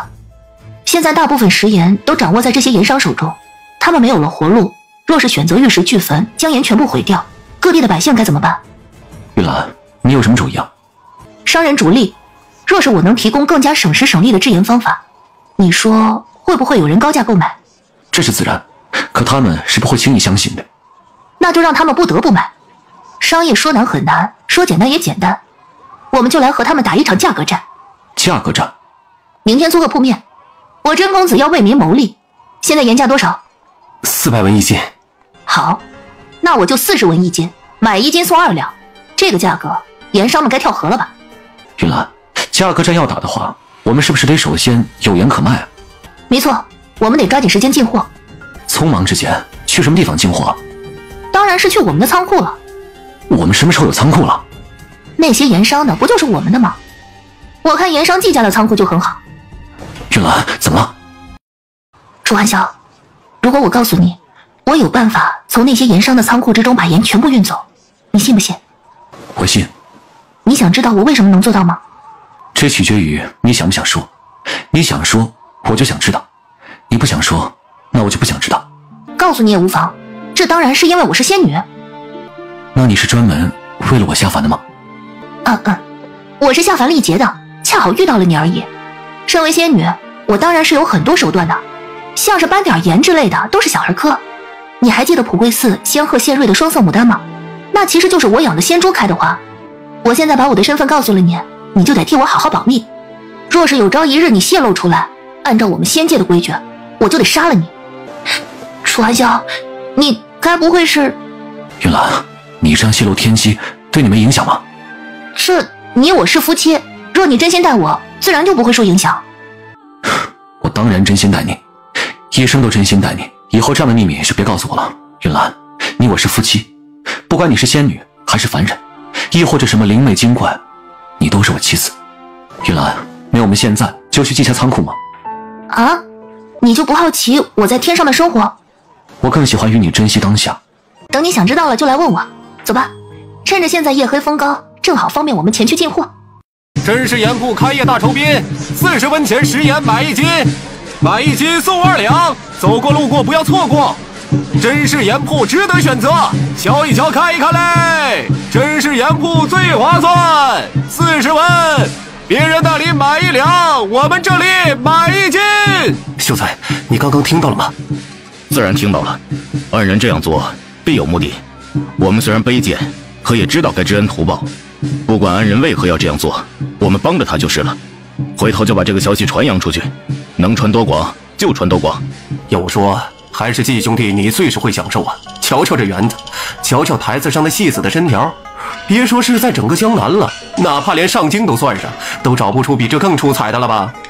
是啊，季兄弟在我们当中年纪最小，却走在了我们的前面，当真是后生可畏呀！谁说不是呢？以后还要多多仰仗季兄弟的提携呢。诸位大哥抬举了，若是没有各位，自然不会有季家的今天。今后我们还要通力协作，共创辉煌才好啊！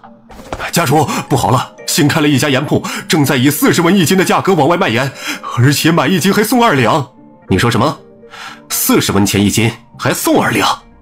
是，刚开始很多人都不信，后面真的有百姓从里面买出盐来，结果全城的人都疯了。如今都往真实盐铺那边挤呢。走，去瞧瞧，我倒要看看什么人吃了雄仙豹子胆，敢不把我们徐州盐行的人放在眼中？是该去好好瞧瞧了。你们干什么？盐铺的东家呢？还不赶紧滚出来！来衢州卖盐，难道不知道先拜码头吗？没有我们衢州盐行的允许，就敢私自定价？我看你是吃了雄心豹子胆了。什么人胆敢在我真公子的店铺里闹事？把他们的手脚打断，直接扔出去，这样就干净多了。我最讨厌有人用手指着我了。我的手废了！来人，快来人啊！快把这两个不知天高地厚的东西给本老爷抓起来！我要剁了他们的手脚！大家不是还要买盐吗？怎么不进来了？东家，咱们的秤被人给撅折了。那就估摸着来2铲子吧，比1斤2两只能多不能少就是了。放肆！简直是太放肆了！你们这群刁民，还不快把路让开！哎呦，那不是盐商王老爷吗？光天化日之下，竟敢袭击我衢州的义商！快，赶紧把这群刁民抓起来，关到县衙大牢里去！都站住，别动！摔倒在地的人赶紧站起来，不要被踩伤了。知县大人，这些刁民想要谋杀我们呢！大人，您刚才都亲眼瞧见了吧？若不是大人来得及时，我等可就要被这帮刁民给踩死了。大人，一定要将他们抓住，抓入牢狱，严肃处置。我身为衢州的父母官，肯定是要为你们做主的。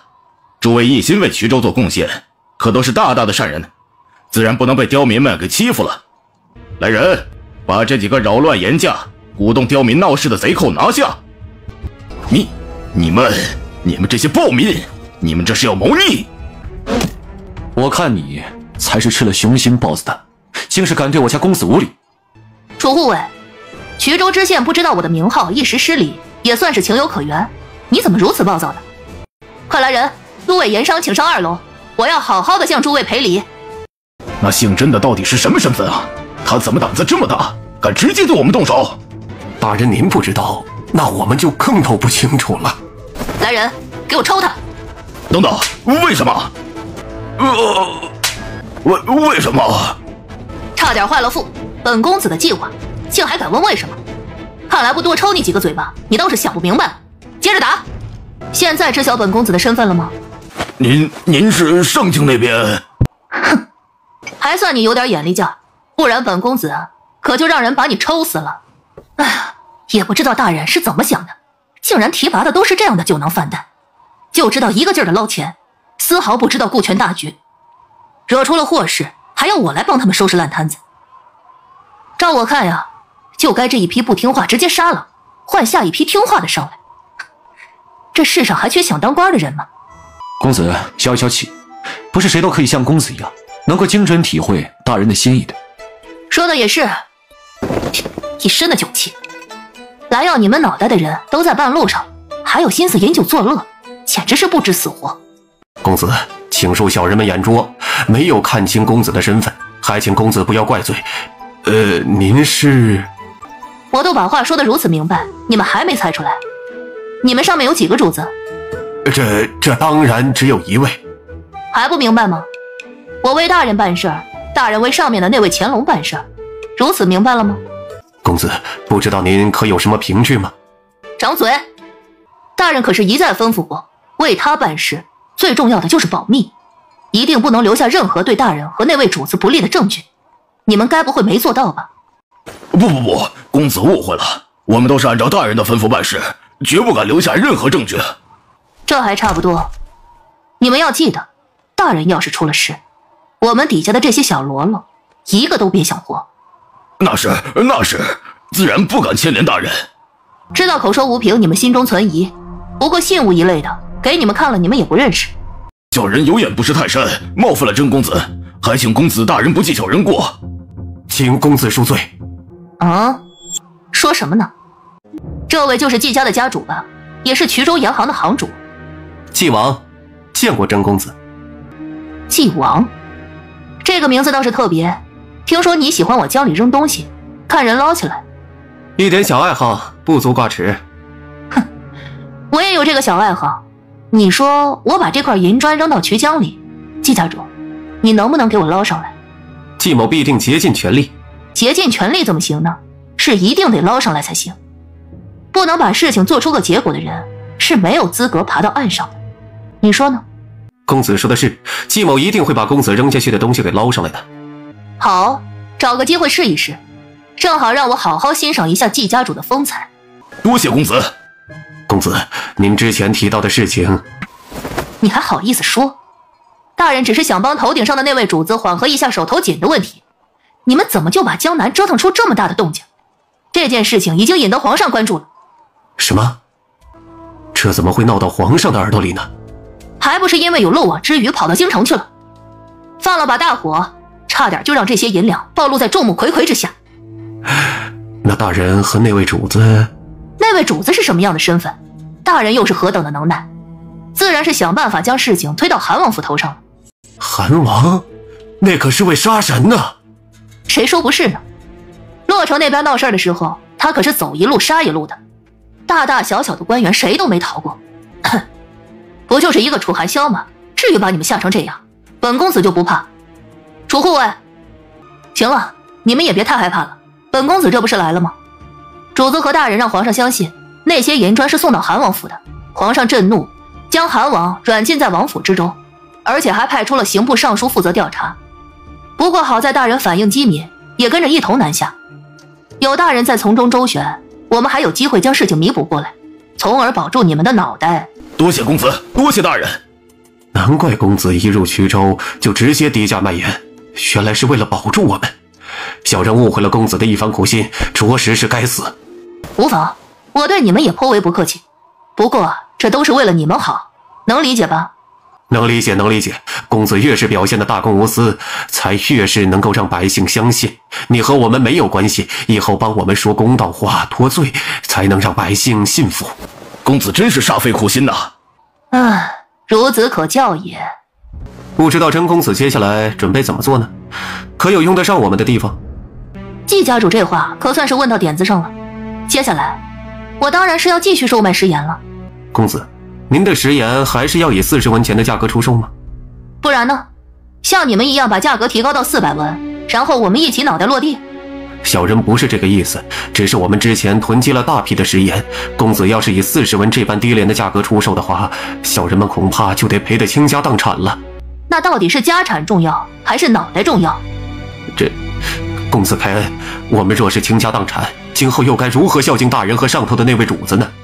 是啊，我等倾家荡产不要紧，可若是耽误了大人和主子的大业，岂不是万死难赎啊？哼，少在这里装乖讨巧卖可怜。今年你们奉上去的20万两白银，放在你们随便哪个人身上，拔下根汗毛都比这值钱吧。公子冤枉啊！这盐业虽然挣钱，可是到处都需要打点疏通，再加上囤积食盐，导致大批量的银两被压在了里面，我们手上也没有多少银子呀。是啊，公子，能拿出20万两来，已经是我等的极限了。是吗？那要不本公子不再管衢州的事情，任由那刑部尚书查出来，到时候把你们的家底一抄，到底有钱没钱，不一下子就清晰明了了。公子，小人们的胆子小，您可就别吓唬我们了。说真是让刑部尚书查过来，那还剩下谁帮主子和大人办事呢？哼，天下商人多得很，没了你们几个，自然还会有更听话的过来。3年前不就是如此吗？公子，有什么事情都好商量。若是大人和主子还有其他的吩咐，我等就算是倾家荡产，也一定要支持的。是啊，有什么话请公子明示。你们都会支持？是。好，那本公子可就直说了。前些时日，主子那边来了一位高人，进献了新的制盐方子。主子让人试验过，效率应当是现在的数倍。这怎么可能呢？瞧瞧吧。这是盐？什么？这是盐？盐还如此洁白？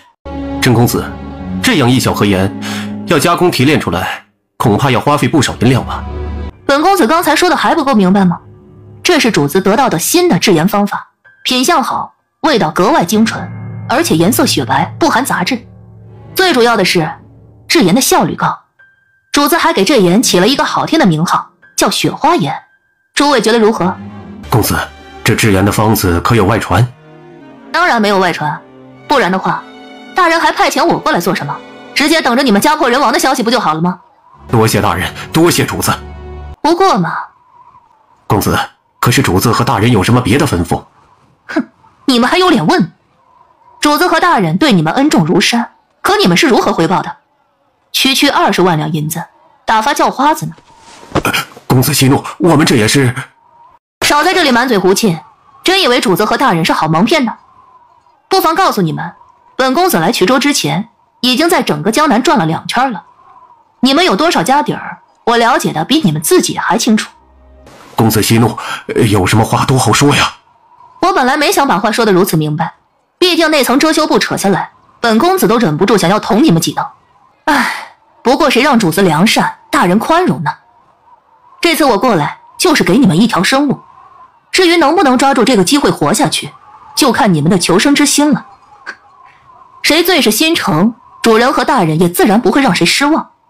主子和大人如此的厚爱，季某无以为报，可惜身份低贱，想要为2人冲锋陷阵、肝脑涂地，都派不上什么多大的用场，唯独手头上有些银两，想要拜托公子献给主子和大人，这银两的数目也并不算多，等这批食盐售卖出去，大约有个80万两左右。公子，小人没有季家主那般头脑，囤积的食盐也不算多，全部都卖掉的话，也就是有50万两银子，愿意全部献给公子。公子，我100万。这样一个哄抬盐价，导致百姓怨声载道的恶徒，不配脏了公子的手。季某已经帮公子处理掉了。自作主张。小人只是想为公子分忧。再有下次，躺在地上的那个人就是你。这毒可是好东西，每隔3日会发作一次，不致命，却会让人痛楚无比。等这边的事情都处理好了，再爬过来找本公子要解药。是，多谢公子。好了，闲话说完了，我们该说正事了。说是正事，其实也简单，就是这新的制盐方法，你们要还是不要？要，当然要。有了新的制盐方法，你们就可以节省下更多的人力物力，哪怕等食盐价格调整下来，你们也能有油水可捞。最主要的是，这盐别管放在哪儿，可都是顶好的东西。制造的多了，我们大周的百姓够用了，还能给销到外面去。反正有主子和大人在，这些事情都好办得很。当然了，这些都是后话。雪花盐还没有炼制出来，说什么都白搭。本公子，我等对主子和大人忠心耿耿，这方子可不能流落在旁人的手中啊。是啊，具体多少价格，还请公子示下。什么都要由我来定的话，那本公子岂不是要累死了？这方子的价值，但凡是有脑子的人都明白。接下来就看你们自己了。公子，您的意思是？你们有3日的时间考虑，然后写一个你们认为合理的价格，单独交到我手中。3日之后，我会告诉你们，究竟是谁能得到这张方子。当然了，你们一个人若是手中银钱不足的话，也可以找朋友联合竞价。主子将制盐方法交到我手上的时候，也曾给过一个底价。如果你们出的价格没有超过这个底价，本公子就要去其他的地方问一问别的盐商了。好了，时辰不早了，诸位也受了惊吓，都回去好生歇着吧。来人，送客。确定了是那只老狐狸？是，老爷放心，奴才等人没有绑送。好了，别把人打死了，把麻袋解开。下官见过副丞相，不知道丞相大人可还记得我？你是衢州知县，不错，正是下官。真是没想到啊，副丞相这样的贵人还能记得我一个小小的知县。3年前是本相提拔了你，让你补了衢州知县的缺，却没想到你是如此忘恩负义之人，还不可将本相放开。丞相大人的确是提拔了我，可这3年我也没少孝敬大人您吧？为什么出了事情之后，大人想都不想就要抛弃我们呢？你胡言乱语些什么呢？本相没工夫和你废话，赶紧将我放开！刑部尚书已经查到了衢州，你们马上就要大祸临头了。别说呀，这副丞相的脸抽起来和别人的手感都不一样呢。真的吗？让我试试。你们怎么敢窝囊当朝臣？我们有利可图，你就是高高在上的丞相；我们成了亡命之徒，你不过就是砧板上的鱼肉，讨价还价的筹码。没错，老狐狸，你和太子从我们这里拿了多少好处了，你心知肚明。如今出了事儿了，你们要弃卒保帅，要把我们当成废旗给处理掉，这世上没有这般好事。反正我们没有了活路，临死之前能拉着你一起，也算是值了。你们在胡说八道些什么？你还装呢？那姓甄的已经跟我们摊牌了。没错，太子就是要将我们献祭出去，当成他治理江南的功绩。他还派遣人暗中盗空了我们的仓库，那可是几百万两银子的食盐呐！什么姓甄的？你们到底在胡言乱语些什么？那个甄公子难道不是你的心腹？什么真公子假公子的？我什么时候派遣了心腹过？你说的甄公子长什么样啊？面若皎月，身若萨星，是个世间罕见的神仙人物。卖花的？什么卖花的？他自称是你的心腹。蠢货，你们都被骗了！什么被骗了？他可有拿出本相的信物？没有，不过他手中有新的制盐方法，而且他知道那20万两银砖的事情。愚不可及啊！哪有什么新的制盐方法？哪有什么心腹？那人说什么，你们就信什么？难道都不会动脑子自己想想的吗？可是，别可是了，赶紧把发生了什么事情仔仔细细的说清楚。这两人突然出现在了衢州，第2日就开始低价售卖食盐，我们前去理论质问，然后就被狠狠地抽了一顿。再之后，先声夺人，震慑住你们，之后又以新的制盐方法利诱，让你们冲昏头脑。再之后献祭王延生，表面上是为了你们好，实则是在你们之间撕开了一个突破口，顺利找到证据。你们这些蠢货都被骗了。到底是什么人？难道是楚寒霄、慕云兰？别说这么恐怖的事。奉祀！你们这群蠢货，要想活命，赶紧给本相松绑！我怎么知道你和那个甄公子不是一伙的？那甄公子叫什么？你们对他深信不疑，却连他的名字都不知道，活该呀！真是活该！不是你给我们写信，让我们听从安排，先降低盐价，而后选出一个人当替罪羊吗？还说你们已经打点好了门路，完全没有问题。那姓甄的是这样说的，我也没想到他最后会翻脸不认人呢。那我们现在怎么办呢？现在洗干净脖子等死吧。副丞相，是我们误会了您和太子殿下，可这都是怪那姓甄的太过于狡诈，你快想想办法。你们手中可有证据牵扯到太子殿下？这并没有太过直接的证据。你们要清楚，太子殿下安安稳稳，你们才有机会活命。若是太子殿下倒了，那才是真正的天塌了，我们所有人都得死。3年前的事情你们还记得吗？自然记得。现在需要你们故技重施。副丞相，那可是韩王府的人呐！韩王府又如何？江南严正的遮羞布一旦揭开，你们全族都不够杀的。反正已经没有了活路，还怕什么？别说只是韩王的心腹了，便是楚寒霄和慕云兰本人也一样照杀不误。只要将他们全部留在江南，那么你们就还有一线生机。只要本相和太子安然无恙，就可以让你们改名换姓，再次重整旗鼓。你们怎么选？我们可以让3年前的事情重演，不过副丞相也该为这件事情出些力气了。就我们几个人，能调动的人手不多，一旦失败，丞相也没法向太子殿下交。我当然会帮助你们，但凭你们，本相也不放心。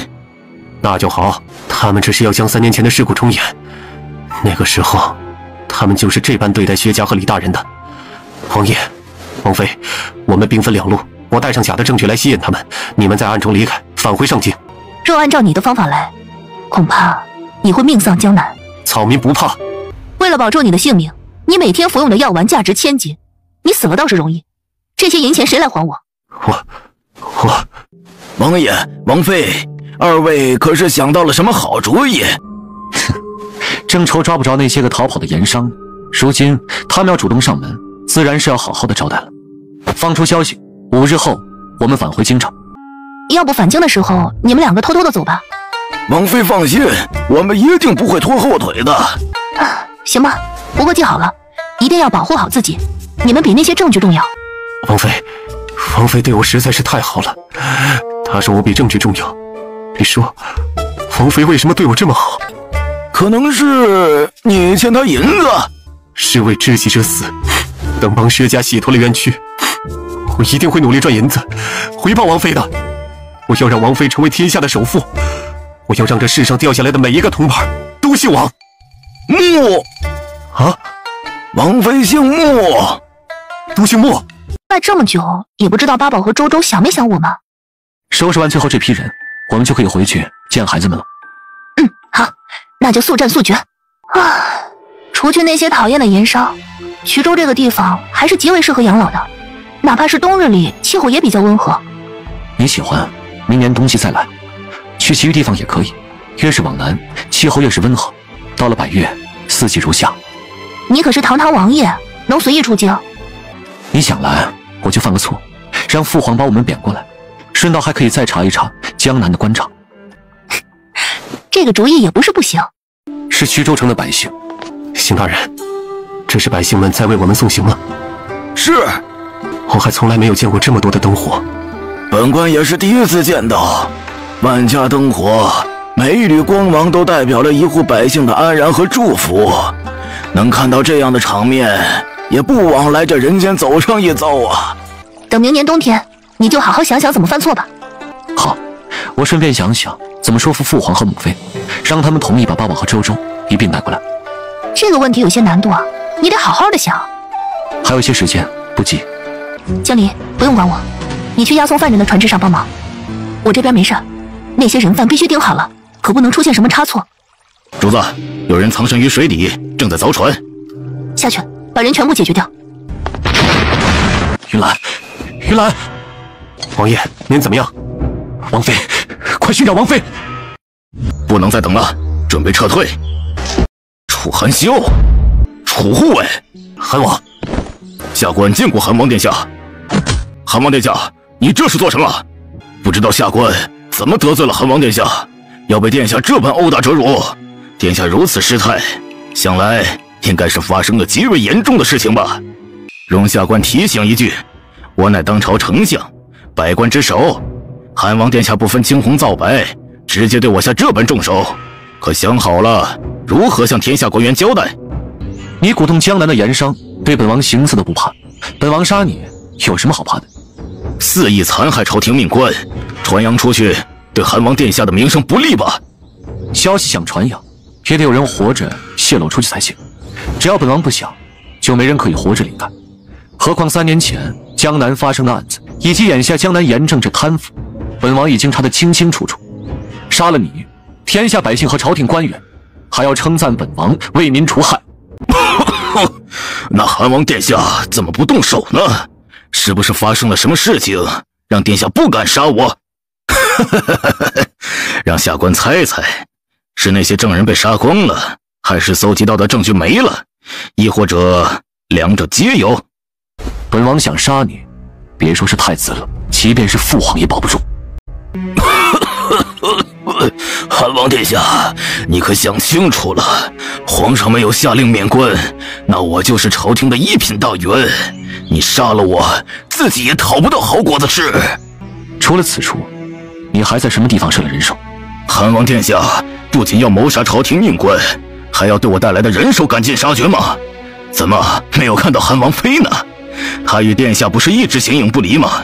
难不成曲江水流太过湍急，一不小心把人给冲走了？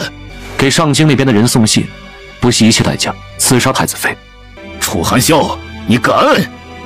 等等，不要一下杀了，先砍下一只手一只脚，送给副丞相当礼物。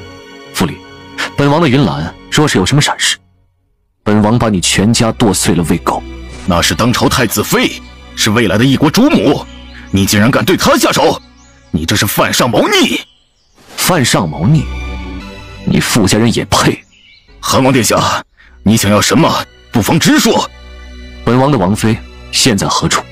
我不知道，我是真的不知道。您问问其他的盐商，兴许是他们的人下的手。把他带回衢州，捆在府衙门口，然后将其包庇王盐商，开设暗娼馆，纵容盐商圈地，台下的罪责都写清楚，每天让人向百姓大声的宣读，任何人都可以前去对他进行报复。韩王殿下，下官知错，下官知错了，这一切都是副丞相指使下官做的。他还说了，别管真公子是什么身份，他都照样刺杀不误。殿下，殿下饶命啊！暴殄天物，暴殄天物啊！小丫头啊，不要随便撒东西，伤到了老头子不要紧，要是伤到了外面的花花草草，那可就不好了。哎，老爷子，把我的锅还回来！这人参洁白如玉，已有了通透之象，至少500年份了，一片就足以给人吊命。你个小丫头直接炖汤，不怕补得流鼻血呀？哎，等等，不对，这才是真正的好东西啊！玉液琼浆，这难道就是传说中的玉液琼浆？哇啊！好喝吗？好喝，再加点料更好喝。老头子，偷喝我的汤可是要付出代价的。暴殄天物的怪丫头，竟然一点都不知道尊老爱幼！你有本事放开我！放开你又如何？你看我跑不跑就完了。哎，等等，老头，你站住！哈哈哈哈！小丫头，老头子今天告诉你，江湖险恶，不行就撤。老头子告诉你，姜还是老的辣，酒还是陈的香。怎么样，老头子的吭叽吭叽蜗牛爬爬乐效果如何？这可是我刚研究出来的毒药，你是第一个试用的，开不开心，高不高兴啊？果真是玉液琼浆啊，竟然有如此强大的温补效果，喝下去暖洋洋的，让人感觉身体都发烫了。臭老头，解药！你给我解药，我给你解药，我们两个握手言和，不打不相识，从此结为莫逆之交，怎么样啊？好。你这毒有点意思，有啥名字没啊？老头乐。咱们两个要诚实守信，我给你解药，你给我解药，大周人不骗大周人，好不好啊？可以。哼，被臭老头坑了。哈哈，你这个小姑娘生得真好看呐，小仙女一般。你这个小老头还是很有眼光的。你这小姑娘脸皮真像我，都是那么的厚啊！我收你当徒弟如何？不要！我告诉你，老头子那可是有宗门的，桃李遍天下，多少人哭着喊着抱我大腿，想让我收徒啊，我都没有理会。你当我亲传弟子，以后有苦你吃，有福我享，怎么样啊？老头，你要不要听听你说了什么呀？哎呀，不小心把心里话说出来了。不过不要在意那么多细节，你给我当徒弟，以后等我死了，我就把宗门传给你，让你当宗主，可威风了。不用，我有师门了。那你叛出师门也下子吗？不行，我对师公爱得深沉，我怎么能背叛他呢？你师公是谁啊？我和他比一比，看看谁更厉害。老头子一把药粉下去，毒不死他。哼，我师公可是大名鼎鼎的鬼手医圣。鬼手医圣，那可是真正神仙般的人物，不是一般的臭老头能比的。也没有传说中那么神啊。你不要胡说，我师公长生不老，寿与天齐，最主要的是医术高深，医德高尚，那可是人人称赞的老神仙。这传的有些太夸张了吧？哪里夸张了，纯纯的写实，你理解不了也是应该的。毕竟这老头跟老头之间的差距啊，还是很大的。臭丫头，我告诉你，你要学会自己明辨是非，不要人云亦云。实际上啊，我不听，反正谁都不能污蔑我师公。你是谁家的孩子？据我所知，那鬼手医圣可是收了不少弟子的。修国侯府穆家。你是陆家姑娘的孩子？啊，我母亲出身陆家，后来嫁到了修国公府，如今变成侯府了。小丫头，我可是认识你师公的，跟他同一个辈分，你也喊我一声师公听听。不要。小丫头，你喊一声师公，师公给你准备见面礼。什么见面礼啊？我看你在制毒方面格外的有天赋，我手里有你师公的一本毒药大全，送给你如何？不要。那你想要什么？有银子吗？没有的话金子也行，或者翡翠宝石一类的，我也不挑。我要是有，我还来忽悠你啊？没有。臭老头，我的人参拿出来，我还要继续炖汤呢。就你那厨艺，制毒还差不多，还是别炖汤。老头子我会做饭，你喊我一声师公，我做饭给你吃，好不好啊？那也行。师公。好，乖丫头啊，师公这就给你做汤喝。施工来的时候，在林子里发现了不少干蘑菇。这大冷的天儿啊，再没有比喝一碗蘑菇汤更养人的了。施工我都叫了，还不知道老头你叫什么名字呢？名字这东西，我可是好久没用过了。告诉你也无妨，我姓伊，名胜。医生。医生，没错，我可没瞎编，说的全都是实话。你这小丫头，以后就知道了。医生施工，你确定那个大红色的蘑菇能吃吗？怎么不能呢？这个大红菇味道格外的鲜美，老头子都吃了一路了，亲自试验过的，你放心好了。啊，施工啊，你确定这蘑菇汤没有问题？好了，里面放了解毒丹，现在放心大胆的喝吧，就算有毒也是边喝边解，问题不大的。除此之外还有什么线索？除了这条发蓝的烤鱼，旁边还有一只吃了烤鱼被毒死的狐狸，以及吃了狐狸被毒死的狼，还有吃了狼被毒死的老虎。立刻沿着河流朝上下游寻找，一定要找到王妃。云兰，云兰，喂，你到底要不要把我摘回家呀？云兰，你没事，太好了，真是太好了，都怪我不好，太过自信，没有想过那妇里竟敢用火药炸船，是我没保护好你，以后不会了，绝对不会了。喂，你不要失帅行凶，把一颗蘑菇拔起来勒死，是很不人道的。云兰，你怎么了？初次见面，自我介绍一下，我姓宝名贝，你可以叫我宝贝。云兰，你不认识我了？啊？难道我们之前见过？不可能啊！你长成这样还被我看到，我没有理由会放过你才对啊！臭丫头，你能不能有点见识啊？真是丢我们蘑菇的脸！哎呦，这长得的确是好看啊，跟你还挺般配。你是何人？我当然是你怀里那颗蘑菇的施工了。云兰，你把我摘起来，从此以后我可是你的菇了。你要好好的养着我，把我养得开心了，我就把洗澡水给你喝。洗澡水？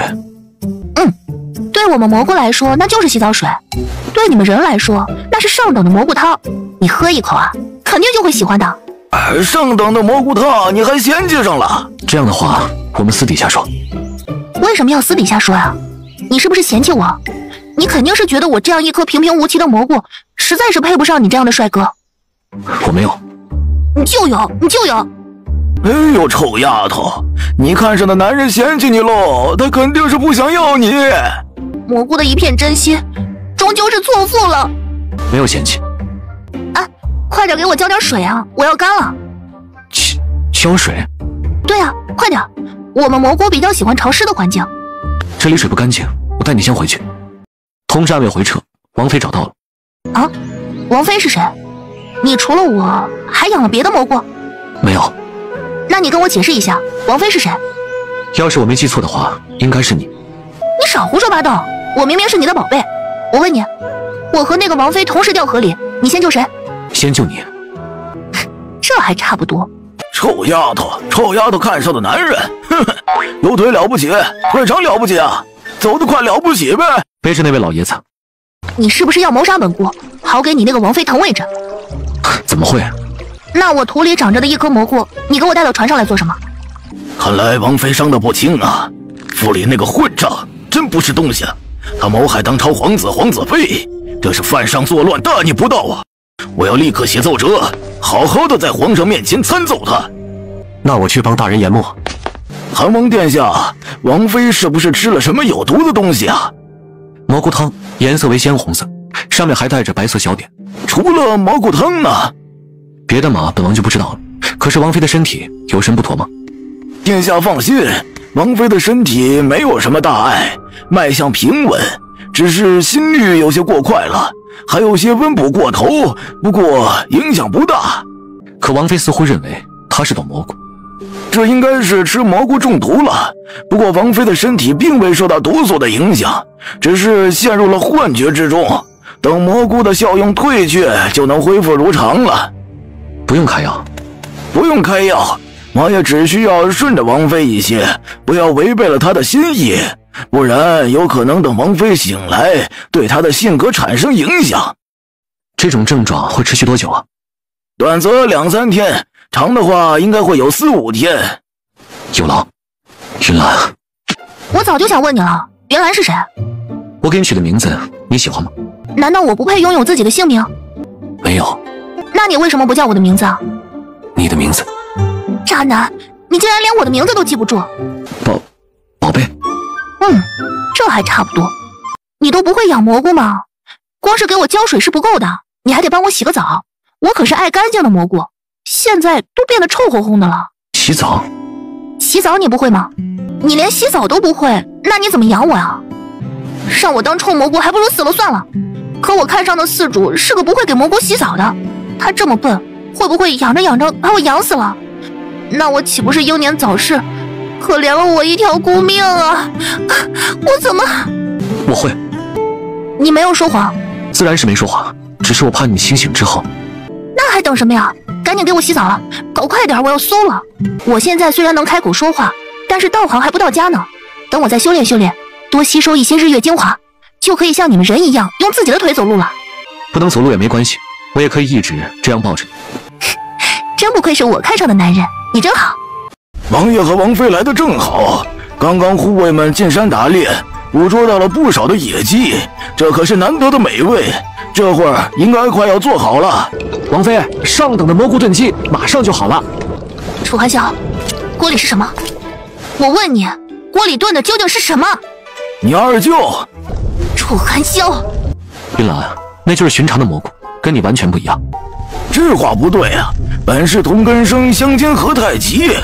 普通蘑菇怎么了？普通蘑菇吃你家大米了？我们蘑菇精还不是从普通蘑菇修炼来的？就是，楚寒晓你太过分了。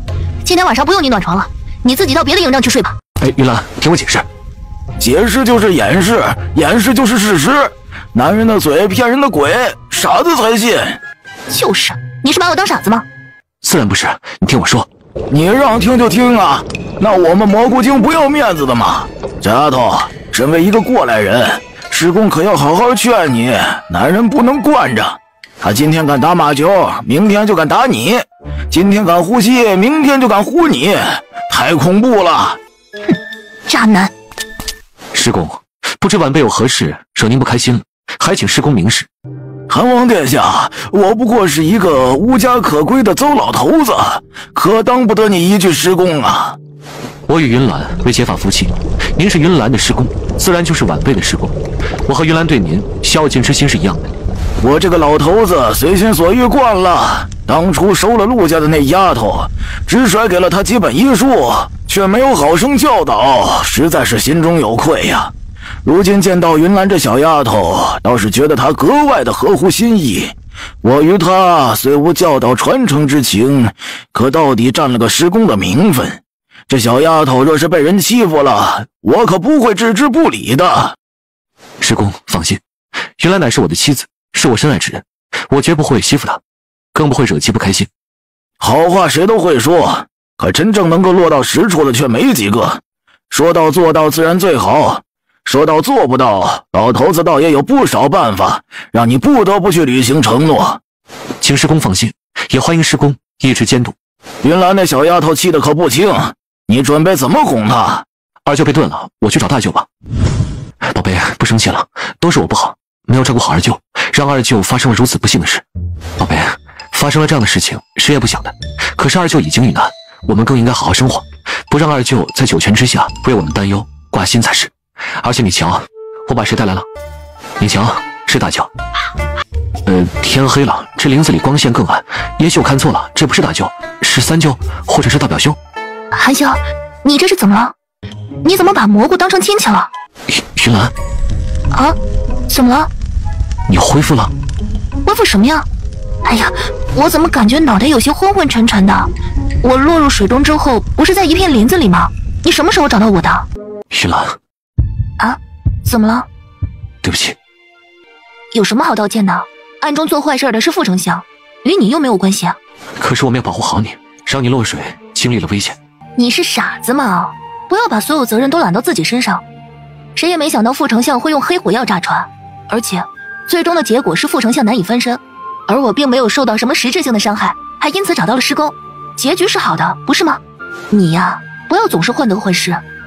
我信任你，我也希望你能信任我。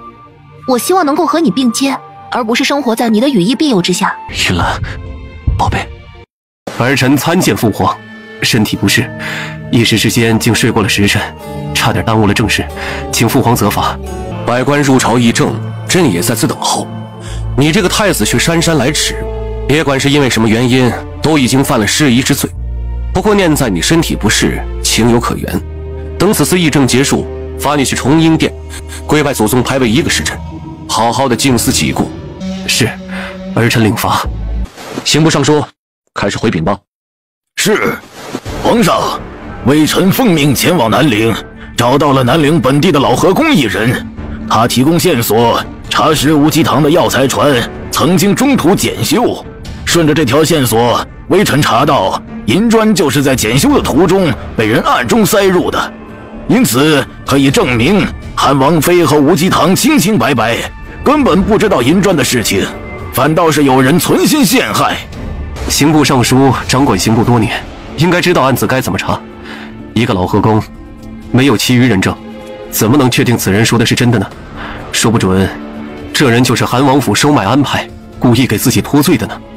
回禀皇上，太子，为了查实这名老河工所说的真假，臣带着他沿途调查，在衢州郊区查到了制造银砖的作坊，并且抓捕工匠23人。他们对制造银砖且将其送入无极堂药材船的事情供认不讳，还承认是盐商季家故意陷害韩王妃。这些工匠微臣分开审问调查，获取的供词没有太大的出入。衢州盐商季王也对栽赃的事情供认不讳，可以确定为真。太子殿下不会认为这多人一并都是被韩王府收买的吧？有什么不可能的呢？人人都知道韩王和韩王妃被父皇禁足，可最后2个人竟然去了江南，古现在真不知道什么能信，什么不能信。20万两银子来历不明，又是从江南运入了京城，必定是和江南的盐政有所牵扯。江南盐税历来贪腐横生，如今这忽然冒出了20万两银子，必定牵扯重大。朕自然是要派人前往调查，为了不打草惊蛇，才在明面上禁足了韩王与韩王妃，让他们暗中行事。皇上深谋远虑，实在是英明。是，父皇的确是英明，只是不知道四弟和四弟妹调查出什么来了。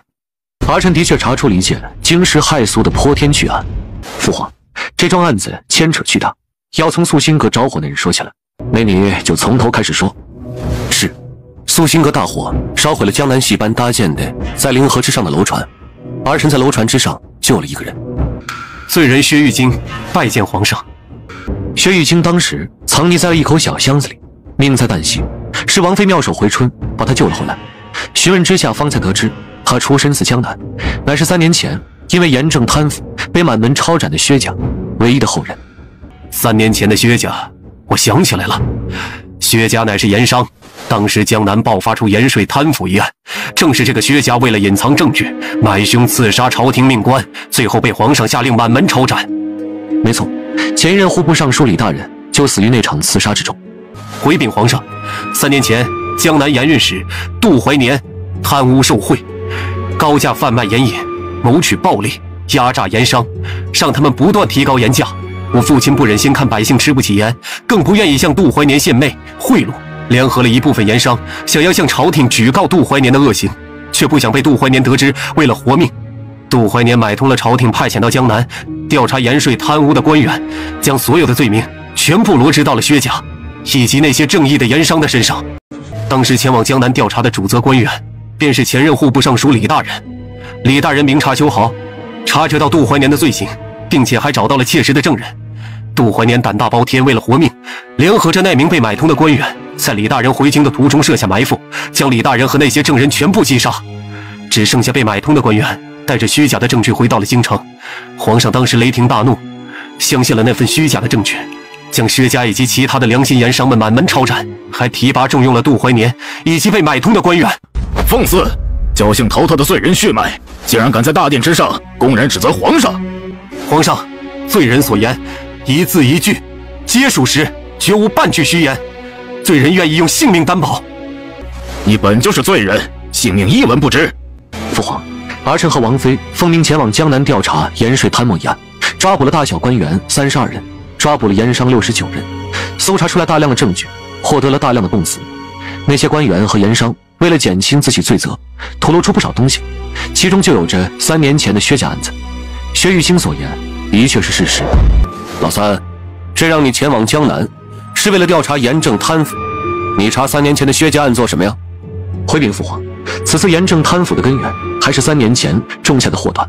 3年前，愿意为百姓发声的清廉官员被杀害，不愿同流合污、抬高盐价的义商被屠满门，以至于剩余这些官员颠倒是非黑白，成功的窃居要位。3年时间，把整个江南变得乌烟瘴气，阶级敛财无数。儿臣既然奉命前去查案，自然是要从根源上把其查个清清楚楚。你敢当着文武百官的面把这桩案子旧事重提，想来必定已经是把全部的证据查得一清二楚了。是，那你希望朕怎么做啊？父皇，既然案子已经查错了，那么就应该为无辜蒙冤者平反。儿臣提议，3年前的案子需要重审、重判，让颠倒黑白者受到惩处，为无辜被害者沉冤昭雪。3年前的案子不仅冤杀了无数的忠臣义商，还导致这3年来江南盐税贪腐越发严重，百姓民不聊生。儿臣以为，父皇也是应该为这件事情负责，给江南百姓一个交代。韩王，你太放肆了！即便3年前的案子有冤情，那也是杜怀年等人颠倒是非黑白，皇上同样被蒙蔽其中。你准备怎么让皇上负责？难不成要下罪己诏，昭告天下，说自己冤杀了几百人？有何不可？父皇，儿媳赞同王爷的提议。臣也赞同韩王殿下的提议。哈哈哈！好，看来朝堂之上，不全都只是知道附和谄媚的酒囊饭袋之辈，还有敢于仗义直言、为百姓主持公道的直臣、廉官。怎么，朕没有直接把你们拖出去砍了，就让诸位这般的惊讶？微臣不敢。人非圣贤，孰能无过？朕管理整个大周朝，处理的政务多如繁星，自然不可能办到每件事都明察秋毫。朕也是人，同样的会犯错。既然犯了错，就应该为此负责。天子犯法，与庶民同罪。这句话不光只是说说罢了。皇上圣明，有此明君，大周朝何朝不兴盛啊！皇上圣明，圣明啊！父皇圣明。不必如此，你刚才说了，3年前那一桩案子，除了杜怀年这个罪魁祸首，还有这被贿赂的官员。那名官员是谁呀？是你自己站出来认罪，还是本王亲自的把你拎出来？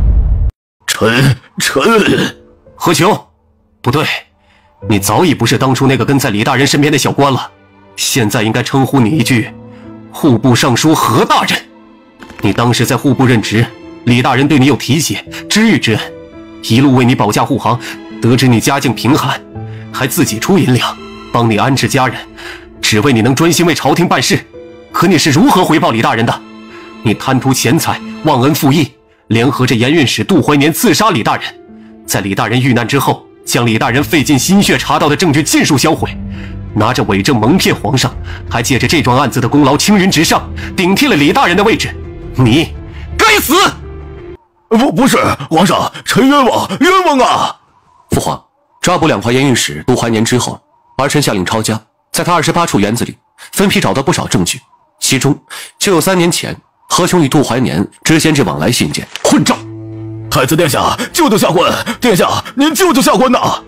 太子，你有何话说？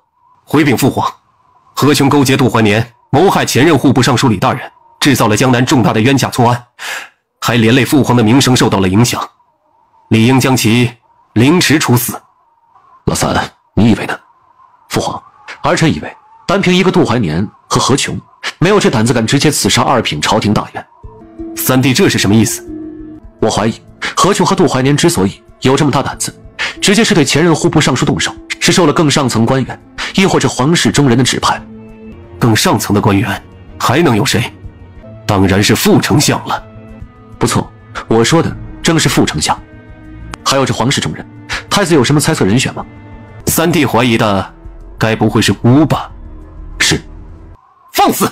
韩王殿下，你实在是太过分了！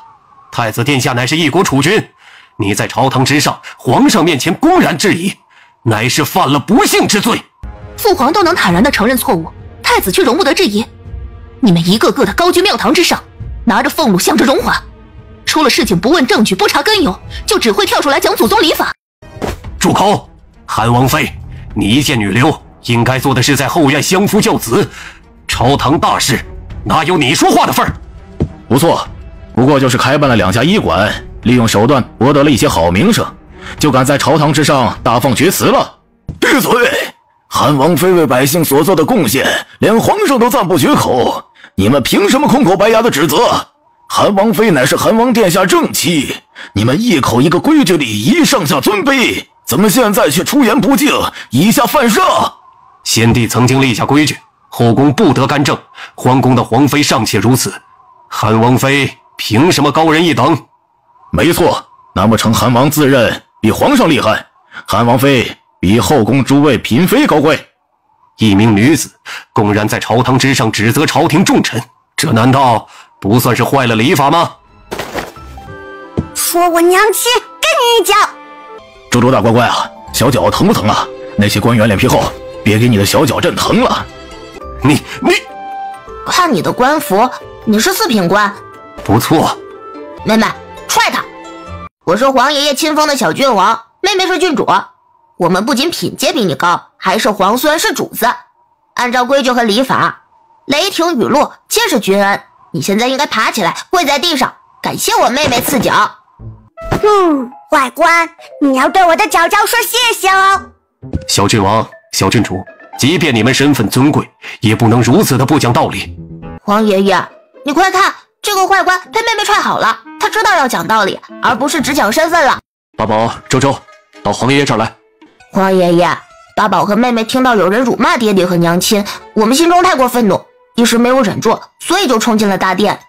妹妹年纪小，八宝身为兄长，愿意替妹妹受罚，请皇爷爷责罚八宝。八宝、周周何错之有啊？来，大乖乖们啊，递上粮，坐到皇爷爷的身边来。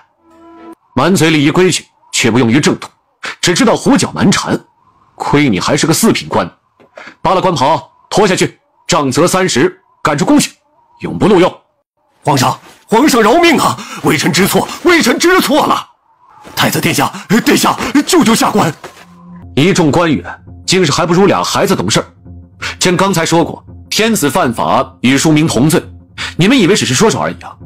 朕养了你们，不是让你们给朕讲规矩礼法的，是让你们为朕分忧，为百姓解难的。谁要是在胡搅蛮缠，统统的扒了官服，给朕滚出去！你怀疑副丞相，可是有证据啊？父皇，儿臣和王妃在江南调查，抓获了盐商审问之后，得知了这3年，盐商们这每年都会给副丞相送上大笔的银两。副丞相见事情败落，竟是伙同盐商，意图故技重施，像3年前刺杀李大人一样，把我们杀人灭口。副丞相更是丧心病狂，商人用黑火药炸船，导致了王妃落水，失踪6日。还好是王妃福缘深厚，最终没有大碍。皇上，副丞相连同盐商炸船刺杀，臣乃是亲身参与者，可以为韩王殿下作证。罪人也可作证。这桩案子牵扯重大，由韩王主审，刑部配合，所有的案情必须查得清晰明了。是，父皇。好了，今天先到这儿吧，退朝吧。父皇，盐商们提供的证据当中牵扯到太子，儿臣以为……父皇，三弟，江南一行辛苦你和三弟妹了，可惜了，让你们活着回来了。娘亲，周周好想你哦。这么说，如果小娘亲就可以去喂小金鱼，现在小金鱼被喂成小金茱萸了。八宝想娘亲就去练字，八宝写了好多。以后娘亲再出远门，一定带着你们，好不好？知道你们要回来，两个小家伙昨天怎么都不肯睡觉，在床上跳来跳去的，闹腾得很晚。现在这是困了，偏殿一直让人打理着，被子一类的都是刚晒过、熏过香的。你快去陪着两个孩子睡一觉。母妃，这样有些不妥当吧？这有什么不妥当的？皇上就是不知道体谅人。你们赶路回来多辛苦，一来就将你们宣入宫中绘画。这会没什么事情了，还不能让你睡吗？你放心大胆去休息，谁敢嚼舌根，本宫拿鞭子抽他。云兰啊，你去吧，正好朕有些事情要和韩萧说一说。是，父皇。不错，那些蛀虫吃的是脑满肥肠，是该好好的惩治。副丞相之前伪装的忠正不二，还以为是个踏实的，如今才知道他连皇子和皇子妃都敢刺杀，这世上还有什么是他不敢做的？府里的心大了，韩笑，朕已经是将人交给你来审问，你好好的审审吧。父皇，您上儿臣怎么审啊？府里该怎么处置就怎么处置。那太子呢？老三呢？老三，你什么都好，就是性子太直，若是没有云岚，不知要吃多少亏。太子朕会处置，可是不能按照你的意思，直接公布他插手江南，为了银子害了那么多官员、盐商和百姓，朕有朕难处。父皇都愿承认错误，太子不行吗？太子不仅仅是一个人，更重要的是一层身份，朕需要考虑的事情着实是太多了。韩笑，若有朝这么一日，你坐上了朕的位置，你就明白了。水至清则无鱼，人至察则无徒。清官有清官的用法，贪官有贪官的好处。为君者，就是要从中找一个平衡，让两者皆为朕所用。你啊，在军中磨砺太久了，朝廷中的事务还需要再学。不过你有个好王妃，有云岚在，朕对你还是放心的。父皇，许是儿臣想法太过简单了。无妨，你的性子呀，自有你的好处。对了，你刚才说查获了不少银两，有多少啊？回父皇，9100万两。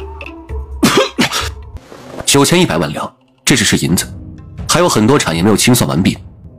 你确定现在已经查抄出来了9100万两银子了？好像的确是有些出入。啊，朕就说嘛，肯定是把数目记差了，怎么可能是有着那么……乌鸡堂那边不是还查出来20万两银砖吗？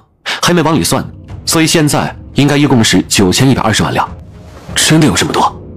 数目上的确是没错，这次多亏云岚了。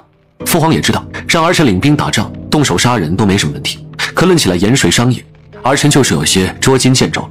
不过好在有着云岚，他对这方面极为敏锐，原本只超出来几百万两银子，他看过了账册之后，发现是有问题，顺着往里查，这才发现了那些个盐商除了购买官府的盐引之外，竟是还贩卖私盐，谋取暴利，甚至私盐占了大头。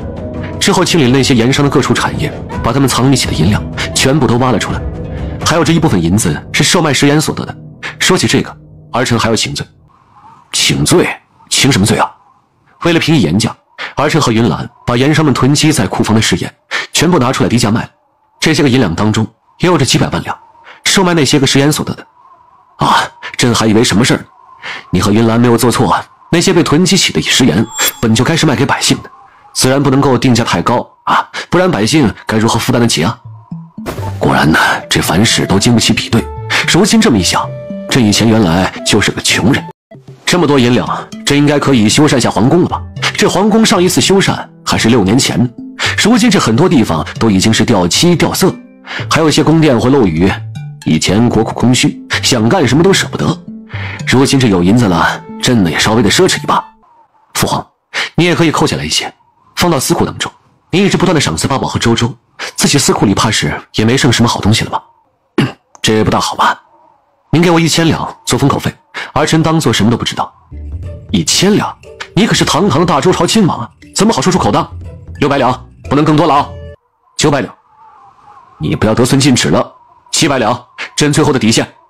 800两，少一文都没得说。成交。这么多银两收敛起来，江南那边不会受什么影响啊？影响肯定会有的，不过清除了这么多蛀虫，整体来说对江南的是还是好的。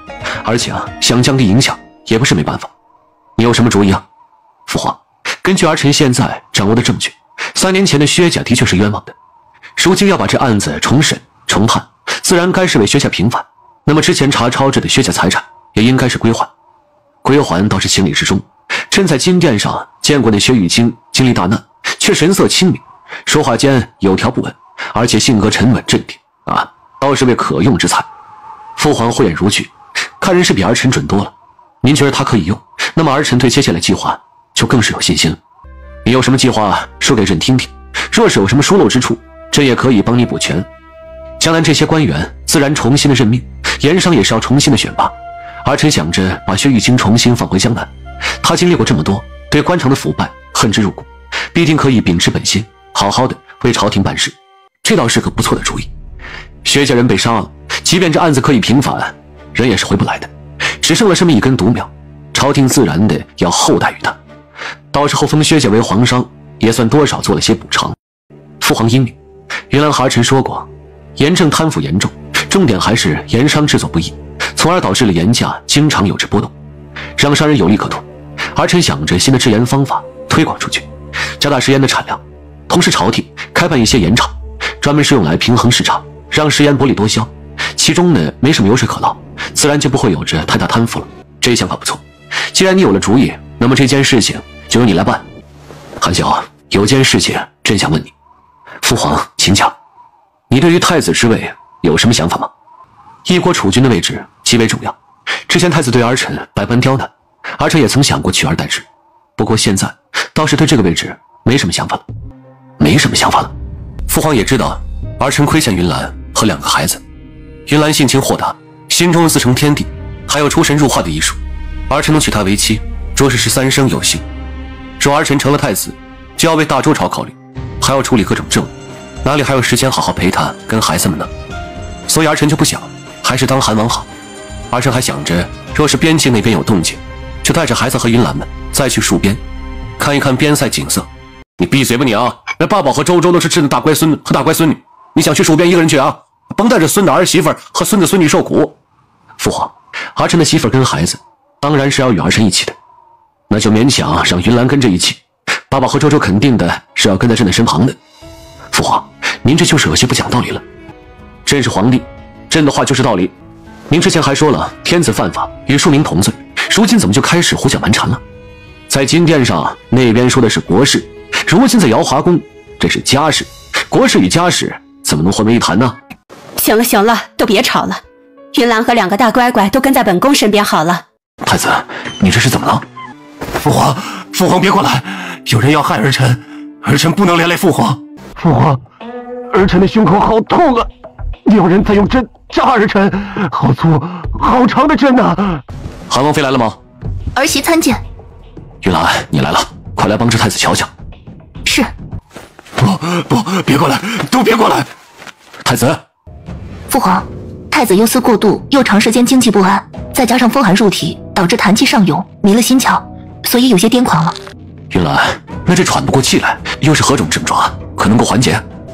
皇上，奴才斗胆回话，这些时日，太子时常如此的经济不安，就连夜里都不能安寐，还时常梦魇，经常说胡话，总是说有人在用绳索勒他的脖子，还说用长针刺他的头顶和胸口，所以太子殿下才不许太医们近身，实在是这些日子太过于折磨了，生怕有人靠近就是在害他。殿下之所以会感染风寒，就是因为夜半睡不着，在小佛堂中祈福静心。为什么不早些派人来告诉朕？太子殿下说，皇上因为江南的事情过于烦忧，不想再因为自己让皇上再添忧虑了。混账！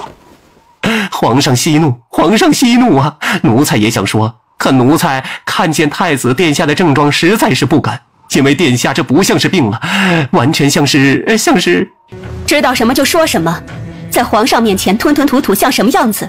太子殿下像是被人用了厌胜之术给咒住了。放肆！回禀皇上，奴才便是有1万个胆子也不敢撒谎啊！太子殿下时常梦魇，而且做的还都是同样的梦，每次醒来身体都要比之前虚弱一些。殿下，事到如今了，您不要再隐瞒皇上了。小小内侍也敢在此妖言惑众？来人，把他拖下去仔细审问。贵妃娘娘，他是我身边最信任的内侍了，从小伺候着我长大的，还请贵妃娘娘饶过他的性命。太子，在朕的面前，你如实回答，那名内侍刚才所说可是真的？是，这些时日，儿臣一直都会反复的一个梦境，梦境中有许多的棍子朝着儿臣打来，还有许多长针直直的刺入儿臣的胸口，像是要把儿臣整个给刺穿了。你为什么不早说？父皇还关心儿臣的死活吗？这是什么话？父皇怎么会不关心你的死活？父皇，也许这就是儿臣该受的。你说什么？父皇，江南的事情儿臣是真的不知道，副丞相告诉儿臣，江南的官员想要孝敬我，联合起来送了20万两银子做年礼。你身为一国储君，整个大周朝都是你的，要那些个身外之物能做什么呀？儿臣一时糊涂了，殿下，事到如今，您就都说了吧。莫非还另有隐情？你来说，胆敢是有一句虚言，朕活剥了你！回禀皇上，殿下本是不想要那些银子的，可是今年的年宴，皇上过得很是不开心。太子殿下便想着要哄您高兴，所以想要用黄金给皇上塑一个金身，因此手头上的银钱便有些紧了。恰好副丞相说到这20万两银子，副丞相说江南的官员也只是想要巴结讨好一下，并没有什么过分的要求，殿下这才收下了。塑金身？是，皇上若是不信，可以派人到广度寺调查，那金身如今塑了一半了。父皇，不管因为什么缘故，都是儿臣犯错在先，儿臣愿意接受惩罚。你为什么之前不说啊？儿臣刚开始是想说的，可是后来听说了3年前薛家的案子有冤情，便知道这桩案子必将会震动天下。如果让百姓知道儿臣收下了那20万两银子是为了给父皇塑金身，那父皇的声望必定会受到更多的影响，都是儿臣的不好，是儿臣一时糊涂，太过于急功近利，想讨父皇欢心。你糊涂呀你！父皇教训的是，儿子的确是糊涂，不过父皇放心，儿子以后不会再惹您生气了。江南闹出那么大的事情，诸多百姓受到牵连，儿臣愿意承担责任。您把儿臣给废了吧。胡闹！身为太子，怎可随意废立啊？儿臣的心脏好疼，那朕又在扎儿臣了。父皇，儿臣怕是不能继续给您尽孝了。儿臣抄写了许多的孝经，都供奉在了孝福堂中。韩萧，儿臣在，你立刻带人搜查整个皇宫，若当真是有人敢用这验圣之术诅咒太子，掘地3尺也要找出来。是。皇上，要搜查整个皇宫的话，难免要惊动太后娘娘以及后宫的妃嫔，可需要让人提前知会一声。不必，若提前知会，难免是让暗中使坏之人有所察觉。搜查后宫的时候，你派遣嬷嬷和宫女协同，以免冲撞了太后和宫妃。臣妾的瑶华宫也在后宫范围，且宫内没有其他妃嫔安置，就先搜查一下臣妾的宫殿吧。如此也好让太子以及后宫的诸嫔妃幸福。好，你那里也让人找找，看仔细些。皇帝，你听哀家解释，哀家不知道这布偶是怎么回事，肯定是底下的宫人心存怨怼，故意用这样肮脏的手段来陷害哀家。那太后倒是说说，你历来标榜自己性情慈和，为什么会引得宫人心存怨怼啊？哀家头风之症越发严重，发作起来难免性情暴躁，一时控制不住脾气，便惩罚了那些宫人几下。谁知道这些贱皮子捧高踩低，以为哀家被关在这慈安宫不可能再出去了，竟对哀家满口怨言。因为心存怨怼，就要拉着自己的九族一同的下黄泉，这样的栽赃手段，朕还真是闻所未闻呢。哎呀，哀家的头好痛啊！皇帝，快让人宣太医！德贵妃，看到哀家如此难受而无动于衷，这就是你身为后宫表率的孝道吗？牵扯到验圣之术，自然应该先调查清楚再说别的。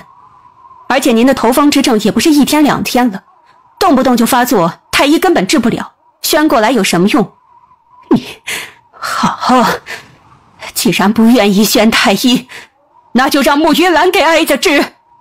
她不是一直说自己医术好，整个大周朝无人能及吗？想来帮哀家根除这头风之症，应该也不是难事。太后，我家云兰是能治病，不是脑子有病。你不待见本宫和韩萧，宫内上上下下谁不知道？对她你平日里更是百般嫌弃。哼，这会儿有病的时候想起来找她治了，这若是治好了，换不来您一个夸奖；若是治不好，您恐怕又要借机发作，给她治醉了吧？那个布偶便是从太后的寝宫的床下找出来的。别说，这针脚还真是粗糙。这是上面写着的可是太子的生辰八字？不是太子的，是皇上您的。朕，太后，你说布偶的出现是宫人诬陷，那么这生辰八字呢？在这后宫之中，知晓朕准确的生辰八字的人并不多。太后，你算是一个。哎呦，哀家怎么知道？皇帝也看到了，德贵妃还没坐上皇后的宝座呢，就敢对哀家颐指气使，丝毫没有把我这个太后放在眼里。底下的人想要陷害，就更不必有所顾忌了。再者说，要临摹哀家的字迹也不算难，况且德贵妃也是知道皇上生辰八字的吧？太后说的不错，皇上的生辰八字，本宫的确是知道。皇帝，你就丝毫不怀疑德贵妃？她对哀家心存怨恨，也不是一天两天了。这会儿见哀家落难，她在旁边落井下石，完全有可能。住口！德贵妃是什么品性，朕了解比你清楚。哀家可是你的母后。你若是安心的守在慈安宫，朕本打算着好生的奉养你的，可奈何你一再挑衅朕的底线，那就别怪朕不顾及你的脸面了。太后不必再绞尽脑汁的胡扯了。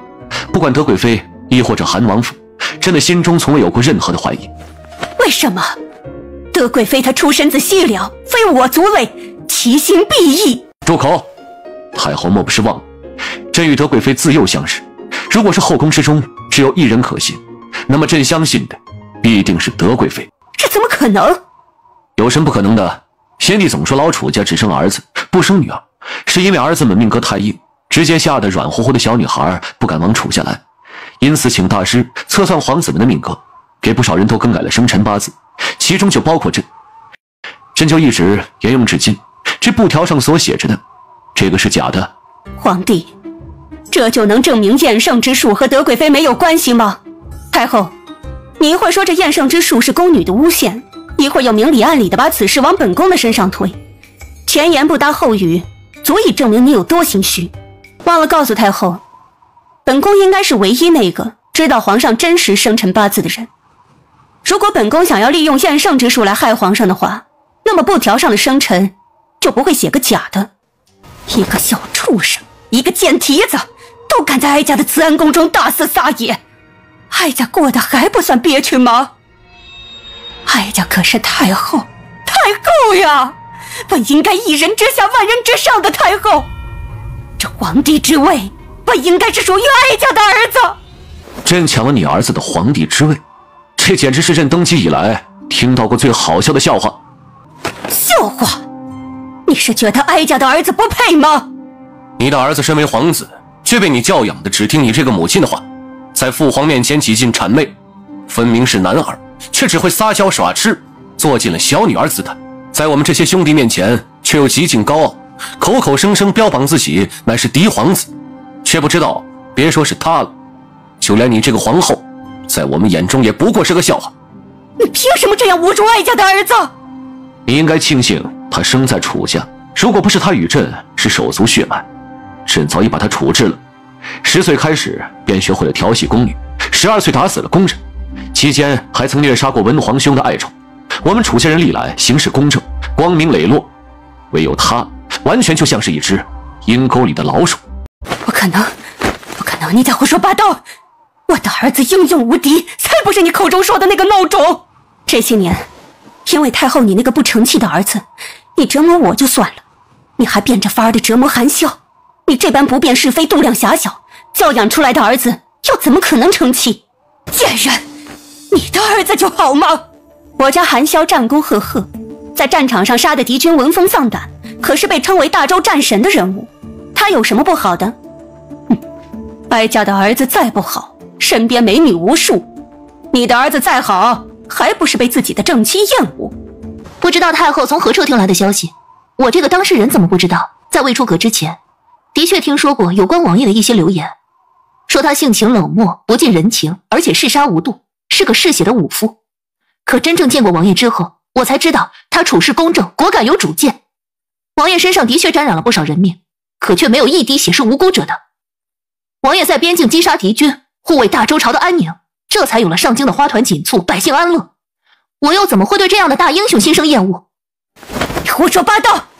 当初你分明看上了那个宋听雨，还一心想要和他私奔。哼，放着堂堂战神王爷不要，看上一个表面光鲜的草包。太后以为我的目光和你一样差，分不清好坏。你这样一个怪物，凭什么能够负其恩爱，子孙满堂？他不是，你是，你才是那个怪物，彻头彻尾的怪物。你想当太后是吧？那就好好的当吧。朕会让人把小福堂重新的建起来，以后你就住在里面，当着菩萨的面好好的反思一下这些年来你犯下的恶行。放心，朕不会让你死了，朕每日都会让人给你扔个馒头的。太子，你如今身体如何了？回禀父皇，儿臣现在倒是感觉好受了不少，胸口不闷了，呼吸也顺畅了，不像之前总感觉脖子上勒了什么东西，胸口也像是有针扎一般。那就好。父皇，您去慈安宫待了那么久了，可是皇祖母那边有什么不妥当吗？慈安宫中的确是搜查出了用于诅咒的布偶，布偶的脖子处套了绳子，身上扎满了钢针，只不过布偶上面写着的是朕的生辰八字。什么？皇祖母她真的在用厌胜之术来诅咒父皇？可是为什么？父皇对她还不够尊重，不够孝敬吗？朕也不清楚，只是太后自己说有人在暗中鼓动了她。暗中鼓动？皇祖母这段时间不是一直在禁足吗？她的慈安宫根本就无人能够进去，还有谁能暗中鼓动？皇祖母是不是太过于惊慌失措，所以乱了分寸，胡言乱语呢？朕很失望，一个人可以犯错，朕也允许他犯错，可是他不能执迷不悟，一而再再而三的让朕伤心。父皇，皇祖母也许只是一时糊涂，还请父皇不要太过伤心了。父皇的身体可有感觉不适？赶紧的，请太医过来看一看才是。不用，朕一点事没有，反倒是你这症状倒像是被诅咒了一般。那个布偶上的生辰八字分明是朕的，怎么反倒是你？儿臣也不知道是怎么回事，但只要父皇安然无恙，其他的都不重要了。父皇，那皇祖母那边您准备如何安置？江南刚刚出了事情，副丞相也要被处置，眼下这青黄不接，太后如果再出事端，民心怕是要真的乱了。所以明天开始，太后会为了大周朝闭门祈福，以求天下安宁。太后要一直祈福吗？既是为了天下安宁而祈福，自然是要等到天下彻底的安宁了，才算是结束。不过朕想着，单单是太后一个人祈福，总是不能够代表着整个皇室，代表朕。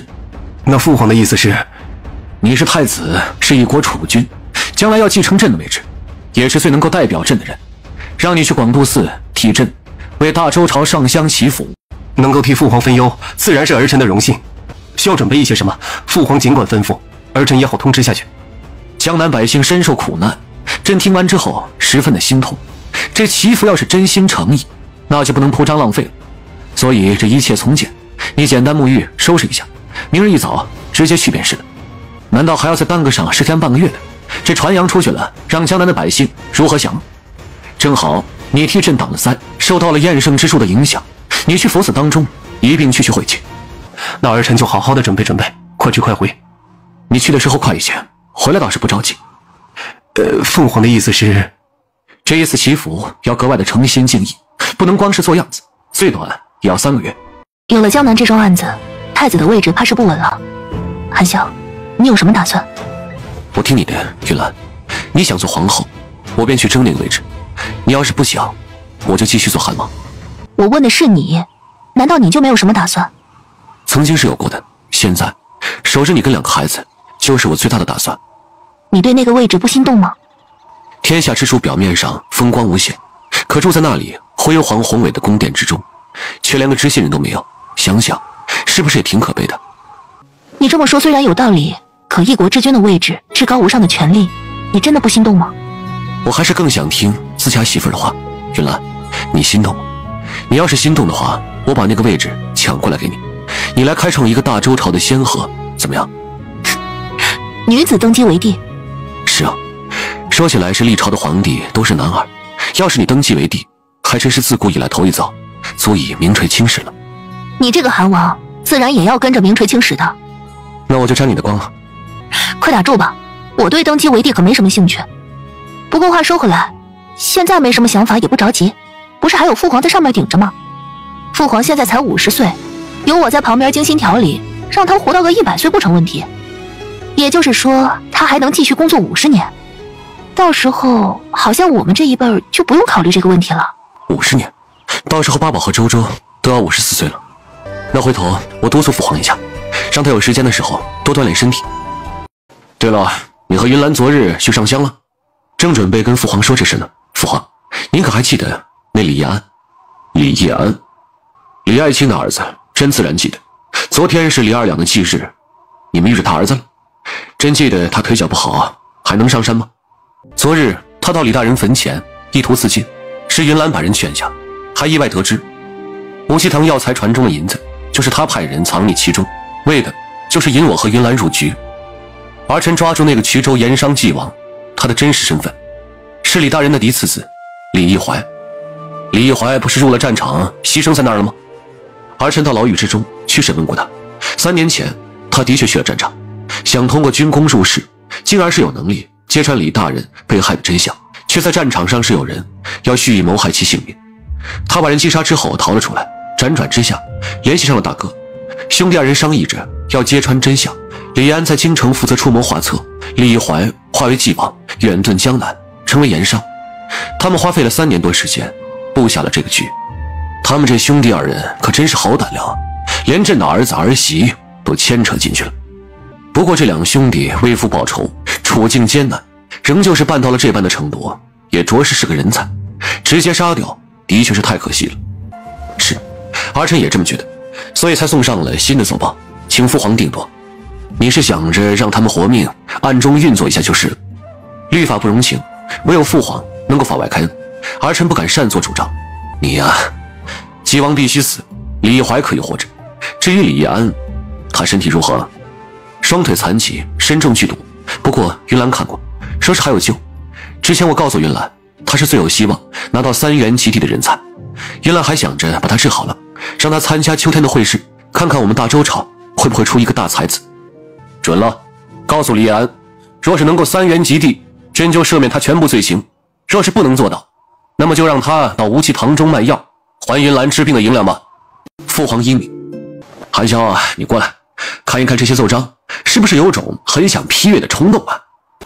儿臣只是一个普通皇子，批阅奏章这样的大事情，还是应该父皇亲自动手。儿臣答应过云兰，今日跟他一起用午膳，先行告退了。站住！身为儿子，你不该为父皇分担吗？儿臣倒是觉得父皇应该是爱护晚辈。父皇，您多多努力，儿臣还是个孩子呢。吴权，刚才你听着没有？楚寒香那小子说什么？皇上，韩王殿下还是个孩子呢。姐姐，姐姐你怎么了？谁撞了你？究竟是谁撞了你？别碰我姐姐！云兰，云兰怎么样？可有什么地方受伤了？没事。宣太医。姐姐，你不能有事，千万不能有事啊！父亲出事，母亲一病不起，你若再有个3长2短，我该怎么活？明妃啊，你先平稳一下情绪，你怀着身孕，不能太过激动。父皇，我姐姐最是沉稳，好端端的，怎么可能摔倒？刚刚那名宫女呢？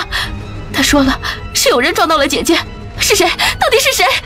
是小郡主。不是我，你胡说，我没有碰到太子妃婶婶。太子妃前来给小郡主庆贺生辰，刚刚走到台阶上，小郡主就跑过来，太子妃受惊，直接从台阶上滚了下去。没有，我是朝着太子妃婶婶跑过去了，可周周离太子妃婶婶很远的，婶婶也没有害怕，她还朝着周周笑呢。周周不急，皇爷爷会查清楚真相的。姐姐，你一定要撑住啊！回禀皇上，太子妃有了1个月的身孕，只是现在小产了。姐姐的孩子。皇上，太子妃身体虚弱，需要尽快止血，不然怕是连她自己都……立刻给太子妃治疗，要确保她安然无恙。我来帮你止血，你们去开药。是。三嫂，不必劳烦你了，我相信太医。安王妃不宜受到太大的刺激，扶她到一边休息。我的肚子好疼明妃，太医，我的肚子好疼，是不是我的孩子也保不住了？不会的，明妃，你不会有事的。为什么，王爷？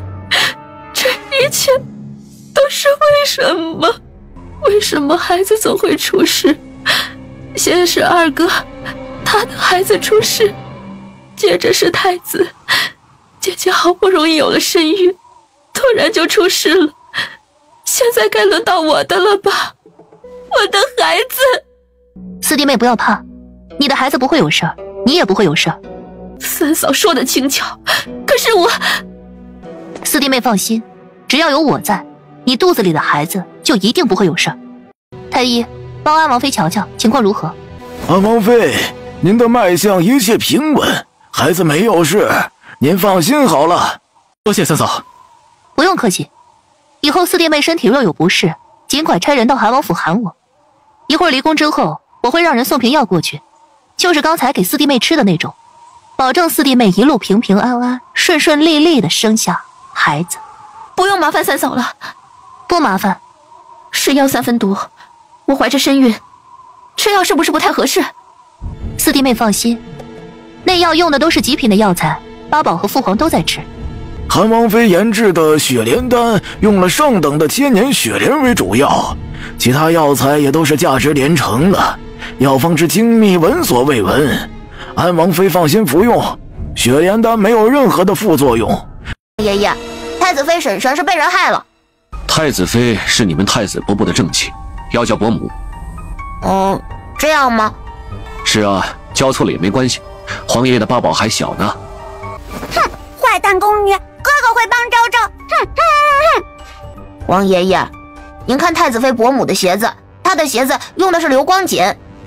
回禀皇上，德贵妃，太子妃穿的的确是流光锦，那鞋底用的防滑的金麻线也被人涂了油。伯母过来的时候，就是诬陷妹妹的宫女一直搀扶着。太子妃伯母摔倒的时候，最近的不是妹妹，而是她。皇爷爷，您看那个宫女头上珠花是不是少了一朵？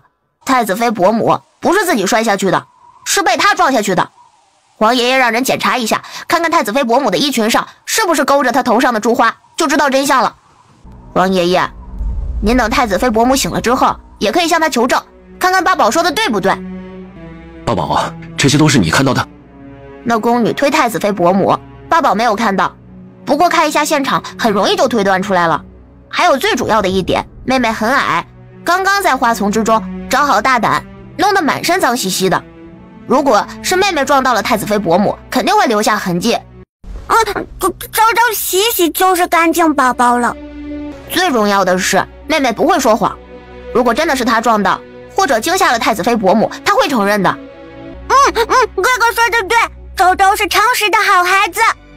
八宝推论很对，非常棒。小小宫女怎么有胆子谋害皇嗣？来人，将她拖下去仔细拷问。把这贱婢拖下去，扔去乱葬岗。另外，调查他家族，满门抄斩。父皇，儿媳无忧。是贱婢暗害，不关你的事情。把身体养好最为紧要。太子妃放宽心，养好了身体，孩子以后还会有的。多谢父皇，贵妃娘娘。伯母吓到你们了，对不住。太子妃伯母多多吃饭，这样就能很快好起来了。周周是哪里不舒服吗？祖母，周周胸口不舒服，嗓子也不舒服，好像有小棉花跑进去了，把周周噎住了。小棉花坏，祖母回头给周周做点心，多吃点点心，小棉花挤出来就好了。好。父皇，姐姐刚刚失去了孩子，实在是可怜，求父皇允准儿媳过去探望她。你也怀着身孕，不要入宫奔波了。太子妃那边自然是有人照顾着。父皇，儿媳没事的，姐姐实在可怜，好不容易怀上的孩子没了，太子殿下又不在身边。皇上，太子妃被人暗算，痛失孩子，正是最为脆弱之际。这个时候，太子若能在她身边陪伴，应该可以帮她减轻痛苦。皇上，太子殿下前去祈福，已经1月有余，是否请他回宫陪伴太子妃呢？父皇，儿臣赞同几位大人之观点。这个时候应该是把太子宣回来。你当真这么想的？是。好，宣太子回宫陪伴太子妃。好了，都散了吧。朕的确是忙得很，这些个时日一直没闲着。是，父皇的确是没闲着，白天忙着帮周周训练小马过河，晚上忙着陪八宝去实验夜调用什么饵料，既要忙着帮郝大胆梳毛，还要忙着看小麻雀筑巢，就连池塘中的接力打架斗殴，您都得看一眼，着实是忙得很。老三，你是指责父皇不务正业吗？阿琛不敢，只是想着太子放到广都寺那边念经，太过浪费了。他格外喜欢批阅奏章，而儿臣又没有时间批阅，那么就把他喊回来，让他来干这活好了。你到底懂没懂啊？朕为什么要把他送去广度寺？父皇既然是要让太子为国祈福，挽回一下他那摇摇欲坠的形象，又是想借机打压他在朝中的势力，帮着儿臣树立威信。你都明白，怎么还让他回来？儿臣只是觉得威信是靠自己挣回来的，不是靠着别人让出来的。太子回来与否，对儿臣都没有太大的影响。主要是不是还有这父皇您吗？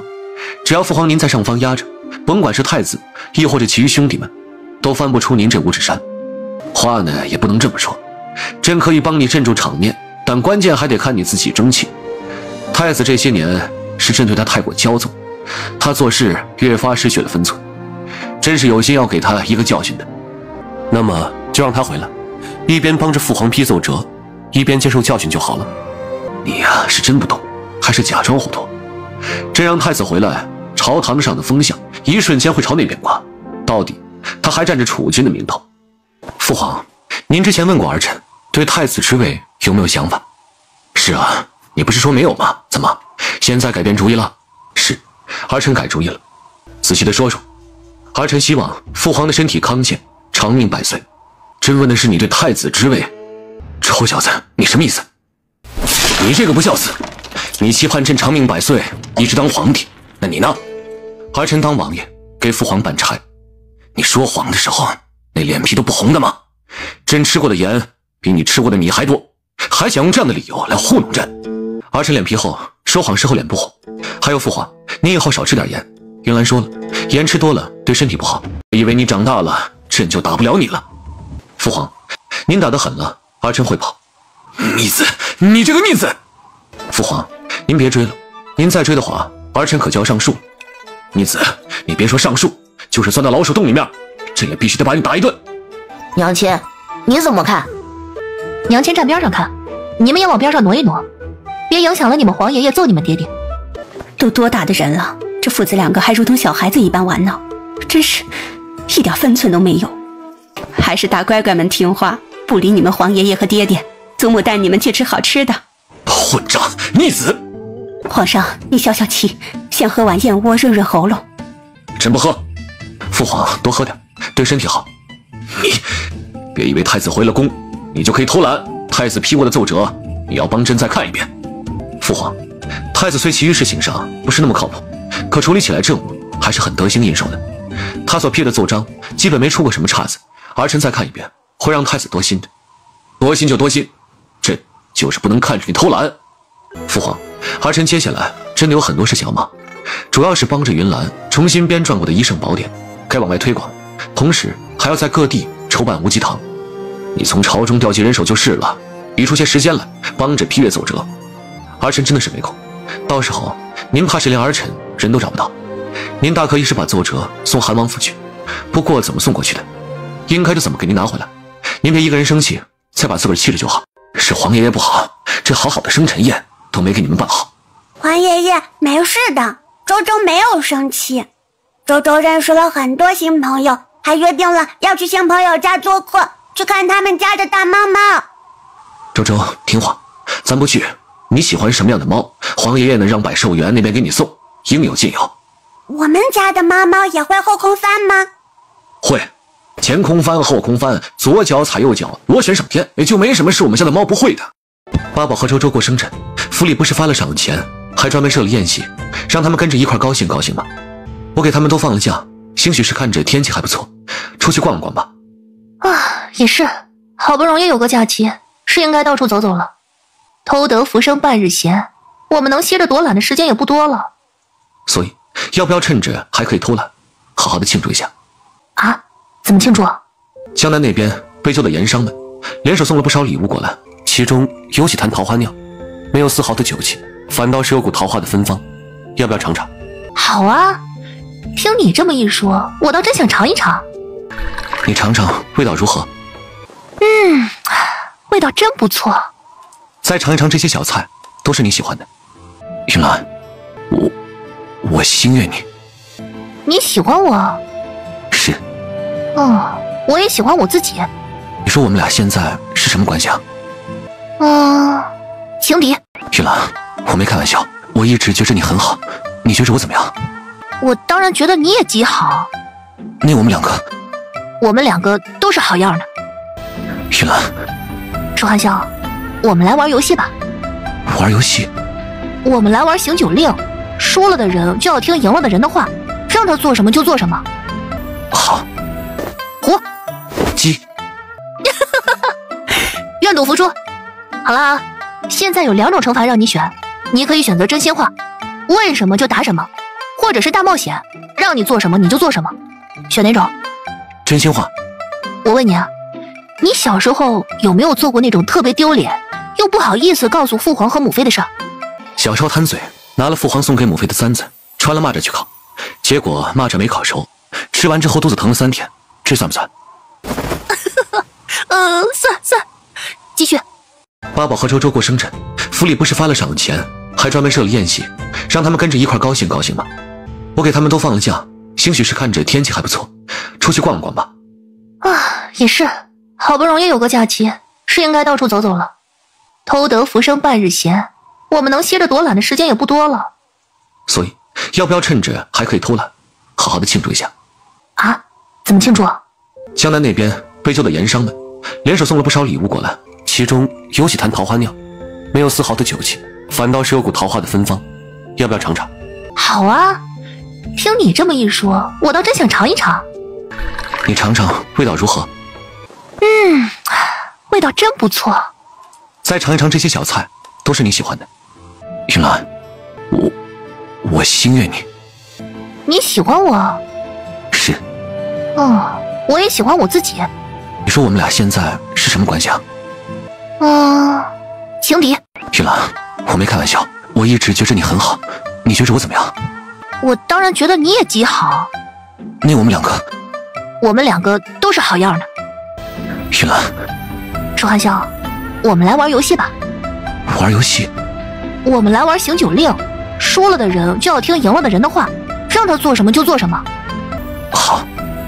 胡。鸡。愿赌服输。好了，现在有2种惩罚让你选，你可以选择真心话，问什么就答什么，或者是大冒险，让你做什么你就做什么，选哪种？真心话。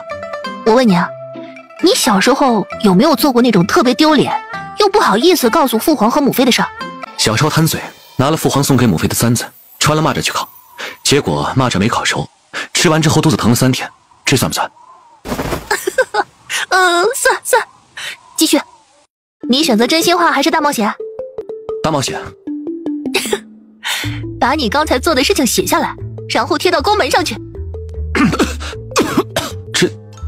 哎呀，堂堂韩王，该不会做不到吧？怎么会？我能做到。那你快去吧，我等你哦。云兰，我贴完了。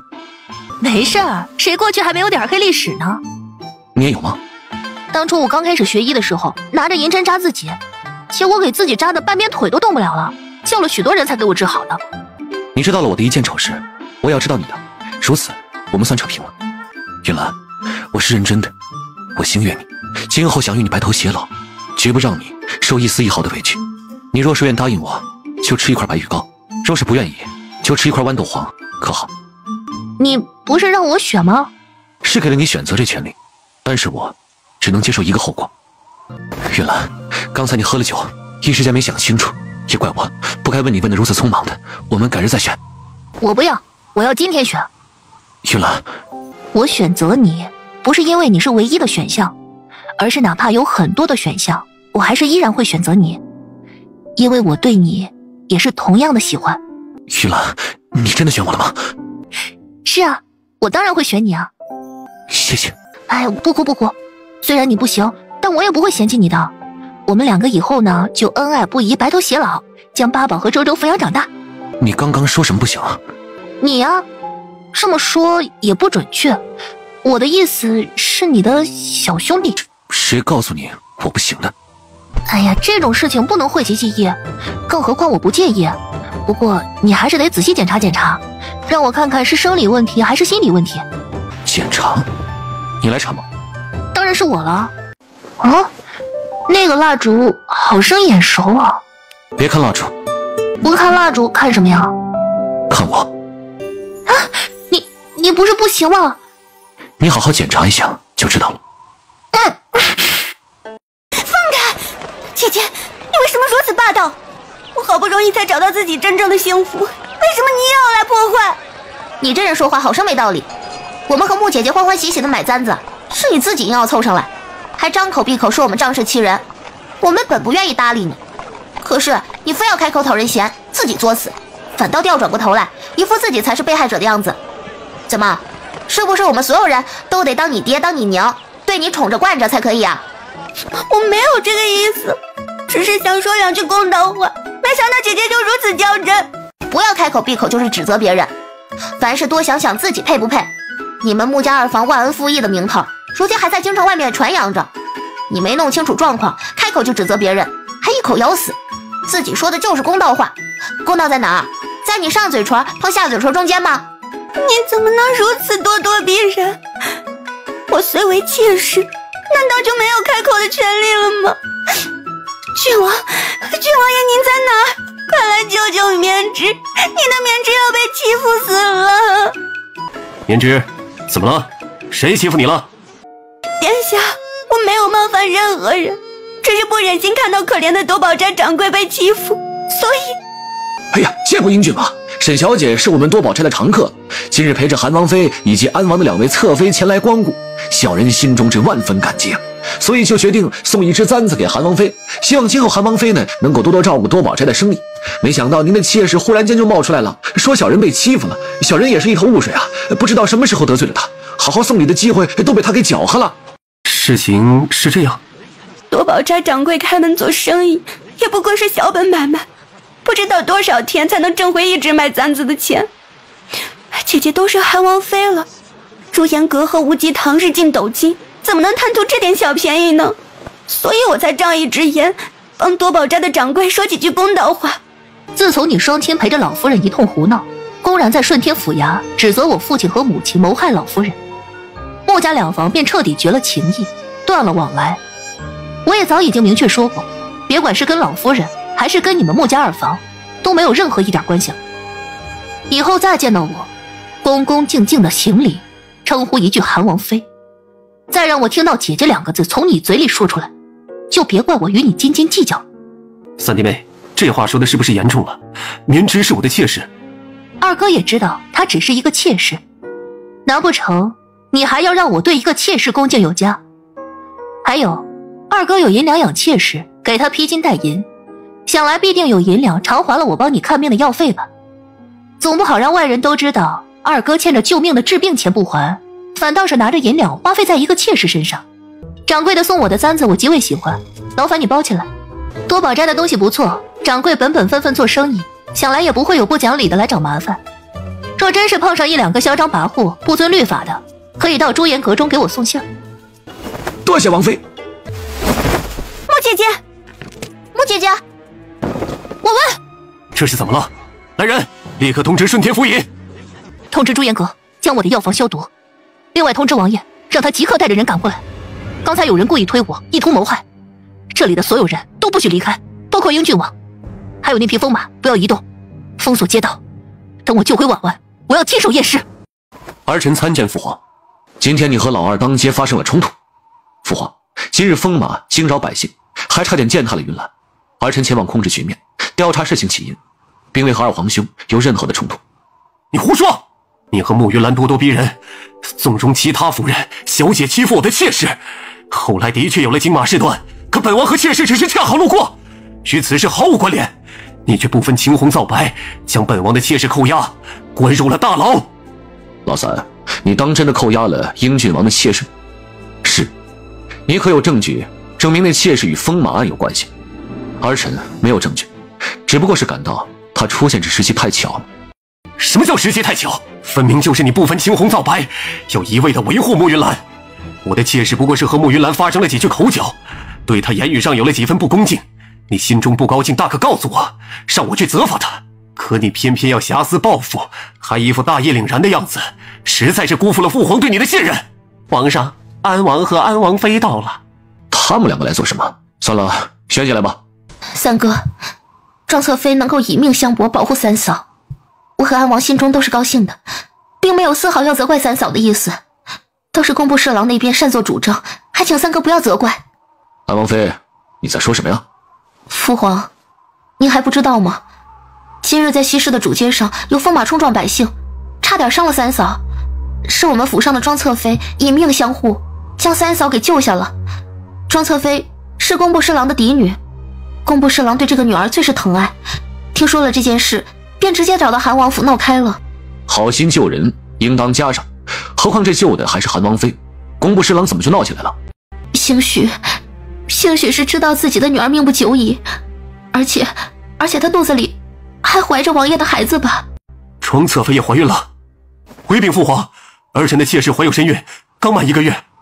四弟，你的庄侧妃什么时候怀上的身孕？三哥，景木这些时日身体不怎么好，请太医调养过，却不见多少成效。说出来也不怕父皇和2位兄长笑话。自从迎娶了庄侧妃和邢侧妃，王爷便对2位妹妹多有冷落，是我觉得这样下去对不住2位妹妹，所以让王爷多去陪伴他们。大约是2个月之前，也就是三哥和三嫂在江南的那段日子，王爷终于放下了心结。庄侧妃伺候的也周到，前几日才诊出怀有身孕，只是想着还未满3个月，胎象不稳，所以才没有回禀给父皇。我和庄侧妃同时有孕，也算是双喜临门，正想着过段时日告诉父皇，让父皇好好的高兴一下，没想到中途竟出了这样的事儿。工部侍郎应当也是难以接受同时爱女的同时又失了外孙，所以悲痛过度才一时失态，还请父皇不要责怪工部侍郎。父皇，儿臣可没有四弟和四弟妹那么好的性子。对于四弟来说，好歹四弟妹肚子里面还怀着一个，可儿臣的孩子却接连出事，好不容易有个妾室再次有孕，竟然还被三弟直接抓去关入了大牢之中审问。这若是有个3长2短，我必定要和楚寒宵没完。皇上，顺天府尹求见。宣，皇上，被关入顺天府大牢的英郡王妾室穆氏出事了。出了什么事了？穆氏晕倒在了大牢之中，衣裙上满是血迹。什么？我的孩子没了？啊！怎么会这样？庄侧妃和孩子一同受难，英郡王的妾室那边也出事了。楚寒宵，你没有任何证据，无缘无故扣押我的妾室，导致他腹中的孩子流产，你就是杀害我孩子的凶手！父皇，您要为儿臣做主，为儿臣未出生的孩子做主啊！他也是您的皇孙，是我们楚家的骨血呀！父皇，儿臣今日在崇英殿上香跪经，结果先帝的牌位突然震颤，叩倒在了桌面之上，儿臣心中不安，特意前来禀告父皇。皇上，微臣夜观天象，发现紫微星旁有阴云环绕，诸事皆不利，而且还出现了2颗凶星，与紫微星形成对立之势啊！这星象说明了什么？紫微星代表的是地星，也就是皇上您乃真龙天子，自然不会害怕凶星所带的邪煞之气。可那凶星光芒十分的耀眼，遮掩了紫微星周围拱卫星辰的光芒，恐怕对皇室的血脉不利啊！父皇，今天发生的事情和星象应验了，四弟的孩子和儿臣的孩子纷纷出事，凶手就是楚寒宵和穆云兰夫妻2个。寒宵，你有什么想说的？父皇，一家之罪，何患无辞？儿臣相信清者自清，没什么想说的。怎么只有你一个人入宫呢？穆云兰呢？庄侧妃受伤严重，云兰带着她去朱颜阁医治，算算时间，应该是快赶过来了。儿媳见过父皇。贱人，你害了绵枝和她肚子里的孩子。原来二哥是因为失去孩子太过痛心，我还以为是老毛病又犯了，还想着用内力再帮他淬炼身体，好方便云兰帮他医治。你们不愿意帮我治病，我认了。可是你们害了我的孩子，一定要给我一个交代。原来二哥如此在意自己的血脉，我还以为二哥对孩子一直都是觉得可有可无呢。你什么意思？我能有什么意思？不过是想起来二哥的嫡长子从出生到现在好几个月了，从未见二哥去探望过。倒是二嫂日夜精心的照顾他，按照我给的方子给他抓药沐浴。如今那孩子的身体都变得强健了不少呢。皇上，刑部尚书工部侍郎前来求见。若是还有人要求见，不必通传，通通的宣下来。参见皇上。你们两个现在过来，又是为了什么？回禀皇上，今日有疯马闯入西市的主街，差点伤到在主街玩耍的孩童，幸得韩王府护卫相救。经过调查，那些疯马乃是被盗贼偷窃，而且疯马的主人是越奴来上京经商的商人。臣担心这里面另有隐情，特意前来向皇上请旨，更加仔细的调查。你呢？回禀皇上，微臣的女儿出事了。庄大人，是我不好，没有照顾好庄侧妃。这件事情的确不能怪安王妃呀。没错，庄大人痛失爱女，还能保持理智，实在是难得。今日父皇在此，你心中有什么委屈和诉求，就全部说出来，父皇一定会为你做主的。二哥问话就问话，眼睛老往我和王爷身上撇做什么？二哥是想暗示什么？我还用得着暗示？我直说了又如何？庄侧妃难道不是因为救你而亡吗？你胡说什么呀？你还在这里装模作样！本王亲眼所见，庄侧妃为了救你，被疯马踩断了脊椎，当场吐血，奄奄一息。你可知道，庄侧妃已经怀上了孩子了，就是因为你一尸两命。难道你不应该给安王府和工部侍郎一个交代吗？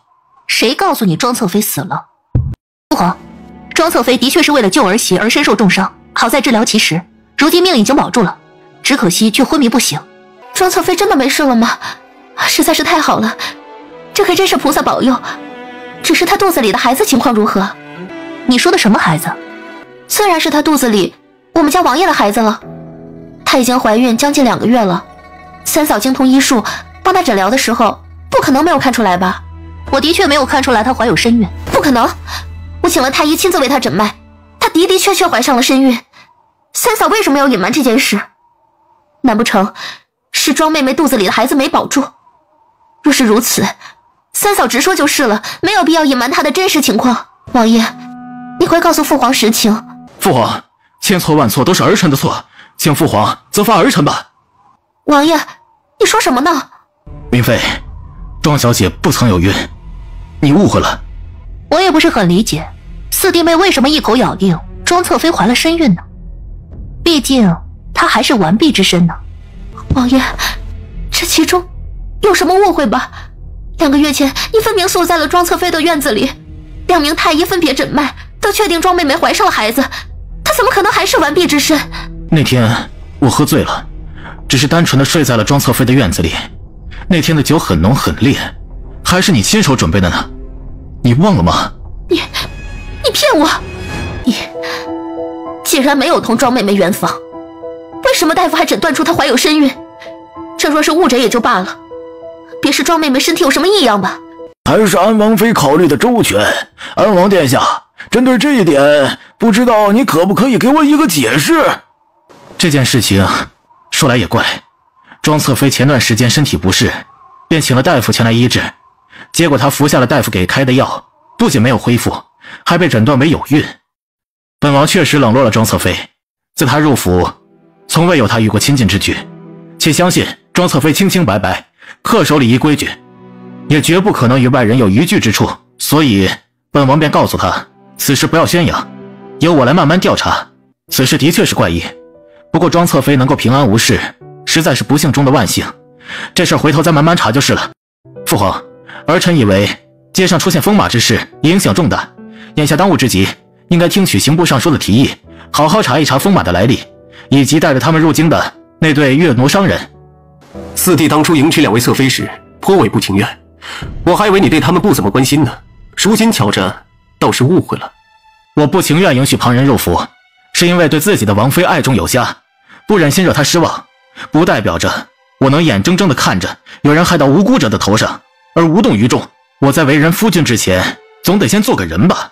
父皇，儿臣觉得事情颇有些怪异，于是就着手调查，发觉是那大夫用错了药。用错了药？是，那药十分奇特，服用之后会让人出现假孕的症状，就连脉象都与真正怀孕的女子一般无二。父皇，的确存在这样的药，这种药来自于百越的皇族，在百越有些部落以女子为尊，那些女子为了长久保持美貌，专门利用各种药草、毒药配制出了此药，名胭脂醉。百越那边传过来的药，一想就不是什么好东西。这样的药怎么会出现在安王府？这恐怕就要问问太子了。四弟，我看你是病糊涂了吧？姑怎么可能会知道这样阿杂的东西呢？可是我把那些大夫抓起来审问，调查他们手中药材的来历，无意间发现他们的药材皆出自惠民堂，而惠民堂背后真正的东家同样是一名大夫，那名大夫却被太子请了入宫，专门为太子妃调理身体。老四，你所说的话为真？是，儿臣不敢隐瞒父皇。父皇，太子妃多年没能怀上身孕，宫中的太医多方调理，也没能找到根由，儿臣便想着从民间请一位大夫入宫。这件事情也是向父皇报备过的。真有印象，你的确是报备过。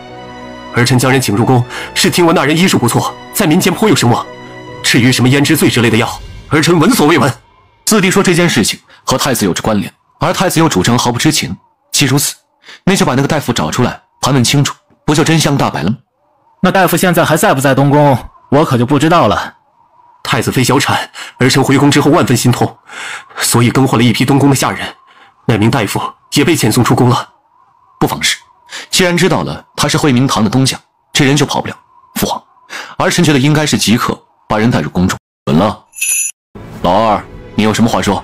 父皇，儿臣不知道什么假怀孕的事儿，这件事情可和儿臣没有任何关系的。你的妾室不也是怀孕了吗？儿臣的妾室怀孕是儿臣辛苦，和什么药没有关系的。是吗？就你这榆木脑子被人算计了，恐怕都不知道怎么回事吧？父皇，你也说了，儿臣是个榆木脑袋，这是什么用药啊、怀孕啊、流产啊什么的，儿臣可想不出来。再说了，儿臣现在都被父皇您给贬成一个郡王了，这爵位跟老三家的2个孩子平起平坐，连自己的王府都住不得。儿臣现在就沉迷个女色，养几个小妾，别的真的不敢折腾了。养小妾，能养活自个儿就不错了，还想着养小妾呢？谁好人家女儿能看上你啊？如果不是你还占着皇子的名头，你吃屎都赶不上热乎的。父皇，我是您的儿子呀，您怎么能这么说我呢？哼，儿子生你还不如生个棒槌呢。父皇，您愿意骂就骂吧，您骂完也让人去查查木棉枝，她要是也假怀孕，儿臣一会儿出宫就拿刀劈了她。她要是真怀孕被折磨流产了，儿臣再继续找老三和他王妃算账。搞了半天，你的小妾穆氏竟就是木棉枝。父皇，您还记得呀？他之前被太后宣入宫中，朕怎么就不记得？回禀皇上，臣带人赶到惠民堂，发现其已经关门几日了。之后询问惠民堂东家的住所，发现已经被烧成了灰烬。据说惠民堂东家上下6口全部在睡梦中被烧死。太子，你的心可真大呀！父皇，这奸细伪装身份，竟是连太子都骗了过去，可见手段之高明。儿臣以为，全部跟他接触过的人都必须要详查。惠民堂可是存在了很多年了。不错，这桩案子由刑部调查。是，臣一定将其调查得清清楚楚。太子，你识人不清，让一个百越奸细居住东宫那么久，险些酿成了大祸，你让朕……父皇，儿臣有不查之罪，请父皇责罚。一国太子，关系着国之未来，一人错便有可能让整个大周朝百姓万劫不复。你是朕最为疼爱的儿子，可如果你再这么继续不知反思，肆意妄为，那么朕就不得不考虑更换这太子的人选。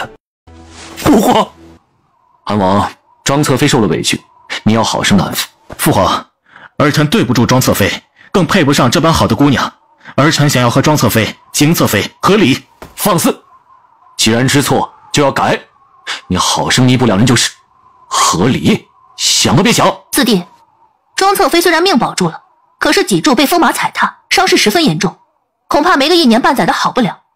你这个时候与她和离，是要逼死她吗？我可怜的女儿啊！安王殿下，微臣老年得女，对婉婉视若珍宝。您若是不给她一条活路，那老臣一家子也要跟着一起去了。皇上啊，老臣脑袋晕，心口痛，肚子转心，四肢无力，大约是要去见先皇了。反正老臣一家子也没了活路，皇上您就开口，让我们一家人到地下团聚吧。庄爱卿不必如此，你放心，有朕在，绝不会让老四这个混小子亏待了你女儿。请庄大人放心，我一定会好好照顾庄侧妃的。那牧师可还活着？能否接受审问？回禀皇上，臣前来求见，就是专门要回禀这件事的。牧师现在安然无恙，只不过受了些惊吓，有些胎象不稳。不过幸好得韩王妃救治，如今已经没有大碍。顺天福尹，你敢诓骗父皇？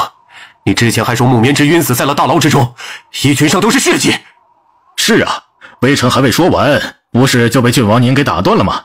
有人买通了顺天府大牢的差役，进入关押牧师的牢房之中，强行给他喂堕胎药。还好韩王妃及时发现，将2名贼人捉拿。哼，蠢货，被人算计了而不自知，还差点连累你3弟跟3弟妹。那木棉之必定是有人安排，故意接近你的，为的就是让他怀上你的血脉，然后故意闹事，让你3弟或者3弟妹扣押的，而后便是设计让他流产。一来这木棉之算是云兰的妹妹，会让人感到她不顾亲情，心思狠毒；二来则是迫害皇室血脉，加上轻偏见的批语，只需略微推动，便能够坐实了他们2个凶星的名号。可真是好算计，给木棉之喂毒胎药的人可还活着？人还活着，不惜手段把他们的嘴撬开。朕倒是要看看，到底是什么牛鬼蛇神，竟是算计到了朕的皇室血脉的身上。棉之见过皇上。放肆！大胆目视！既然以为英郡王妾室，在皇上面前应该自称奴婢。是，奴婢罪该万死。朕接下来这些问话，你如实的回答。英郡王府不介意多养一个人，可是若是有丝毫的隐瞒，那就别怪朕不留情面。是，奴婢一定如实回话，绝不敢有任何的期盼。你今日为何会出现在韩王妃的面前？这件事说来话长，还要从一个人找到奴婢，说能够帮助奴婢解决困境开始谈起。什么人？就是他，安王妃。你在胡说什么？我和你可不认识。皇上，奴婢没有说谎，是安王妃安排人找到奴婢，说能够让我飞上枝头，成为凤凰。他告诉我，如今唯一能够接近的皇子就是英郡王了。他还告诉了我具体要如何接近他，如何引起他的注意，如何让他甩不开我。他还给了我有助于怀孕的方子，说要让我尽快怀上孩子，如此才能在韩王妃面前耀武扬威。他在胡说八道。木棉之，你不要血口喷人。王爷，你是相信我的吧？我整日待在安王府，安心养胎，哪有心思去管旁人？我相信你。牧师，你说的这些可都是真的？奴婢若有一句假话，宁可被天打雷劈，不得好死。安王妃，你若是肯如实的回答，承认错误，朕可以网开一面。父皇，儿媳借用1句3个的话，欲加之罪，何患无辞？我也相信清者自清，更加相信父皇会查明真相，还我一个清白。皇上，这是给牧师喂堕胎药贼人的供述，请皇上过目。傅明妃，你还不实话实说？父皇，儿媳嫁给安王多年，从来都是安分守己。父亲出事之后，我虽心痛，可也理解，一切都是他咎由自取。也没有因为父亲追究儿媳的责任，儿媳只觉得心中感激又惭愧，对3哥3嫂更是觉得愧疚万分，又怎么可能拐弯抹角的去蛊惑木棉之，进而陷害他们呢？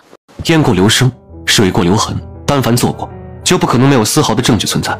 父皇，儿臣入宫之前已经派遣人去捉拿木棉之身边的嬷嬷和侍女，相信很快会有结果传过来。皇上，有人指使微臣故意危言耸听，以此来陷害韩王和韩王妃。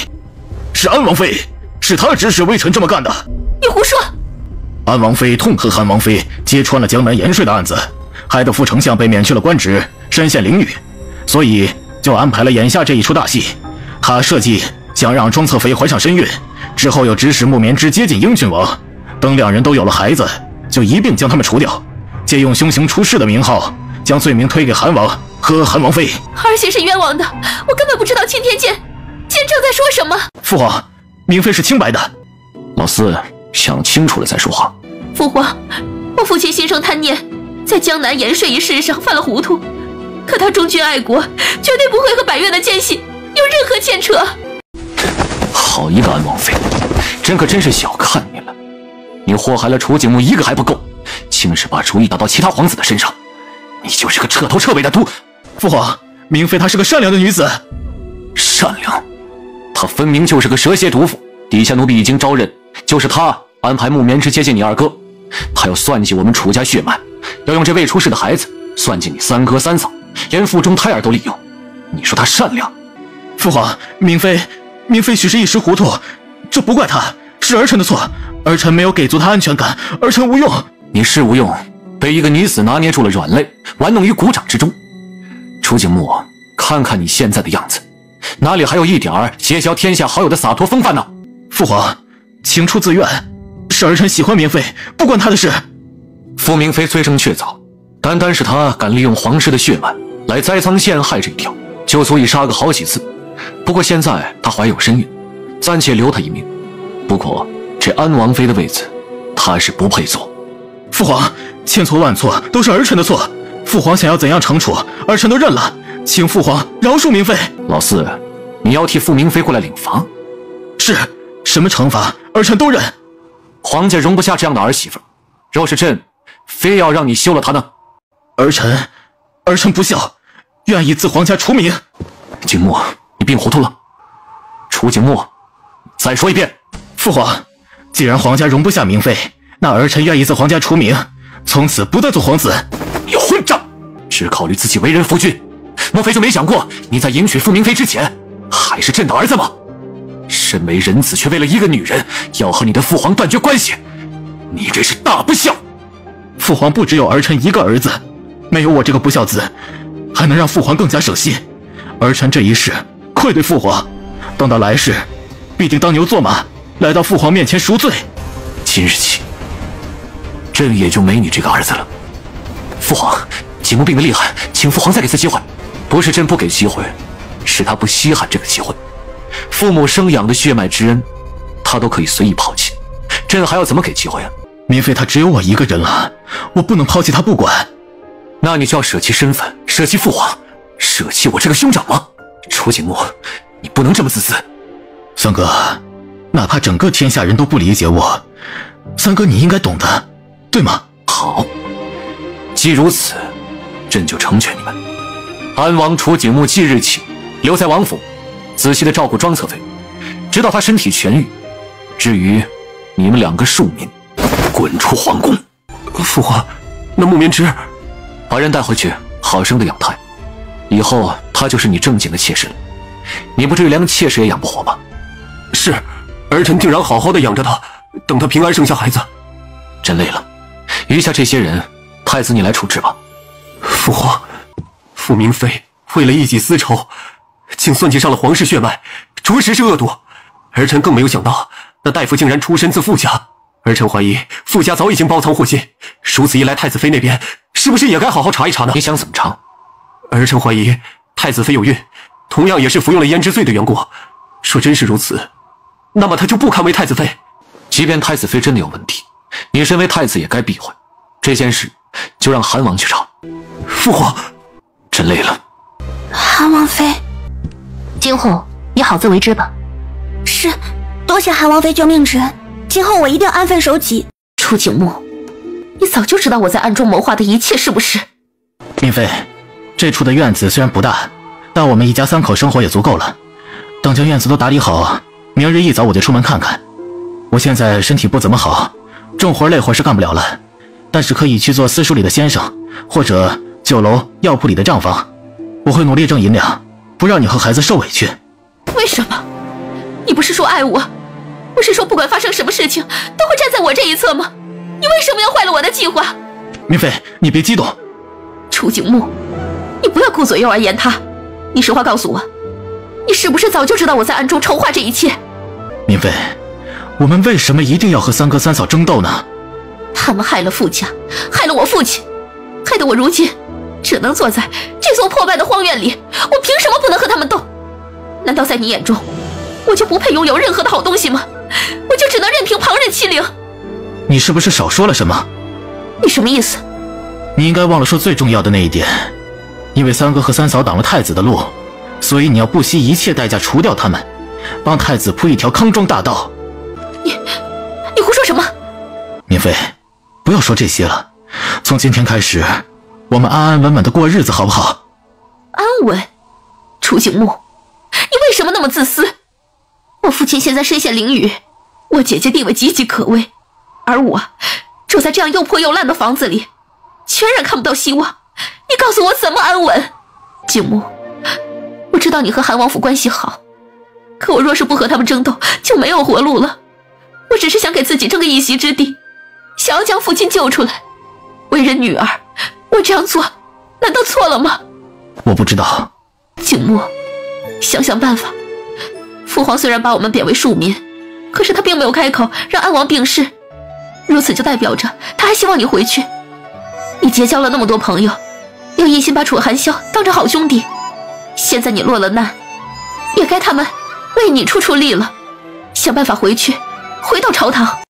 明妃，我能回去，你却回不去了。父皇不会接受你继续当安王妃。那我们就演出戏，一假一休了我就是了。只要你回到朝堂，只要你手中掌握了权势，想给我个名分还不容易吗？我之所以抛弃皇子的身份不要，为的就是要保住和你的夫妻情分，你却宁愿让我休了你。只是做戏而已，有何不可？那你非要推着我和庄侧妃圆房呢？你在酒里下药也是做戏而已吗？我是不愿意看你一直因为亏待庄侧妃而觉得愧疚。我把你放在心上，为了你，什么身份地位亲情我都可以舍弃。我把心捧到你的面前，你可以无视他不要他，可你不应该把他接过去踩在脚下，一边践踏还一边嫌弃他血淋淋的，弄脏了你的衣裳。韩王和韩王妃是来看笑话的吗？就你也配让本王看笑话？如今的我已经被贬为庶民，着实不配。景墨，瞧瞧，你看中的三哥和三嫂真不错，还专门来落井下石。房间内还未打扫，脏乱得很，不好意思请韩王和韩王妃进去。你在说什么混账话？无论你是否在乎皇子的身份，在我的心里，你都是我弟弟。三哥，对不起。该说对不起的不是你，昔日风马闹事是你安排的。我听不懂韩王在说什么。你的计划差一点就成功了，风马闹事还是冲着一群孩子去的。我身边的护卫们不可能眼睁睁地看着那些无辜的孩童出事，一定会前去相救。如此一来，我身边就没人了。恰好多宝斋门口因为我和木棉枝的冲突，引了不少人看热闹。你安排的人手就混在这些人当中，趁乱将我推到风马的马蹄之下。你算计得很是周全，若是我能直接死在马蹄下，那是最好。到那个时候，韩萧突闻噩耗，必定理智全无。别说一个木棉枝了，就算是英郡王，他也必定不会放过。只需要他动手，略微推动，就能给他扣上一个弑杀兄长、谋害皇室血脉的名头。到时候，既除掉了我，韩萧这些时日积累的名声，也必将瞬间土崩瓦解。韩王妃编造故事的能力可真是一流，这般好本事，不去写话本子可惜了。这女人啊，因爱生恨，可真是丑陋。你胡说八道些什么？为了四弟，我和韩萧对你一再忍让，甚至对你做下的那些脏事守口如瓶。可我们的退让却让你得寸进尺。既如此，那就别怪我撕了你的脸皮。景墨，我不想看到他们，一看到他们我就肚子痛，赶紧把他们赶走。四弟，你若是永远装睡，我和你三嫂肯定是无法把你叫醒的。可是我不希望你沉迷其中那个美梦，变成毁了你一生的噩梦。当初前往围场东猎，你们意外坠崖，你三哥下山崖寻找你们。傅明妃在你重伤濒死之际，直接向你三哥表白，甚至还对他暗中下药，意图与他有肌肤之亲。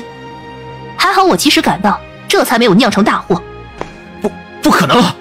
四弟，你把傅明妃当做了此生挚爱，自然明白爱一个人应该是什么样的。那么，你有在傅明妃的身上感受到一丝一毫吗？她从头到尾都在演戏，她一直在骗你。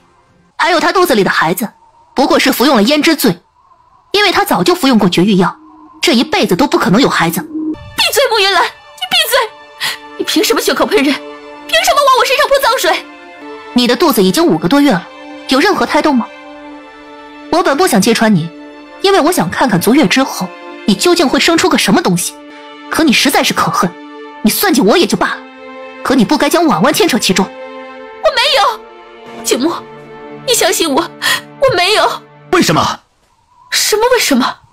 你喜欢的是我三哥，你为什么不告诉我？为什么要一直瞒着我？若是你早些说。我都说了我没有，你为什么不信我？在这样的事情上，我三哥三嫂绝不会撒谎。你信他们，不信我。王妃，王妃一直都是喜欢韩王的，她收藏过韩王的字迹，还在自己的闺房之中留下过很多情诗和画像。哪怕嫁入了安王府，她的心意也从来没有变过，老奴可以作证。景穆，那都是之前的事情了。我之前的确是喜欢过楚寒萧，可我最终还是被你感动，决定好好与你过日子。明妃，你恨我吗？你说什么呢？我迎娶了你，让你再也没有接近三哥的可能，你恨我吗？我都说了，我已经不喜欢他了，我现在喜欢的是你。明妃，我心悦你，自从第一眼见到你，我便满心满眼都是你，直到能够拥娶你为妻，我高兴的好几日都睡不着。为了你，我什么都愿意做，哪怕你让我每日割血给你做药引，哪怕明知道你在要我的性命，我也心甘情愿。明妃，我不是傻子，我能感觉到你对我态度中的冷漠，也能感觉到你对我的轻视，可我却一直欺骗自己，欺骗我对你付出的一片真心就能够得到同等的回报。可是到如今，我愿意把命都给你，可你却连一句真话都不愿意跟我讲。景穆，这个女人不值得你伤心，之前一直隐瞒你不说了，一是当时你伤势严重还未恢复，不敢对你过于刺激，二是害怕说了你也不信，反倒伤了我们之间的兄弟情分。可现在他一步一步的把你害成了眼前这样子，我们不能够再坐视不管了。我明白三哥三嫂的顾虑，是我识人不清。那你接下来有什么打算？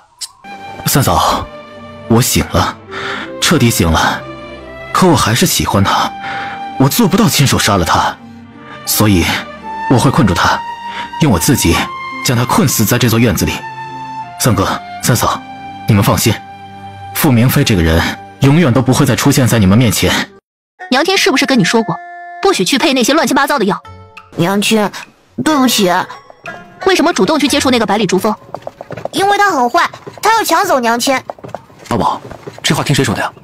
哥哥在陪我掉井里，有人在说悄悄话，被我们听到了。所以，八宝你就要给百里竹风用药，直接把他毒成一个活死人。娘亲之前说不可以随便给人下药，因为大周朝的人都是同胞。可那个追风的，他不是大周朝的呀。百里竹风虽然不是大周朝的人，可也是人。王爷爷说非我族类，其心必异。既然有二心，又不是大周朝的，为什么不能全部毒死呢？你忘了，娘亲教你认识各种药材毒物时告诉过你，万般手段皆是为了治病救人。身为医者，应该心存善念。可是皇爷爷说八宝以后不当医者，八宝要当很厉害的皇帝。当皇帝就是要保护自己的子民。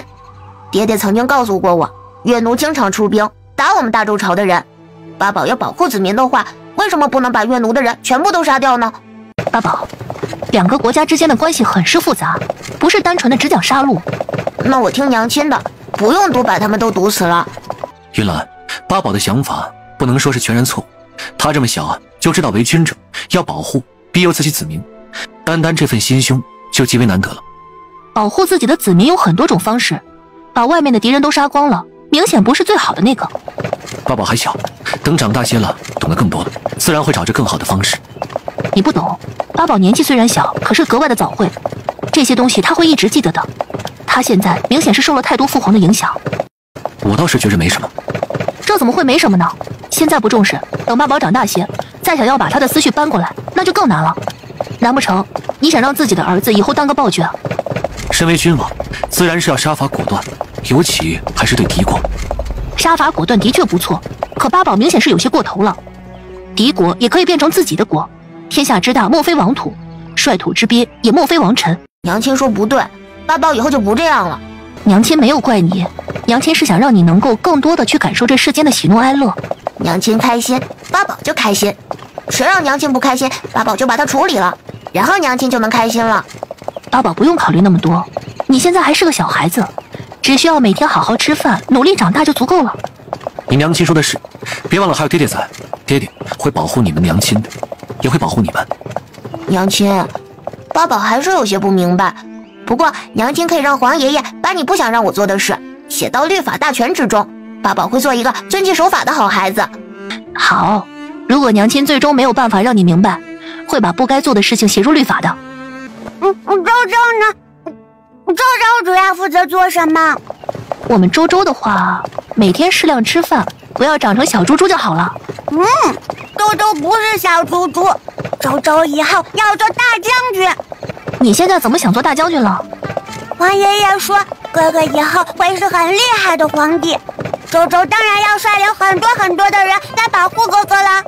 周周还能帮哥哥打天下，所有的人见到哥哥都要把他当成皇帝。然后呢？然后周周就能让哥哥下令，把所有的美食都送到皇宫里来，让周周吃。妹妹想吃什么，哥哥都能让人给你送来。想吃什么都可以吗？对，什么都可以。好了，今天出来了就好好玩吧，再玩几天你们可是要去上书房了。韩王妃的2个孩子可真是冰雪可爱呀，小郡主更是大周皇室唯一的女孩子，实属难得。以后若是有人求娶小郡主，韩王怕是会十分不舍。若是那人再对小郡主不好，韩王可会考虑饶了他。少，本王烧了他。哼，不许说周周的坏话，不然周周会打你的。是我不好，不该说小郡主的坏话。小郡主有什么喜欢的东西，尽管告诉我，我送给你当赔礼如何？什么都可以吗？在我能力范围之内，什么都可以。听说你是月奴的王子，你能把月奴送给我吗？这个恐怕做不到，我只是个王子。那你应该有封地，可以把你的封地送给我吗？这……你怎么不笑了？是不喜欢吗？妹妹，小气鬼，喝凉水。王爷爷说了，让我们不要跟这样的人玩。哥哥，没事的，以后周周当了大将军，周周帮你把月奴打下来，到时候就可以把我们的小马养到月奴的草原上去，那里的草原可大了，小马会喜欢的。好。王妃，夫人有些身体不适，想请王妃过去瞧瞧。前2日不是还好好的？母亲怎么了？许是这2天睡得不好，又正值变天，冷热交替，一时感染了风寒。韩萧，母亲身体不适，你带着孩子玩一会儿就回府，我去瞧瞧。我陪你一起去。不用，还有客人在，总不好冷落了。秀国公夫人身体不适，我们兄妹也该过去探望。崔嬷嬷说了，只是着了些寒气，并不要紧，不必劳烦2位。小郡王、小郡主，太子妃身体不好，不喜欢吵闹，我们去别处玩可好？太子妃伯母！怀素姑姑，我和妹妹过去说说话，不会吵到太子妃的。怀素姐姐，太子妃到了喝药的时间了，奴婢要取药。可太子妃身子弱，这会儿风又大，该披上披风了。偏偏我出来的时候忘了，能不能劳烦怀素姐姐帮我取一趟？太子妃身体若有个好歹，我的命可就没了。对不住，我要守着2位小主子。德贵妃娘娘叮嘱了，不能让2位小主子离开我的视线。怀素姐姐，你去拿吧，我会照顾好妹妹的。小主子，去吧。太子妃伯母，你快看，那只胖胖的、黑脑袋瓜的是于老大，他可厉害了。我把他抓起来，他能扇我2尾巴，然后自己跳回湖里去。周周刚才是不开心吗？是啊，我刚刚……太子妃伯母，你没有好好听话吃药药吗？怎么这么问？因为你还是那么瘦，一点都没有长胖呀。你要好好吃饭，吃得多多的，这样才能变胖，才有力气。我胃口差，吃不了太多的东西，怕是长不胖了。没有胃口，那真是太惨了。太子妃伯母，你生病了吗？哥哥，太子妃伯母没有胃口，我可以帮她要一颗药丸子吗？太子妃伯母，我娘亲的药超级棒，王爷爷吃了都说好，你吃了以后就有胃口了。周周，伯母可以抱一抱你吗？没关系的，不愿意也没事儿。太子妃伯母，那个我很重的，要是不小心把你压扁扁了怎么办？我刚刚不开心，就是因为我把小凳子坐坏了。唉，娘亲说我是个实心的小胖妞，柔柔要是听周周的话就好了。太子妃伯母，你那么瘦，我分给你一点，这样你就能变健康，就有力气抱我呀。不怕，也许伯母抱一抱周周，沾一沾你身上的福气，就有胃口吃饭了。好啊好啊，太子妃伯母，你要抱哥哥一起吗？双倍福气哦。八宝是男子汉，要注意男女有别，不能抱抱。不过可以牵手。八宝的虎头包包真好看，你们今天回家吗？回的。唉，生活不易啊。那别忘了告诉你们娘亲，就说我很喜欢这个虎头包，问问能不能要个样子。八宝，记得一定帮伯母问一问，可好？八宝记下了。娘亲，太子妃伯母想要好大胆的头。八宝今天见了太子妃。他说喜欢老虎头包包，要找娘亲要个样子，让我一定转达。好，娘亲知道了。娘亲，太子妃伯母很奇怪，她身上有臭臭的味道，但是她的手很干净。她看着我和妹妹的眼睛很奇怪，但是又不让人讨厌。想不明白就不想了，八宝只需要顺应自己的心意而来就好。你喜欢太子妃吗？八宝喜欢娘亲。周周也要抱抱。周周臭宝宝，你该减肥了。不要，周周今天和太子妃伯母约定好，把肉肉分给了她一些，现在周周一点也不胖了。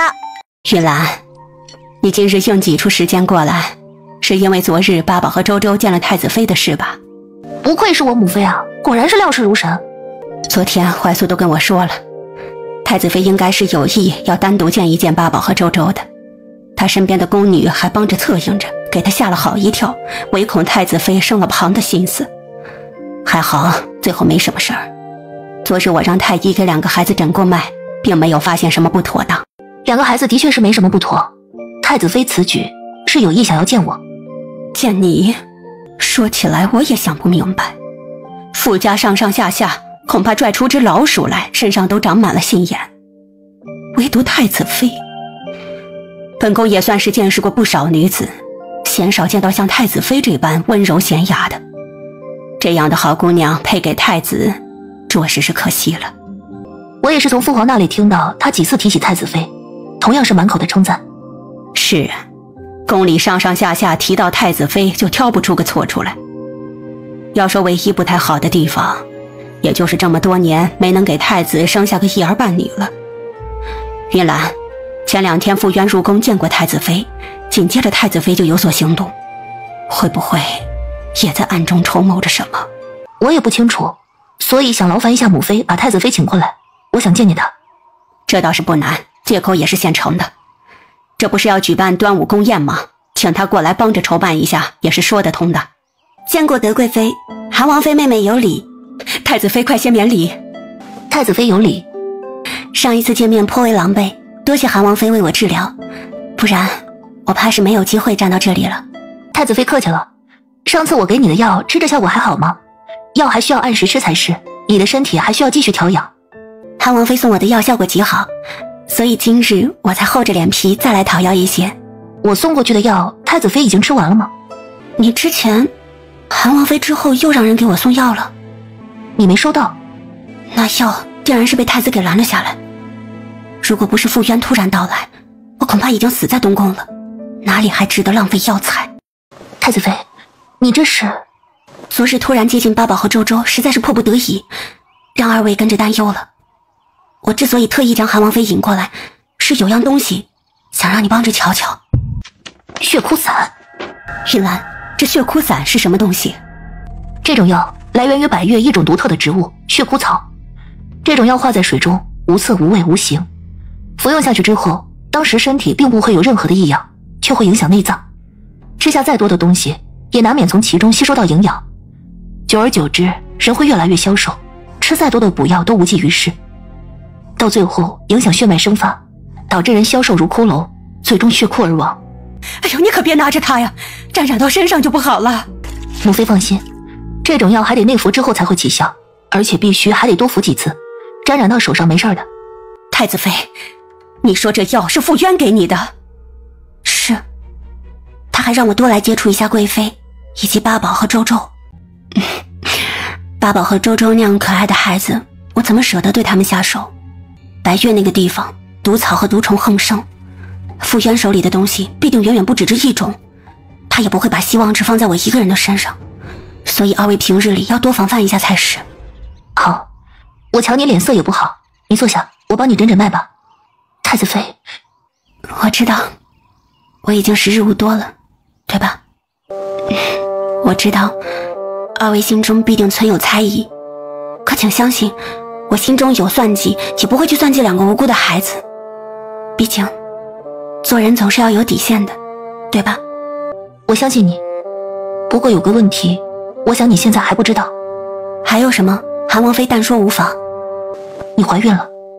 韩王妃，我相信你的医术，只是这一次怕是搞错了吧？就我现在这副身体状况，怎么可能还怀上身孕？玉兰，要不然你再仔细诊诊。我没有诊错，你的确是怀上了身孕，只不过眼下还不足1月，脉象表现得极为微弱，但绝对不会有错。不足1个月？可是我自从上一次流产之后，一直流血不止，前些时日才刚刚止住。胭脂醉这种药极为特殊，它有养颜、让女子维持容貌美丽的作用。这个过程很是复杂，它会让人体内的毒素和脏污汇集，10个月之后如经血一样排出。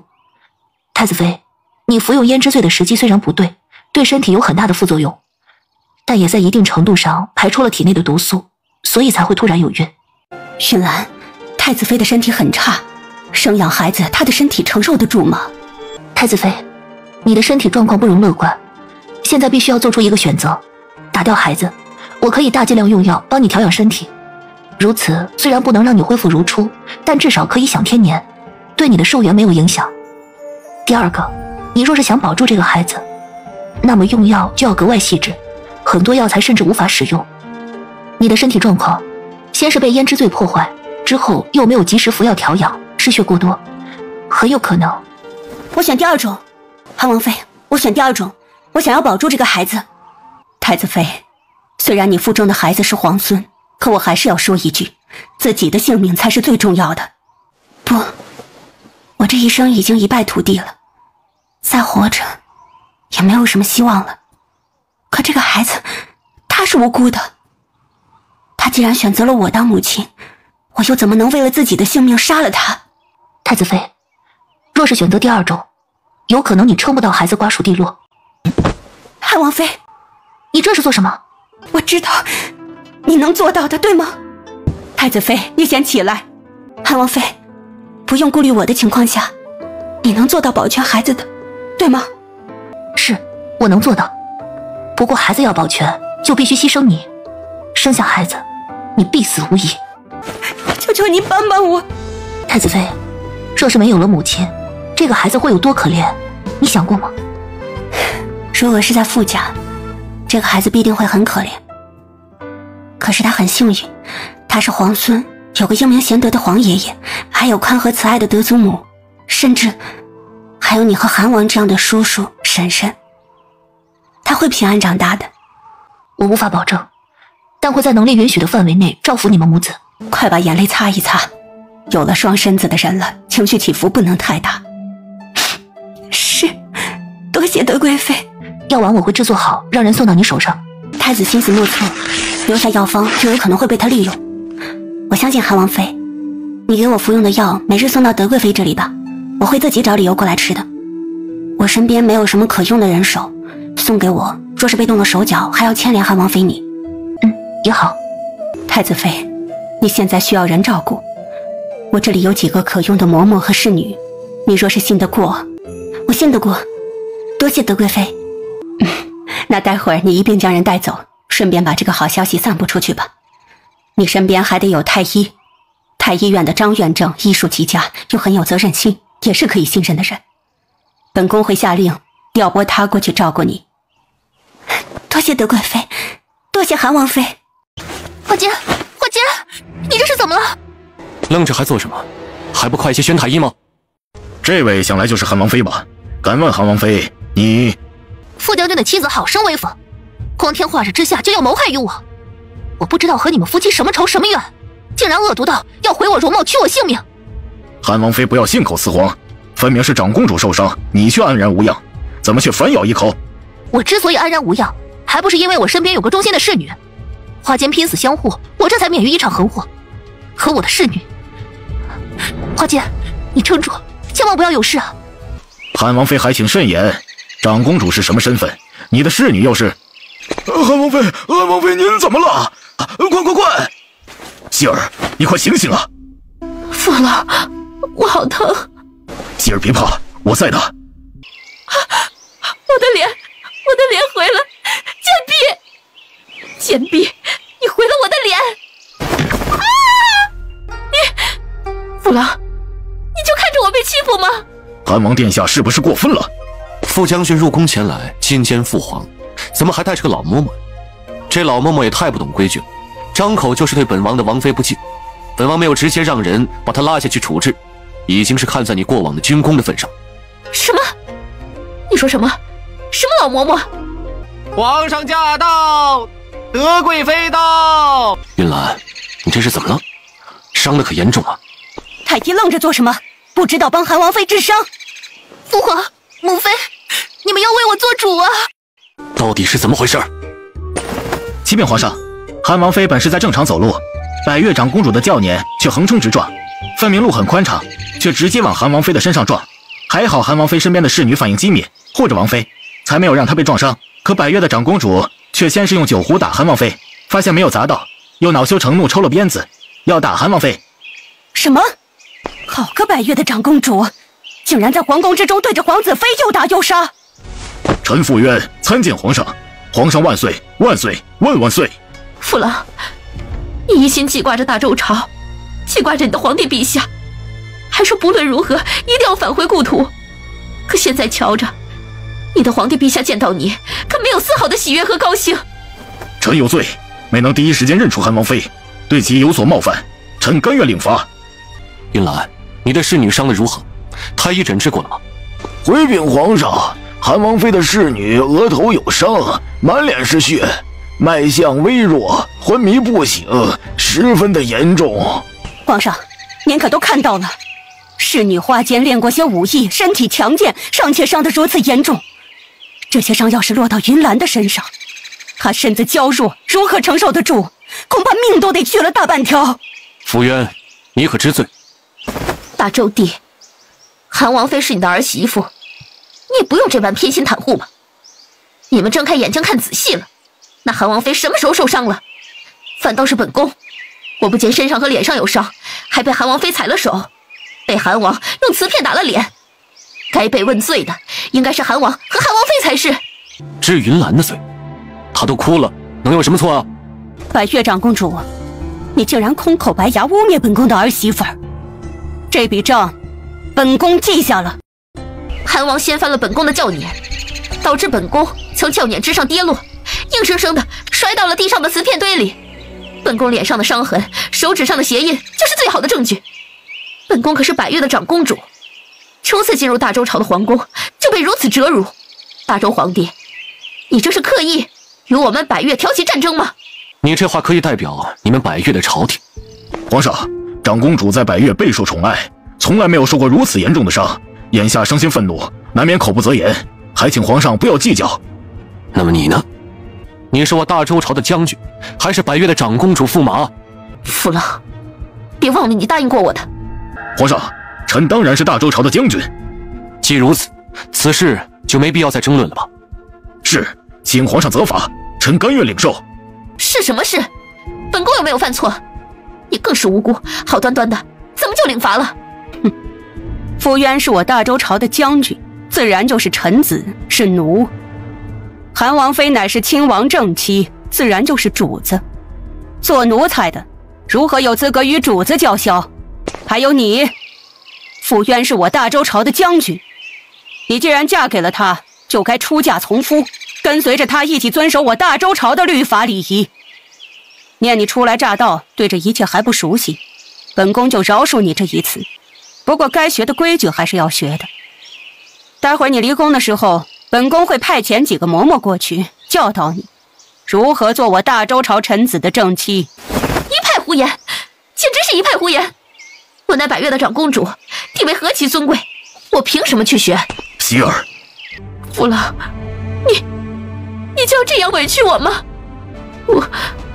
我知道了，那什么规矩，我学就是了。如此就好。你性子本就骄纵跋扈，若是再学不好规矩，就更配不上副将军了。副将军，听闻驿馆中的侍女因为伺候的不妥帖，多次被斥责。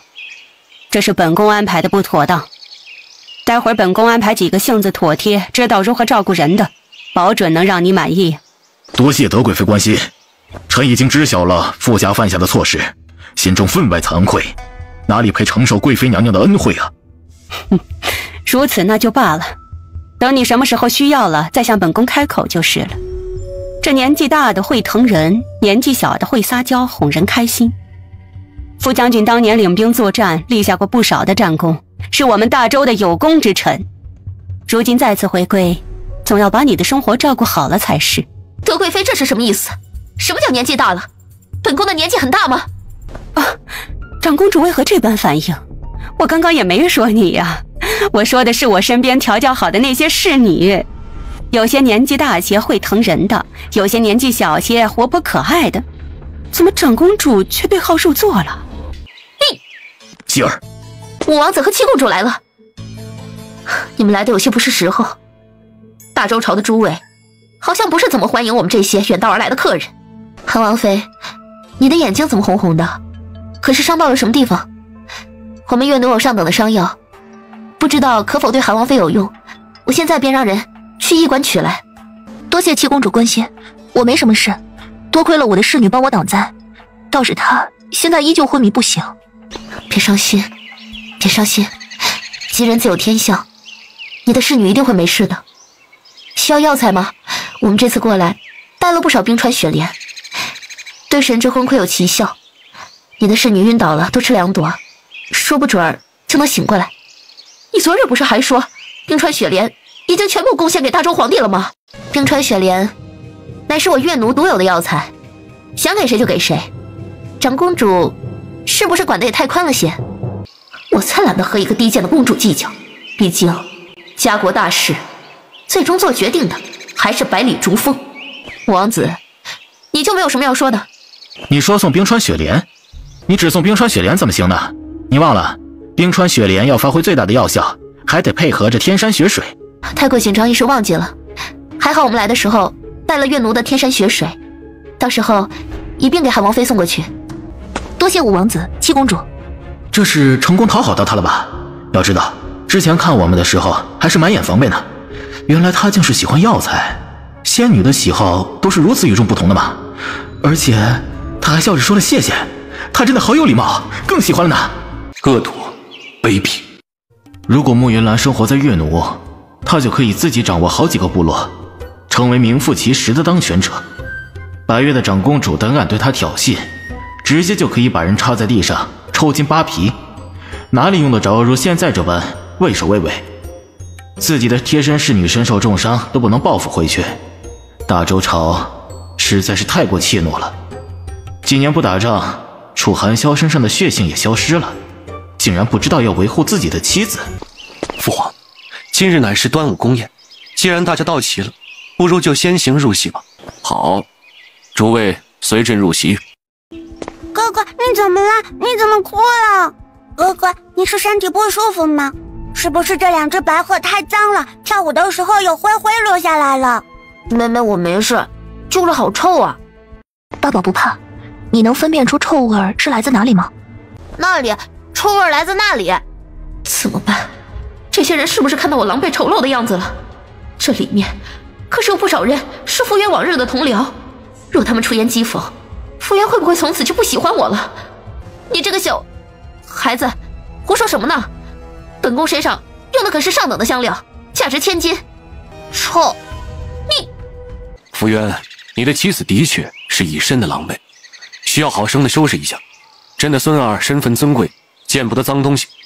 皇上，傅将军过往为咱们大周朝立下过汗马功劳，是一般的臣子比不上的。他的妻子又是百越的长公主，身份更是特殊。如今傅夫人一身狼狈，到底是御前失仪。臣妾派人去准备热水，供给傅夫人梳洗整理一番吧。不必。哎呀，他不乐意。你不必受宠若惊，这不是给你面子，而是看在傅将军往日的军功上。否则你可是没资格动用皇宫中的水。多谢大周皇帝的厚爱，本宫本就是不拘小节之人，一点点脏污罢了，全然没有放在心上。哇，你不洗澡，是不是想继续凑着，然后熏我哥哥？河神发怒了，这样的人是会遭受惩罚的。畜生，这两个畜生，真是该死！快把他们打下来！御前师仪，按理说是大罪，朕没问你的罪，你就应该感恩戴德了。皇上，俗话说得好，不知者不怪。傅夫人初次来到咱们大周，不知道这里的规矩，也是可以理解的。臣妾会尽快派人帮她把规矩学好。至于现在嘛，这衣衫不整的，的确是不像样子。来人，带傅夫人下去梳洗，更换一身衣裳。皇上，父皇，大伯母并非有意要御前师仪冒犯皇上的，多谢父皇宽宏大量，原谅于他。要多少钱？吃药？一只羊，一头牛，一只羊，大冤种啊！好人呐！逆徒，你简直是本院正带过的最差的徒弟。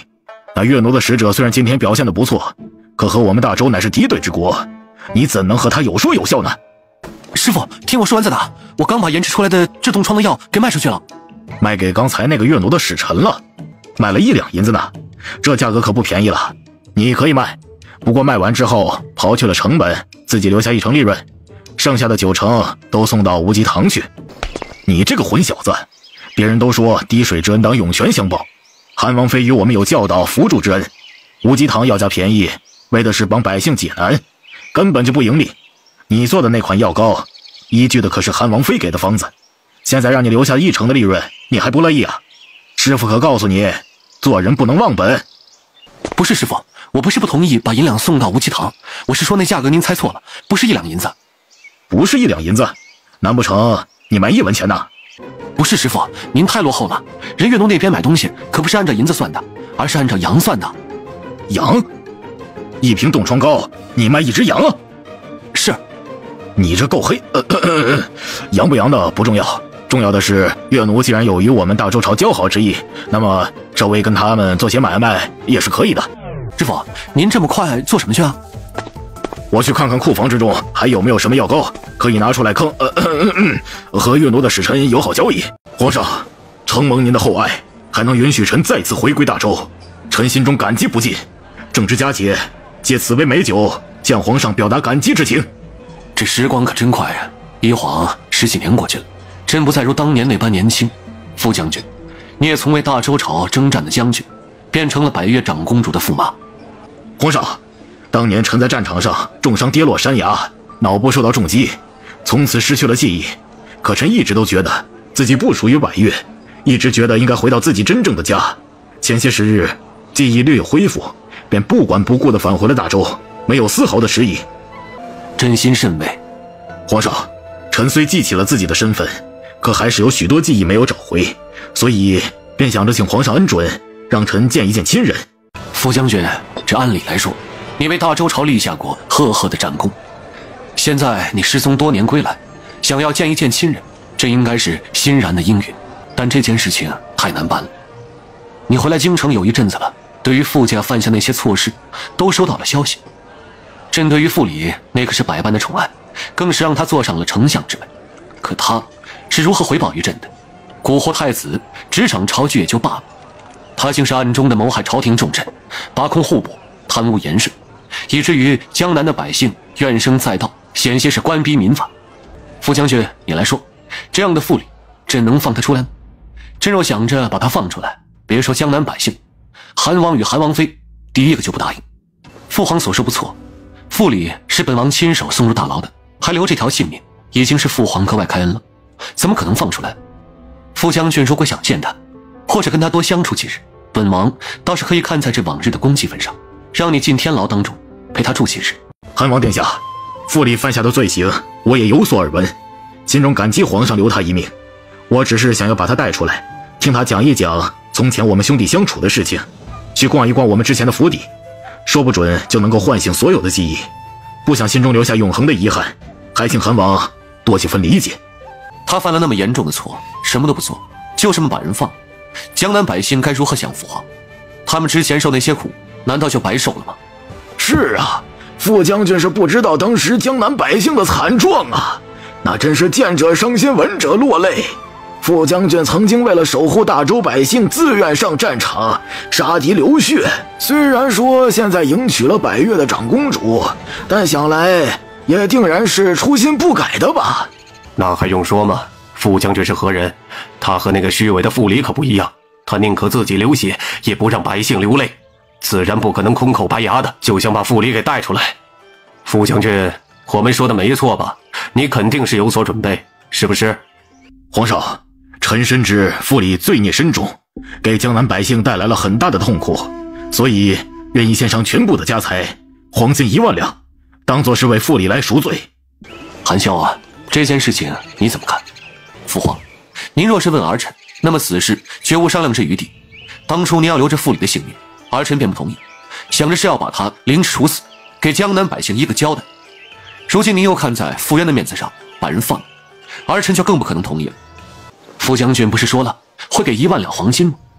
那傅离虽说犯下了错，可是以前当官也立下过不少的功劳，所以正想着功过相抵。父皇，我们大周朝律法历来公正严明，功就是功，过就是过，功过分明，有功必赏，有过自然是要必罚。1万两黄金就把人放，这筹码也太轻了，说出去江南的百姓该多伤心。哎，傅爱卿，你也听到了，真是有心要帮助你的，可是也不能够不顾虑江南百姓，要不你再想想。不知道韩王殿下觉得我应该再给出什么样的筹码，才能让江南的百姓同意放人呢？我听闻傅将军和百越长公主成婚之后，拥有了自己的封地。傅将军这如今回归故土，成为我大周朝子民。我们大周朝讲究的便是对君主的忠心，那么你的东西自然就是大周朝的东西，不如就将傅将军在百越这封地划归到大周朝所有吧。我不同意。天哪，这位百越的长公主，听声音似的，看样子那就没法决定了。我早就听说，百越有很多我们大周朝没有的本领，有一项便是易容之术。难道百越的长公主也精通此术？这些人怎么了？怎么都用这样惊讶的眼神看着我？皇上，臣的封地乃是百越的领土，我既然回到大周，封地自然不会再归于我的名下，我实在是难以做主啊。大周爹，本宫的夫君可是口口声声向你来称臣的，你既然应下了，怎么好意思再觊觎他的封地？傅将军，您瞧见了吧？女人的嘴骗人的鬼，平日里说的再好听，真到了关键时刻，还是你的我的分得那么清楚。是啊，傅将军，咱们同为男子，还是要多多的为自己打算呢，不要以为做了10几年的夫妻就是一家人。你瞧，人家甚至都不愿意用一点无关紧要的城池来救你的亲人呢。我们男人还是得学会自己心疼自己，你对着别人掏心掏肺，别人只当你低贱谄媚。傅将军，你这些年的感情终究是错付了。父老，我可没有这个意思，这些年我对你如何，你可都是看在眼中的。希儿，我当然是相信你的。傅将军糊涂啊，好听的话说上100遍，不如切实的事做上1件。真正遇到了困难，才是考验真情实意的时候。长公主，虽然我身为大周朝的臣子，有些话不该说得太直白，可看到傅将军，我实在是不忍心。他要的多吗？不多，他只是想拿原本属于他的东西来救自己的亲人，他有什么错？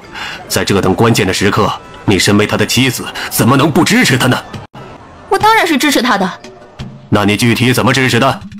我与我的妻子成亲30余年，想当初我的妻子售卖了家里所有的良田，供我入京科考做盘缠，我时刻谨记着。这些年来，哪怕做到了2品官的位置，对妻子也从来都是言听计从，100般的尊重。锦上添花易，雪中送炭难。长公主口口声声的在意傅将军，哼，就不要在这等小事上计较了吧。难道我们傅将军在长公主的心中还抵不过8座城池吗？是啊，而且我们已经足够体恤傅将军了，念着他往日的功劳，要的都是边城。我们又不是非要百越那些繁荣富庶之地，几座小小的边城，长公主都舍不得了。傅将军当年领兵作战，白马银袍何等的威风！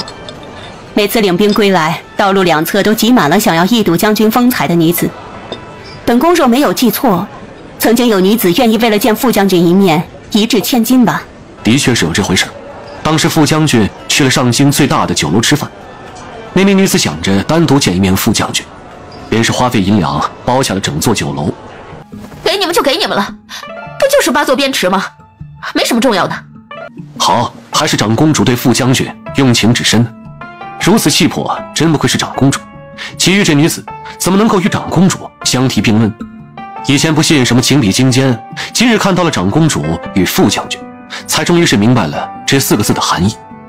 蠢货，愚不可及啊！我瞧着副将军的神色有些奇怪，是不是太过感动了？自然感动。我猜也是，长公主对副将军可真是一往情深呐。将军回去之后，可要好好的犒劳一下长公主啊！皇爷爷，周周有宝宝了！什么？皇爷爷，周周有宝宝了，我自己的宝宝。宝宝在哪里啊？在这里。这里面除了点心，还能装得下一个宝宝？当然可以啊。这是这是周周的宝宝，还有哥哥的。皇爷爷，你快看，哥哥也有自己的宝宝。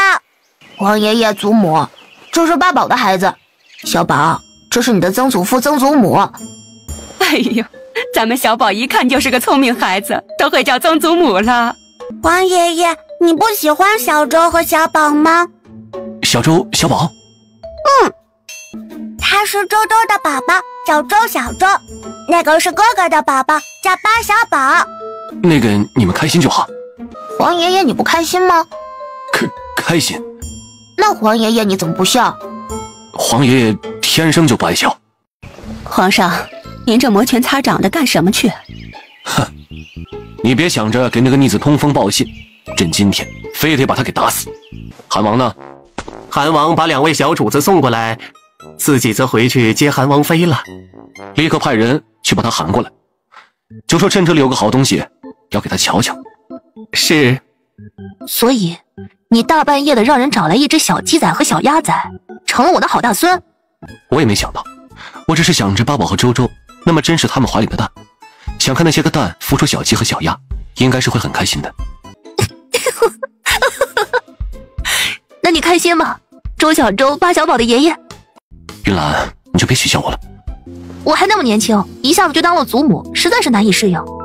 所以以后教养2个孙子的工作就交给你了。没事，父皇还挺闲的。韩王殿下，皇上请您即刻前去见驾呢，说是有好东西要给您瞧瞧。快走，别耽搁了大部队的出发。乖女儿啊，皇上一会儿就到，待会儿如果打起来，你躲远点。岳父，哈哈，韩王殿下也在呢，皇上马上就到，你待会儿挨揍的时候啊，记得跑远点，别溅我闺女一身血。岳父，之前你才说过我比云兰更贴心呢，如今大祸临头，您就不帮了？话可不行乱说，场面话怎么算得了数呢？哦，那我转头拜见岳母，告诉他您藏在我这里的那100两。你亲，当然是你亲了。云兰啊，你和韩王殿下是夫妻，夫妻一体，待会儿皇上过来找他算账，你可要记得帮他求情啊。父皇怎么一大早的有心思骑马了？早饭吃的怎么样？朕本来心情极好，结果有这么个不孝子，非要给朕找不痛快。你说朕是不是要把他打死呀？父皇，子不教，父之过，孩子不孝顺了，要反过头来想一想自己是不是也有错。好，朕觉得你说的很对，深刻的反思过之后，觉得我平日里对你太过宽容，现在决定要把你打死。叫你这个逆子，给朕站住！父皇这是生气了，要不然朕假装跑不过，让您抽一鞭子解解气，只能1鞭子，多了可不行啊。哼，朕还用让你给面子？朕当年带兵打仗，万军之中取敌方的上将首级，那可是手到擒来的。哎，说的是，父皇英明神武，若真想打儿臣的话，哪里有儿臣逃跑的机会啊？父皇怎么了？可是身体不适，我让云兰。哎，没事，不过是跑一会儿马，朕还没那么脆弱呢，又不是纸糊的。父皇身体康健，再干50年不成问题。猎场那边都不知妥当了。父皇，真的要这么做吗？明明是已经知道傅家居心叵测，太子竟还跟傅家有关联，这一点朕绝对无法容忍。所以他这太子之位必须要废除。父皇下道圣旨，昭告天下，就足以把他废掉。不够，太子之位非同小可。既然是要废，那么就要让他再没有翻身的余地。而你也需要这一场功劳，再次巩固你的地位，如此才可以稳稳地把握住太子这个位置。父皇，太子是您的长子，与我们其余几个儿子多少有些不一样，您大可留些余地，今后就让太子在自己府上做个闲人，也未尝不可。不，正是因为如此，才要越使他没有任何的翻身的余地。韩萧，朕知道你是为朕考虑，可你更是要明白，相比较整个大周朝的利益，朕和太子之间那么些父子之情不足挂齿。朕只是创造了一个机会，如果太子知道收敛，还念着那么一丝父子之情，朕不会赶尽杀绝。可如果他还执迷不悟，尽管的下手，无论出现什么的后果，朕都不会怪罪在你的身上。是，儿臣遵旨。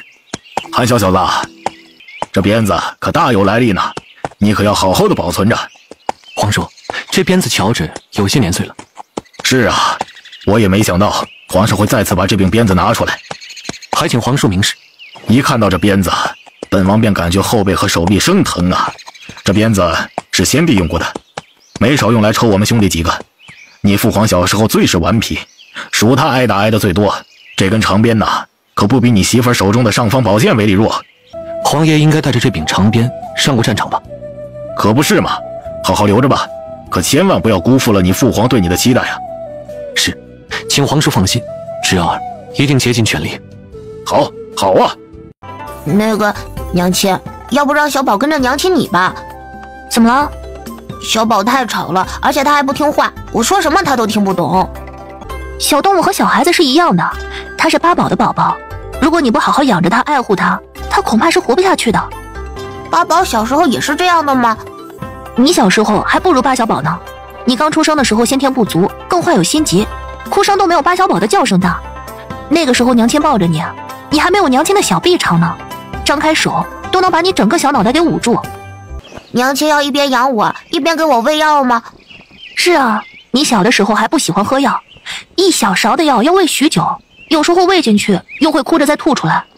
娘亲，周周也喝药吗？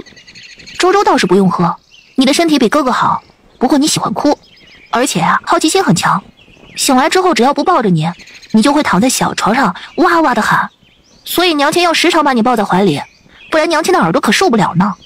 娘亲，八宝养八小宝才1天就觉得十分辛苦，娘亲养八宝和妹妹养了那么久，肯定更加的辛苦。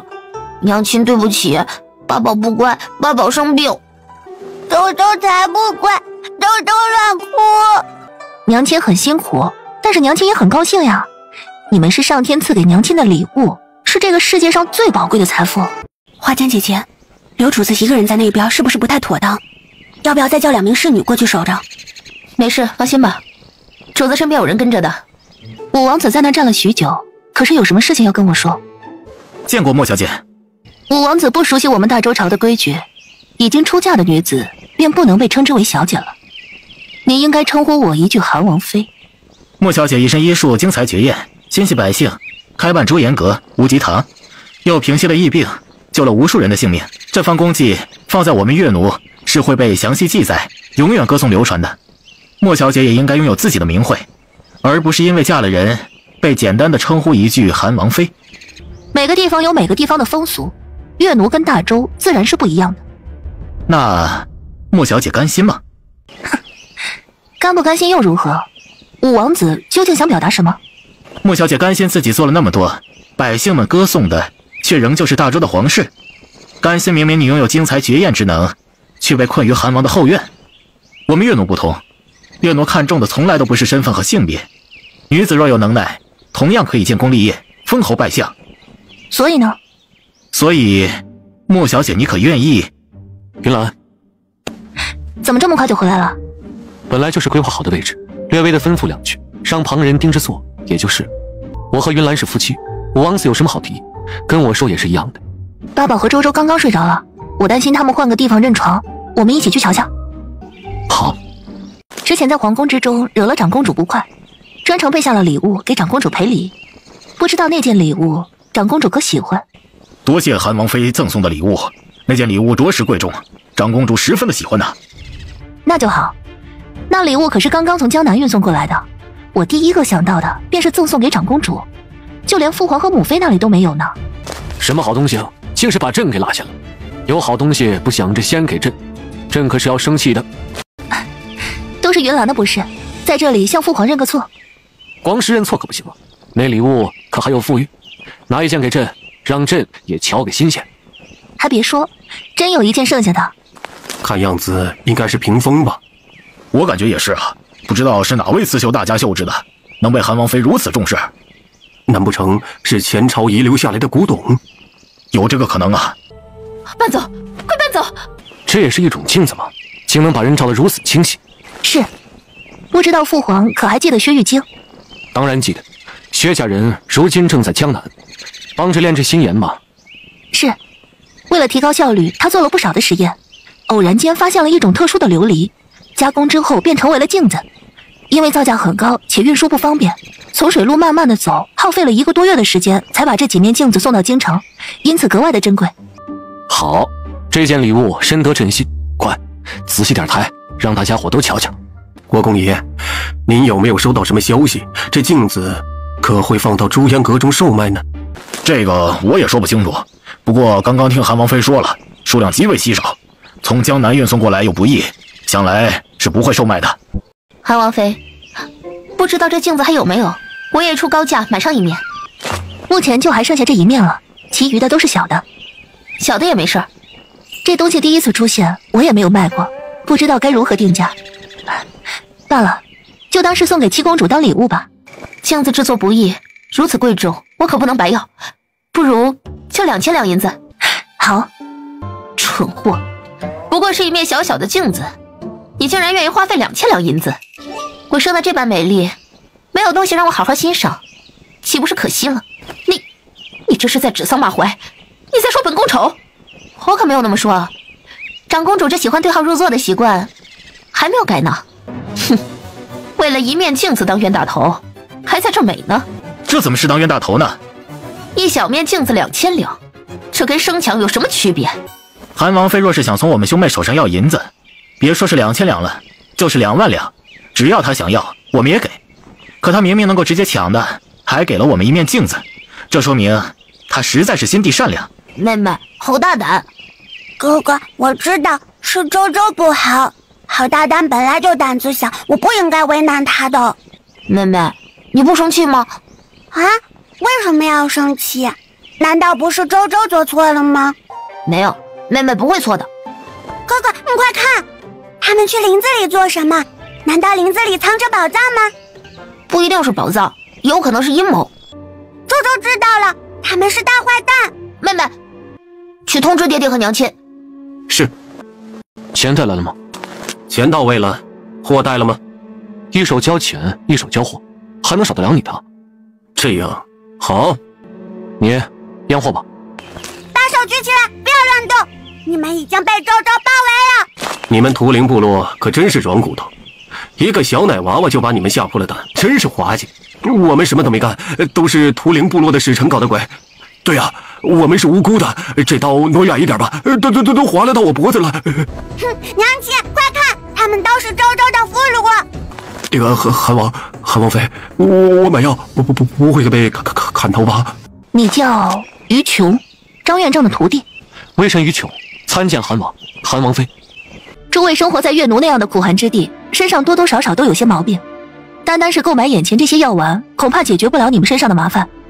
倒不如到无极堂中看一看，那里面的药丸种类更加齐全。若是只诊病不买药的话，还不用花钱。是，多谢神女。刚才让2位受到了惊吓，我心中十分抱歉。2位有时间吗？我请你们喝杯茶。有，时间有多。那走吧。娘亲，他们是周周的俘虏。娘亲知道，周周抓到了一笔私下的交易，表现得非常厉害。娘亲现在就把这2个俘虏中的头领带下去审问，案前有什么进展的话，一定第一时间通知你，可好？好嘞，娘亲快去吧。这些俘虏身份特殊，余下的这些要交给月奴的5王子进行处置。娘亲派人把他们给送过去。我们周周如此辛苦，立了份大功，该去找黄爷爷讨赏了。啊，周周这就去找黄爷爷。英俊王，你想要见王爷和王妃，也得容奴婢进去通报一声。这会儿两人正在安寝，您就这么闯进去，实在是太无礼了。滚开！玉兰，怎么了？吓到了吗？没事儿，我闻到了血腥气。你拦住燕郡王，我来查。好，二哥，深更半夜你强闯我的营帐，是想做什么？慕云兰呢？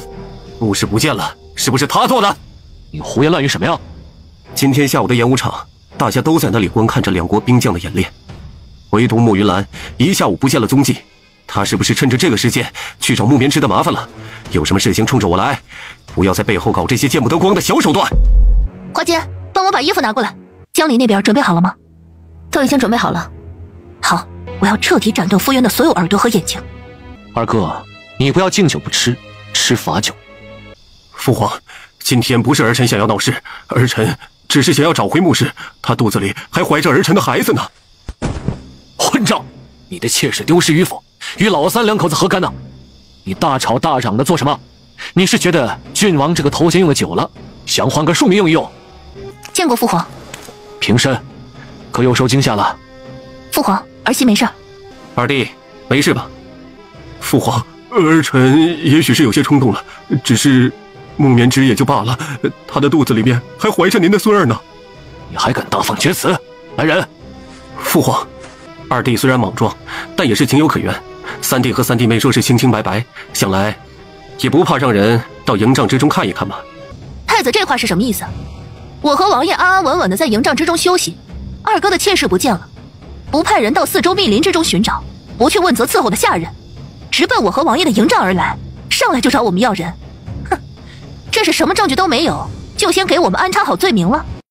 我还怀疑太子你有不臣之心，如果你清清白白，那能否让我查一下你的东宫、书信和你圈养那些幕僚？这可真是一场好戏呀，比白日的两军演练有意思多了。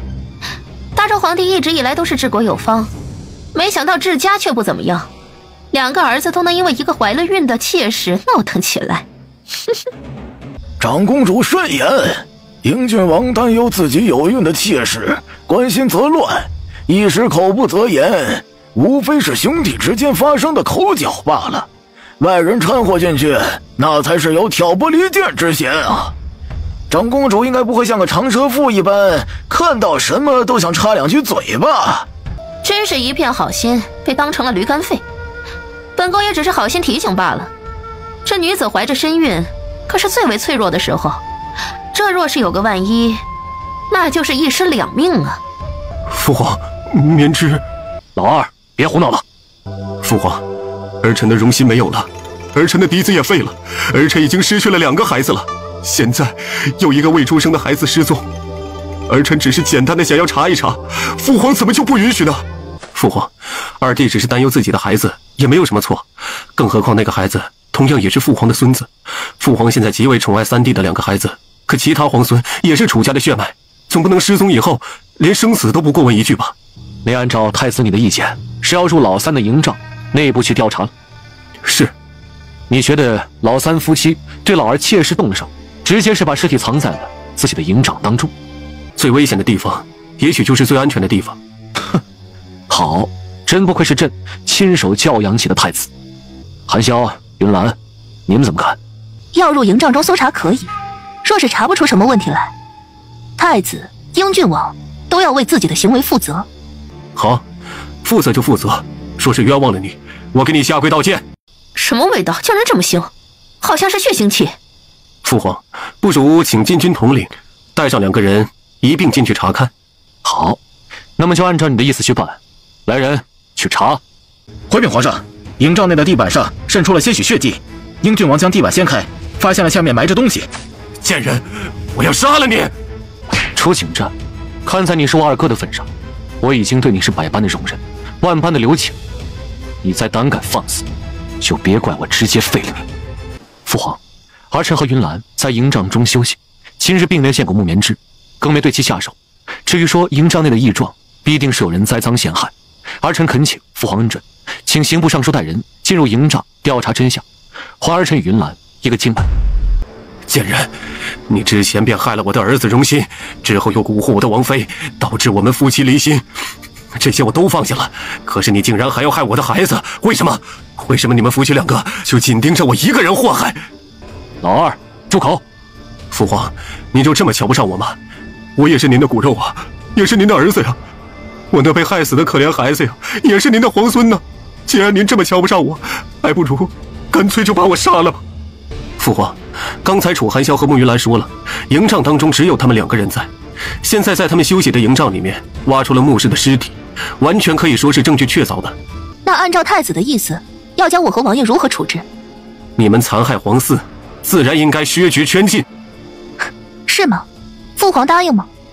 父皇，证据确凿，你应该答应的。仅仅是挖出了尸体，你就觉得证据确凿？这些足够了。若是有以后你来当帝王，你就这么判案吗？儿臣不需要判案，儿臣要做的只是管理那些帮儿臣判案的官员而已。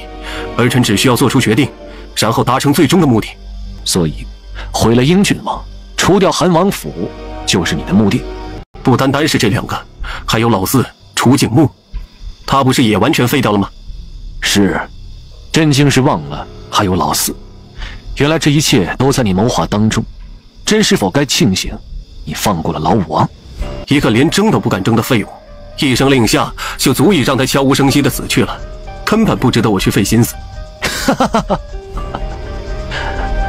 那朕呢？你准备如何对付朕这个父皇啊？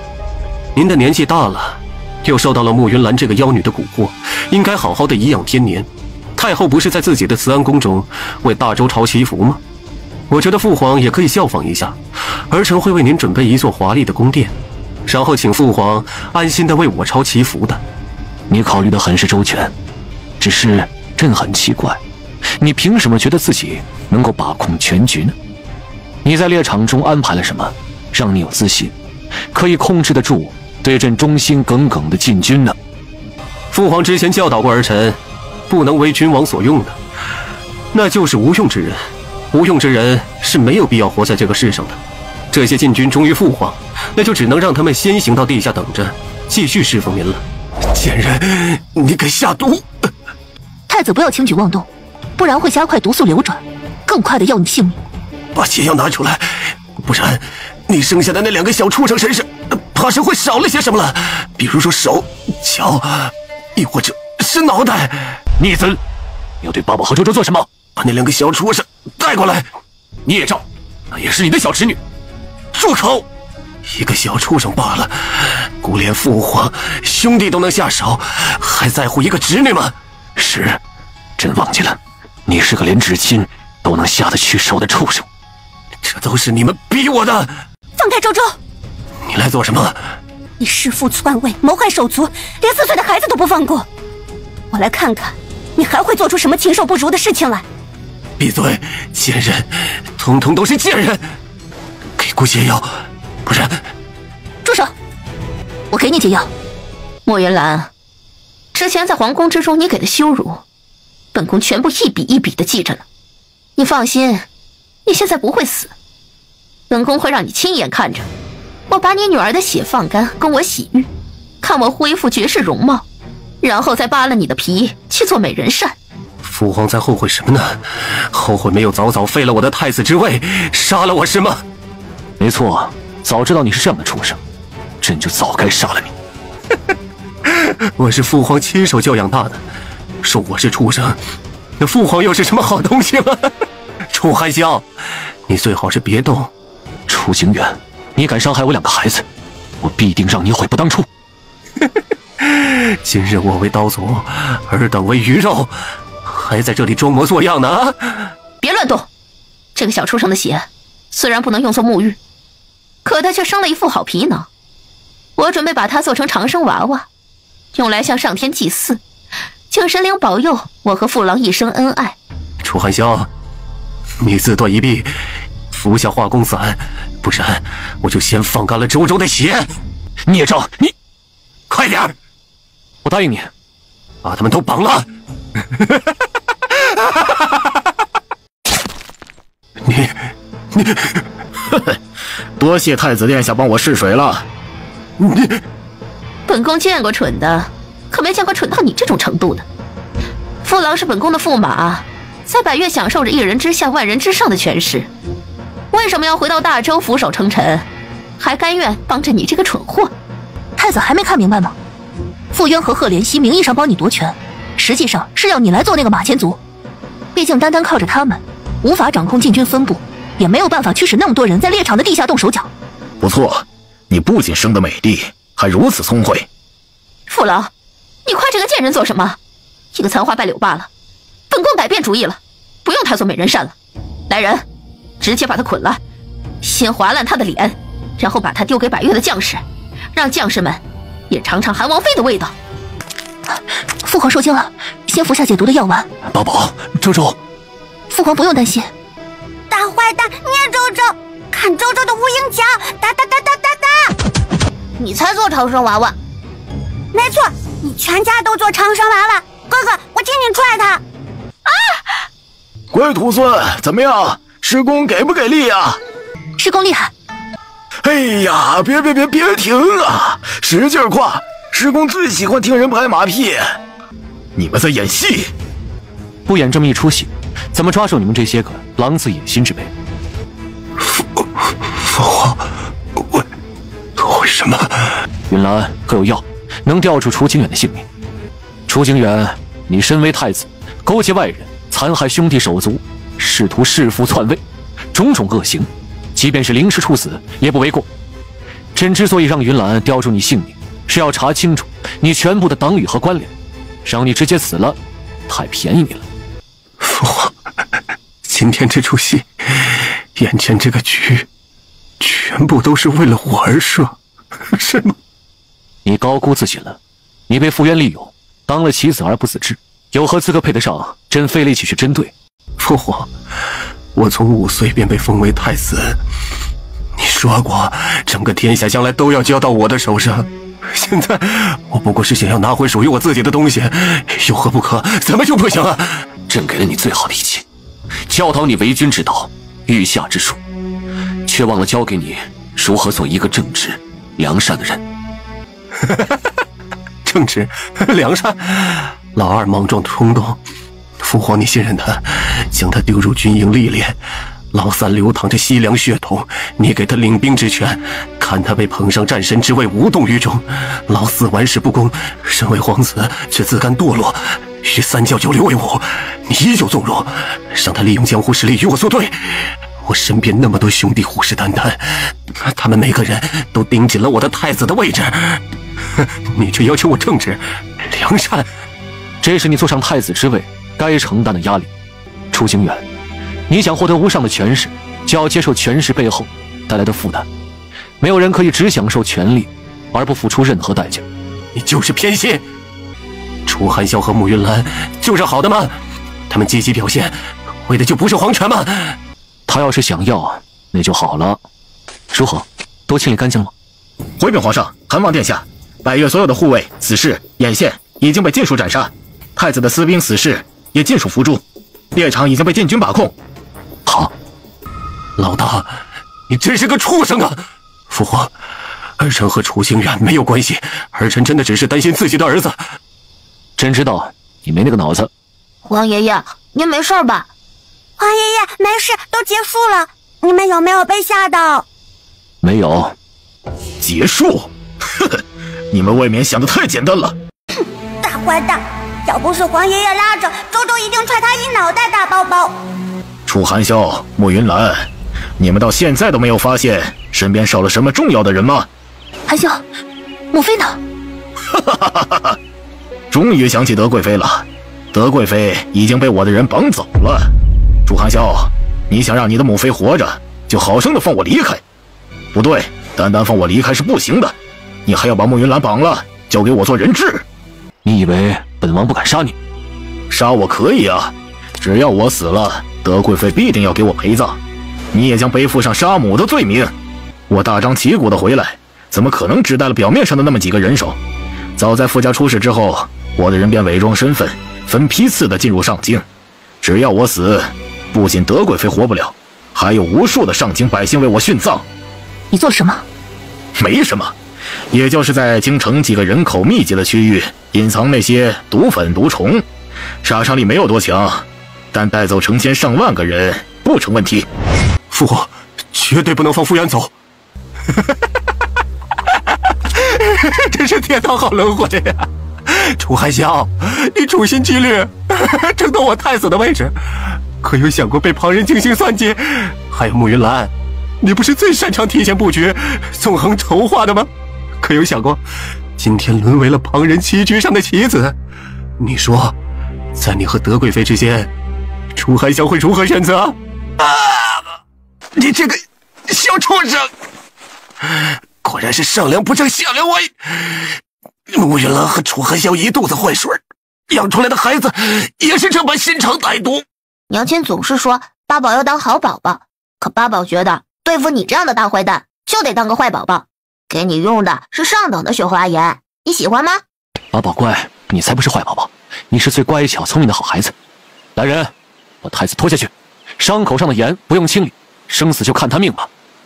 父老，我的肚子好疼啊，好像刚刚那个小畜生踩断了我的肋骨。把贺连熙抓了，放了我的母妃，不然本王就杀了贺连熙。父老，快救我！杀！你不杀他，我还想杀他呢。父老，你说什么呢？希儿，你不是爱我吗？既如此，为了我的大业而死，你应该感觉到光荣才是。你开玩笑的是不是？一个又老又丑的女人，整日里却做少女姿态，每一次和你接触都让我无比恶心。贺连熙，我忍辱负重，在你身边伏低做小了那么多年，现在也该你为我做些事情了。你真是可怜又可笑。贺连熙，你还没有看明白吗？傅渊受伤跌落山崖是假，被你捡到救助更是精心算计。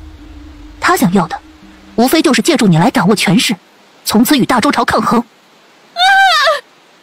不可能，父郎说过会永生永世爱我的。呸！脏东西！楚寒霄，你想好了吗？别想再继续拖延时间，我数10个数，如果你不做选择，那就等着给德贵妃收尸吧。10。你被困在这里，却还有把握能把消息传扬出去，让你的人杀了我母妃。业长之中还有你的奸细，那就是在地下。师公，好徒孙，师公最擅长抓地下的老鼠了，你等着，师公给你摇人。狗东西竟敢抓你们爷爷！阿弥陀佛！呸！兔表，你这出来的方式也太不讲究了。阿弥陀佛，贫僧见过皇上。了尘大师，您怎么会忽然的出现在猎场啊？贫僧受人所托，韩王妃人已经抓到了，不负所望。辛苦大师了。不辛苦，都是给了都是缘分。嘿，秃瓢，我还不了解你的性子呢，你是不是坑我乖徒孙银子了？施主多年不见，你还是如此的面目可憎啊！彼此，你也是那么的惹人厌烦。我觉得你不应该叫秃瓢了，你应该叫大财迷。我乖徒孙的银子都敢坑啊！哼，回头就把你庙里的菩萨给你换成乌龟王八。你烦人精，你大财迷！师公，了尘大师，傅渊等人心思诡谲，说不准在其他地方还设有眼线，不知道可否劳烦二位在周围山林中再搜查一遍？好，我这就去。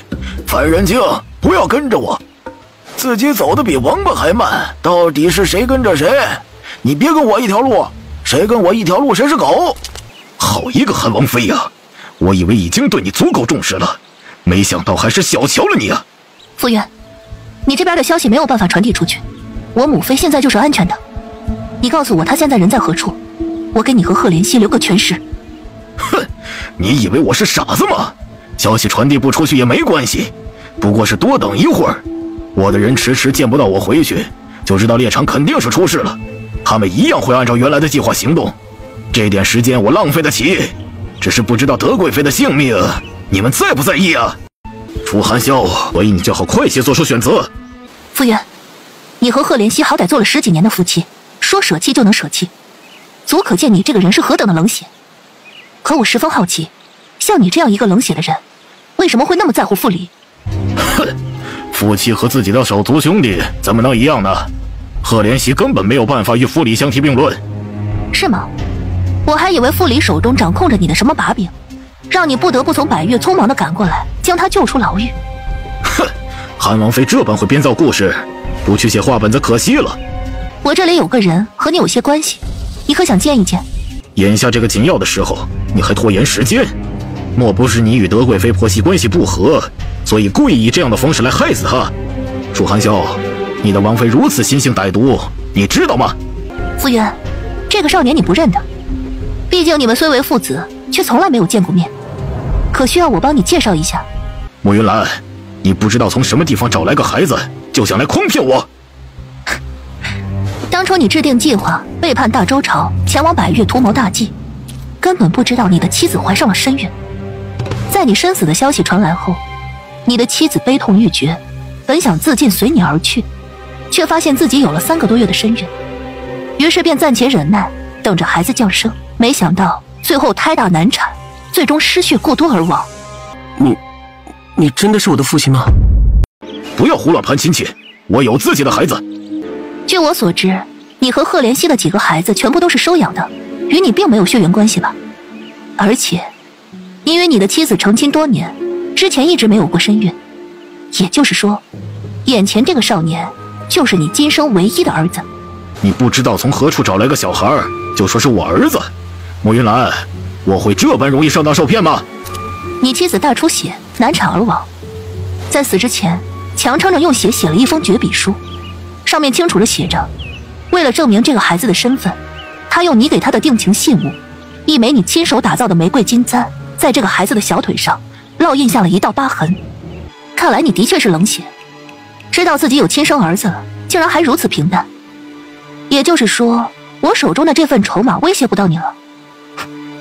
既如此，那他也没有存在的必要了。动手将他杖毙！啊！父亲救我！父亲！住手！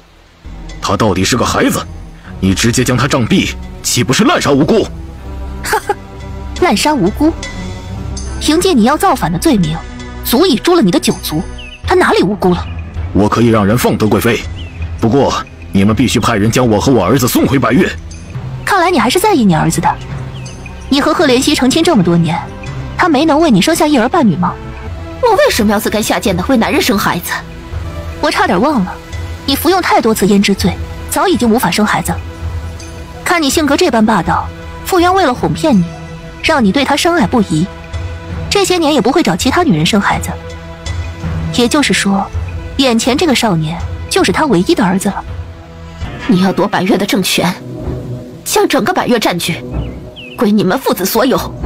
皇帝，你应该清楚，即便我失败了，我身后还站着百越，边境还有几10万大军蓄势待发，只要我死了，他们便会立刻发兵，大军压境。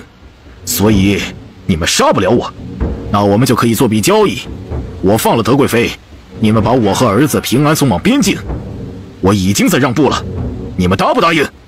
放你回到百越，继续威胁我大周朝。只要你们放我回去，我便会立刻命令百越的大军退兵。从此以后，我们2国和平相处，100年之内不起干戈。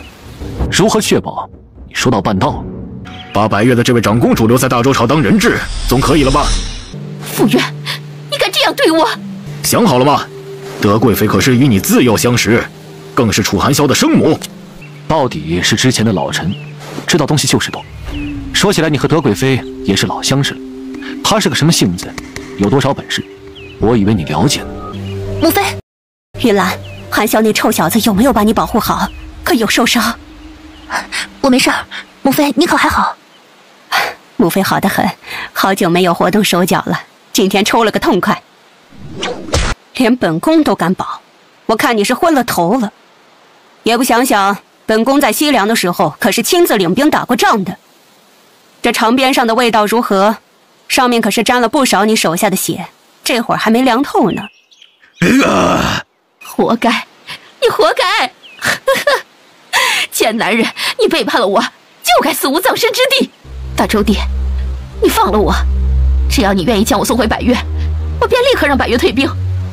如果你愿意饶过傅渊一命，并且把他和他的儿子交给我来处置，我愿意再向大周献上10座城池。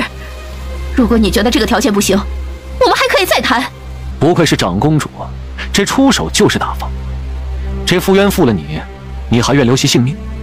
我当然要留他性命，不然怎么折磨他来解我心头之恨？单单是割给大周城池是不够的。这傅渊身为大周朝将领，深受皇恩，却背叛大周，给朕造成了深重的伤害。之后返回来又勾结太子，意图谋权篡位，把整个猎场折腾得不像样子。朕要修复，可是要花费不少银钱的。我还可以给银子、粮食或者其他的物资，这些都可以谈。只要你留住傅渊的命，且把他交给我。今日这一场变故，让百越长公主受惊了。来人，还不快给长公主松绑疗伤？希儿，希儿，你听我说啊！父郎，你疼吗？我好疼啊！希儿，我错了，我应该与你共同面对困难，而不是想着用自己冷漠的态度将你送出局外，保护你的安全啊！你刚才真的是在演戏吗？当然，希儿，我平时是怎么对你的，你最为清楚了。我对你说过，此生最爱的人就是你，你还记得吗？希儿，你为什么要一直戴着面具？为什么一直不肯以真面目示人？你究竟是什么样子？究竟哪个才是真的你？放开！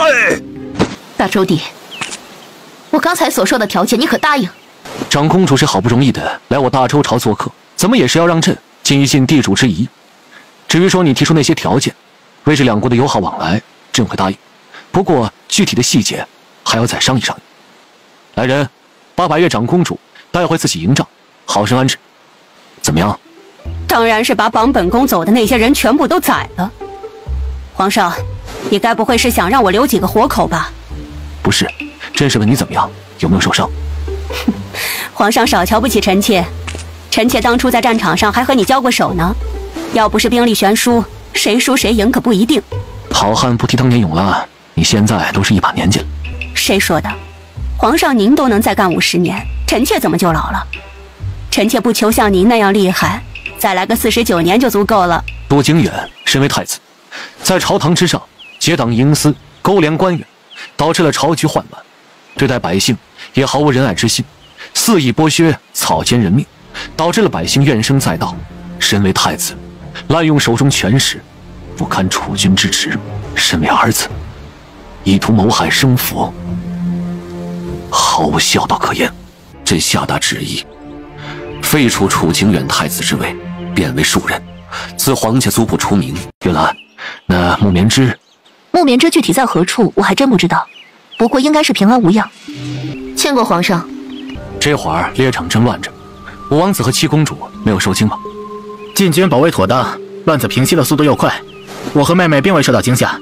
倒是底下的人无意间听到了些许动静，发现百越的人捆了英郡王的谢氏，恰好将人救下。把人带下去，好生的休养吧。有什么事喊太医。五王子和七公主出手相救，搭救了朕的皇孙，对皇室有恩，朕记下了。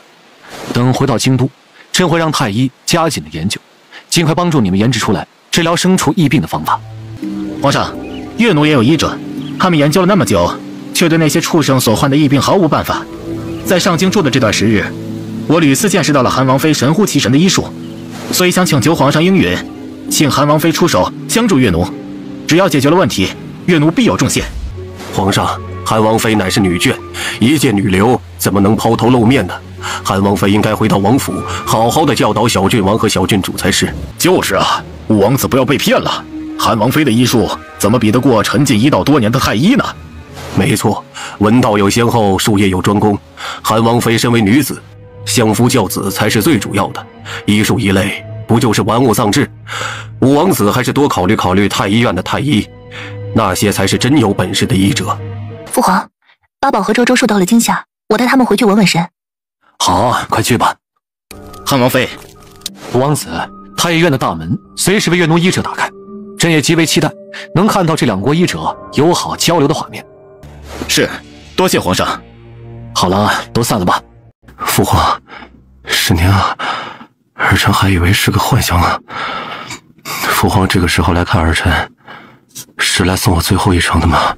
父皇，您怎么了？您是在难过吗？不对，您是皇帝，皇帝怎么会难过呢？您帮着楚寒霄对付我，下手多狠辣呀！儿臣有今日的下场，全在父皇您的意料之中啊！景远，老大，是朕对不住你。父皇，您说什么呢？您是皇帝啊，忘了吗？天家无亲情，老子杀儿子，那不是常有的事情吗？儿臣是第一个，但绝对不会是最后一个。儿臣等着看楚寒霄和慕云兰的下场。景远，你还有什么想说的吗？君不君，臣不臣，子不子。儿臣当了这么多年的太子，没有一日不战战兢兢。父皇，儿臣想不明白，既然您想要紧握着手中的权力不放，为什么又非要立儿臣为太子呢？朕并非贪恋权势，之所以是一直没有把大权交于你的手中，是因为你缺乏历练。皇权不是儿戏，先帝和我们楚家人费了那么大力气，才坐上了这个帝王的宝座。朕不能拿这个开玩笑，更不能够拿天下百姓当做赌注。动不动的就是百姓，动不动的就是天下。父皇，您不觉得自己太虚伪了吗？父皇，这个太子之位，儿臣做不好，楚寒霄他也做不好。儿臣先去地下等着，等着看你和老三是如何反目成仇的。在走入这营帐之前，朕的心中一直很纠结。朕在纠结，到底要不要救你？老三一家绝不会走上你的老路。你为什么那么肯定？因为楚寒霄和慕云兰的心胸，你信吗？只要朕开口，纵使你几次想谋害他们，甚至还想对八宝和周周两个孩子下手，云兰依旧会选择救你。不可能，慕云兰怎么可能让我活着呢？皇上，韩王妃送来了一瓶药丸，说是让奴才亲手交给皇上，还说若是皇上不知道使用的方法，就让奴才前去告诉他，他立马过来。太子看到了吧？朕没有信错人。他怎么肯？因为他不想让朕这个父皇难过，他是真心实意的把我当成父亲来孝顺，站在我的角度上来为我着想，所以宁肯自己受委屈，也愿意多给你一份包容，让你有着活下去的机会。父皇，父皇救我！朕这里还有药，就不用心送了。另外，告诉韩王妃，让她照顾好八宝和周周，自己好生歇着，其余事情就不用管了。你不救我，父皇，你竟然不救我！景远，朕一再的包庇你，才让你犯下了这么多错事，惯子如杀子。朕早就该明白这道理。你胡说！你好狠！你明明能够救我，你却要杀了我！我恨你！乖孩子，是是非非都要过去。父皇对不住你，把你养这么大，绝不能护你一生的平安。你别恨父皇，好不好？我恨你，父皇，我恨你，我恨不了你，你为什么不能只有我一个儿子？为什么答应了我又做不到？我们父子生在帝王家，你不救我，哪怕我化身成厉鬼，我也不会放过你们。好，你愿意跟着我，爹爹就带着你，爹爹不怕，也省得爹爹想你，还要再去皇陵。爹爹，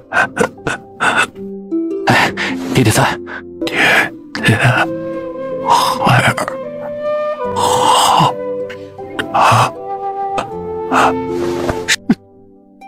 情人。救我！救我！慕云兰要害死我，还要害死我们的孩子！四弟，你还不信你三嫂的医术吗？好疼！你不是来帮我接生的吗？为什么你坐在那里不动弹？求求你，不要害我的孩子！只要我的孩子平安降生，我愿意以死来赎罪。我不明白，你明知道自己时日无多，为什么还要我过来？你口口声声的强调你肚子里的是个孩子，是不是等你的肚子瘪下去，发现最后只是一滩血，你就借着这个机会告诉楚景木，是我用卑劣的手段害死了你的孩子？不，我肚子里的本来就是我和楚景木的孩子，才不是什么血水。景木夫君，你帮帮我，快来帮帮我！妹妹，不要执迷不悟了。你怎么来了？妹妹，我再不来见你，怕是以后就没机会了。你是来看我笑话的对吧？傅明雅，你可真伟大！你竟然出卖了父亲和大伯，出卖了傅家。是，我不能看着父亲和大伯继续出错，也不能看着傅家继续为祸一方。你可真是笑死个人！如果不是父亲和大伯苦心筹谋，你怎么会当上太子妃？你以为自己就干净吗？不对，你和我不一样，你很干净。你是嫡女，是父亲捧在掌心中的存在。你只需要学习诗词歌赋、琴棋书画，掌握这世间最为美好的东西。因为父亲说，你将来是要当皇后的人，皇后的身上不需要有污点，所以我就成了你的影子，做尽这世上所有的卑劣之事。你在说什么？我们两姐妹从小便同吃同住，父亲对待我们也从来都是一视同仁。一视同仁，可笑至极！这简直是我听到的最好笑的笑话。你学的东西我要学，可我学的东西你却看都不能看，因为看一眼就会弄脏了你那双干净的眼睛，甚至还要如那些低贱的娼妓一般去学讨好魅惑男人的手段。你想说你不知道是吧？你当然不会知道。父亲说有光就有暗，你生活在光芒璀璨之中，何曾回过头看看阴影中的我？对不起，我不知道，我真的不知道。如果我知道你生活的那么苦，姐姐一定会帮你的。我不需要你假惺惺的可怜。你这次过来，不就是知道我要死了吗？不是。什么不是？你看看楚寒霄和慕云兰这架势，把你都给叫过来了，我哪里还有活命的机会？而且你刚刚说漏嘴了，你说再不见我以后就没机会了。我说的不是你。那你说谁？总不可能是你吧？皇帝宽宏大量，傅家九族都下了大狱，可唯独饶过了你。他说话算数，总不可能事后找你算账的。是我，父亲黑到了骨子里，却养出了你这一个出淤泥而不染的人。皇帝难道不知道？不关父皇的事。我之前服用过胭脂醉，那时被太子胁迫，我的身子不好，提前没有调养，服用下之后副作用极大。本来韩王妃是想帮我调养的，却意外诊出了我怀上了孩子。你肯定是慕云兰的阴谋。你之前那么多年都没有怀上孩子，怎么可能突然就有孕了？她肯定是故意这么说，然后想要借着这个机会杀了你。不是的，虽然孩子还小，但我能够感觉到他就在我的身体里，这是成为了母亲之后才有的直觉，不会有错的。有了孩子，不代表你就会死。那个百越的大夫他告诉过我，胭脂醉只服用一次，可以美容养颜，保养容貌，不会有太大的副作用。傻妹妹，你都说了那是百越的大夫，我们两个出嫁了那么久，却一直没能怀上孩子，不全都是这个百越大夫的功劳吗？什么？不可能！我之前没有孩子，是因为在服用避孕的药。可是你……我知道。什么？我说我知道，我知道你一直在服用避孕的汤药。你……我一直以为是自己做的不够好，不能给你足够的安全感，所以你才不愿意生下我的孩子。我一直在等你回心转意，等你心甘情愿。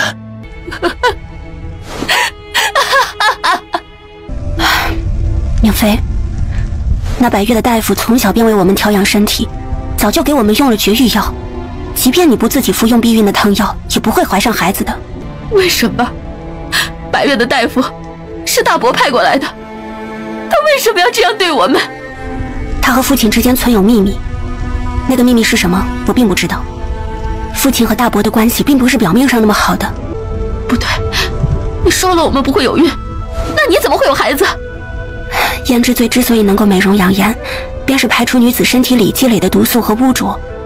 我服用的时间短，剂量也不大，韩王妃的药丸又有奇效，帮我一并把体内残留的毒素给排了出去，所以我才侥幸怀上了这个孩子。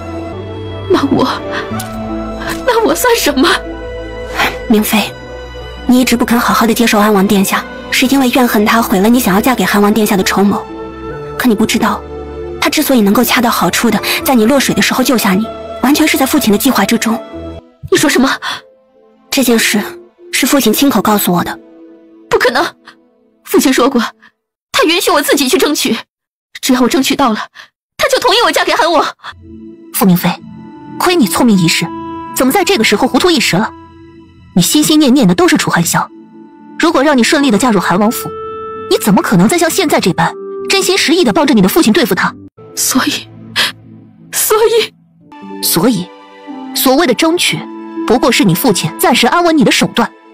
你想想，你姐姐太子妃的位置，是傅家苦心筹划来的。英郡王的王妃被你们傅家造谣，想要介入东宫，结果受了英郡王的怨气，以至于被常年家暴。我在未出阁的时候听见了楚寒香的坏话，还未出嫁便对她满心畏惧，甚至生了逃婚的念头。而你成了楚景穆的王妃，又怎么可能独善其身？我以为我和父亲把其他人当成棋子，没想到我也只是一枚棋子罢了。没错，你踏踏实实为你父亲办事，鞠躬尽瘁，手段用尽，而他对你这个女儿却没有任何的真心。而被你怨恨了多年的夫君楚景穆，却是这个世上唯一掏心掏肺对待你的人。只可惜你不值得他这样做。我就是个笑话，我就是个彻头彻尾的笑话。我以为自己是知情人，没想到却是一枚弃子，好笑，真是太好笑了。好了，只要那些污血排出来就没事了。你还来抱着我，你不嫌脏吗？你不脏，在我心里你始终干干净净。那都是假的，我这个人天生冷情，就是块捂不热的石头。这么多年你还没有受够，这些年我可是坏事做尽。英郡王正气被厌恶，是我出的主意。慕云兰当初逃婚，不愿意嫁给楚寒香，其中也有我的手笔。还有太子和我父亲对韩王府多番暗算，我都是把前足。明妃，别说了。凭什么不说？今天我就把自己做过的事情和你说个明白。我想想，做过的恶太多，一时间就不知道从何说起。穆锦柔你记得吗？她手中那个治疗太后头风之症的药方是傅家给的，还有猎场之上坠崖也是傅家的算计。我在山崖下就想给楚寒香下药，结果没有成功罢了。你知道庄婉婉差点被风马踩死的事吧？那也是我的主意。我派人伪装成盗贼，去偷了越奴的马，给那些马下了药，又提前踩点，找好了路线。我本来是想杀了慕云兰，挑拨大周和越奴的关系，没想到庄婉婉那个傻子替他挡了灾。还有这次太子谋逆，我也知情。明妃，别说了，求求你别说了。楚景穆，你可真傻，我略微用点手段就把你拿捏得死死的。你看看我做了多少坏事，你说我干净？我干净在哪里？明妃，我不在意。你瞧瞧你现在的样子，真的是丑得让人不敢直视。楚景穆，你太傻了，我肚子里根本就没有孩子，我服用了胭脂醉伪装的。你之前还下定了决心，说把我困在这座荒僻的院子里，可我不过是对你服了服软，说了点好话，你瞬间将决心忘在了脑后。你以为自己一片痴心就能够换我真情以对？我说了，我喜欢的人是你三哥，是楚寒香那样的英雄，我对你不过是谎话连篇，虚情假意罢了。因为你三哥在乎你这个兄弟，我想让他后悔，所以我故意缠着你，我拉着你从皇子的身份跌落成普通庶民，就是想彻底毁了你。我知道。你知道？你知道个屁！我是想拉着你一起死。我知道自己没有了活路，所以想拉着你一起去死，好让楚寒霄后悔一辈子。明妃，你别这样。这一生活得太累了，下一世我不想这样了。好，若还有来世，我一定先森哥一步遇见你。我会把你从傅家带出来，让你也有机会生活在阳光之下。你怎么还听不懂我的意思呢？我是想让你放过我。这一世你把我困住了，下一世你不要再纠缠了好吗？你害了我一生还不够，连来生也不放过吗？明妃，你不是愿意为了我做任何事吗？现在我让你放手，你就做不到了。我怎么能让你孤零零的一个人？不会，你瞧瞧慕云兰和楚寒霄，这两人多聪明啊！傅家10几年的筹谋，轻轻松松的就被他们两人给推翻了。我们傅家人都会在地下团聚的，但场面热闹得很，你一个外人，就不要凑上前来了。明妃，你怎么了？你藏了毒。三嫂，你救救明妃，求你！他咬过毒囊有一阵时间了，这会儿毒素已经进入了脏腑，哪怕是神仙来了也救不了他。没想到吧？你和楚寒霜恨我入骨，都想亲手杀了我，可我偏偏不给你们这个机会。明妃，你为什么要这么做？我终于能够摆脱你了。你若对我有一丝真心，就别再追来了。穆姐姐，我们过来有一会儿了。景木，傅明妃放过了你，你也放下她吧。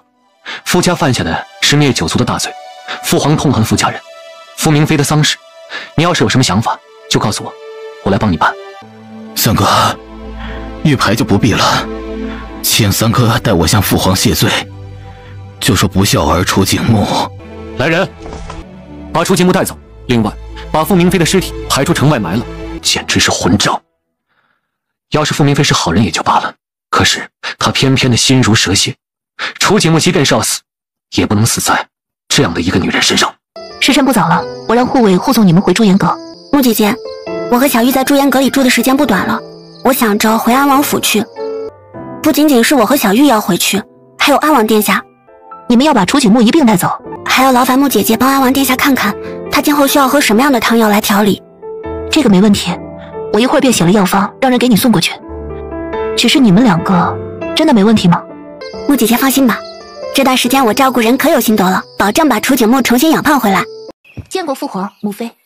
不用多礼，快进来坐。云兰，你是不知道，我快要笑死了。远远的就听到父皇和母妃的声音了，这是发生什么好事了？也说出来，让我和寒宵一并高兴高兴。让朕来说，你们可知道今天还没到下学的时间呢？为什么爸爸和周周先回来了？难道是在学堂上闯了祸？哈哈，也不算是闯祸。老师呢，在学堂之上讲了，种瓜得瓜，种豆得豆，还告诉俩孩子说这瓜就是用瓜子儿种出来的。结果好巧不巧的是，今日中午给他们送去的水果里有寒瓜。皇爷爷不许说。好，皇爷爷不说啊。朕呢，偷偷的告诉你们。没事就好，不想说的话也没关系，娘亲就不问了。老三，刑堂那边可一切顺利？回禀父皇，一切顺利，就是百姓们群情激愤，一不小心伤至了百越长公主和傅渊。百姓们群情激愤，那必然是百越的长公主和傅渊做了什么激怒他们的事情。朕当了那么多年皇帝，还不了解自己的子民，他们这平日的性情都是温顺的，像小白兔一样。父皇所说极是，俗话说得好，兔子急了还咬人。我们大周朝百姓向来恪守仁义，如果不是赫连熙跟傅渊太过分，我们大周百姓绝不会主动伤人的。周周知道，这就是种瓜得瓜，种豆得豆。大坏蛋们坏，所以我们好人就打大坏蛋，都是大坏蛋的错。我们周周都知道因果报应了，不错，真是不错。看来这学呀没有白上。哼，那当然，周周知道的东西可多了，而且老师还夸周周进步了。这句话老师才讲了3天，周周就明白了。3天？而且周周还学会了3个大字。哪3个？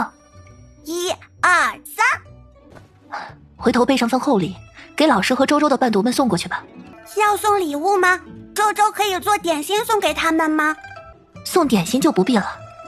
你们两个这什么表情啊？我们周周已经很努力了。确实是有进步了。那何莲溪难怪会被傅渊哄骗那么多年，到现在还不知道长脑子。在我们大周朝的上京，竟敢如此的放肆，意图借着打压傅渊来打我们大周朝的脸，活该被砸。人还活着吗？我吩咐了，人在旁边守着，云岚也留下了药，保证他们活得好好的，清晰地感受到身上之痛苦。好，府里呢？行刑的刽子手是个老师傅，从未失手过，保证580刀，一刀不少。不错，就让傅里到地下向景远赎罪，傅家也算彻底了结了。父皇，恐怕还没有。什么？傅家人不是都被处置了吗？哦，不是还剩下一个傅明雅。不过他现在有着身孕，总归是皇室的血脉，所以朕想着把这个孩子留下来。不过您放心，朕……父皇，儿媳说的不是傅明雅，而是另外一个人。还有谁？傅炎。这个傅炎是？皇上忘记了，这傅炎便是傅渊和傅礼的妹妹，当年也是京城的风云人物。哦，朕想起来了，这傅炎还曾经闹着要嫁给师兄，害了师兄的未婚妻。朕还曾下令将其杖责，只不过当时没有太过切实的证据。傅渊还屡次打了胜仗，总是不好下令把他这亲妹妹打死了。云岚，你怎么忽然提起了这人呢？他不是也已经过世了很多年了吗？父皇，傅渊都能死而复生，更何况这个傅炎呢？你的意思是说，这人是也还活着？是，之前因为没有找到切实的证据，便没有把我和韩萧发现的事情告诉父皇。如今人证物证齐全，所以便向父皇禀报一下。仔细说说，究竟发生了何事？这件事情还要从儿媳为二舅舅验尸开始。儿媳发现我二舅舅并非是战死于沙场，而是被虐待囚禁，且长期服用有毒的食物，约莫有1年的时间，最后才过世的。什么？之前送来的奏报分明说师兄是战死沙场，怎么会被人囚禁？难道是越奴？不是越奴，而是傅炎。什么？这段时，儿臣和云岚一起调查这事。陆大将军妻子出事之后，他伤心欲绝。后来大周和越奴交战，陆大将军临危领命，傅炎女扮男装，也紧跟其而去。最后传来的消息是两人双双的在战场上牺牲。京城之中曾还有百姓觉得傅炎一往情深，最后傅炎的尸体被带回了上京安葬，而陆大将军却尸骨未存。朕想起来了，确有此事。儿臣却查到了确切的证据，棺材里被埋着的并非是傅炎，而是傅渊的妻子。傅渊的妻子？是。我们找着了伺候傅炎的奶嬷嬷，经过招供，表面上傅渊在百越战场上出事之后，傅渊妻子自尽而亡，实则他的妻子在生下一个儿子之后难产而死，尸体顶替了傅炎，被埋葬入土。傅家为什么要这么做啊？这也是儿臣和云岚至今没有想明白的地方。按理说傅渊战死了沙场，他的妻儿怀有身孕，是为傅渊留下最后的一丝血脉，这本该是一件好事，可傅里却把那孩子藏了起来，偷偷养大。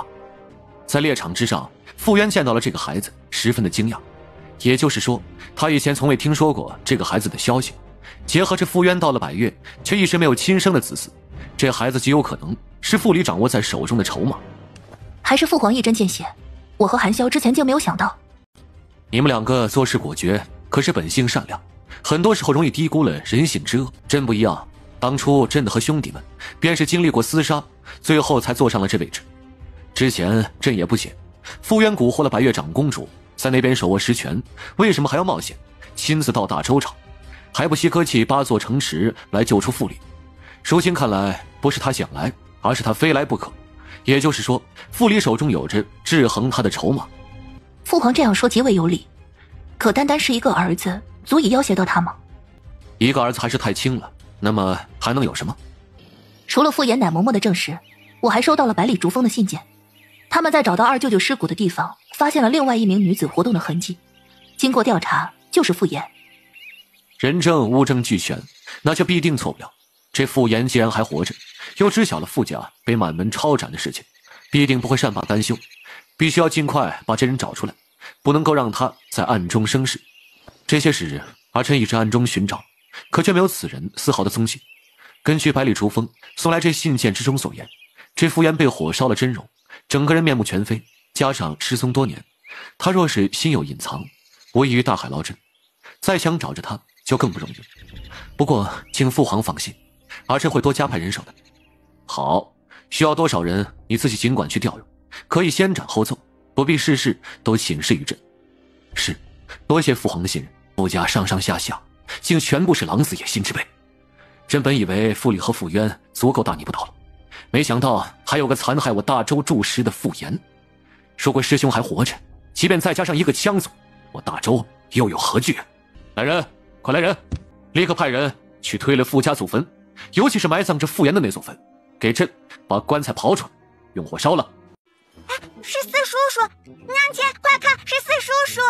四叔叔，乖乖宝贝，你们怎么出来了？快到阴凉的地方坐，外面太阳大，别晒到了。景木，你们这是？莫姐姐，你来了。家里实在是没有米下锅了，思来想去，觉得还是应该做些小买卖。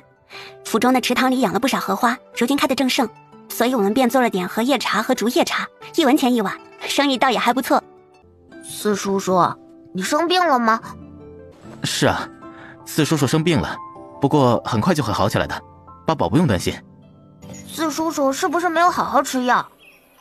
四叔叔，你的确是瘦了很多，你是不是怕苦，所以没有按时吃药？我没有。四叔叔，怕苦不丢人的。周周告诉你一个办法，就是你吃苦苦的药之后可以吃糖糕。不过糖糕也不能多吃，因为会有小虫子来吃你的牙齿，所以吃完了糖糕你要记得去刷牙，不然黄爷爷和祖母会打屁屁的，知道了吗？知道了，四叔叔记下了。秦牧，八宝和周周好不容易能够休息一天，要不你替我带他们到街上去走走？哎呀，我陪他们一路走过来，脚都走疼了。好，四叔叔带你们去玩。婉婉姐，你刚刚拦着我做什么？我也想跟八宝和周周玩。难得公子有心情出去走走，就先将八宝和周周让给他吧。木姐姐，你来尝尝我们煮的凉茶吗？可好喝了。好啊，正好一路走过来，口渴了。四叔叔，你快看，是糖糕哎！是糖糕，八宝和周周想吃吗？四叔叔请你们。八宝不吃。怎么了？八宝不喜欢吗？四叔叔的钱够吗？放心吧，四叔叔今天挣了不少的铜板，刚好能买2块糖糕，你和周周1人1块。那就不吃了。那周周也不吃了。怎么了？周周不是最喜欢吃糖糕了吗？可是四叔叔手里的钱只能买2块糖糕啊。这样不是正好吗？你们2个1人1块。那四叔叔你怎么办？妹妹说的对，我们2个吃了，四叔叔你要怎么办呢？你也怕苦啊？四叔叔是大人了，大人不怕苦的。大人不是不怕苦，大人是喜欢逞强，这样是不对的。我娘亲说的。老板，要3个馒头，我四叔叔请客。不用钱的，我请小公子吃馒头。娘亲说了不可以，而且我四叔叔有钱，他自己挣了好多铜板呢，可厉害了。我四叔叔会卖凉茶。四叔叔，你怎么了？你怎么哭了？是馒头不好吃吗？四叔叔这2天眼睛上火，风一吹就要流眼泪。我没事的，馒头好吃吗？好吃的。四叔叔以后会请你们吃很多好吃的，好不好？那我们拉钩。哥哥，快来拉钩钩！拉钩上吊，100年不许变，谁变了谁就变成大旺旺。莫姐姐，你扭头看看。如此大的变化，明显是疯了吧？木姐姐，你说这活不下去和疯疯癫癫哪个更好些？应该差不多吧。这好端端的人怎么就疯了呢？娘亲姨姨们好，四叔叔请我们吃馒头了。三嫂，我四弟，你身体有什么不舒服的地方吗？需不需要我帮你诊诊脉？四嫂，我没事，我的病全好了。穆姐姐，公子都说他好了，应该就不用诊脉了。那就好，四弟请了八宝和周周吃馒头，那我这个做三嫂的就请你们去吃午饭吧。反正都欠了三嫂许多银两了，也不差这1顿饭钱，等以后挣足了银子，加倍的给三嫂还回去。三嫂，以前我不懂事，让你和三哥费心了。没什么的，当初我和你三哥有困难，你不是也鼎力相助吗？三嫂说的是，我这条命是三哥三嫂拉回来的，从今往后，你们但凡有所需要，我便是肝脑涂地也在所不辞。弟弟在此以茶代酒，敬三嫂一杯。公子，时辰也不早了，我们是不是该回去了？四叔叔，你跟着两位姨姨回去吧，记得要乖乖的哦，要按时吃药，不能因为怕苦就不吃。好，四叔叔记下了，一定好好吃药。这样才对，四叔叔要记得药不能停。四叔叔的乖乖大宝贝，你们真是太好了。四叔叔以前糊涂，竟然这么长时间都没有找你们去玩。没关系的，知错能改就是大皇善。妹妹，知错能改，善莫大焉。对，善大着呢。现在看样子，除了精神太过亢奋，倒是没有暴躁的症状。回去之后仔细观察。刚才八宝那句话说的不错，一定要记住，药不能停。莫姐姐放心，他要是敢不吃，晚上我们给他绑了，掰开嘴硬往里灌。三哥，一日之计在于晨，我准备今天一早入宫向父皇请罪，你觉得呢？四弟，你今天吃药了吗？吃了，还不小心吃多了几颗呢。四弟，你的身体还没恢复好，要不然就改天入宫吧。以前如同被鬼给蒙了眼，直到撞了南墙，撞得头破血流，险些去了大半条命，这才突然醒悟，以前的我真的是做错了太多的事。现在我一心只想弥补，首先这第一件自然是得向父皇道歉。三哥你放心，入宫之后我一定诚心认错，哪怕是被父皇打死，我也绝对不会辩驳一句惹他生气。也好，那我随你去，这认错的话等着早朝结束，我带着你单独去见父皇。那怎么能行呢？当初我是在众目睽睽之下抛弃了皇子的身份，惹得父皇百般伤心，如今既要认错，自然也应该在文武百官的见证之下，如此才显得有诚意。好，那么就走吧。这是哪个朝廷新进的官员？怎么瞧着如此的眼生？楚景木这个逆子竟然是入宫了。父皇，儿臣来向父皇认错。你这人毛病还真不小，好端端的怎么随意叫别人爹呀？朕怎么不记得还有你这么个儿子呀？父皇，以前是儿子不懂事，如今儿子前来请罪了。你请什么罪啊？儿子当初为了心中执念，抛弃了皇子的身份，执意要求父皇将儿子贬为庶民，没有顾及到父皇的心情，此为不孝。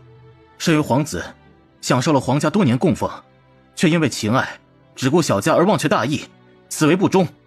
如今儿臣幡然醒悟，想要弥补自己的过失，还请父皇再给儿子一个机会。你若真的醒悟，自然是好。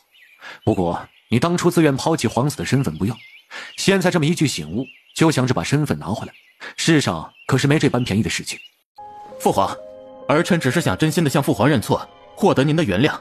对于皇子的身份并不奢求，只希望父皇不要再因儿子的事情而感慨伤怀。天下兴亡，匹夫有责，哪怕我只是一个普通的庶人，也一样能够报效家国。事出反常必有妖，之前这个儿子还要死要活着呢，如今这忽然间变得觉悟这么高，这是忘记吃药还是吃错药了？楚寒霄都摇头了，难不成情况更恶劣？总不能是老四这个逆子命不久矣，如今处于回光返照的阶段了吧？别说，他一心想着自尽，还真是有这可能。有事起奏，无事退朝。父皇，父皇，您即便是再怎么生气，也不能够拿脚踹。那个，朕刚才也不是故意的，正想事情整日想得正专心，忽然间这一个大黑耗子冲了过来。父皇，那是四弟，哪里是什么大耗子呀？景木，你怎么样？除了感觉鼻子矮了点，其他的还挺好的。你说你这孩子，有什么话好好说，动不动就扑过来抱到朕的腿，那朕能不踢你吗？是儿子不好。韩笑，老四他难道是？是啊，父皇想的没错。老四，你什么时候的事啊？为什么是不早早的告诉父皇啊？父皇，儿臣昨天见了三嫂和八宝、周周，突然之间就想明白了。见了你三嫂，难怪。怎么会这样呢？儿臣也着实是没想到。你问云兰了吗？还有什么办法治一治的吗？儿臣询问过，可是云兰说她对这方面不是很擅长，也想不出来什么太好的办法。如今只能是什么都顺着四弟来吧。老四还这般年轻。父皇，四哥，你们在说什么呢？没什么，朕不怪你了。一会儿朕就下旨恢复你安王的身份。父皇，您这是原谅儿臣了吗？这父子哪里有隔夜的仇啊？我这个当父皇的还能真的稀罕你吗？你能想开了，比什么都好。就不要再纠结过去的事情了，今后的每一天都好好的活着。父皇放心，儿臣一定会好好生活，在父皇的膝下尽孝，再不让您费心了。你这个混小子，以前让你爱惜身体你不听，如今你倒是想着在父皇的膝下尽孝，你又能活几天呢？父皇，景木只是脑子受刺激过度，一时间疯了，他应该可以活很久的。疯了？他不是回光返照吗？父皇，三哥，你们在说什么？父皇，您以为景木是回光返照，所以才忽然的醒悟了？难道不是吗？他以前那么执拗，为了那个傅明妃要死要活的，忽然之间过来找我认错，必定是没几日活头，回光返照，大彻大悟了呗。没有父皇，你想多了。他的身体虽是消瘦，但受云岚给的药调理着，并无大碍。仔细再调养一阵子，就可以彻底恢复了。等等，不是回光返照，那么他怎么忽然间就想开了？这正是儿臣想跟父皇说的，没想到父皇想错了。他之所以可以想开，就是因为人已经疯了。疯了也好，当个疯子总比整天想不开脑子进要好。是啊，父皇，三哥，有没有一种可能，我没疯，就是突然之间想开了？昨天你三嫂是不是帮你查看过？倒是看过。那还能有错吗？你三嫂什么医术啊，还能误诊了？可是儿臣觉得自己的思绪还挺清晰的，不像是疯了呀。凡事不能凭着自己感觉，要听专业医者的话。你是相信感觉，还是相信你三嫂的医术？我肯定是相信三嫂的医术。那就没错了，你就是疯了吗？是吗？父皇，儿臣还是觉得有些不太对，要不再请几个太医帮儿臣瞧瞧？也好，多请几个太医一起帮你治疗，说不准就可以让你恢复健康了。回禀皇上，四公子有些气血不足，脾胃失和，不过脉搏倒也还算是平稳，而且体内有一股别样的生机支持着，很快就能够恢复康健了。陈院长，那你有没有诊断出我有什么别的病症？除了身体太过虚弱，导致有些尿频以外，应该没有别的什么了。这个就别说了，我问的是精神方面，我有没有可能是疯了？这四公子怎么得出这个结论的？原来帮他看过，说是疯了。那肯定没错，疯了，一定是疯了。你来帮我诊一诊。韩王妃医术高深，诊断的肯定是没错的。四公子你疯了？原来我真的疯了。罢了，你如今都已经是疯了，朕也是懒得再生你的气。父皇，您放心，三嫂都拿儿臣的病没有什么办法，将来是治不好的。儿臣以后会继续疯下去，绝对不会再犯正常时候犯过的错误。说的也是，不过你三嫂可不是一般人。朕听那些太医说了，你三嫂研究起医术来，那可是一看就懂，一点就通。你多注意点，别一个不小心就让你三嫂给你治好了。是，父皇放心，儿臣以后如果没有什么大病，尽量不去麻烦三嫂。好啊，瞧瞧，才多长时间呢，就把自己弄成了一副人不人鬼不鬼的样子。朕派个太医去你的府上，盯着你按时吃药，再帮你做一些药膳什么的调理饭。不用，儿臣决定这些时日就赖在皇宫里，跟着八宝和周周一起吃喝。你赖在宫里干什么呀？八宝和周周现在要上学，每天时间紧张得很，哪里是有功夫过来理你啊？儿臣虽然性子不着调，但是学问方面还是可以的。儿臣去给八宝和周周当个老师如何？快打住！你自己可以吃几碗饭，难道心里没个数吗？你去给八宝和周周当老师，当个反面典型还差不多。当反面的典型也行啊，儿臣现在都疯了，脸皮厚，也不怕丢人。你不嫌丢人，朕嫌丢人。万一八宝和周周被你带坏了，朕哭都找不着地方。儿臣能够醒悟，多亏了八宝和周周，反正儿臣要留在宫里陪着他们。父皇您要是不乐意的话，儿臣可就躺到地上打滚了。你说什么？撒泼打滚，阴暗扭曲爬行，反正儿臣豁出去了。你这个逆子，你看朕今天抽不抽死你就完了。父皇，景木还病着呢，您别跟一个疯子计较。就他会疯啊，朕也疯了。朕今天不抽他，心里憋屈的要疯了。父皇，景木身体还没恢复，等他养好了再打就是了。先记账上也不差这1-2天的。至于八宝和周周那里，儿臣会告诉2个孩子，让他们好好照顾一下景木这个四叔叔。还是三哥疼我，我这就去看一看乖乖八宝和周周，向他们传授一下我当年学习的经验。逆子！看什么看啊？你也是逆子。是，儿臣知道。父皇别生气了。哎呀，周周的脑袋里有线团，好多的线团。乖大孙女，这是怎么着了？什么线团？你吃点心的时候把线吃进去了？皇爷爷，妹妹看着你来回走路，脑袋转晕了。哎，那还好，都怪皇爷爷不好，把我们周周大宝贝都给转晕了。皇爷爷，周周现在好了，那些线团不见了。皇爷爷刚刚在担心什么？八宝可以帮忙吗？这件事情只能是让你们的娘亲出面了，哪怕朕这个皇帝能帮上的忙都十分有限。为什么非得让娘亲出面？因为娘亲是女孩子吗？不是，倒不是因为性别，而是有人质疑你娘亲的医术。那八宝可以帮忙啊。难不成八宝还懂医术吗？懂啊。就是说嘛，你小小年纪肯定是不……等一下，八宝乖，你懂医术？皇爷爷，哥哥可厉害了，娘亲的那些书，哥哥看一遍就记住了。哥哥还能给人看病，周周吃多了点心，肚子疼，也是哥哥帮我按摩的。哥哥说了，吃撑这件事不能说的。八宝，你真懂医术？略懂。来人，立刻把太医院的张院正等，不光是张院正，再选其余几名当值的太医一并过来。皇上，您的意思是说，让臣等和小郡王比试一下医术？朕让你们比，认真的比过就是，别现在这不以为意，待会儿输得一塌糊涂的。小郡王，不知道您的医术是跟着谁学的，又比较擅长哪一科呢？张院正，我的医术是跟着娘亲学的，若说擅长哪一科的话，应该是全科。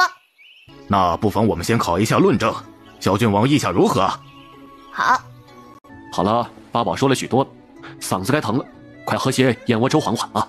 皇上，小郡王实乃是天才中的天才，单是医术论证，我等着实比不过小郡王啊。那是自然了，也不看谁的孙子。要朕说，你们这些人真的是该好好的反思反思。多大年纪了？朕的乖孙子多大了？你们研究那么多年医术，朕的乖孙子不过是4岁，可是这差距嘛，云泥之别呀。好了，你们也不必过分的纠结。八宝是朕的皇孙，是我们老楚家的血脉，又是天降福星，是身负大气运的人，自然并非常人可比的。朕的皇孙如此优秀，那么以后的医术争锋，是不是可以让他也上去露面啊？皇上英明啊！底下那一帮居心叵测之人，闹出了这么大动静，这比试肯定不是一场就结束的。若是每一场都由云兰自己来，未免是太给面子了。到时候让八宝上，那些人如果是赢了，他们胜之不武；若是平局，就是跟4岁孩子一个水平；若是输了，那就太好笑了。到时候不知道会有多少人把大牙给笑掉了。皇上真英明啊！八宝，外面的那些人，娘亲能够应付，你不必为了娘亲。八宝没有勉强，八宝就是在帮娘亲出气。八宝要把那些瞧不起娘亲的人，通通踩到脚底下。好，那这几日八宝就好好准备准备。娘亲那里还有一部分医书，一会儿让人拿过来，你翻一翻。好。你们瞧瞧，韩王妃这边都是些什么人呢？韩王虽然有战神之称，可丝毫不懂得诊病吧？2个小娃娃就更儿戏了。虽然长得是浴血可爱，但是可爱又不能治病啊。谁说不是呢？后面坐着的2个都是太医，那个年轻的瞧着顶多20出头，还是个新手，唯独张院正还有几分医术高深的样子。就那么一个人，如何能和济世堂的大夫们相比呢？你们瞧瞧，济世堂这边一看便是人才济济。韩王妃有理，王妃就找了这么几个人，这是主动认输了吗？小子，该你派上用场了。师傅，这样不好吧？你说什么？这位公子说错了，我是不打算上场的。临到场上又怯场，不敢比了。你等一下哈，韩王妃，你能站起来一下吗？我的意思是说，论医术，在座各位都是垃圾，用得着大张旗鼓的来人和你们比试吗？韩王妃只要略微出手就已经是极限了，等着被打得落花流水吧，垃圾们！好了，韩王妃，您请坐。你，庶子，你怎敢如此大放厥词，简直是不知所谓！反弹，你也是学医的，小年纪怎么不知道尊师重道呢？你倒是不年轻了，就是不怎么会说人话。黄口小儿不懂礼仪。反弹，从未见过如此厚颜无耻之人，脸皮怎么就这么厚呢？就是，我们好歹也是沉浸医术多年的前辈，这般无礼，实在是不堪学艺。反弹，全部反弹！诸位都是学医的，应该知道呢，别人生气我不气，气出病来没人替的道理，怎么还这么暴躁呢？你们这修身养性的功夫不到家呀！一把年纪了，火力太旺，转头给自己多灌点凉茶。毕竟这研究医术那么多年了，还没把修身养性这几个字学明白，实在是废柴啊！师傅，刚才我是发挥的不太好。没有，你发挥的恰到好处。韩王妃，这场比试比的应该是医术，而不是谁的嘴皮子耍得利索吧？你是何人？这位是我们济世堂专门请来的神医妙手吴春来。不好意思啊，我觉得春来这个名字很好，就是配上这个姓吧。那个，诸位不用管我啊，我真笑点就跟狗屎一样。哎，我不是说你们像狗屎啊，我就是觉得，那个算了，你们忽视我就是了。韩王妃，吴神医的名号可是响彻江南的。哦，我在江南也小有名气。吴神医可是师承前朝医仙。本王妃的师公乃是当今鬼手医圣。这些东西比来比去的没什么意思，到底还是要在医术上见真章。行吧，比医术就比医术，省得再说下去又气晕几个就不好了。之前我们约定好，每个人寻找5个病人，互相给对方的人医治，只是如此一来未免显得太过于单调。既然要比试，自然要比得全面，如此才能确定到底谁是花架子。韩王妃以为呢？要比试的是你们，随意更改规则的又是你们。不过本王妃倒是无所谓，说吧，要怎么比才显得全面？这第一项比试自然是要比辨认药材，韩王妃以为如何？可以。韩王妃，请吧。韩王妃若是知难而退，可以直接认输啊，正好也能节约时间来进行下一步的比试。这些都是药材，小郡王可不要乱动啊。韩王妃该不会是知道自己必输无疑，所以让自己的儿子上前，故意将药价打翻，好毁了这场比试吧？那可就说不准了。爹爹爸，这一关考的是辨认药材，可是要爹爹帮着你把盖子打开。韩王妃，这是什么意思？你这是要让一个孩子去辨认药材吗？儿戏，实在是儿戏。那孩子不过4岁，字都没认识全呢，怎么可能会认识药材呢？韩王妃，我们这场比试可是很正经严肃的，本事不如人，直接认输就是了，这不丢人。可是输不起，直接派一个孩子上前捣乱，那脸皮未免就太厚了。都闭嘴！谁敢打扰我哥哥，就把他拖下去，让急先锋咬他的嘴。是，谨遵招降郡主令。瑞影哥哥，我说，你来帮我把这些盒子换个位置。是。第5排第2个和第3排第4个交换，第5排第4个和第1排第3个交换。这是在做什么？还能是什么？当然是耍着玩了。真是胡闹啊！好了，换完了。这些药材既是你们找来的，想来应该全部都认识，对吗？这是自然。那找个人上来同我比一比，看看我们谁能更加精准的说出每个盒子里装的都是什么。怎么，连我一个小孩都怕？小郡王，你确定？没错，为了防止你们说我作弊，我可以先说药材的名字，你们济世堂的人后面说，我说一种，他说一种。好了，小郡王先辨认吧。那就从第5排第1个横着开始。第1个盒子里装的是鱼脑石，该你了，你说是什么？小郡王，你连看都没看，盒子的盖儿都还没有打开呢。你辨认药材还需要看吗？那不是闻一闻就知道吗？啊，不可能，小郡王该不会是胡乱的说了一味药材来蒙我的吧？我说呢，怎么可能闻闻味道就能分辨药材？一定是胡说了一味药材的名字来应付了事。就是，知之为知之，不知为不知，怎么能如此的心存侥幸呢？医术一道，最讲究的就是实事求是，可容不下半点的马虎。本王今天才知道，你们济世堂大夫一个个皆是可以口吐莲花。韩王殿下误会了，我们可没有这个本事。怎么会？我看你们随意污蔑人的本领倒是大得很，当着本王以及众多官员的面都如此不知道收敛，可想而知是私底下是何等的猖狂。去把那盒子打开，给在场众人看看，里面这药材是不是鱼脑石？是鱼脑石，真的是鱼脑石。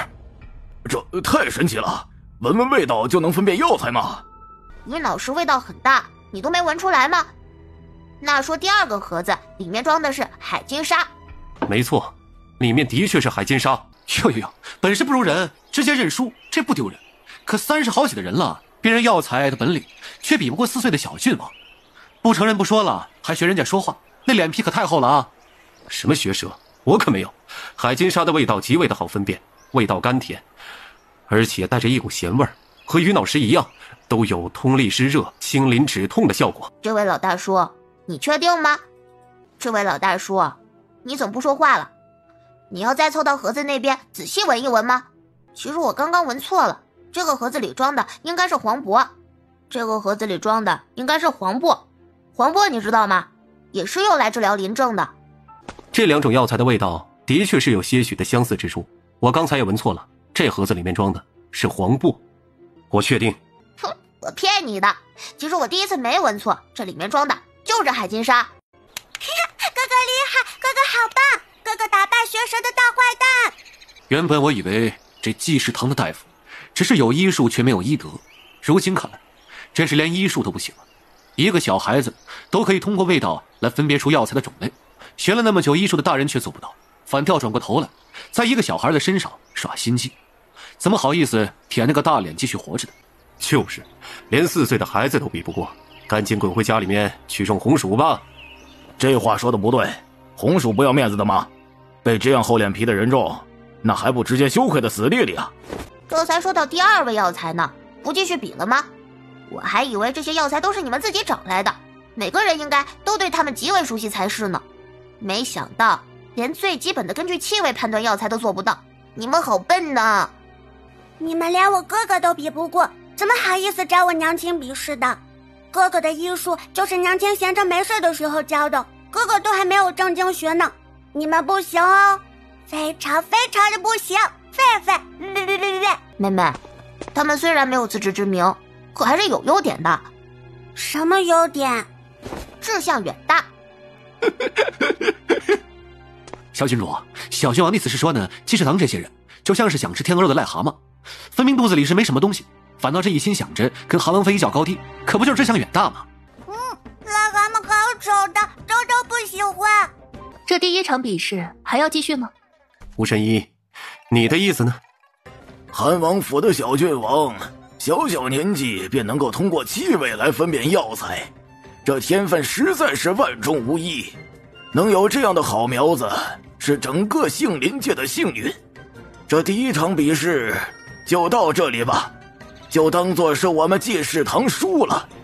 呵呵，刚才只以为你们是志向远大，没想到竟还厚颜无耻。赢了就是赢了，输了就是输了。什么叫做就当做你们输了？八宝，把其余的药材名字给济世堂的诸位大夫说一说。阴钱草、车前子、通草、扁絮，这3个盒子并没有什么味道，因此不能通过味道来分辨具体的种类。月影哥哥，帮我将盒子打开，这几种矿石的确也能入药，就是很少会用到了。刚才是我一时口误，这第1场比试的确是济世堂输了，我们甘拜下风。那第2场比什么？比医术典籍。身为医者要博览群书，记住各种病症以及相应的药方，如此。这次谁来跟我比？你们谁来跟我比啊？快说快说！还请小郡王稍等，我们商议一下。不用那么麻烦，你们要是挑不出什么人来的话，干脆一起上好啦。你们刚刚不是一副很着急的样子吗？怎么现在让你们一起上，来节约时间又不肯了？这脸放在外面不是给别人打的吗？早打晚打都是打，你们想开点儿，能被我们小郡王打，也是你们上辈子祖坟冒青烟了。不想比就直接认输，不要在这里拖延时间了。蓝爷，你看，吴神医不着急，好戏都在后头呢。说起来，别管是辨认药材，还是背诵医书，不过都是一些无关紧要的本事，最主要的还是要看如何治病，不是吗？好，那就比吧。你们继续说方子，怎么不说了？这第2场比试也就是小郡王赢了。小郡王威武霸气啊！小郡王天下无敌。还请在场的诸位安静，这第3场比试才是重中之重。韩王妃，请把小郡王带下去吧。第3场不是比治病吗？让我家八宝来吧，他对看诊也有些研究。没错，我替娘亲出手，把你们通通打趴下。这恐怕不行。韩王妃难道忘了，在宫门口您可是亲口答应自己上场比试的？再说了，韩王妃之前还说自己颇有些名声，现在总不能一直躲在一个孩子身后吧？既然吴神医都说了，我再不上场恐怕难以服众。宝宝乖乖，你过来休息一下，吃点点心吧。娘亲速战速决，待会儿我们就回去了。娘亲加油！把你们找好的病人带上来吧。前2项比试都是我们济世堂提出的，这最后一项比试理应该由韩王妃先把病人叫上来，免得我们济世堂赢了，还有人找各种各样的理由和借口，很不公平。行，那就按照这位吴神医说的来做。瑞影，病人你找好了吗？回禀王妃，按照您的吩咐，找了5个人。好，将5位病人请过来吧。韩王妃这是瞧不起谁呢？这5个人都不用过多的诊脉，一眼就能看得出来是得了什么样的病症，就这也值得拿出来比试吗？就是，这还有什么好比的？如此简单的病，我都不屑于出手。诸位都是当了多年医者的，难道在你们眼中，这生病还病出个3、6、9等来？一眼就能看出什么病症的人，不值得你们出手医治？若你们人人都这般想，我看这济世堂还是早日关门的好。韩王妃不要小题大做了，我们并没有瞧不起病人的意思，只是觉得王妃没有认真对待这次的比试。你们倒是认真对待了，只可惜输了个彻底。若真是对医术如此苛求认真，那回头就多闻一闻药材的味道，多看一看医书，而不是将所有的精力都放在如何争名夺利，如何与他人比试上面。好，韩王妃说的很对，上京那么多百姓，每天都会有很多人生病，尤其是碰上了冬日严寒难熬的季节，得了风寒的人更是一抓一大把。风寒这本是普通病症，可也是会死很多人的。今年这冬天，因为有着无极堂的存在，因风寒而死的人减少了大半，能把这最普通的病症给治好了、治精了，同样是难得的本事。这位老哥说得好啊，没想到老哥你一个普普通通的庄稼汉子，竟也懂得这般道理。回头啊，一定去我的府上，我们好好的喝一杯。喝酒就算了。嘿嘿，老大哥，你不认识我吧？我是修国公，是韩王妃的爹爹。你瞧见了不？韩王妃那是我的乖乖女儿。我告诉你，她可是这世间最好的女孩子。我儿子那也是顶好的。老大哥的儿子多大了？可有婚配？国公爷不要和我当家的计较，我在一旁看着也觉得韩王妃极好。我们已经诊完了脉，开好了方子，还请韩王妃评判一下吧。下官看这张方子倒是对症。的确是对症。把那5个病人抬上来。抬上来？这是连走都不能走了。看来济世堂为了赢得这场比试，可真是绞尽脑汁啊。是啊，韩王妃找到的病人患的都是普通常见的病症，可到了济世堂这边，病人都是用抬上来的，想必定是病入膏肓了。这可是医术的比试，自然就要拿出全部的实力。只看普通的病症，能比出高低来吗？分明是韩王妃不重视这场比赛，你们还赞同起来了，真是好笑啊！是啊，普通的病症，别说是韩王妃了，就是咱们这些平头百姓，大约都知道该吃什么药才能好。既要在医术上现真章，那就应该挑选一些疑难杂症，如此才能确定谁才是有真本事。爸爸和周周有些困倦了，华健，你将2个孩子带下去休息。爸宝，你身体不好，刚才比试又耗费了心力，待会儿下去之后别忘了吃药。娘亲放心，周周会盯着哥哥吃药的。我好难受，喘不过气来，救命！这位太医，你要做什么？这些病人是我们为韩王妃准备的，而你之前便说了，自己不是过来比试的。既如此，就不要随意插手，以免影响了比试的结果。你们没看到这位病人情况危机吗？韩王妃只有1个人，不可能同时给5个人治病的。我身为医者，怎么能看着病人身陷险境而不出手救治呢？医者每天要给许多人看病，首先要分清的就是轻重缓急。韩王妃医术那么高深，更应该明白这一点才是。他都不着急，你着急什么？你们找过来5个快病死的人，让韩王妃来诊治，到底安的什么心？你们心里清楚。不就是他们5个已经病入膏肓了，随手生命危险吗？看他们这样子，分明是之前没有用药控制。你们不就是想着让韩王妃救治不捷，最好死伤1、2个，好败坏王妃的名声吗？你这个小年轻，可不要含血喷人呐！我们也是昨日才找到了这些病人，什么时候故意不给他们用药控制了？没有证据不要乱说，否则我们可要一纸诉状告到顺天府衙，请求顺天府尹大人帮我们主持公道。哼，见过不要脸的，还没见过像你们这般不要脸的，还要去顺天府衙告我？谁不去谁孙子啊！我还要告你们草菅人命呢！济世堂的人让开，不许阻拦于太医为病人诊治。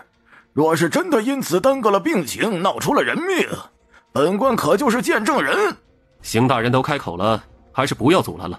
再者说，我们济世堂来了这么多人，对韩王妃而言本就是不公平，还请那位于太医前去帮忙吧。什么不公平？说好的比试就是比试。韩王妃，你若是没有本事同时给5个人看诊，大可直接认输，接下来就由我接手。我一个人可为他们治疗，不必像你一般还需要旁人帮衬。韩王妃，你治疗的那个青年得的是类痛的症状，已经持续多年，不管用什么样的药都无法缓解。虽然难受，但是却并不致命。你应该先给旁边的那位老者看病，你再不帮他，他可就真的要死了。救救我吧！求求你们了！韩王妃，你到底在做什么？为什么不先救病情最是紧要的老人？你之前还说治病不分3、6、9等，如今倒好，放着病情更为严重的老人不救，反倒一心治疗这个年轻人。你还是回到王府后院，好好做你的韩王妃，不要再出来打着治病救人的名号出来招摇撞骗了。韩王妃，多谢，救命！没事，快躺着吧。这位吴神医，有理不在声高，有没有本事不是说2句风凉话就能决定的。你既然知道治病救人的时候要先救那些病症严重的，怎么看不出来我刚刚治的病人伤到了内腑，表面正常，实则内脏流血不止，命在旦夕呢？吴神医怎么不说话了呢？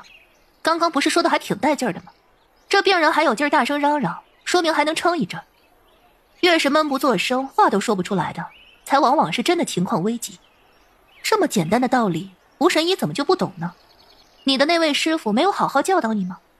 连这样的道理都不懂，还是少说话的好，以免误人子弟。我下去换身衣服。吴神医这是什么意思啊？这里还有病人躺着呢，你怎么好意思直接下去换衣服呢？难不成在你的眼中，病人的危机还没有你的衣衫整洁来的重要？我没有这个意思。你娘不是好了吗？怎么现在却出现在这儿啊？韩王妃，我娘好转了几日，突然又开始发作，而且咳嗽的比之前要更加厉害了。再去吃济世堂的药，却怎么都不管用了。无极堂那边又没有开门，所以之前用了什么药？韩王妃，这是让你来看诊，怎么你反过头来询问我们了？姓吴的，床上躺着的是我的老娘。韩王妃问你们什么，你们赶紧说就是了。之前就是你们告诉我一定会帮我娘治好病的，结果吃了那么多的药，我娘不仅没好，反倒是越来越严重了。说是我娘有个3长2短，我就把你们全部打死，统统给我娘偿命。当初我没想去找韩王妃闹事的，是你们找到我，非说我这段时间花了多少冤枉钱，非说无极堂是多么的黑心，还说能够确保我娘完全康复。我真是信了你们的鬼话了。结果我娘旧疾复发，你们用了那么多药下去了，我娘的病不仅没有好转，反倒是越来越严重了。韩王妃，之前草民冒犯了您，草民愿意领罪，可草民的娘亲是无辜的，请您一定要治好的。韩王妃，那位老人之前用了百步、沙参和天冬，都是润肺养肺的良药，也不知道为什么，反倒是越吃越没精神，到现在已经是昏迷不醒了。这位老人得的是肺痨之症，初期用你刚才说的那几味药倒是对症，只是他拖延的时间有些久了。最主要的是他年纪大了，身体阴阳两虚，应该服用补天大燥丸，滋阴补阳，调理肺气。原来如此，多谢韩王妃指教。没想到我济世堂中混入了内鬼，哼！韩王妃可真是手眼通天呐！比不得你，本来就快要调养好的病症，硬生生的被你们给耽搁了。如今这位老人怕是时日无多了，早些准备后事吧。这是什么？韩王妃，不是我不救，而是有些病症非人力可挽回。你母亲得的肺痨之症本就是极为难以根治，而且容易复发。之前若是一直好生调养着，还有治愈的可能。如今服用的药不对症，导致病情加重，耽误了良机。都怪我，大哥将娘交给我照顾，我却出了这样的差错。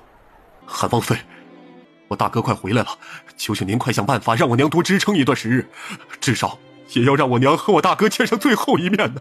大哥还有几天回来？估计还有半个月吧。我大哥是个商人，在边境做买卖。我可让你母亲多支撑半个月，只是需要用很多珍贵的药材，花费的银两也不少，而且你母亲还要忍受痛苦。好，花费了再多的银两都行啊，只求韩王妃能让我母亲再多支撑一段时间，恳请韩王妃帮我娘减轻一下痛苦，我不怕花钱，花多少钱我都愿意。怎么可能啊？那老夫人分明已经没救了，绝不可能再延寿半个月。你这个庸医，你敢诅咒我娘，我今天非要打死你！行了，不要吵吵嚷嚷的，这里还有病人呢。给另外2个病人的药都准备好了吗？回禀王妃，都已经备好了。将肚子隆起的那个病人带到后面去，准备好弓头，然后给他将药灌下去即可。至于另外一个，就在这里放着吧。那个人肚子那么大，莫不是怀了鬼胎吧？男人有孕，必定是做了亏心事，被小鬼给缠上了。韩王妃，这个男人是不是会生下一个鬼娃呀？男子不可能怀有身孕，他肚子隆起，里面都是一些虫子罢了。这人手指和膝盖的关节略有些粗大，身上还带着一股海腥气，应该是生活在海边，常年以捕鱼为生，而且本身有吃鱼块的习惯。生着吃鱼虽然鲜美，可里面会藏有虫卵，吃得久了，虫卵便会在人的体内孵化，形成各种寄生虫。喝生水也会有几率染上病症，所以一定要把水烧开了再喝。原来是这样啊！韩王妃果真是见多识广，看病人一眼便知道是什么了。这比试还有进行下去的必要吗？还比什么比呀？韩王妃赢了个彻彻底底呀！比试还没有完成呢，当然没有分出输赢。那不是还有一个病人吗？韩王妃好像是刻意将人给忽略了，这是为何？不会是治不了吧？来人，把吴春来和济世堂这所有人通通的扣押。韩王妃，你这是做什么？我不过是说了2句质疑的话，你这就要以势压人吗？谁给你的胆子，敢这么和本王的王妃说话？把他拖至旁边的病人那里，让他睁大眼睛瞧瞧，他究竟把一个什么样的人带来了京都。这病人怎么了？他患有心疾之症，前些日子刚发作过，现在快都掩住口鼻，离远点儿。韩王殿下，这是怎么了？这就要问问济世堂的人，你们把一个生了疫病的人带入京城，究竟是何居心？疫病？那人得的是疫病，那我们……你们竟然敢把生了疫病的人带入京城？济世堂只是不想比试呀！哎呀，这是想拖着整个上京的百姓共同下黄泉吗？韩王殿下，今日别院之中来了不少的人，每个人都有感染的风险，绝对不能让人轻易的离开。另外，必须得立刻……臣见过韩王殿下，按照殿下的吩咐，琼花别院已经全部封锁，另外已经派人控制了所有接触过疫病病人的人，且已派人前往病人的家乡查探具体的状况。动作一定要快，把这消息散布出去，让全部的百姓加强防范。禁军分批分片的管控京城，若是有人身体不适，绝不可隐瞒，必须要及时的上报。吴济堂掌控着有关治疗疫病的药方，及时上报，积极治疗，便可以确保康复。若是刻意隐瞒，制造恐慌者，就地格杀。是，臣立刻传令。不管你们信不信，我并不知道这人患有疫病，也不是故意把他弄入京城的。这场比试可算是分出了胜负。当初在洛城，的确是你研究出了治疗疫病的药方。不错。是吴某莽撞行事，损伤了韩王妃的名声，要如何处置，悉听尊便，绝无怨言。听你的意思，有人告诉你治疗疫病的药方不是我研制的？是。谁？这我不能说。那个感染疫病的病人是你故意带入京城的？这怎么可能啊！我是大夫，身为医者，怎么可能故意让疫病传播呢？你可以把我关入大牢，流放也好，砍头也罢，我都认了。可你不能把脏水往我身上泼。之前这人身上并无疫病的症状，是我医术不精，没有提前察觉。单单治你一个人的罪恐怕还不够。你们济世堂打压我的无极堂，肆意造谣，这笔账可不是简简单单就能算完的。小师妹这话说的不错，他们济世堂太可恶了，必须狠狠地惩治他们。你刚刚叫我什么？小师妹啊，我们两个不是早就心有灵犀了吗？来人！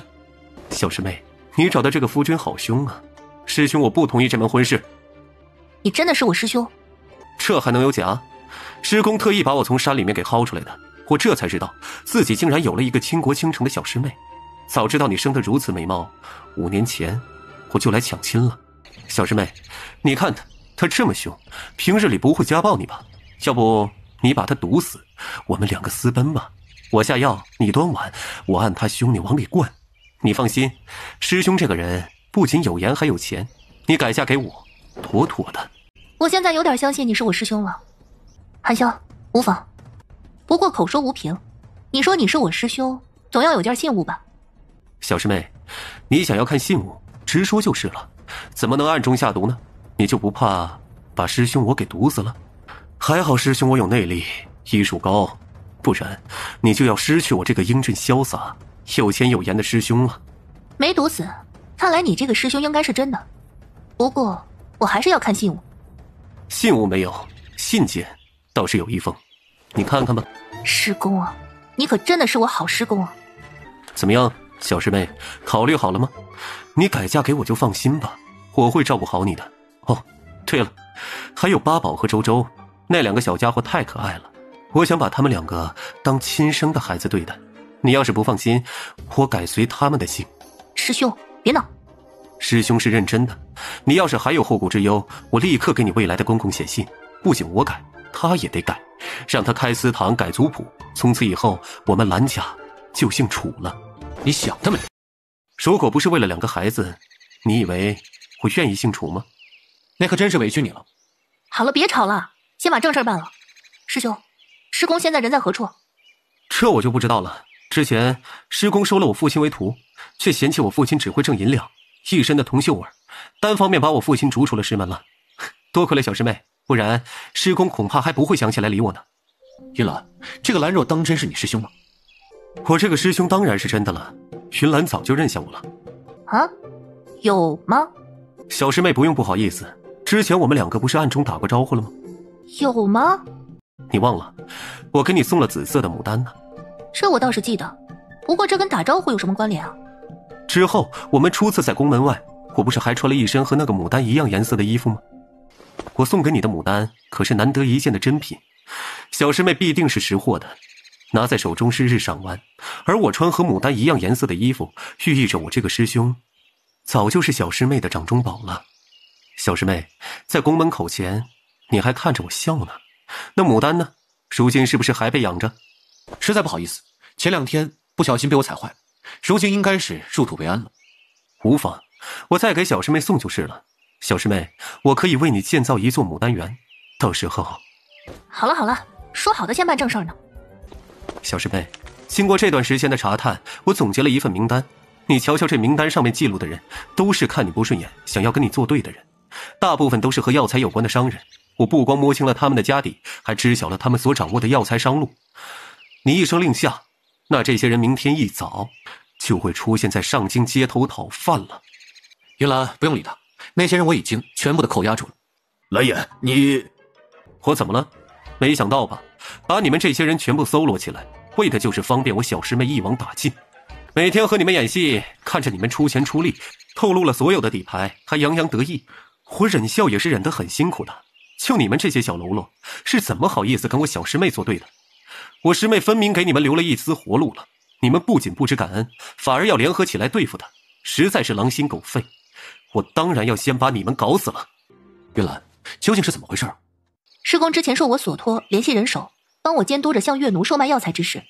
为了和无尘大师较劲儿，暗中联系了以前收的徒弟，兰家就是其中之一。这位兰若就是我师公徒弟之子，也就是我的师兄。真是没想到，医生和兰家竟是有着师徒之情。草民兰若见过皇上，想来旁边这位就是德贵妃了。难怪我方才瞧着2位气度非凡呢。你既是云兰的师兄，自然也就是朕的晚辈，不必这般多礼。多谢皇上。师公在联系师叔们的时候，发现了这些药材商人们的异动，为了防止这群人给我捣乱，便让我师兄将他们聚集在一起，想着将他们一网打尽。所以说，这济世堂是故意开办的。是，一来是为了从这些人的身上榨银两，二来也是为了和无极堂做个对比，没有济世堂的衬托，众人怎么会知道无极堂有多好呢？包括后面的这一场比试，也是为了让小师妹名扬天下的。皇上有所不知，这些商贾打的主意十分恶毒，他们一边赔钱低价出售药材，污蔑抹黑无极堂，为了这一场医术比试费尽了心机，连吴春来都给请出来了。知道此人性情刚正，便在暗中给他捏造了很多的证据，说小师妹欺压太医，抢夺功劳，还在各处搜罗了患怪病的病人，为的就是想尽办法让小师妹输掉比试。朕看到了。还有一些事是皇上没有看到的，这些商人可都是吃人不吐骨头的主，他们早就在暗中商议，妄图彻底取代无极堂。一旦他们的主意达成，济世堂就可以铺满天下。到时候他们不仅可以垄断药材商路，还掌控着天下的医馆以及众多医者的命运。现在亏损的那些银钱，将来都可以千倍百倍的赚回来。还有一点，他们暗中联系了月奴那边的人。这些人的心是真黑呀！小师妹，我们蓝家跟这些黑心的商人可不同，尤其是我这个铁定的蓝家未来的家主，主打的就是一个单纯、好骗、恋爱脑。玉兰，你看看韩笑，英俊专一，武功高。蓝公子，那些心怀叵测的商贾已经被扣押，这边还需要公子帮忙录个口供。另外，若公子手上还有一些其他的证据，也请一并交给本官。证据倒是还真有一些，等会儿我让人。一想到这些人意图谋害韩王妃，本官就觉得怒火中烧啊！别等会儿了，公子立刻随本官去审一下那些商贾。您请。我的手帕！飞将哥哥，这都可以抓住的。哎，小主子，手帕不知是从什么地方飘过来的，不干净的。哎呀，还是风筝好玩，可以飞到天上。一只护卫好生大胆，竟然敢毁了本郡主的风筝，该当何罪？韩王殿下，见到多年未见的表妹，你是不是该上前好好打个招呼？云兰，你吃醋了？哼，我吃什么醋？你就是吃醋了。喂，你这护卫好生没有礼貌，没听到本郡主在问你话吗？毁坏了小姐的手绢是属下的错，愿意照价赔偿。哼，说的倒是轻巧。一匹丝绸不值什么钱，可那手绢是我最心爱的，那就是无价之宝，你赔得起吗？喂，看你衣着不凡，仪表堂堂的，可是这群护卫的主子，你的护卫犯了错，你是不是应该管一管？不是。什么不是？你问我是不是这帮护卫的主子，我回答你了，不是。你唬我呢？你不是这群护卫的主子，那谁是？主子，刚才是属下的错，毁坏了这位小姐的手绢，还要劳烦主子为属下出面商定一下如何赔偿。夫人，赶紧的把事情解决了，我们还要去坐船呢，孩子们都快等不及了。想来这位便是西凉的纳兰郡主了吧？不错，我便是西凉的郡主纳兰武。你们是何人？怎么养出如此不知规矩的护卫？你应该称呼我一声表嫂。放肆！什么人都胆敢当我的嫂子吗？你可知我的表哥是谁？那可是大周朝的韩王殿下。我表哥不仅领兵如神，还爱民如子，深受百姓的爱戴。我虽不知你是何等身份，只是提醒你一句，可不要随便乱攀关系，给自己招来祸患可就不好了。那就请领兵如神，爱民如子，还深受百姓爱戴的韩王殿下，跟你的表妹好好解释一番吧。纳兰武，你真的是表哥吗？我刚刚实在是太失礼了，竟然没有一下认出表哥，还请表哥勿怪。来人，把纳兰武带回去，交给西凉王和西凉王妃看管着。另外派遣个嬷嬷过去，教导他大周朝的礼仪。表哥，你这是什么意思？我可是你的表妹啊，为何你要让嬷嬷教导我大周朝的礼仪？你是在嫌弃我不守规矩吗？带走。王爷，王妃吩咐了，说有表妹的人不能上船。今天是皇贵妃大喜的日子，我这个做兄长的应该敬妹妹一杯才是啊。西凉王远道而来，恭贺本宫进位之喜，此番心意，本宫领会了。事前总听父王说，姑姑是整个西凉的明珠，还说我与姑姑在眉眼之间有几分相似。姑姑仔细瞧瞧，如今的武儿可有资格从姑姑的手中接过西凉明珠这个称号？本宫怎么不记得自己什么时候有了西凉明珠的称号？皇上听说过吗？西凉明珠，明珠一般比不得皇贵妃的明月之子。前些时日南海来进献的那一批南珠呢？皇上您忘了，小郡主前些日子颇为喜欢穿珠子的，您让人打了孔，给小郡主练手去了。昨日奴才看见小郡主和小郡王在御花园里面打弹珠，用的约莫这就是南珠。那就给爸爸和周周拿去玩吧，也并非什么稀罕物件。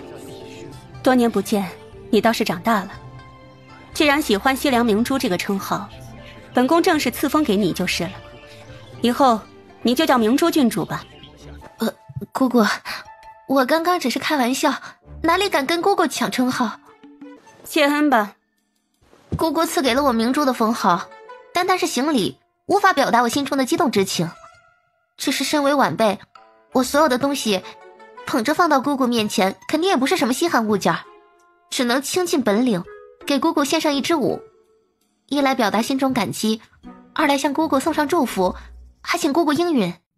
云兰，你之前便说对西凉的风俗颇为好奇，只可惜一直没有机会瞧一瞧。西凉的女子个个能歌善舞，想来这位明珠郡主也是不差的，待会儿可要好好的欣赏欣赏。是，儿媳沾了母妃的光，今日有眼福了。哎，对了，怎么一直没见八宝和周周啊？两位小主子说要为皇贵妃准备礼物，皇上命人照顾着，主子不用太过担忧。什么味道？竟香得如此奇异。确实是很香啊，好像是从明珠郡主的身上飘出来的。这舞跳的倒是不错啊。皇上，西凉大祭司刚刚口吐鲜血，这会儿一直想着求见皇上。西凉大祭司，既然是想要见朕，那么就把人带上来吧。凤女将，万事吉，龙凤和，事永昌。皇上，世间的凤女降临了。凤女？不知道你口中这凤女说的是谁啊？见过凤女殿下。我吗？没错，之前老朽便捕测到有凤女降临，只可惜那股气息若隐若现。如今闻到那股异香，终于确定郡主便是凤女。大祭司之前倒是提过凤女这件事，没想到今日竟然卜算到了。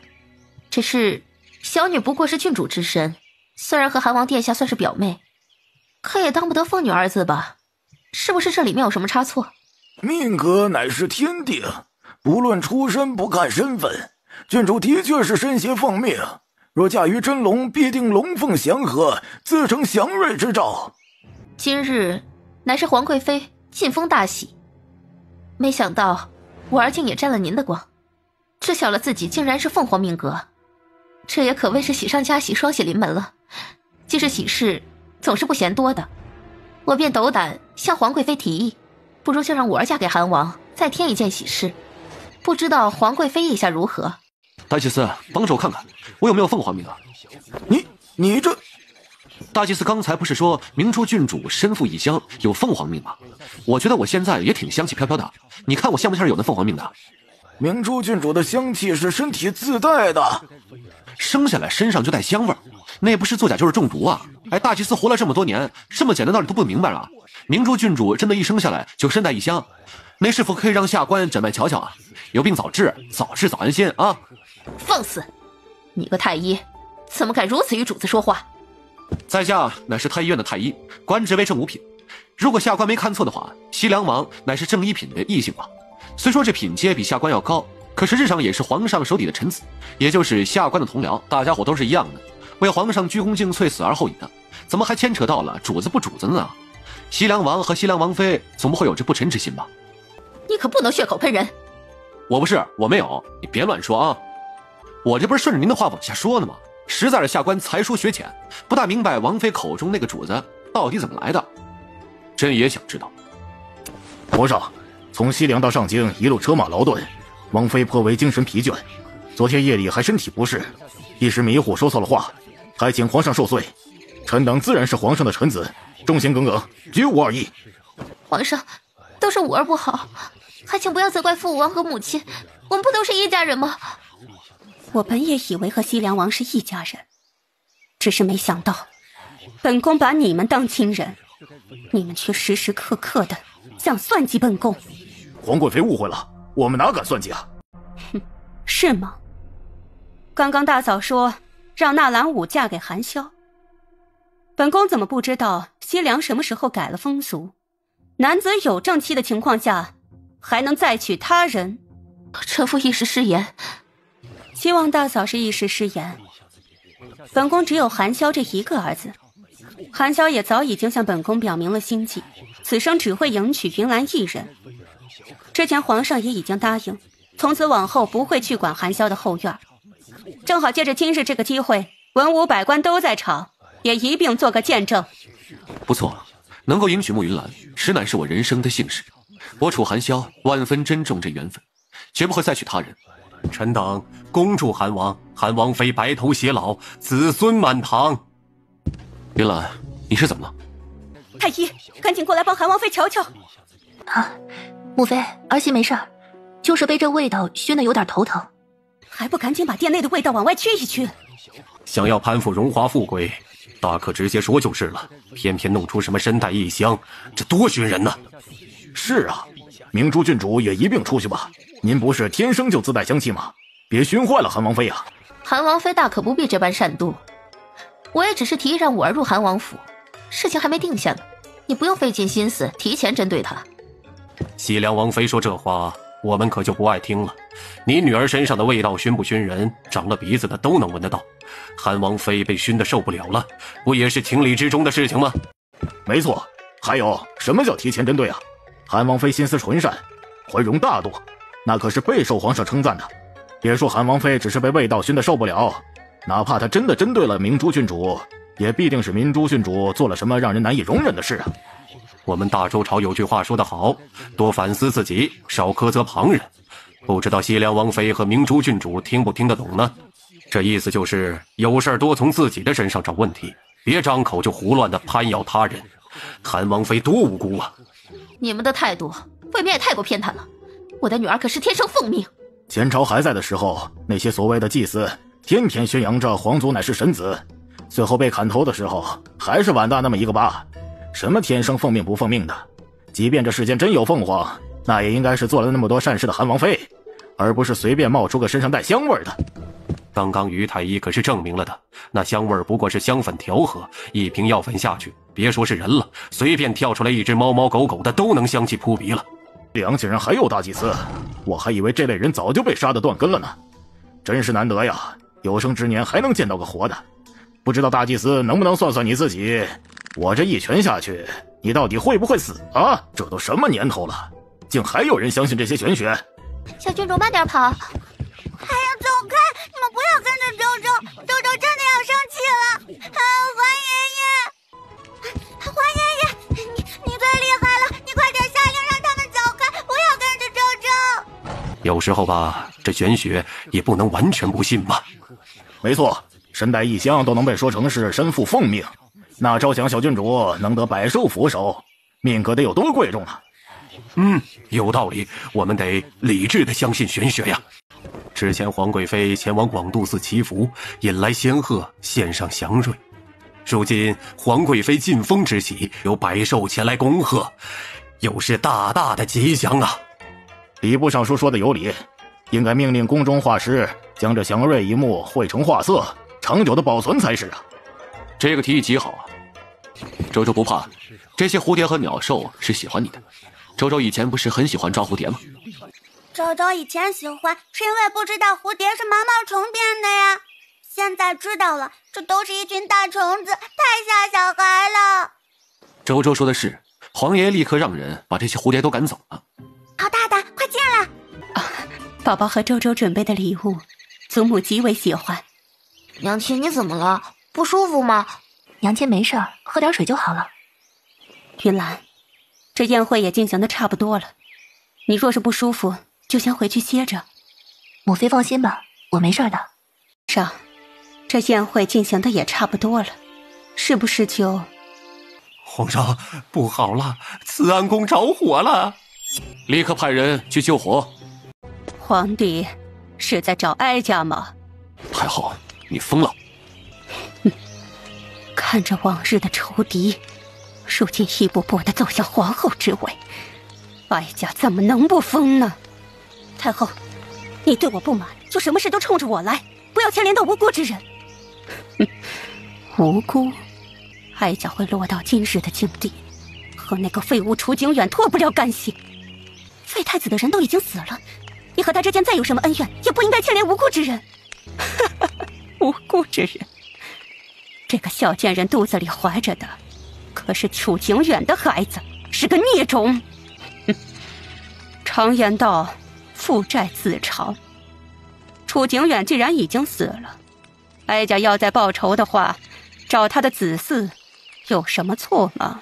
太后，你现在把人放了，就还有这活命的机会。你若是不放人，可就别怪朕不顾念最后的情分了。顾念最后的情分？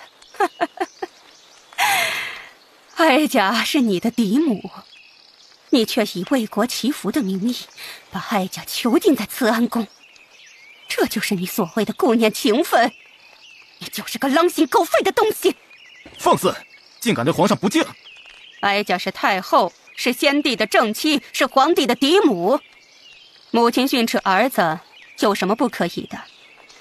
是皇帝百般不孝，囚禁嫡母，罔顾孝道，应该让天下所有人都知道皇帝的真面目，知道他是何等不孝不悌的奸贼。看来太后是打定主意要和朕撕破脸了。是又如何？那就要看看太后有没有命活着离开这慈安宫。傅明雅的肚子里怀着的是楚景远最后的血脉，你那么疼爱那个儿子，他人都已经死了，你不帮他保全这个孩子？太后自己都说完了，朕那么疼爱楚景远，可他最后还是死了。那么你觉得朕会为了一个还未出世的孩子，对你百般忍耐？你果然是个冷血无情的怪物！现在马上准备马车，立刻送哀家出宫，哀家就放过傅明雅。可如果你不这样做，哀家就立刻杀了他。明空坚守准备，傅明雅和他肚子里的孩子，任何一方有事，立刻将逆贼射杀。果真不愧是皇帝呀，足够冷血无情。好，今天有皇室的血脉为哀家殉葬，哀家也算是值了。就带着傅明雅和他肚子里的孩子一起死。做得不错。汉王妃，你抱这两个孩子太辛苦了，交给奴婢吧。好臭！他是刺客，抓住他！把人找出来！韩萧，穷寇莫追。刚才逃走的那人应该就是傅岩。我与父皇都已经派遣了人手，紧盯着慈安宫，除太后之外，并未发现其余人。没想到他当真的藏在这里，还闹出了如此大事端。他故意这样，就是为了搅乱大周朝。皇上，贼人已经尽数伏诛，奴才等人立刻灭火。有贼人刺杀太后，导致了太后薨逝，朕心甚哀，必定穷尽大周朝之力，追查刺客，将刺客以及其幕后主使碎尸万段。另外这火就不用灭了，把这个奸妇拖到池塘那边，过下水，帮他醒醒神。是。皇帝，你敢？朕看这个奸妇还没完全的醒神，再把她扔下去洗一洗。哀家是太后。太后被贼人刺杀，已经是葬身在火海之中。你不过是一个勾连刺客、私通奸细的奸妇。回禀皇上，慈安宫内部查出了火油的痕迹，因此才在短时间内烧起了大火。另外，并未发现逃走的刺客，却在角落靠墙的地面上发现了一条地道，地道已从内部塌陷，完全封死。难怪找了那么久都没找着那个傅岩，原来他竟藏身在了皇宫秘密的地道里，而这个地道入口竟然在慈安宫。火油应该是由兵部的兵器司掌控，立刻派刑部尚书和兵部尚书去查，一定要找到其源头。是。皇帝，你想知道吗？你会老实交代？为什么不交代？你问问你的皇贵妃呀。这件事情和皇贵妃有什么关系？怎么会没关系？运送火油入京交到哀家手上的，就是他的兄长和嫂嫂呀。你胡说！他们两个纵然要为自己图谋，可也不至于犯下这杀头的大罪。你不信？好好问问，不就知道了？当年你害死了我儿子，如今你想当皇后，你的儿子想当未来的皇帝，哀家不许！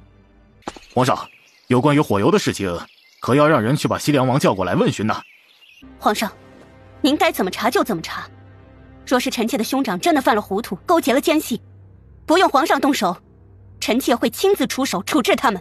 儿臣愿意亲自调查此事，必定是把其查得水落石出。查什么查？不过是区区贱妇的攀咬之词，也只当这般大动干戈。你说什么？你说出来这些，无非是想着挑拨朕对皇贵妃以及老三这一家的信任。朕既然清楚你的目的，为什么还要上当呢？火油的确是西凉王带入境的，你一查就清楚。是又如何？东西不分好坏，关键是人怎么去使用。是你利用这火油点燃了慈安宫，给百越奸细制造机会，事实万分的清晰明了。朕只需要知道这一点就足够。至于其他人，朕想要罚谁，还非要确定真相。皇帝，你和先帝可真是天差地别呀！先帝是先帝，朕是朕，自然不同。先帝这晚年胡乱猜疑，导致了皇子的争斗越发惨烈。可朕不是先帝，已经经历了一遍那样的残酷的时光，就绝不会重蹈覆辙。朕相信韩萧和云岚，更相信皇贵妃。你信他们，信外族之人？皇帝，你会有报应的，你一定会有报应的。朕现在记性不好，记不清什么时候给你脸，让你一个奸妇也敢用这样的语气与朕说话。把这个奸妇拖下去，直接杖毙。皇上，直接杖毙是不是太过残忍了一些？要不然还是赐白绫吧。是啊，赐白绫也好，赐毒酒也罢，总好过杖毙啊。宫里的刑罚，皇上也是知道的，一棍子一棍子打下去，生生把骨头都给打断了，着实是有些残忍。尔等不用再说了，没有把这个奸妇凌迟处死，已经是朕格外的开恩了。父皇，今天本是母妃晋封皇贵妃的大喜之日，却硬生生的被眼前这人给搅和了。仅仅是杖毙，是不是太过便宜他了？那云岚，你有什么好的建议？儿媳平日里除了研究一下医术和毒术之外，对酷刑也是有些了解的。剥皮、腰斩、车裂、锯五刑、凌迟、易手、烹煮、宫刑、月刑、插针、活埋、镇毒、棍刑、锯割、断椎、灌铅、弹琵琶、抽肠。父皇比较倾向于看什么样的刑罚？这弹琵琶是什么刑罚？听着倒是颇为雅致。这个刑罚说起来颇为简单，只需要把人吊起来，然后掀起上衣，用尖刀沿着肋骨来回的弹拨。据说越是皮肉鲜嫩、养尊处优的人，用尖刀拨到骨头上的声音就越发的好听，因为和弹琵琶的手法颇为相似，故而有了这个名字。你这个贱人，也敢这样对哀家？我有什么不敢的？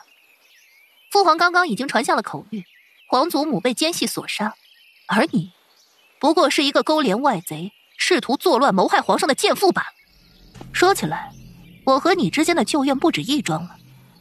当初我还未出阁之际，你就暗中指使我身边的下人，散布楚寒萧杀人如麻、性情冷酷的传言，暗中授意柳姨娘和穆锦柔诓骗着我与人私奔，甚至毁掉容貌。除此之外，你让穆锦柔以正妻之礼嫁入韩王府，践踏我的面子，让我们姐妹相残，之后对我百般为难，先是质疑八宝和周周的身份，而后又想办法谋害他们的性命，更是与太子等人暗中勾连，算计我们一家子人的性命。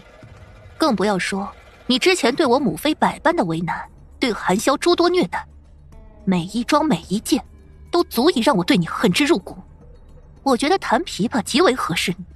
哼，来人，把这个贼人带下去，用我刚刚说的刑法好好的招呼他。我要看到他肋骨上皮肉分离，注意些力道，3日之内别让他断了气。不，你不能这样对我，我是太后，我是太后啊！你这个太后当的不亏心吗？真当所有人都不知道那个同心结是怎么回事是吧？你怎么会知道？我怎么会知道？这不应该问一问傅家人吗？是谁告诉你的？傅明雅？不可能，这件事他根本就不知道。傅明雅一个晚辈，自然不知道那些陈年旧事，可有人知道的一清二楚，不是吗？是谁告诉你的？究竟是谁告诉你的？若想人不知，除非己莫为。你骗得了先帝，却骗不了朝朝日月、举头神明。不过想来，你也快去见先帝了。真不知道到了地下，先帝会不会扒了你的皮？先帝知道了又如何？能怪我吗？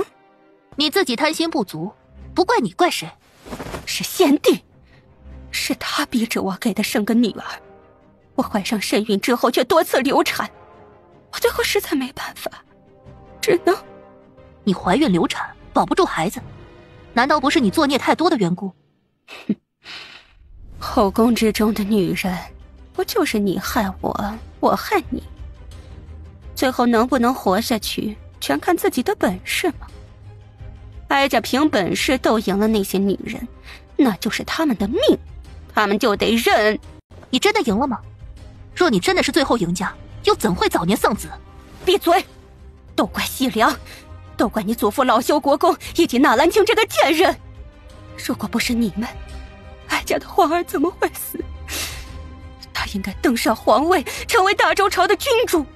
哀家则是应该成为尊贵的圣母皇太后，而不是像现在这般空有其名，没有实权，还要受到皇帝的百般桎梏，甚至连为自己的儿子报仇都不行。你的那个儿子难道不是死有余辜？你闭嘴！那是哀家唯一的血脉，是我最心爱的儿子。哼，一个混淆皇室血脉的脏东西，死了又如何？你们知道了又如何？先帝可是被哀家瞒了一辈子的。你这个贱妇，你怎么敢？有什么不敢的？哀家怀上先帝的孩子，结果怀一个流产一个。可我怀上了傅里的孩子，他却安安稳稳地待在哀家的肚子里，十分乖巧，直至降生。这就是天意。哼，这不是天意，而是人为。你说什么？我说，你怀一个留一个，不是天意，而是人为。你胡说！太后的头风之症最近发作的还厉害吗？你想说什么？你的头风之症固然有中毒的因素，可也是身体太过虚寒的缘故。那股虚寒之气，是你在年轻的时候便慢慢积累到体内的。听到你说留了那么多的孩子，我突然之间就想明白了，流产时服用的寒药就是导致你身体虚寒的原因，这也就是你头风之症的根由。不可能，什么寒药？哀家从来没有乱吃过药。一个人的身体状况是骗不了人的，只是你觉得自己没吃过罢了。傅里那个人可有往你身边派遣什么侍女、医女之类的？早些年间，太后身边的确是跟了一个医女，不过在太后产下皇子之后，便因为玩忽职守被赐死了。如此就对上了，那不是被赐死，而是被灭口了。是那贱人罪有应得，没有好好的看护我的皇儿，导致我的皇儿得了风寒，所以我才杀了他。究竟是为了什么杀他？太后心里自己有数。自从你生下了那个孩子之后，你就再也没有过身孕吧？想来也是，傅里的目的达成了，自然不会再让你有先帝的孩子。你胡说，胡说！如果我是傅里，心中存有谋权篡位之心，那么前朝、后宫、民间江湖，我通通都会布置下后手。如果不是你的儿子死了，我想傅渊也不会诈死，反叛到百越，对吗？这一切都是你的猜测。傅里一路做到丞相之位，掌控着朝堂，将自己的嫡女嫁给太子为太子妃，将庶女嫁给安王，而后捏造流言，毁了英郡王的婚事，导致他们夫妻离心。你又妄图借助婚姻影响韩萧，这是在朝堂后宫之中的布置。而那个傅渊，则诈死远遁百越，利用感情捆绑了百越的长公主，控制着她为自己所用，借机占领百越的城池，手握百越的兵权，还利用盐商大笔敛财，甚至暗中谋害了我二舅舅，导致大周朝武将青黄不接。包括你今天帮助的那个傅炎，你真的以为他所作所为都是帮你报仇？不过都是想要制造混乱，给父皇添麻烦罢了。不可能！傅里该不会告诉你，是因为喜欢你，所以情难自禁，跟你生孩子的吧？他就是喜欢哀家。哼，喜欢你一个嫁过人、流过产、心思恶毒的女人，是外面那些年纪小、青春貌美的小姑娘不够吸引人。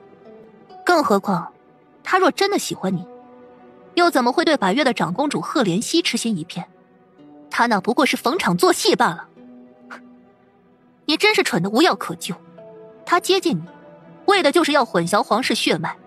如果你的那个孩子还活着，他会不遗余力推动着他坐上皇位。你以为这就结束了吗？不，你的儿子坐上皇位之日，就是你和他的死期。傅里会立刻杀了你们，而后谋权篡位，成就他的帝王梦。不可能，绝对不可能！我刚才说的那些究竟是不是事实，你心中应该早有猜测，只不过是不愿意承认罢了。不过你承不承认都不要紧了，你的儿子死了，你也要死了。至于傅渊，百越的那位长公主倒是一心想着将他带回去。父皇，这件事情牵扯太过重大，究竟如何处置，还得您来拿主意。你刚才说那些酷刑，朕听着都极为有趣。朕会让人一一在这个贱妇的身上用上一遍，然后再把她挫骨扬灰。父皇，赫连熙和傅渊逃脱，必定会想尽一切办法返回百越，儿臣请旨立刻前往边境，对二人进行截杀。一旦他们俩返回百越，必定是百越对我们大周朝大举用兵之时，儿臣要赶往边境，提前做好应对准备。汉王殿下，不可！百越与大周早晚会有一战，要战便战，我大周朝的将领有何惧啊？只是汉王殿下身份贵重，理应坐镇于后方，老臣愿意请战，亲自前往边境，率兵出击百越。修国公说的是，汉王殿下绝不可亲身上战场，臣等身为武将，甘愿为大周朝肝脑涂地，请皇上允许臣等前往边境。韩萧，你不必说了，战场太过凶险，即便是朕想让你去，云岚也必不会答应。父皇，其实韩萧若是想上战场的话，儿媳还是支持的，并且想跟他一起去。不可，不可！韩王妃，您这个时候情况特殊，别说是上边境了，路走多了都有危险。是啊，女子在这个时候总是要格外注意的。别说战场凶险了，就是那凛冽的风沙也足够伤人的了。对，没错。韩王妃现在不仅要为自己考虑，还要为皇室的血脉考虑啊。云岚，你难道说你？是，儿媳的确是怀上了身孕，不过这才刚刚1个月，都不显怀，也不影响行动之类的。到战场上去还是一点眼色都没有，傻愣着干什么呢？还不赶紧给韩王妃搬上凳子来，铺上个软垫，等等，铺2个，靠2个，那样才软和。混小子，你发什么愣呢？还不赶紧扶着你王妃坐下？云岚，你真的？我们又有宝宝了。这软垫行吗？不行的话就换一个。可以，很软和了。恭喜三哥！同喜！三哥，你这个同喜说的极好，三嫂怀上了儿子，为我们楚家添丁进口，的确是一件大喜事。怎么了？呸！我蠢言蠢语，大风吹去。老五，朕平时怎么没有发现你这么不会说话？什么叫怀上儿子？那是怀上女儿，你三嫂肚子里的一定是朕的小孙女。皇上说的是，平王殿下说话也太埋汰人了。韩王妃命格贵重，此胎绝对是小郡主。没错，老臣在宴会上特意观察过韩王妃的饮食，韩王妃吃了好几口带着辣味的东西，这酸儿辣女说的一定没错。等等，在宴会上观察我家王妃吃东西，也就是说宴会开始之前，你们就已经知道我家王妃怀上了身孕，所以你们都知道，唯独我不知道。老三没说错，为什么你们都知道啊？为什么没人来告诉朕？父皇，儿媳怀上身孕也不是什么稀罕事儿，现在还是讨论一下百越那边的问题吧。百越就在那儿，想打跑不了，这没什么紧要的，关键是朕的小孙女。也许是孙子。玉兰啊，可不能够这么想，你是老楚家的功臣，承载着朕多年的期盼，你要相信自己肯定的可以生闺女。你如果说肚子里的是儿子，朕的乖乖孙女听完之后该吃醋了。那个韩王殿下，实在是不怪老臣呐，老臣只告诉了工部侍郎，还叮嘱了他不要往外传的。我知道张院正说了不能乱传，所以我也就告诉了工部尚书和大理寺郎中，微臣也仔细叮嘱过他们，不让他们乱说的。我家王妃怀上了身孕，是件极大的喜事，各位大人，朕每人奉上1个月俸禄当贺礼吧。应该的，应该的。你也不必待在太医院了，带上6个医术最为精湛的，直接住韩王府去。父皇不用这么麻烦的，儿媳自己就懂医术。那不行，朕可是听说过医者不能自医，即便你懂医术，给自己诊脉也总是不那么方便的。父皇，王府之中还有屈太医呢，张院正等人还是留在宫里照顾父皇和母妃吧，不然儿媳和韩萧也放心不下呀。要不这样，八宝和周周经常在宫里，你跟韩萧啊也别在韩王府住着，直接住到东宫去，这样就近照顾，就不用太医们来回的跑了啊。韩萧，你不是想往边境去吗？你刚才怀上了身孕，这个时候我应该在你身边照顾。可是我想去。韩王妃，您刚刚说错了吧？百越的长公主连同着富家害我性命，想要扒了我的皮做美人扇，还想用八宝和周周的血永葆青春，这等算计性命的仇怨已经和血海深仇无异了。我还没有想好怎么报，他竟然逃走了，这我怎么能放过他呀？乖女儿，你放心，这个仇爹爹来帮你报，我立马杀到边境去，保证让那百越的长公主死无葬身之地。除此之外，还有那个傅言，他就像是隐藏在暗处的索命恶鬼，手段诡谲，防不胜防。也就只有我可以不受其身上毒物的危害，保证把他揪出来。这女子有孕，脾气性格也会发生变化。是啊，不仅仅是脾气性格，有时候这饮食习惯、行为方式之上都可能会有变化。云兰啊，这件事情牵扯到两国，应该是慎重对待。儿媳之前就很慎重，所以才一直留着那个贺连熙的命，让他有命逃走。是我不好，早知如此，儿媳当初就应该直接把他给砍了。你这么想可就不对了啊！父皇，这件事是儿臣，不用争。这件事情本来就是云兰想错了，怎么能够是他不好？分明是朕不好，朕布置的有疏漏，让贺连熙逃走都是朕的错。云兰啊，你千万别多想，你就顺着自己的心意来，怎么高兴怎么做，这样才可以让朕的乖乖孙女开心的长大。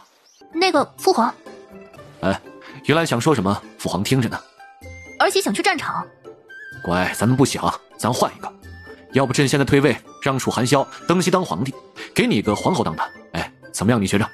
可是儿媳在京城之中待够了，想要到外面去看看。之前含萧就答应过我，要带我去越奴的边境看雪，去百越的土地上过冬。可现在一个承诺都没兑现，儿媳想想就觉得心里难受。这个嘛，云兰啊，边境打仗可是会死人的，多吓人呢。儿媳学习医术，见过的死人也不少，有什么好怕的？边境的条件也艰苦。韩萧说百越那边不错，直接打下来，儿媳住到百越去，条件就不艰苦了。楚含萧，云兰，要不咱们再想想？你要言而无信，食言而肥，出尔反尔，信口开河。怎么会？答应过你的事情，我必然做到。那正好，你来做主帅，领兵征战，我来帮你做后勤，保证粮草、药材、辎重供应。世界那么大，我们一起去看看。这件事情，太医，韩王妃的身体很是健康，可也因此怀上身孕之后，对孩子的反应极为敏感，因此万万不能情绪波动太过强烈，以免影响了胎气稳固。韩王殿下，这段时间一定要照顾好韩王妃的情绪，不可违逆她的心意啊。云兰，你身体不适，朕先让人送你到瑶华宫那边去歇着，朕和官员们商议一下这边境的事情，你看如何？好，那儿媳就先告退了。父皇和韩萧好好商量商量，应该派遣多少兵将到百越。快准备教撵，抬的时候仔细些，走路要平稳，千万别颠簸到了韩王妃。你这个逆子！父皇，您快帮着儿臣想想办法呀！还能有什么办法呀？云兰怀上了身孕，肯定的是要保持一个好心情。百越的仇必须要报，报了仇才可以使云兰心情舒畅。修国公、魏远将军、镇边将军联合着兵部，调集人马，准备和百越开战。是，你好好的陪着云兰，告诉她粮草不足，银两不足。反正朕不管你用什么办法，一定是要打消云兰前往边境的想法。还有，务必是要保证这心情，不能够影响朕的乖孙女。是，儿臣记住了。这盒子到底是谁放在那儿的？查出来！本宫要将这心黑透了的人碎尸万段。云兰，发生了何事？身体哪里不舒服？真是……我要去边境。云兰，这盒子是谁送来的？周周带着郝大胆在瑶华宫门口的空地上玩，郝大胆嗅到了异常，趴在那里刨土，便刨出了这个盒子。好在一旁的宫女反应机敏，察觉到不对，生怕盒子里藏有什么危险，便送到了本宫的面前。恰好云兰也在，打开之后就瞧见了。云兰，这一些断指，莫非你认识？是我二哥的食指。云兰，会不会是你看错了？我还小的时候，有一阵子格外喜欢雕花的簪子，二哥为了哄我开心，便用刻刀自己偷偷的做，结果一不小心削掉了左手食指的指尖部分，都能瞧见骨头了。哪怕有大夫用了药，也持续了半个月才好。之后他的食指便稍微短了那么一点儿，我绝对不会记错。云兰，我派人立刻前去打探穆大哥和穆二哥的状况，不用，傅炎最为憎恨的人恐怕就是我们了。这是他专程给我留下的挑衅，为的就是让我前去边境。所以你才要更加的沉着冷静，千万不要上当才行。不，母妃，傅炎此人一日不死，就别想得到真正的安宁。这个挑衅，我接下了。云兰，母妃担忧你。母妃，我知道您为我担忧，但是，一定要去吗？是，请母妃放心，我一定会照顾好自己，绝对不会身处险境的。好，既然你打定了主意要去，母妃就不拦着你了。不过一定要做好万全的准备，你若是伤了自己，才是让那个傅炎真正的得意。我知道，多谢母妃。谢什么？若不是韩萧这个混小子，你现在哪里用得着这般为难？是，都是儿臣不好。说什么胡话呢？我立刻让人去做准备。父皇那边会同意吗？父皇不是已经被你重金收买了吗？刚才还闹着要御驾亲征，结果我没同意，官员们也是一个劲儿反对。父皇不愿妥协，便决定容后再议。现在不用纠结了，大家一块去吧。御驾亲征？你实在是低估了你送上那些个东西的威力。那上京这边，很多个东西都需要准备，怎么着也得耗费好几天。这几日我会把这一切都处理妥当。另外还有这4弟和5弟帮忙盯着，加上官员们的协助，帮着处理一段时间的朝政，还是没什么问题的。你有没有觉得咱们家闺女有点傻乎乎的？哪里就傻乎乎的了？咱们的闺女最是玉雪可爱。抛开外表看本质呢？抛开外，抛不开啊。周周必定是随你。闺女随爹爹，那不是正好吗？你傻没关系啊，可我闺女傻，以后怎么办呀？周周可是女孩子，女孩子娇憨些怎么了？是父皇的权势不够大，还是本王提不动刀啊？亦或者八宝不会撒药？周周负责每日开心，我们来负责斤斤计较。谁若是敢欺负咱们闺女，保管是让她死无葬身之地。现在月份尚浅，也不知道我怀的是男孩还是女孩。若再是一个女孩子，云兰，这是在发愁什么呢？若再是个女孩子，那不就是天大的喜事吗？云兰啊，什么事情都不用多想，咱们老楚家家底丰厚，让你的孩子们安稳富贵一生，绝对是没有任何的问题。皇爷爷快瞧，周周养的刺刺大王！刺刺大王在哪里啊？皇爷爷这年纪大了，眼睛有点花，怎么没瞧见呢？皇爷爷你仔细看，就在周周的手指头上啊！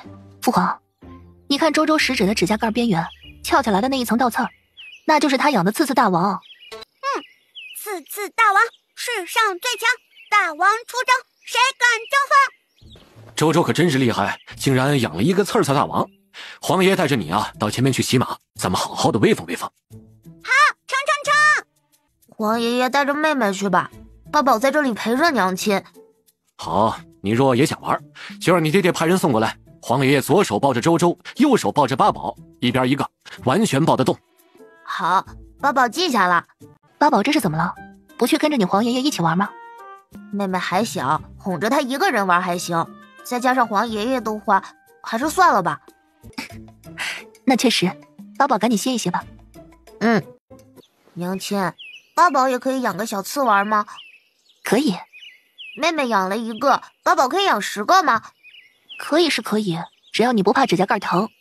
八宝还有脚指甲，那更有点困难了。你要躺在地上，抬脚去用刺刺去扎人吗？娘亲，周周的宠物没有了，刺刺大王他死得好惨啊！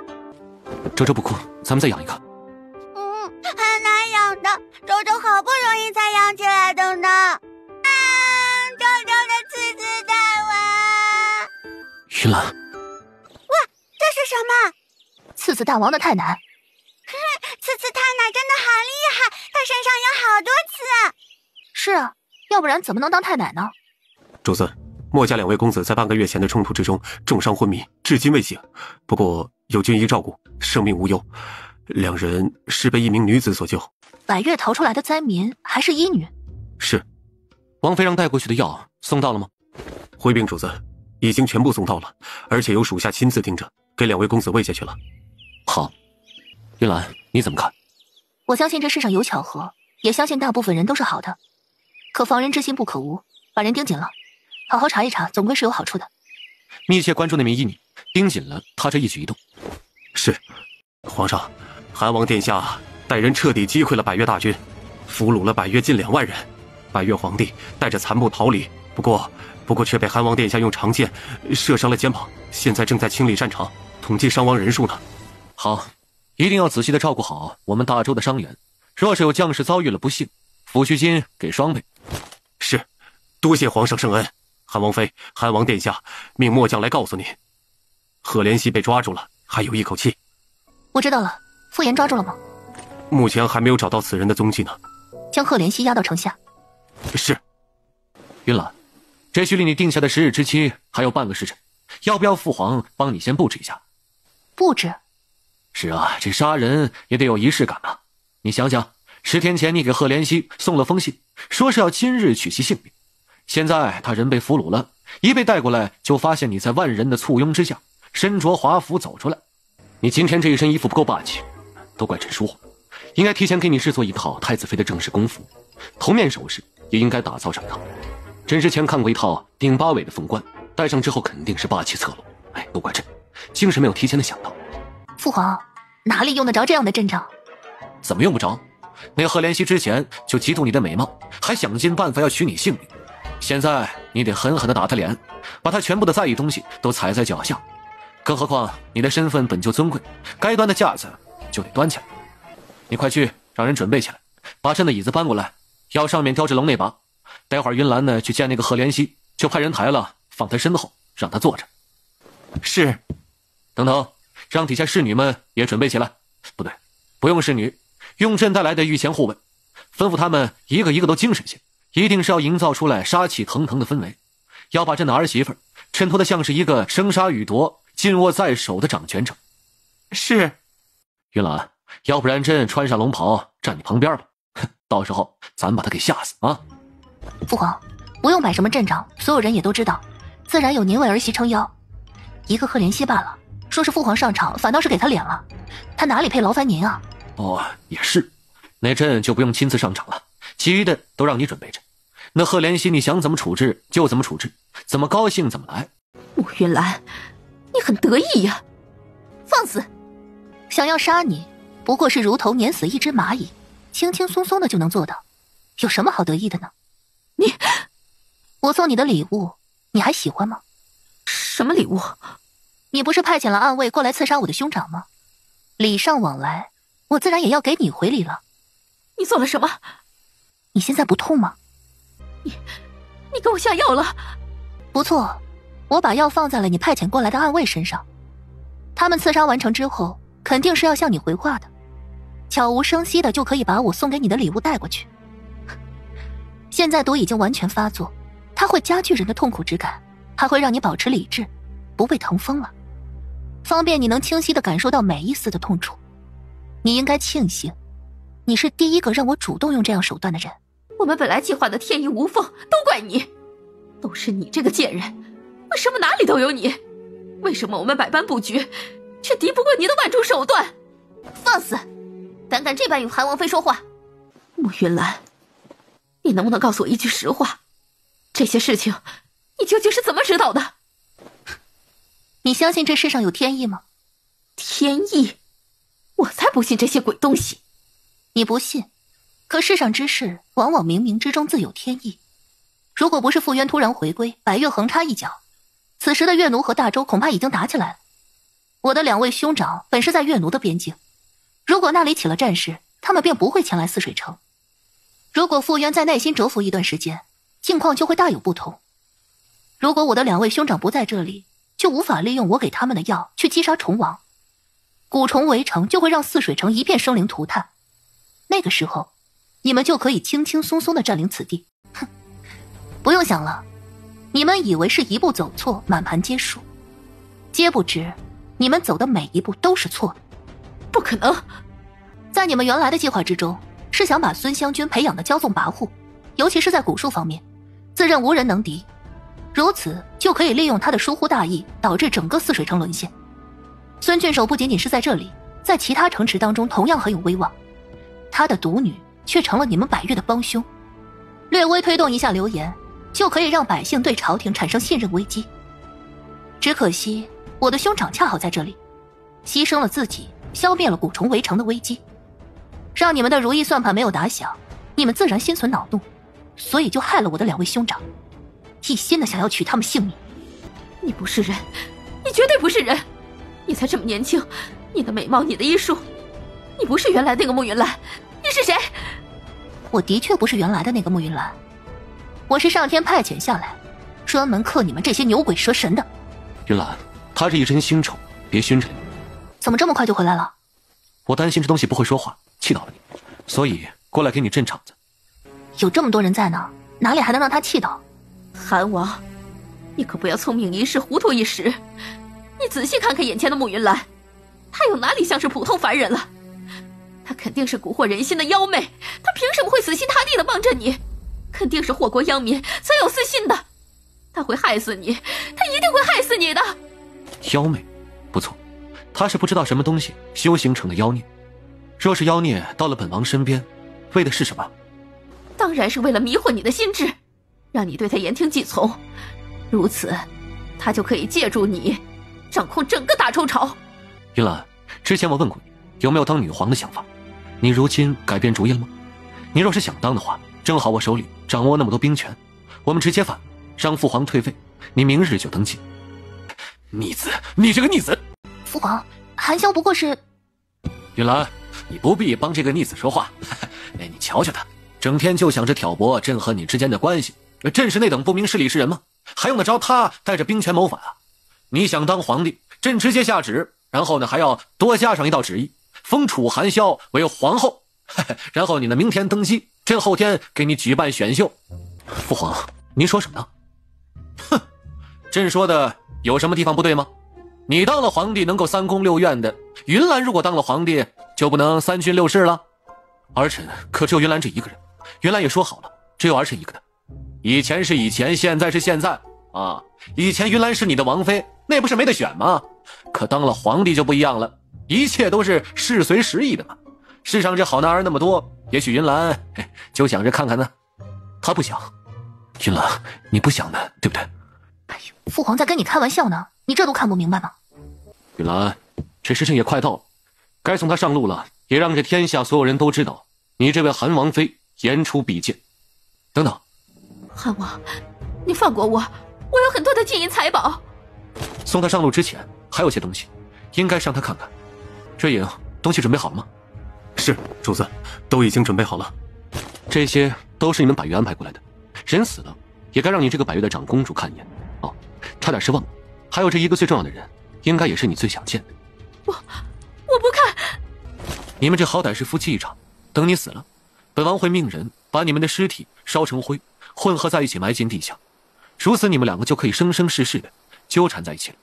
不，傅渊他就是一个欺骗感情的畜生，他有什么资格和本宫埋葬在一起？他心机用尽，欺骗感情，是个畜生。你残忍嗜杀，毫无人性，畜生不如。你们两个不正好的相配吗？不，我不要。这可由不得你。云兰，这人你希望他怎么死啊？百越的阵地上有个万人坑，是他下令专门挖的，里面的人有过半数也是他下令扔下去的。既然如此，那就让他也下去，好生的体验一番吧。我是百越的长公主，我的身份何等尊贵，你们不能这样对我。带走，按照王妃的吩咐把他扔下去，派人好生的守着，等人彻底断了气，就把他拖上来，火化之后与傅渊合葬。慕云兰，我错了，我向你磕头认错，你饶了我吧，饶了我吧。人可以不相信天命，但应当敬畏因果。你往日恶事做尽，今日也该到了偿还的时候了。王爷爷，你是天底下最厉害的人，你能不能告诉林阁老不要考试？好好好，朕立刻就跟父皇，今日的菜肴不错，您尝尝。周周啊，皇爷虽是天底下最厉害的人，可这考试还是要考的。为什么？到底是谁发明了考试这种东西？周周一定要。娘亲发明的呀，怎么了？娘亲发明的呀。那没事了。八宝最近这段时间学习的怎么样啊？可有信心通过所有的考试？没有问题的，娘亲放心吧。那周周呢？娘亲，如果考试不通过呢？考试不通过那就是挂科。你有哪一门没有学习好？觉得会挂哪一科呀？一定是哪一科吗？不能是每一科。你觉得呢？挂内科，要不然挂门外内科。皇上，门外是柳树内科。大乖乖，不着急，咱们可别想不开，挂哪科都行，就是不能挂门外那科。皇爷这2天呢就帮你补课，一定是保证你能通过这考试。真的吗？真的，你放心，皇爷向你保证。父皇，考试是为了检验孩子们这一段时间的学习成果，父皇就不要插手了，更不要妄图贿赂林阁老。朕可是帝王，怎么能够贿赂林阁老呢？威逼利诱也不行。那当然不行，朕也不会那么做的。我说楚寒霄啊，你怎么回事？朕刚才那么冲你使眼色，你怎么都不知道说一说你媳妇儿？儿臣不敢。你可是韩王，你怕什么？不就是一个王妃，凶他一句能怎么的？您还是皇帝呢，刚才怎么不说话？朕那不是看云兰怀着身孕吗？她那么辛苦，朕怎么能说她呢？万一她记恨上朕，以后这不孝顺朕了，该怎么办呢？那父皇却不害怕云兰记恨上儿臣，那你就让他打你一顿呗，打一顿出出气不就好了？你们这2口子啊是夫妻，床头吵架床尾和的，他还能把你杀了不成啊？杀了是不至于，可是云兰如果生气，气坏了身子，可比是把儿臣杀了还要更难受。你就是惧内。儿臣觉得吧，父皇的话不对，要不然一会儿写封信告诉母妃吧，让母妃来评判一下这件事情到底要怪谁。你母妃这好不容易的清静2日，你动不动就写信，这像什么话呀？多大人了还告状，一点不要脸皮的。儿臣不欺父皇，你这，朕不管，你赶紧的想办法啊！必须让周周通过考试，赢得暑假，要不然朕和你没完。那个周周别害怕，这得来想办法。怎么样，八宝和周周考得怎么样？娘亲，八宝每一科都是100分。八宝真厉害，那周周呢？周周也是100分。你也是100分？父皇，你或者是韩萧去找林阁老了？周周，你真的考了100分啊？是啊。林阁老，周周的考试成绩真的是100分吗？确实。您修改试卷了？那倒是没有，只不过小郡王每一科都是100分，小郡主的话7舍98分，剩下的加起来2分，倒也是100分没错。娘亲，对不起，周周没有考好，周周会继续努力的，周周不要暑假了。娘亲不能抱周周，周周现在很重了，会累到娘亲的。在这场考试里，周周很努力的写了，对吗？考试结束之前，周周一直在努力的写，就是不知道为什么写的总是不对。娘亲，是不是周周太笨了？你不笨，你在骑射方面便格外的有天赋，只是有些不擅长学习庞大的知识罢了。是娘亲想错了，娘亲总想着让你面面俱到，可娘亲忘了，每个孩子是不一样的。我们的周周只需要认真努力的去试过就可以了。周周以为考试考得不好，娘亲就不喜欢我了。哎呀，谁说的？我们家周周只是学习不好，又不是人不好。你乖巧、聪明又贴心，善良又有正义感，娘亲永远都不会不喜欢你的。娘亲，周周会继续努力的，下一次周周会多考几分的。好，即便是记不住那些复杂的知识，娘亲也希望周周呢能够学习一些做人的道理。林阁老是位极好的老师，他会慢慢的一点一点教会你的。云兰是位极好的母亲，八宝和周周真是有福气了。当初你们几个混账小子在上书房读书的时候，朕对你们那也是百般的爱护。可是儿臣怎么记得有一次儿臣带着4弟去逃学，被父皇拿着马鞭抽了半个时辰？不可能，绝对不可能，你肯定是记错了。老臣可以作证，的确没有抽半个时辰。看吧，林阁老都说了，皇上明明是抽了3个钟。林阁老，你肯定是记错了。哎呀，快再去看看周周的卷子，能不能多找补点几分啊？娘亲，爸爸会和妹妹一起学习的，帮妹妹记住更多的东西。哥哥你真好。对你好是哥哥应该做的，因为我是哥哥呀。皇上，小郡主的考试连合格的边都还没有沾到呢，所以这暑假不能放。你看看这个卷子，朕的乖孙女写的字多可爱，这次如此的可爱，难道不想是给她打个满分吗？皇上，您不要无理取闹。朕怎么就无理取闹了？分明是你死脑筋不知变通。老臣以为暑假2个月，从无先例。从无先例，那是没人这么做过。从朕这里开始了还不行吗？惯子如杀子，您这样溺爱孙子孙女，不是帝王明智之举。朕是皇帝，朕说了算。你不听命，你滚蛋！上书房是老臣的地盘，皇上可不要忘了，老臣手中还有先帝赐下的戒尺，虽然没有上达昏君下达朝臣的特权，却也能够在关键时刻规劝圣业。父皇，林阁老，要不然二位各退一步。行，1个半月，不能再少了。10天。不成，朕的乖孙和乖孙女才4岁啊，他们期盼这2个月的假期，你直接给放10天，你这老家伙还是不是人了？最少40天。小郡王有过目不忘之能，天资聪颖，只要努力学习，未来堪比先贤也未可知。如此才能怎可浪费15天？那是朕的乖孙和乖孙女，朕还做不了主了。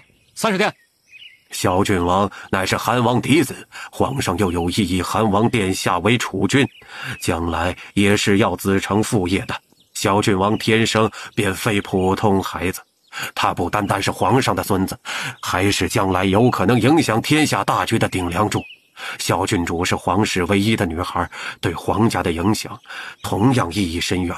不管从哪个方面来看，他们2人的教育都关系着整个大周朝的走向，所以皇上不能仅凭一己之私便影响了他们了。朕命令你。老臣抗旨不遵，要不您杀了我吧。你以为朕不敢吗？那您动手吧，来，往脖子上砍。要不这样，20日的假期，父皇和林阁老感到如何？皇上英明神武，乃天下之主，放假这样的事情自然应该听皇上的。林阁老才学渊博，乃是当时最有名的大儒，又不辞辛苦帮着朕教导孙儿一辈，在放假这样的事情上，自然是应该听从林阁老的意见。小郡王，这学习如逆水行舟，不进则退，这张单子上是老夫罗列出来，你这20日需要看完的书籍名录，书本都已经准备好了。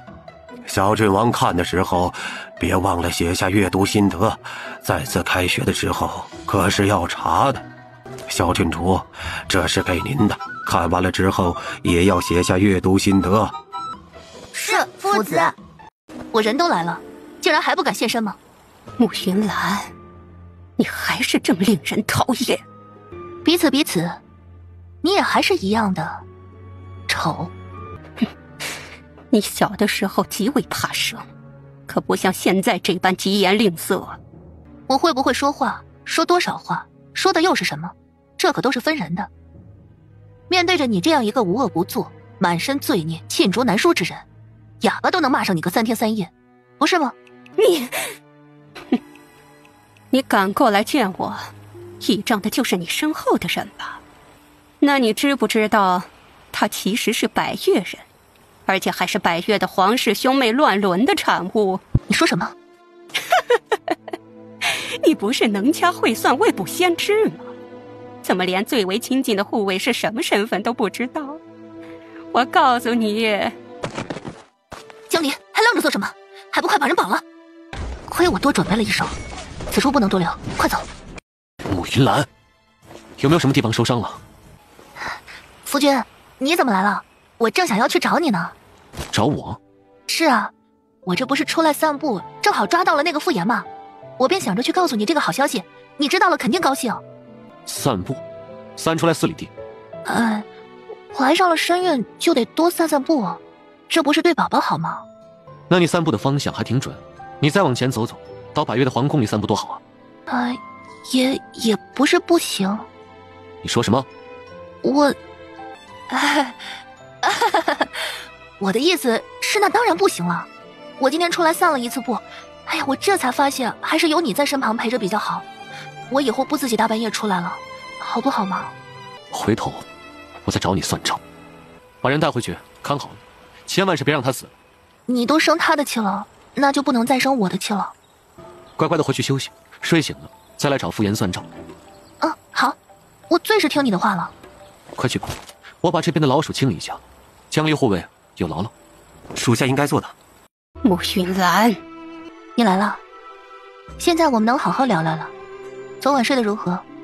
梦里有没有被我气死？你得意什么？我不该得意吗？我能得意的东西可太多了，比如最近的这件，打败了你。你不过是投机取巧，若是正面来过，你不一定能够赢我。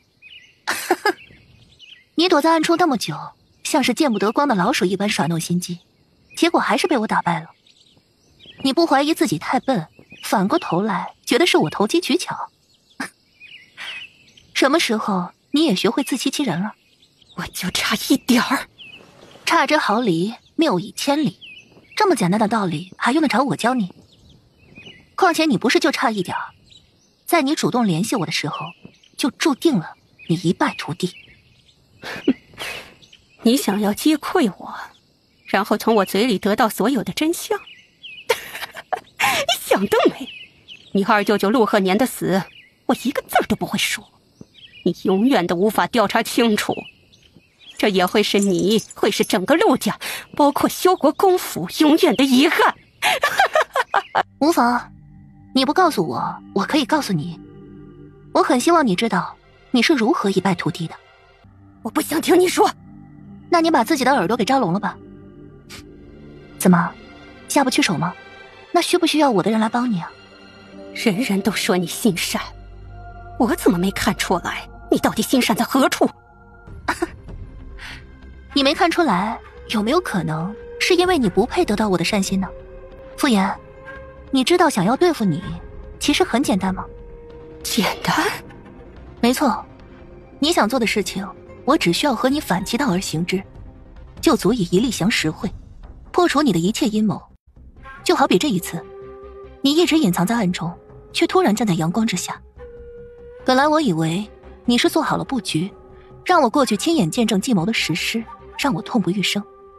可你见我却开口寒暄，于是我很轻易的便知道你在拖延时间。既是在拖延时间，那我就出其不意，速战速决，效果很是不错，直接将你的计谋扼杀在摇篮里。你说是不是因为你？你就因为这个？不可能。不然呢？你以为对付你还用得着太过复杂的计谋？一派胡言！你知道什么？你只知道傅家背叛大周，却不知道傅家所有的行动都是因为我在推动吧？哼，你未免也太瞧得上自己了吧？你以为我是普通的女子吗？我受的教导、学的东西，可不是局限于闺阁内宅的。唯有傻子才会空有一身本领，而甘愿把自己困在后院，放弃所有自尊，为男人生儿育女，最后变成残花败柳，被人嫌弃，哀怨一生。放肆！一个犯下叛国之罪的罪人，怎敢这般与韩王妃说话？无妨，他这一生对我二舅舅求之不得，手段用尽，却始终没有入过他的眼，也就只能以这样的话来安慰自己，从中寻求到一丝慰藉了。你胡说！谁说陆鹤年看不上我了？是那个白蕊蕊胡搅蛮缠，硬生生的插了一脚。陆鹤年不过是出于责任罢了，他不好违背两家的约定，不好背上负心的名义。我发现你还挺擅长自欺欺人的，这些年你就是靠着这等本事熬过来的吗？我二舅舅宁可死都不愿意娶你，你还能说成是因为责任？你懂什么？你一个闺阁女子，正是只知道围着男人打转。我的确是闺阁女子，可你恰恰就输在了我这个闺阁女子的手上。哼，你这般言语刺激我，不就是想用激将法让我把这些年的所作所为说个清楚吗？你还真错了，你现在说与不说已经不重要了，反正以现在的罪名就足以将你千刀万剐了。至于过去，你也说了，那都是过去，知不知道的还重要吗？我就是想见见你，看看你这个手下败将究竟丑陋成什么样子。现在看到了，的确是挺丑的，不管是你的外貌还是你的内心，都令人作呕。把他带下去吧，关到地下，任何人都不许再跟他说话，就让他带着所有的过往和懊悔一起埋到地下。不，莫云兰，你不能这样对我。哼，你这样一个十恶不赦之人，不这般对待，我还得起身给你行个礼吗？简直是异想天开。把他带走。你不想知道我是怎么鼓动傅家的吗？你不想知道我是如何虐待你二舅舅的吗？我不想知道，我只想看着你在这个阴暗寂静的地下默默的死去，死得无声无息，像是没有来过这个世上。你二舅舅可不是死在战场上。我知道，你在战场上动了手脚，透露了二舅舅的行军信息，害得他陷入越奴的包围，而后你趁机下药将他掳走，关押到了一处无人之地。你饿着他，不给他饭吃，甚至用尽酷刑，百般折磨，只想让他松口喜欢上你。可他宁可吃草，吃地上的土，都不向你妥协。我说的对吗？你是怎么知道的？要想人不知，除非己莫为。但凡做过的事情都会留下痕迹。你不会以为自己很聪明，可以踢瞒过所有人吧？那不好意思，我比你略微聪明一些。陆和年是个混账，是他对不起我。我那么喜欢他，他凭什么不喜欢我？我对他的付出难道不够多吗？哼，付出这两个字你是怎么好意思说出口的？我二舅舅和白家小姐早有婚约，且两人情投意合，是你横插一脚向我二舅舅表白被拒之后，设计害死了白家小姐。我二舅舅不恨死你就是好的，怎么可能喜欢你？才不是，陆和年只是被蒙蔽了。那白蕊蕊除了撒娇卖吃，根本帮不上他，反倒会扯他的后腿，甚至还说不希望他再上战场。我只是帮他除去阻碍，让他无忧无虑的去成就大业。是陆和年不知好歹，理解不了我的苦心，更接受不了我的感情。战场凶险，白家小姐对我二舅舅情根深重，不希望他上战场涉险，也在情理之中。反倒是你，简直就是个神经病，完全理解不了正常人的感情。你住口！你凭什么这么说我？你知道我有多喜欢陆和年吗？那我二舅舅还真是不幸，竟然被你这样的蛇蝎喜欢上。你这双眼睛和身上的烧伤是怎么来的？该不会是我二舅舅反抗你留下来的吧？他死都不愿意跟我在一起。贱人，统统都是贱人！主子，这傅衍好像是疯了。他早就疯了，求而不得变成了他心中的执念。为了这份执念，他找补各种借口，试图解释我二舅舅对他的不屑。可是这路一开始就是错的，做的越多，也就错的越多。陆和年，你宁可刺瞎自己的眼睛都不愿意看我，那我也把自己的眼睛弄瞎，你可满意了？你瞎了好，你眼睛瞎了，到了地下就再也不会认出白水水那个贱人了。莫云兰，你知道了这么多又如何？你二舅舅最终还是死在了我的手里。你说我不是个正常人，那你身边的人就正常吗？那个江离，你知道他的身世吗？他是谁？有着怎么样的身世？不用你来说。江离，进来把他拖出去，我不想再看到他发疯了。他是个孽种，是上一任百越皇帝和自己亲姐姐的儿子。你收留这样一个孽种在身边，你自己就干净得了吗？哼，你还不知道他对你存着怎样的心思吧？他喜欢你，一个血脉肮脏的孽种喜欢你，喜欢的不得了，你还对他百般信任。陆云兰，你就不怕他哪天把你捆了，也给困到个无人的地方？他不脏。主子，你不脏。孩子没有办法选择自己的父母，脏的是他们，而不是你。应该被世人谴责唾骂的也是他们，不是你。没有人征得你的同意，便将你带到了这个世上，让你一出生便背负骂名。是世人该为自己的偏见而向你道歉，而不是让你来继续背负这份罪孽。你说什么？你不必挑拨离间。在我救起江离的时候，我便确定他绝不是恶人。不可能，你也就是说的好听罢了。我遇见他的时候，他身受重伤，躺在大雨里一动不动，奄奄一息。当时他至少躺了一整天，可凭借他的内力，本是可以支撑着去求救的，他却没有。当时的他空洞麻木，宛若一具行走的尸体。相比较于你嗜血算计，他最终的选择也只是了结自己。这样一个人怎么可能是恶人？江离，我不管你的身世如何，在我面前，你永远都是江离，不必在意敷衍的话。他无非就是不甘心，又看不惯我这般信任你，所以在临死的时候挑拨离间，想用手段看我们互相残杀罢了。江离永远不会背叛主子。我知道，我也永远不会质疑你的忠心。主子，您是在想江离的身世吗？没有，我说过不介意，是真的不介意。我只是没想到江离喜欢我。主子，您一直不知道啊？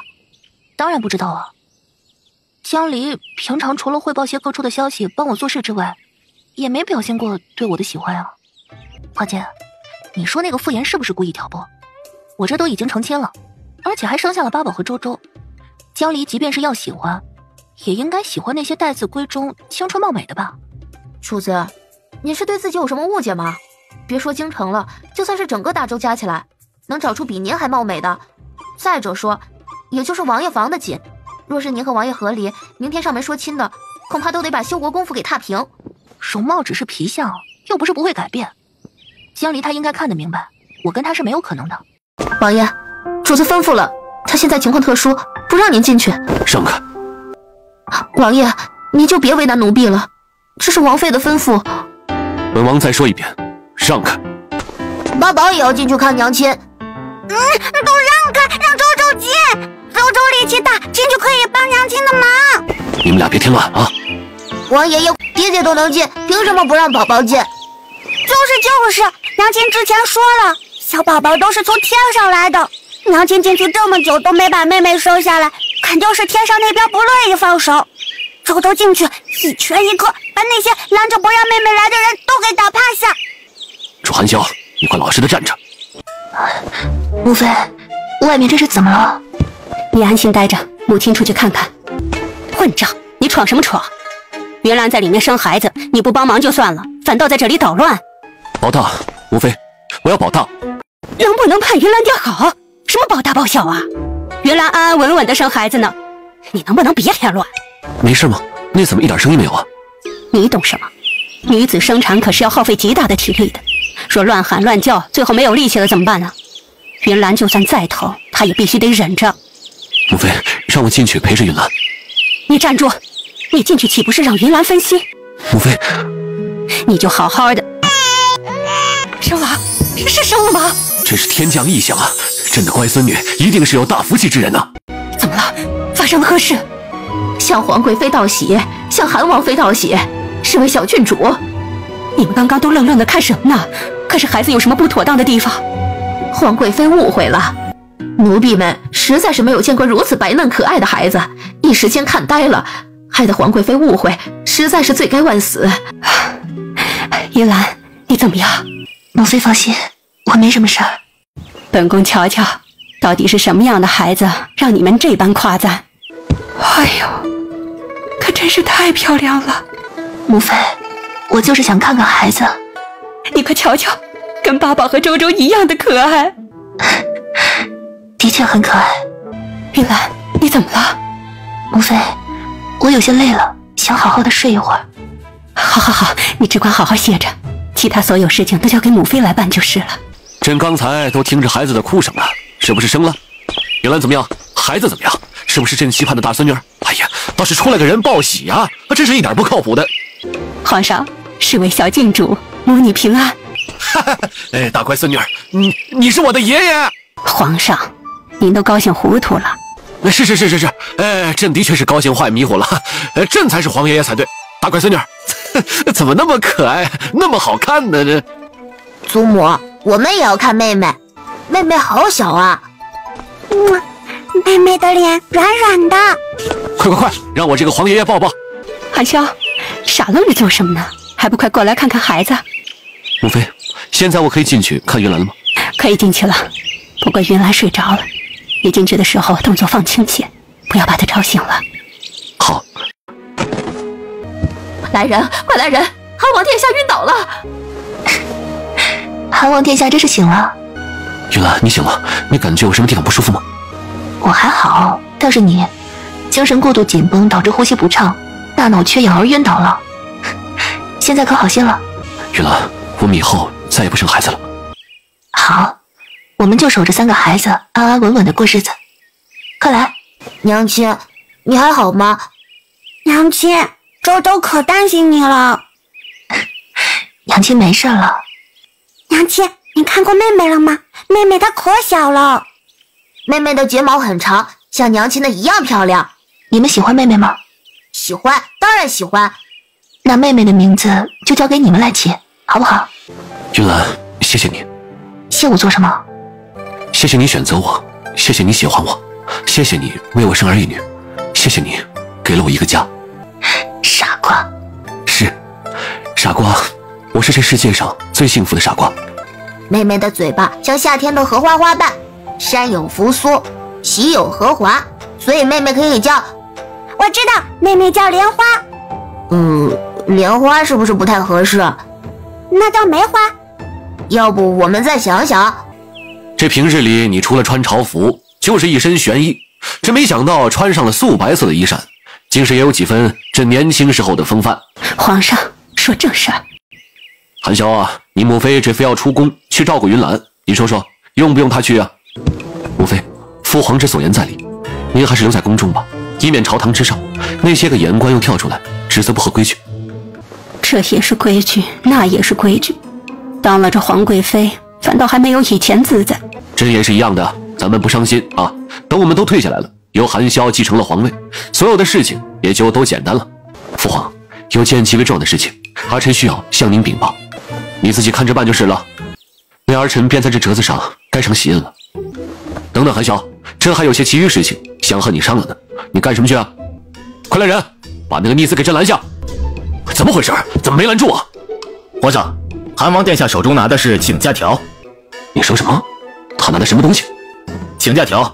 韩王殿下要坐月子，所以请了1个月的假。他做什么月子呀？啊，朕就知道，平日里劝他入宫总是左遮右挡的，今儿这么痛快进来，肯定是没憋什么好屁。皇上，那可是您的亲儿子，怎么能这么说呢？我还是他亲爹呢，他还不是照坑不误啊！哎呦喂，哎，不行了，朕的胸口疼。皇上，这大印都盖上了，韩萧也已经出宫，您就别闹了。青儿，你是朕的妻子，你怎么能偏帮着那小子说话呢？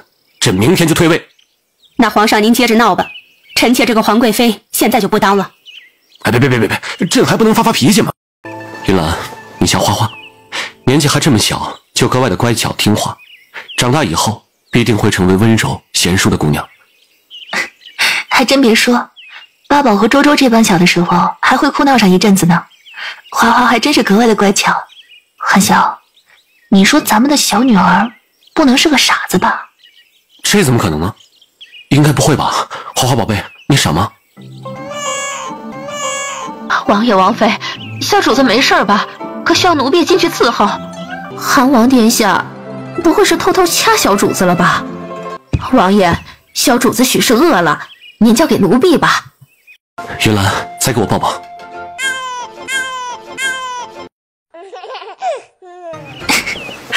闺女是不是记你的仇了？可最开始也不是我说她傻的呀。我说的那会儿，闺女还没睡醒呢。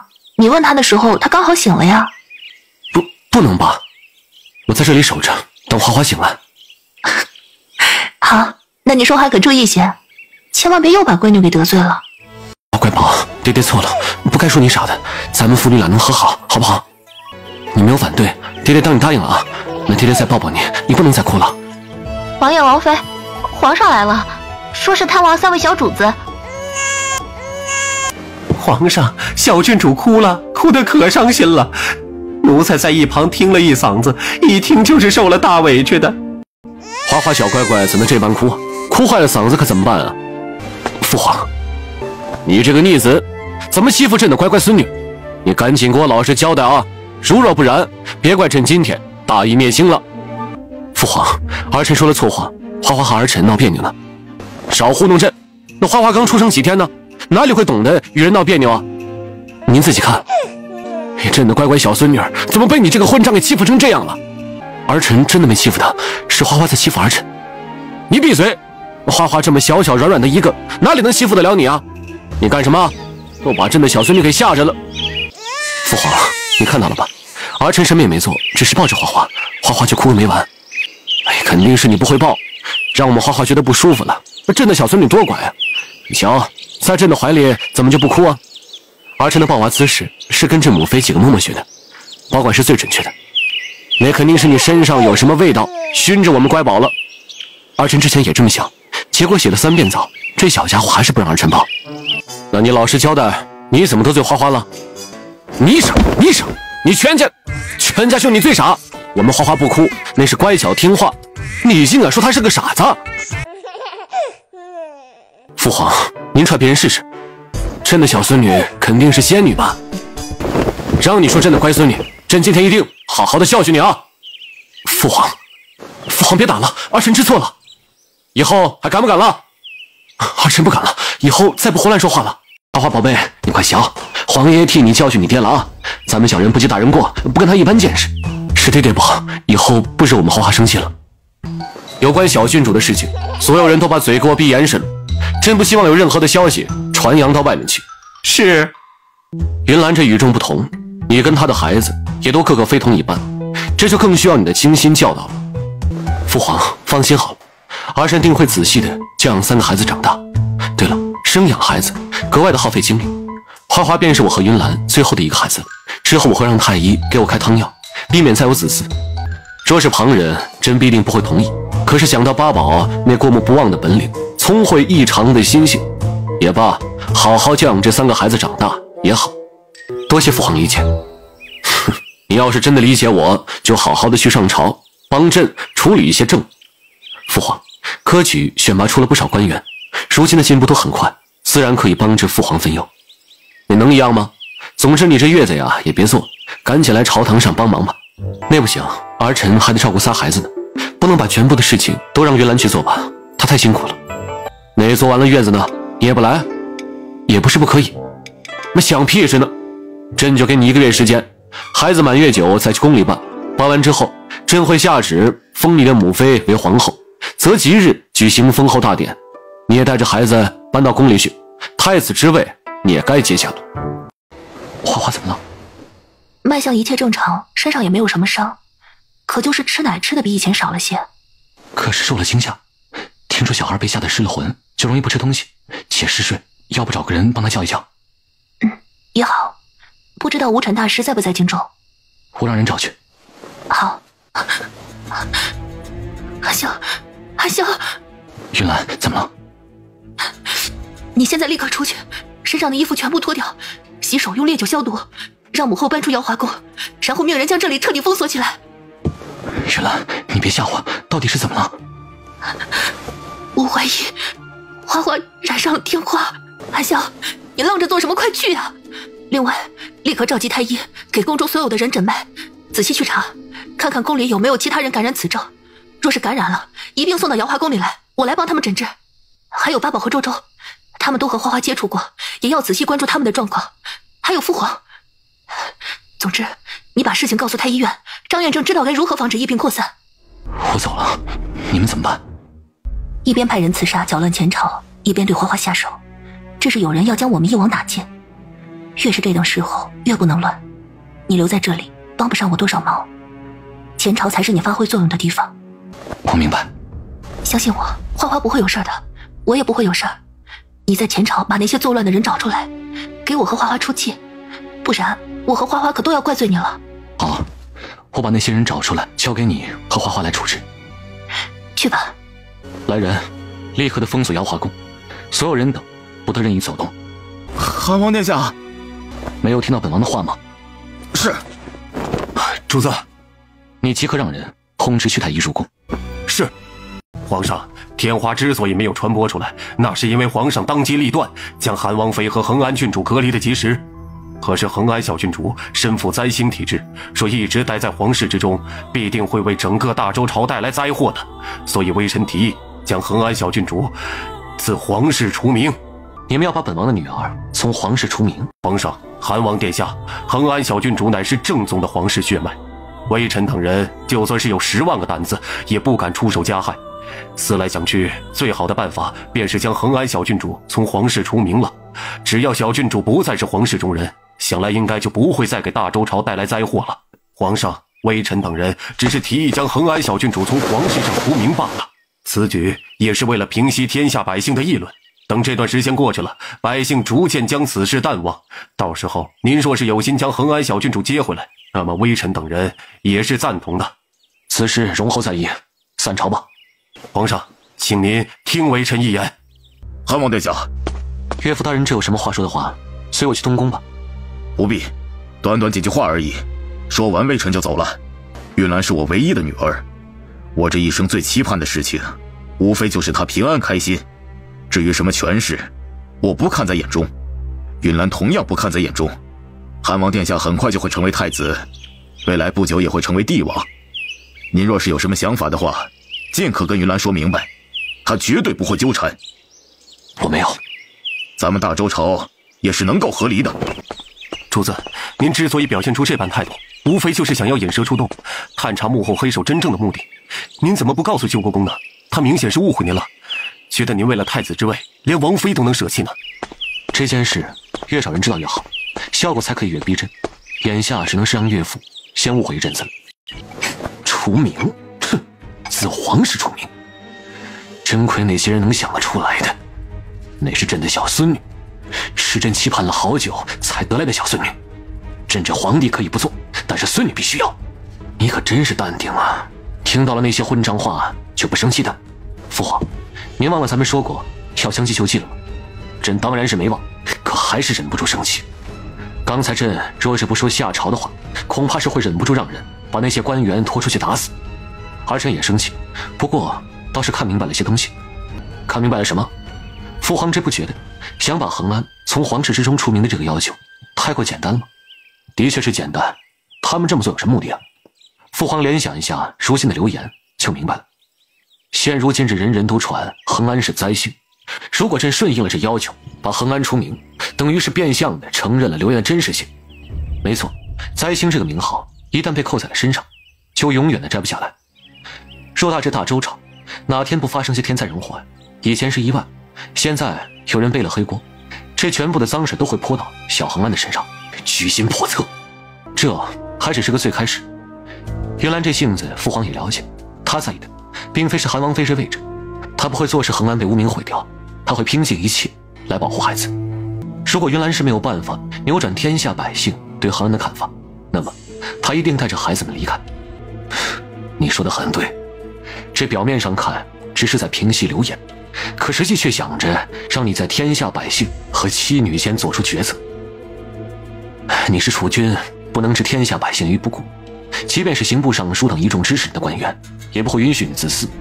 所以今日瞧那些官员的要求不算大，可实际上却是想着把你和云兰推往对立面。儿臣也这么想的。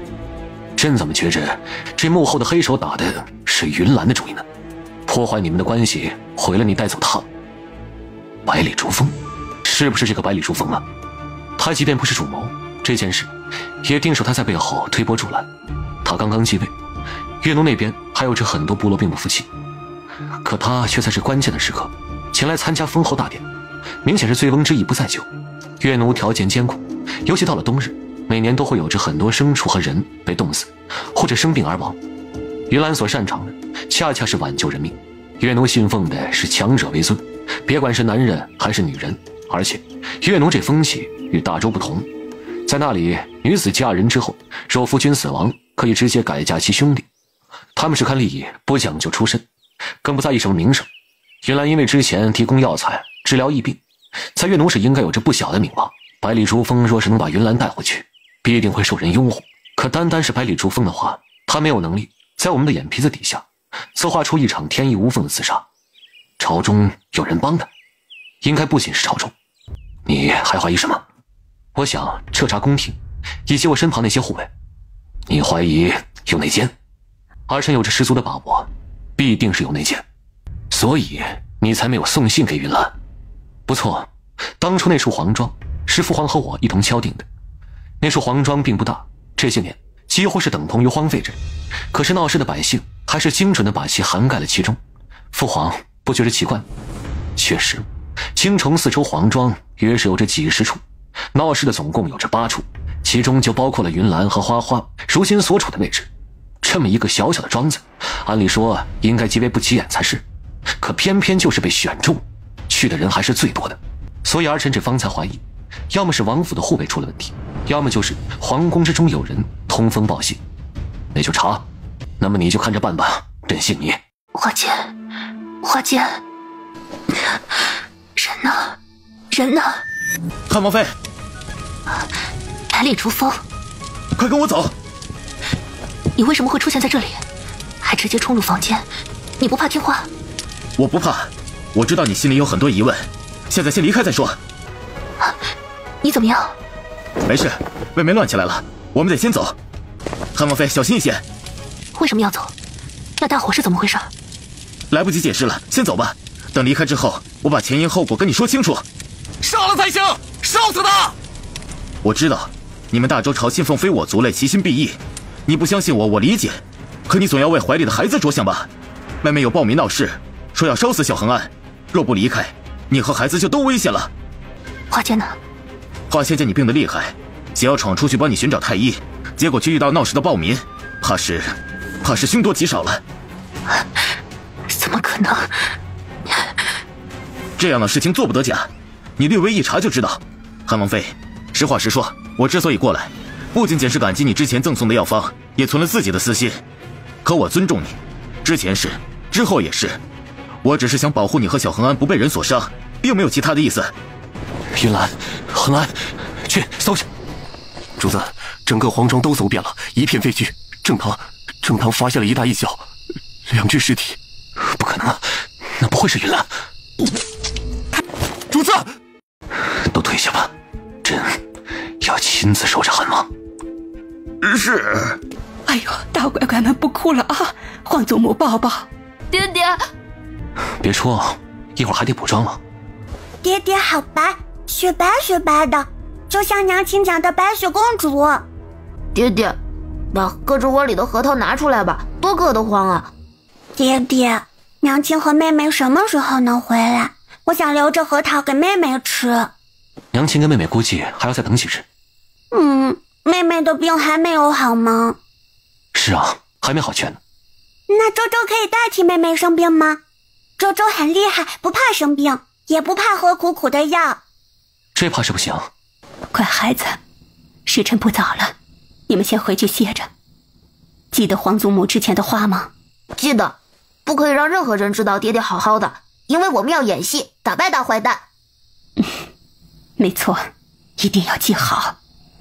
让怀素带你们去睡觉吧。皇爷爷晚安，皇祖母晚安，爹爹晚安。你这个混账小子，竟然让云兰和花花以身犯险，本宫打死你得了。母亲，是我不好。我告诉你，云兰和花花若是少了一根汗毛，我就不认你这个儿子了。母亲，这件事情也是云兰同意过的，她让江离的人暗中给我送了消息。她跟我猜想的一样，同样是怀疑护卫当中有奸细在，所以才决定以身犯险。现在她跟着百里出风到了一处隐蔽的庄子，还说自己跟花花很安全。你确定云兰和花花真的没事儿？您放心，云兰和我说过，她有着足够的自保手段。继续躺着吧。我告诉你，这是最后一次，以后绝对不能再让本宫的儿媳妇以身犯险，不然……你说说，这女人是不是不能宠太过来？看看你母后，以前这也是个温柔如水的性子，如今呢，越来越霸道了啊！父皇若是不高兴的话，说2句重话，母后就又和以前一样温柔守礼了。不是你这什么混账话呀？真是那人吗？再说了，你母后这性子还是很讨人喜欢的。其实你母后说的也有道理，云兰此举的确是有些太过冒险了。她一个女子，还带着花花那么小的个孩子，这百里逐风万一若是花花还生着病呢？父皇，云兰之所以会选择以身犯险，也是担忧这背后谋划之人既然算计不到我们，会不管不顾的对着无辜百姓下手。天花的危害父皇也清楚，说到底还是我们没有提前把那些钉子给清理干净。是儿臣不好，你呢也不要太过自责啊！眼下事情已经到了这一步，想尽这一切办法把云兰保护好，还有孩子，才是最紧要的。是，儿臣记下。好，接下来这10日你就称病，不必上朝，朕会把整个东宫围得如铁桶一般，所有人都会知道你受不了打击，昏迷不醒，你就可以从暗处下手。我们父子2人一明一暗，加上云兰的配合，必定可以一举把全部藏匿在暗处的钉子给拔出来。是，皇上，韩王妃和恒安小郡主已经不在了，还是应该早些让他们入土为安呐。诸位爱卿有什么看法呀？皇上，最近京城当中有很多百姓口舌生疮，且连续几日不见好转。捏造流言抹黑韩王妃和恒安小郡主的时候，说得无比畅快，如今口舌生疮，溃烂流脓，便是上天对你们这些人的惩罚。修国公，你是朝廷官员，什么时候也这般迷信了？滚你的！当初对小恒安一口一个灾星的时候，你怎么不说是迷信呢？你们这些人不分青红皂白，肆意谋害人命，全都会得到报应的。修国公，你实在是太过放肆了，皇上还在这儿呢，怎能如此失仪？皇上再又如何？老夫今日就打死你们，大不了给你们抵命了。混账东西，混账东西！都愣着做什么呢？还不赶快把修国公拉开！修国公，你这成何体统啊？皇上啊，那是老臣的女儿和外孙女啊，那也是您的孙女，您的血脉呀！你罢了，朕体谅你情有可原。来人，把修国公带回府，让他好生休养。没有朕的旨意，别出来了。父亲，是儿子没有保护好妹妹，该死的是儿子才是。二公子，我来帮国公爷擦擦手吧。我自己来。住手！韩王殿下，你这是？白月那边的毒，身上若有破损，接触之后毒素会随着伤口进入身体，轻则昏迷不醒，重则骨骼软化溃烂，最终不治身亡。你下毒？没有，我没有。你说没有，身上却带着毒。我不知道怎么回事，这簪子，二公子，你忘了吗？这簪子是你送给我的呀。我陪着你出去走动，遇到了一个卖首饰的摊贩。韩王殿下，这簪子的确是我送的。二公子啊，簪子是你送的，可是那摊贩不是你安排的吧？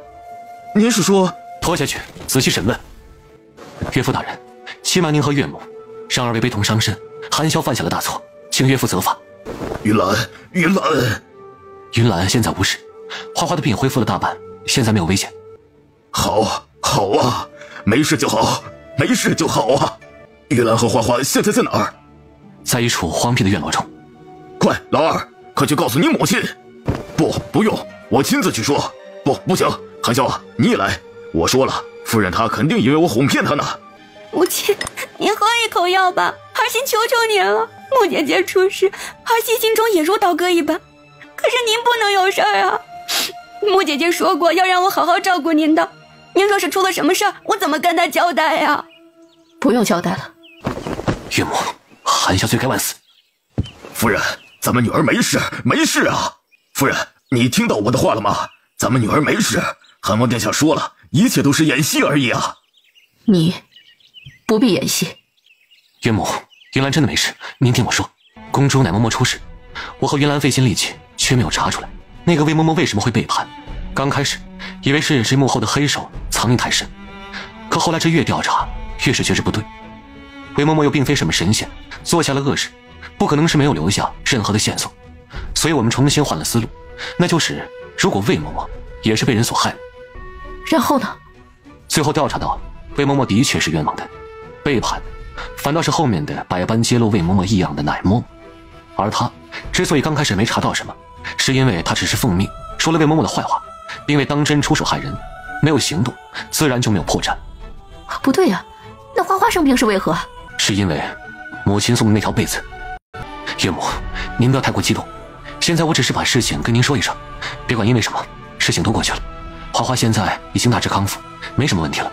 韩王，你说的被子是我亲手做给花花的那一条？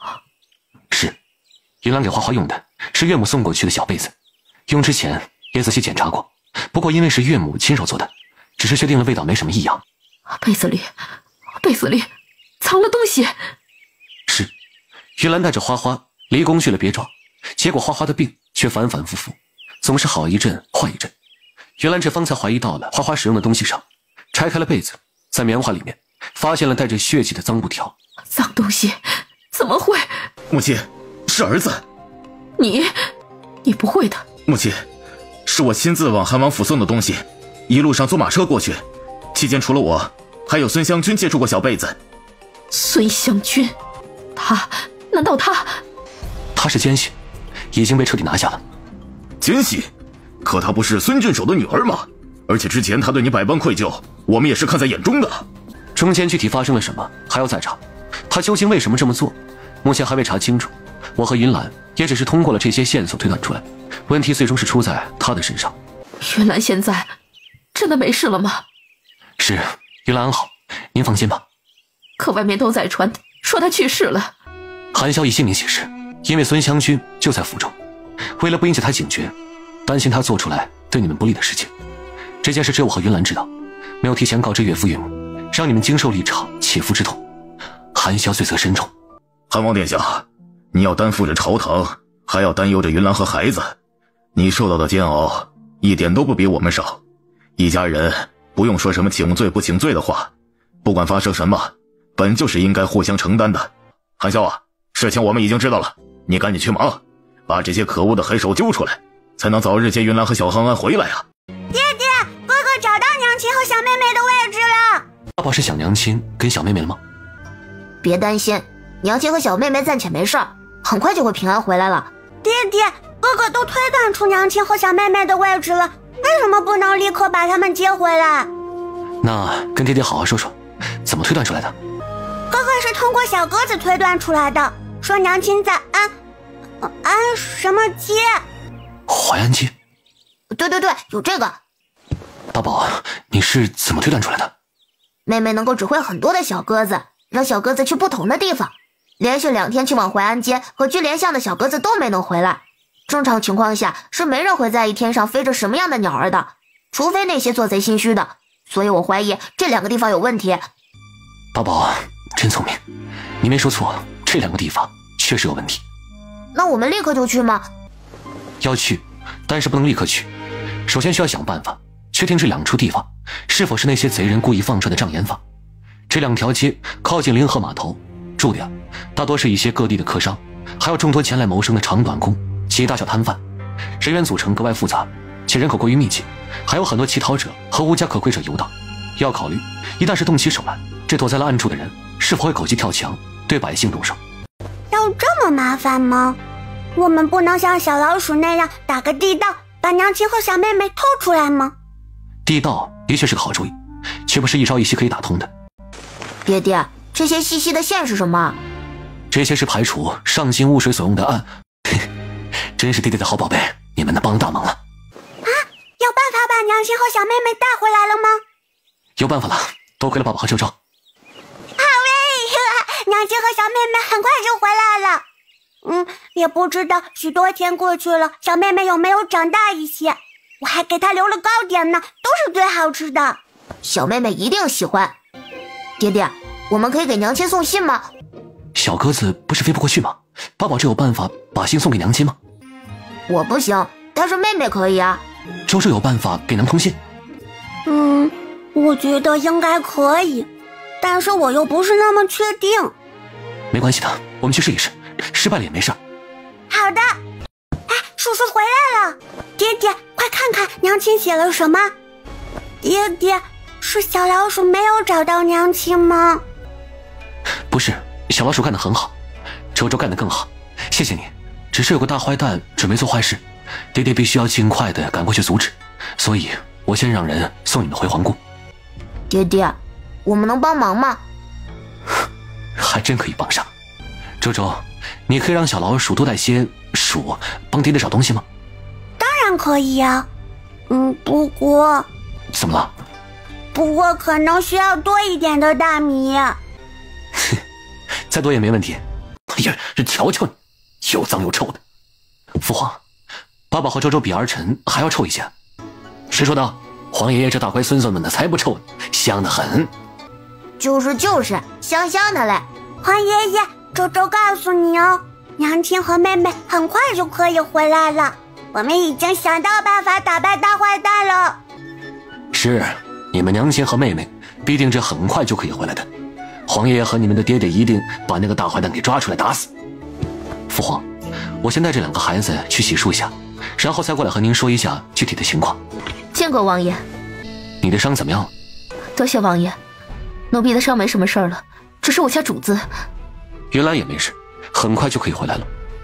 你先顾好自己，等着王妃回来，才可以更好的照顾她。是，那奴婢就放心了。奴婢照顾着小主子去洗漱。花间姨姨，你好像生病了，嘴巴都变得白白的，你以前的嘴巴一直都是粉粉的。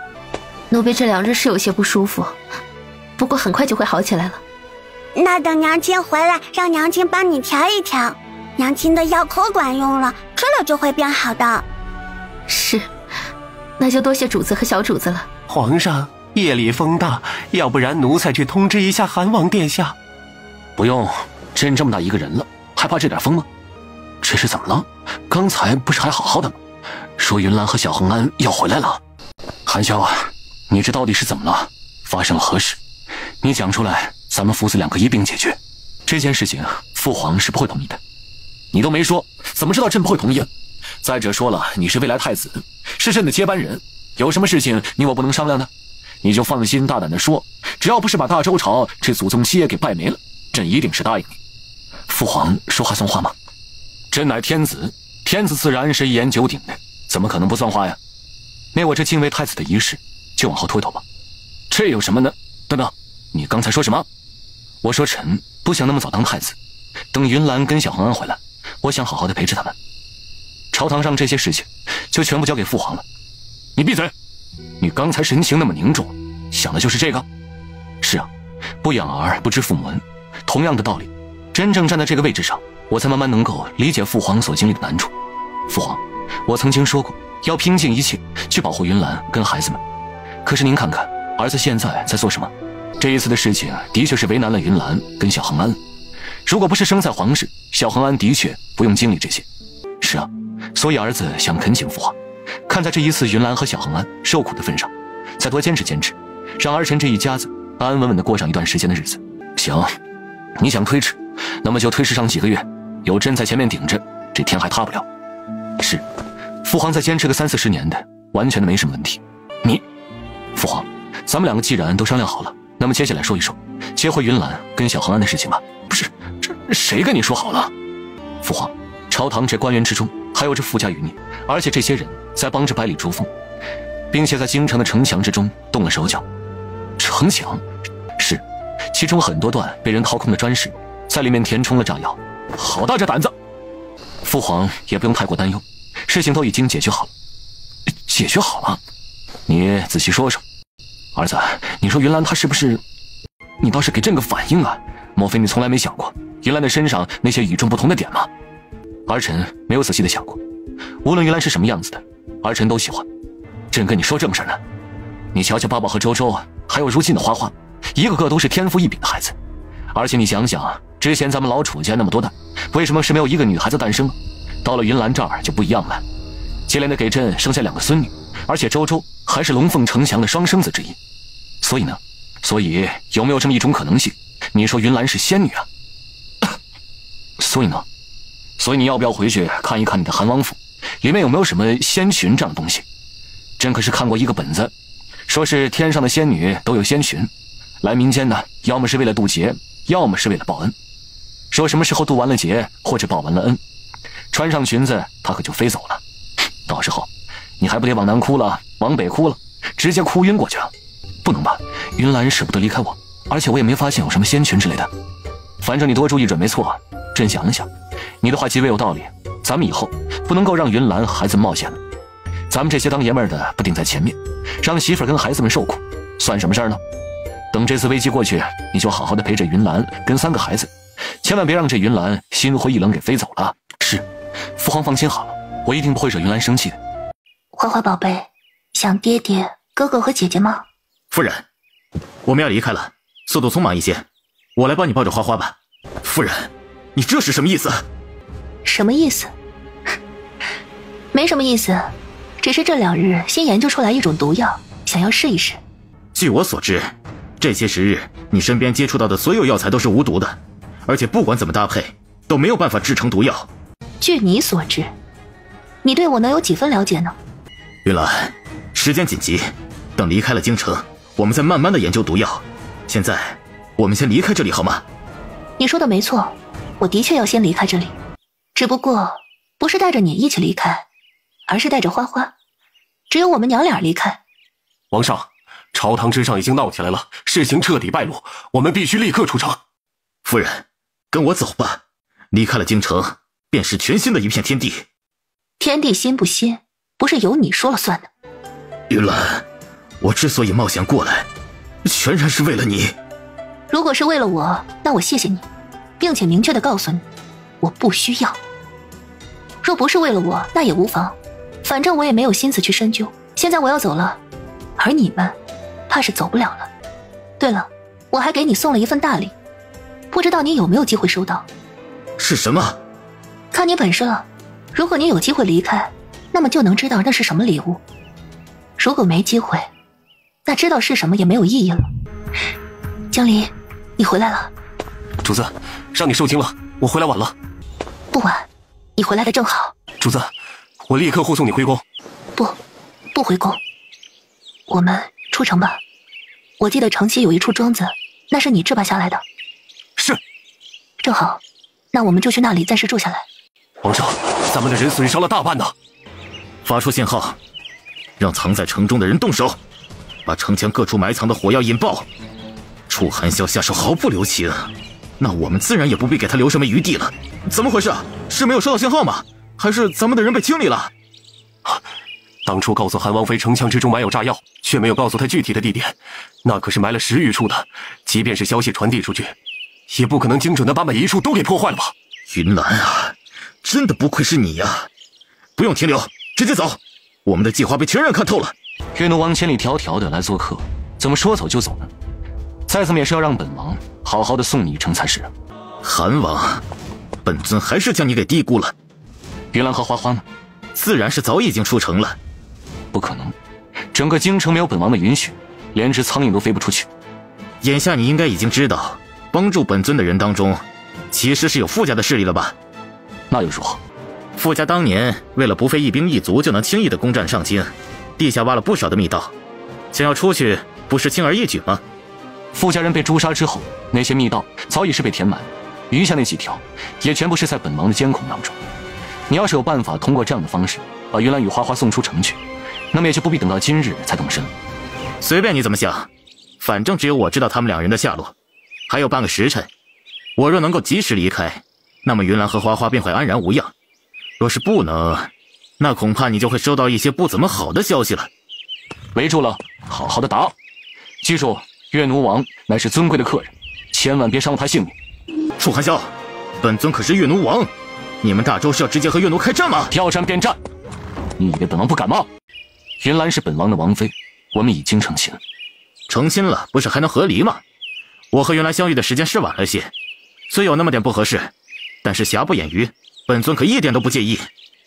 本王介意，云兰是本王的妻子，我跟她之间有误会，有亏欠，我会自行弥补的，不用你这个外人操心。楚寒霄，你到底要做什么？做什么？刚才不是说了吗？好好的送你一程。本尊乃是岳奴王，你不会杀了我。确实，但人有旦夕祸福，岳奴王长途跋涉，中途不慎受了重伤，不也是很正常的吗？这和我们大周可没什么关系。京城当中我不是你的对手，可大周朝的疆土太大了，其他的地方你的手没有那么长吧？皇上，琅琊军到了。楚寒霄，本王的人来了，就不劳烦你相送了。是吗？来了更好啊，一起送。哼，看来你是真不在意大周子民的死活啊。岳奴大军已经围困了边境鹤城，本尊平安归去，大军撤离。本尊若是有什么事情，那鹤城满城的百姓就要为本尊陪葬了。百里楚风，本来本王只是单纯的想送送你，可是你既然这般的不识趣，那么本王也不妨把话说得明白些。大周朝边城的百姓，有一个人出事，本王必定屠杀你岳奴，10名兵卒来赔偿。见过王爷，主子让我前来传话，琅琊被拔掉了大半，剩下的王爷自行处置吧。云兰呢？主子暂居城郊别院，不想见客。好好的送岳奴王跟他的琅琊军。主子就这样把人放走了吗？不然属下就是觉得太可惜了，若是能把他扣押上。人扣押下又杀不得，还不如是把他给放过去。江离叔叔，小主子，直接跳下来很危险的。哼，周周不怕，而且江离叔叔会接住我的。江离叔叔，你去哪儿了？怎么没有在娘亲身边保护她？最近有人欺负她，那个大坏蛋实在是太过分了。哎呀，爹爹快把八宝放下，把我的新衣服都给弄破了。江离叔叔，你回来了，是出去要办的事情都办完了吗？是，都已经办完了。那你以后办事的时候一定要快一些，不要离开那么久，我和妹妹都想你了。怎么，2个孩子的要求你不愿答应吗？不是，我自然答应，以后再也不会离开那么久了。那就好。好了，让江离叔叔歇一歇，我们进去看一看娘亲和妹妹。好。2位小主子对江离护卫真好，完全就像是一家人一样。我只是个下人，哪里能和小主子成为一家人呢？江离护卫说笑了，虽然名义上称呼你为护卫，你却并没有跟王妃签订卖身契，跟我们自然是不同的。而且2位小主子若非真心将你当成是叔叔，又怎么会分离一段时间就这般想念呢？在皇宫里的时候，2位小主子也没少提到你呢。江离护卫要做什么去啊？2位小主子晚上的时候应该会睡在这里，我去帮他们整理床铺。哦，那我跟你一起吧。娘亲，娘亲，八宝，周周，娘亲，娘亲，周周好想你呀！吃饭的时候想，睡觉的时候想，走路的时候也想。娘亲也很想你们，想八宝，想周周，担心你们过得不开心，害怕你们受到委屈。娘亲，花花呢？花花妹妹生病好了吗？好了，在那边的小床上躺着呢，这会儿应该快醒了。云兰，对不起。什么？对不起，你打我骂我，怎么样都好，就是千万不能不要我。辛苦了，韩笑。云兰，你再不松开，可就是谋杀亲媳妇了。哇，爹爹和娘亲在抱抱啊！我知道，爹爹和娘亲成亲之后抱一抱，然后有了我们。大概也许应该是吧。就是妹妹就是这么来的，所以哥哥不能随便和女孩子抱抱。黄爷爷告诉我的，如果有小大猫要抱我，统统一拳打得他爹娘都不认识。好了，快去看花花吧。好，妹妹还没醒，我把她喊起来玩吧。周周，小妹妹被吵醒会哭的。没事，哥哥，周周不怕吵。花花哭的话，我就捂上耳朵。行，那我也这样。云兰，你不怪我吗？怪你做什么？怪我让你和花花涉险，怪我没保护好你们。你是故意的？当然不是，我怎么可能是故意让你们身处险境呢？是啊，你既然不是故意，又竭尽所能的救护我和花花，那还有什么好责怪你的？可如果不是因为我，花花一婆小年纪就受了如此恶毒算计，如果不是因为我的身份，你和花花就不会被官员们逼迫形单影只的离开皇宫，这一切都是我的错。我可是记得某位韩王殿下当初可是浑身寒气，不近人情的很呢，怎么如今反倒是变得多愁善感，患得患失起来了？由爱故生忧，由爱故生怖，若离于爱者，无忧亦无怖。这么说来，全都是因为我喽。云兰，你真的不生气吗？我什么时候骗过你啊？不过……云兰，不过什么呀？不过我暂时不打算回宫了。只是暂时吗？是，只是暂时。你难道猜不透我的打算？我能猜到，可是我还想亲口听你说。亲口听我说？那你亲一口啊！不是你说的吗？亲口说，那你倒是快亲啊！你流氓啊！我情难自抑，夫人见谅。阿晓，我的确不生你的气，但是我不能永远这般被动。我知道，我该早考虑到的，可之前我奉行的是但行好事，莫问前程。我以为自己凭良心做事就能得到公平公正的回报，可这次的事情出来，我才发现不是这样的。玉兰，相信我，这一次我会帮你争取到你该有的权利的。我相信你，但我更愿意自己来。什么？时间不早了，韩王殿下可以走了。玉兰，不走的话，我可要让江离送你一程喽。江离，送客。玉兰，我有什么地方没做对吗？要说你哪里做的不对，你刚刚进门的时候迈的是左脚，我看了很不高兴。那我下回迈右腿。哪有什么下次？赶紧出去！韩王殿下，我家主子请你离开。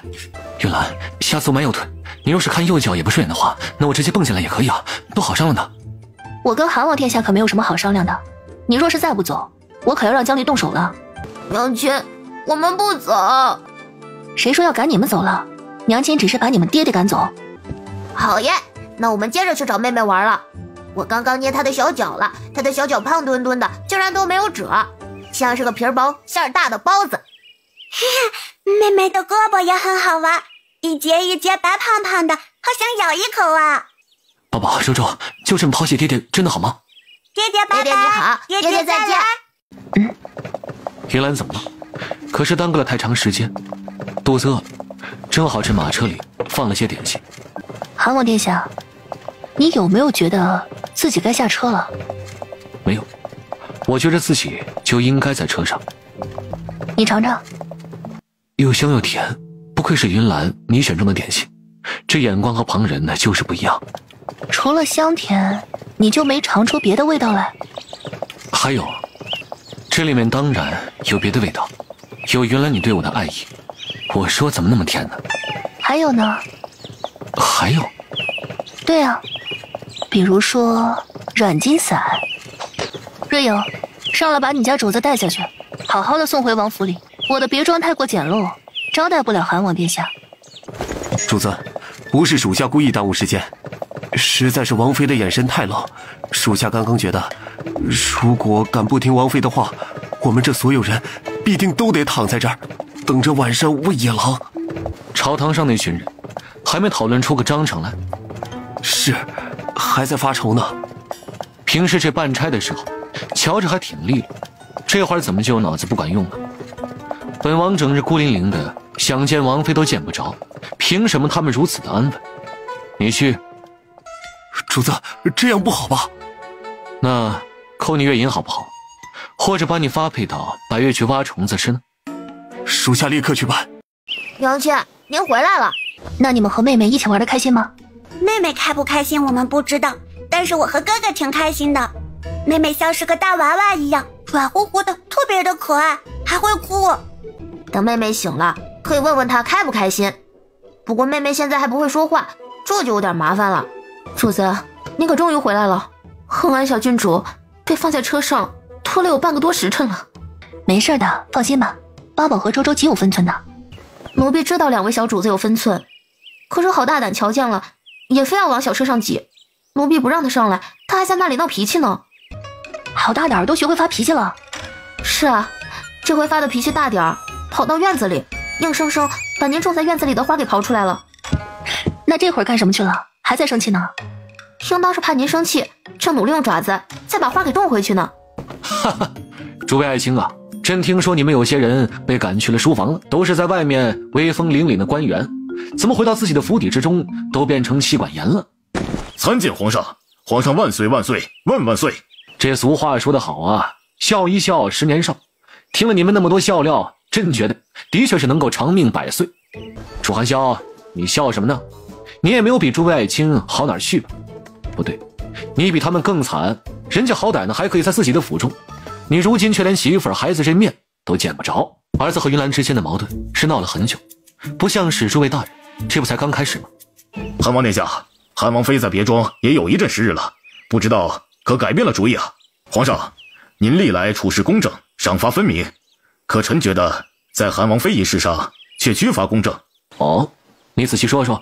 皇上，韩王妃为大周朝做了许多的事情，却没有得到相应的封赏，因此微臣以为应当好好补偿韩王妃，再将其迎接回宫。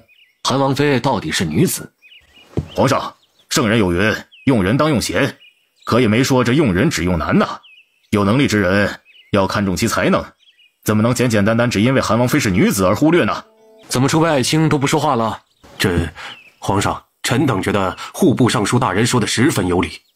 哦，可朕怎么记得前阵子你们还开口说韩王妃是女子，自古以来这女子不得干政呢？皇上，韩王妃不是胡搅蛮缠之人，她心胸开阔，性子温和，这一次坚持不回皇宫，也是真的被伤了心了，所以一定得好好的安抚。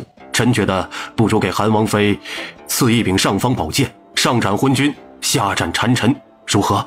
朕直接让位，让韩王妃坐过来好不好啊？微臣只是提了一个小小的意见，具体如何还是得皇上定夺。韩晓，这件事儿你怎么看？儿臣对此事没有意见，全凭着父皇定夺。不过在此之前，儿臣有件事情需要获得父皇的允准，昭告天下。何事啊？那就是有关于恒安被人暗害，以及云岚受到诬陷、迫害的整个过程。这件事乃是父家余孽暗中谋划，岳奴的百里珠峰也有所参与，大家不都明了了吗？朝堂上的大人们自然都明了，可是天下百姓还在云里雾里。这件事若是昭告了天下，恐怕会有损皇室的威严。儿臣并不这么认为，天下百姓应当知晓真相。何况百姓如果不能清晰地明白发生了什么，又怎会全然确定云岚的无辜呢？以后若再是有着类似的事情，又如何能够保证坚定立场不动摇？那好，就依你来办吧。行了，先散朝吧。父皇、母后，你们醒了？快过来，站那么远做什么呀？皇爷爷、皇祖母，对不起，我们不知道你们改行了。要是早知道的话，我们就乖乖的假装没发现你们，让你们偷了。哦，朕还是第一次见这么乖巧的孩子，让我和你们皇祖母偷都不反抗。不反抗的。八宝怎么了？皇爷爷、皇祖母，你们要是改行偷孩子的话，还触犯了咱们大周朝的律法吧？要不你们先别改行，先回去把律法改一改，这样我们就又是遵纪守法的好人了。父皇、母后，八宝和周周喜欢胡闹，回头我便好好说说他们。朕倒是觉得八宝和周周做得很棒，他们这反应多快，下手又准又稳。身为咱们皇家的孩子，就是应该有保护自己的能力，这可不是胡闹，这是他们的本事。好孩子，怎么瞧着瘦了这么多？母后，儿媳没事。好了好了，不说这些让人不开心的事儿了。正好我来了，跟你一起住一段日子，好好帮你调理身体。等等，皇后，你来的时候也没说不回去。我也没说要回去啊。云岚呐，这老话说得好，再苦呢不能苦自己。你瞧瞧，你这别庄上没有什么人，平时要照看3个孩子，多辛苦啊！怎么能够对自己这么不好呢？像看孩子这样的脏活累活，就应该交给朕和你的母后。你没事呢就躺着歇歇，想想穿什么衣裳好看，戴什么首饰鲜亮，吃什么东西可口，这才是正经事嘛。皇上难得把话说到点子上。云岚这孩子哪都好，就是喜欢把担子往自己的肩膀上扛。本来嘛，年纪轻轻的一个小姑娘，正应该是无忧无虑的时候，哪里需要考虑太多的事情？说事事都要她考虑了，那还要楚寒宵，要咱们这些长辈做什么？父皇、母后，这段时间着实让你们2位担忧了。我来到这里住，其实……你瞧瞧你，想的还没你母后明白呢。不想回皇宫，想在这儿住，那就多住些日子。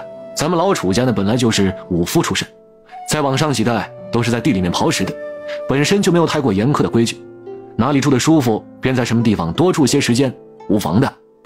多谢父皇理解。你想明白就好了。还有现在最重要这么一点，花花的身边照顾她的人手，不怎么够吧？父皇说的是，3个孩子都在我这里，尤其是花花，她年纪小，更加需要多点人手照顾。如此一来，就颇有些捉襟见肘了。你这孩子有困难怎么就不知道过来找我们呢？你放心好了，我和你母后来了，以后看孩子这样的小事就交给我们，保管是把这3个孩子看得稳稳当当的。多谢父皇，多谢母后。胡公公，你怎么在这儿？可是父皇有什么事情要宣我过去？奴才见过韩王殿下，皇上那边倒是没什么事儿，就是有些折子，请殿下处理一下。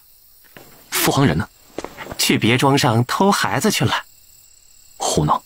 去通知母后，让她派人请父皇回来。那个殿下，皇后娘娘陪着一起去的。八宝和周周在别庄上和妹妹玩得极好，眼下花花离不了母亲，这2个小家伙不会跟着父皇跟母后回来的。是啊，皇上和皇后娘娘也清楚，所以他们便决定一并留在别庄上，帮着韩王妃看孩子。皇爷爷，花花妹妹应该也很想钓鱼的。花花也是厉害的孩子，她怎么能没钓鱼竿呢？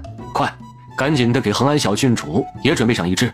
好，皇祖母不巧，我们花花也有自己的小鱼竿了。哥哥，用柳条能去钓鱼吗？也许是愿者上钩。想当初呢，皇爷爷钓鱼那可是一把好手，鱼钩这么一甩，那里是满湖的鱼儿，都跟着震动，争先恐后的摇耳，那叫一个威风啊！黄爷爷，您的威风去哪里了？那个周周啊，应该是饵料不好。妹妹，你的鱼飘动了！哇，清蒸，清蒸！我也钓到鱼了，红烧正合适。皇上，八宝和周周跟您用的好像是一样的鱼饵吧？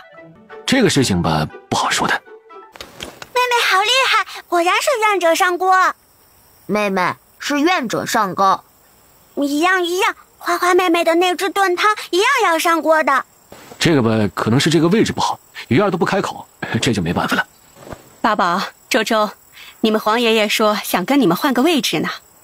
静儿，你说以后若是把花花给抱到朝堂上去，带着她去上朝，处理起朝政来，是不是也会格外顺利啊？不能吧，花花就是个小孩子，而且之前因为她能分辨美丑之事，已经闹出一场风波了。若是再让人知道她有此等能力，你说的很有道理。来人，给韩王传信，让他抓紧时间办事儿。娘亲，皇爷爷带我们去寻宝，花花妹妹也想去，她又不会走，又挖不动小锄头。本来我们不想带她的，可是她哭，那就没办法了。自己的妹妹能怎么办呢？当然是宠着呗，就不能直接给扔掉。是的，律法规定不能够遗弃小孩子。花花若是长大了，知道有你们两个哥哥姐姐这般宠爱她，一定会很开心的。那花花妹妹能把好吃的分我一半吗？那这得看花花的意思了。不过我感觉应该没问题。妹妹，姐姐不嫌弃你不会走了，那你要记得要好好考虑分给我点心哦。周周是个好姐姐，今天晚上皇爷爷呢就奖励你最喜欢的雪花酥。好喂！以后我的点心全部都给你。谢谢哥哥。宝贝呢？宝贝在哪？这里的小土堆圆鼓鼓的，是不是底下埋着什么宝贝？娘亲，怎么了？乖，你想挖宝可以，但是放过别人家的坟啊！对不起。我们继续上山吧。乖孙女，这是怎么了？花花好好的看着，这是皇爷爷的江山，以后你和周周姐姐看中了哪块地方，就把那块地方划分给你们，当成你们的封地。花花妹妹怎么了？她是不想上山了吗？那是什么呀？这是随葬品吗？娘亲，真的有宝贝！皇爷爷，娘亲，这是真的元宝吗？可以买很多很多点心的那种。挖，把这周围一片都给挖了，让人去通知楚寒宵，多调集一些禁军过来，把周围这一片都给围了，连同的山上一寸一寸的仔细的搜，看看有没有什么线索啊。儿臣有错，请母后责罚。这是做什么？母后，是儿臣下令处置了舅舅。本宫知道，若没有你下令，谁又敢直接在宗人府杀人？你舅舅触犯了大周朝的律法，罪有应得。你做的没错，不必来求母后的原谅。只是人死如灯灭，你舅舅人都不在了，他做的那些事，母后希望你不要迁怒西凉百姓。都是大周朝的子民，儿臣自然一视同仁。那就好。行了，母后知道你事务繁忙，快去忙你的吧。那母后您呢？我没事。儿臣陪着您一起吃饭了。不用了，正事要紧。没事，儿臣这忙的也差不多了。你非得让本宫明说是吧？本宫收拾东西还要再去庄子上陪云兰和孩子呢，谁要跟你在宫里吃饭呀？都没有什么氛围。对于你舅舅的结局，本宫早有预料。伤心归伤心，日子还是得过的不是？你是不知道，花花小宝现在格外的喜欢我这个皇祖母，平日里都不让你父皇抱。本宫若是今天不回去，你父皇趁机挑拨我和小宝的关系怎么办？哎呀，行了，你该忙什么忙什么去吧。本宫让人收拾点衣裳就出宫。哦，对了，宫里有个做川菜很是不错的厨子，让人给宣过来，本宫一并带上。云兰这2天比较喜欢吃一些辛辣的菜肴。儿臣也想陪着你一起去。主子，户部尚书等6名官员求见。他们来做什么？属下也不知道，不过那些大人神色都不算好，尤其是户部尚书，还抱了一块砖。砖？什么时候官员也能抱着砖入宫了？不是从外面抱下来的，是进了皇宫之后从地上抠下来的。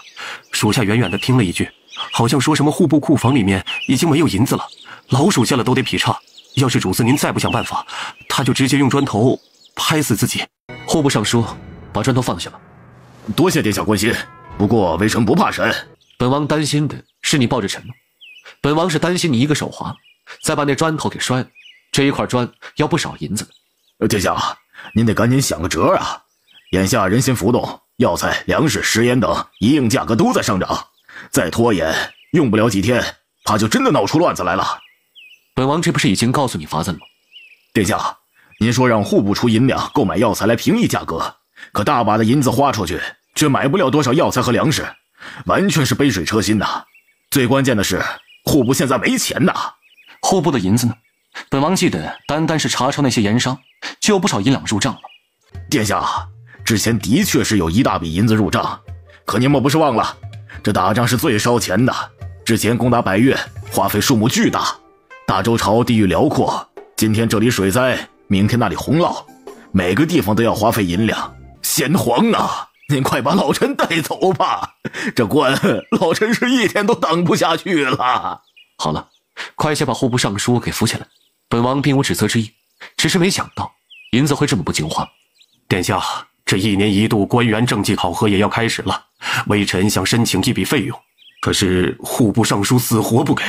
殿下，别的地方都能拖一拖，可将士那边不能拖呀，下官这儿也需要银两。你们都别说了，要钱没有，要命一条，有本事就拿起这砖头往我脑袋上砸，看看能不能砸出点银子来。行了，这件事情本王去想办法，实在不行就把父皇的私库给开了。韩王殿下，皇上刚刚派下来人过来，让您立刻前往别庄。怎么了？韩王妃和小主子们出事了？不是，是小主子们挖到宝了。挖到宝？什么宝啊？有银子吗？奴才也不清楚，不过据说是有好多银子。殿下，下官告退，下官最擅长数银子了。备马。殿下，等等微臣，微臣也很擅长数银子的。那是我的宝藏。让皇上和韩王殿下见笑了，习惯了。皇上，微臣听说好像还有元宝。啊，都在山上，正是往下抬呢。这么多银子，上面可是有什么标记一类的？没有标记，只有封条。你瞧瞧这上面的字迹，这字为什么这么眼熟啊？好像在什么地方见过。哼，府渊，这批宝藏是傅家人留下的，看样子是。难怪这当初清点百越皇室财产的时候，总感到这银两并无多少，当时还以为是百越的皇室生活太过奢侈，挥霍无度花光了。如今看来，很大一部分原因都是被傅渊偷偷摸摸的藏匿在了此处。这些个银两应该是被藏得极为隐秘，父皇是怎么发现的？这全部都是恒安的功劳，皇爷的乖乖小孙真的是太厉害了。还有八宝和周周，之所以上山寻宝，是这2个小家伙的主意。要不然绝没可能发现这批宝藏，所以啊，他们这功劳同样的是很大。父皇，既然发现挖掘这批银两的是阿晨的3个孩子，那么这批银子应该就属于他们了。这怎么能行啊？谁发现就是谁的，有什么问题吗？爹爹这说法完全符合大周朝的律法，没有任何的问题。皇上，这不行啊！这么多银子应该收归国库，为大周朝的百姓谋利啊！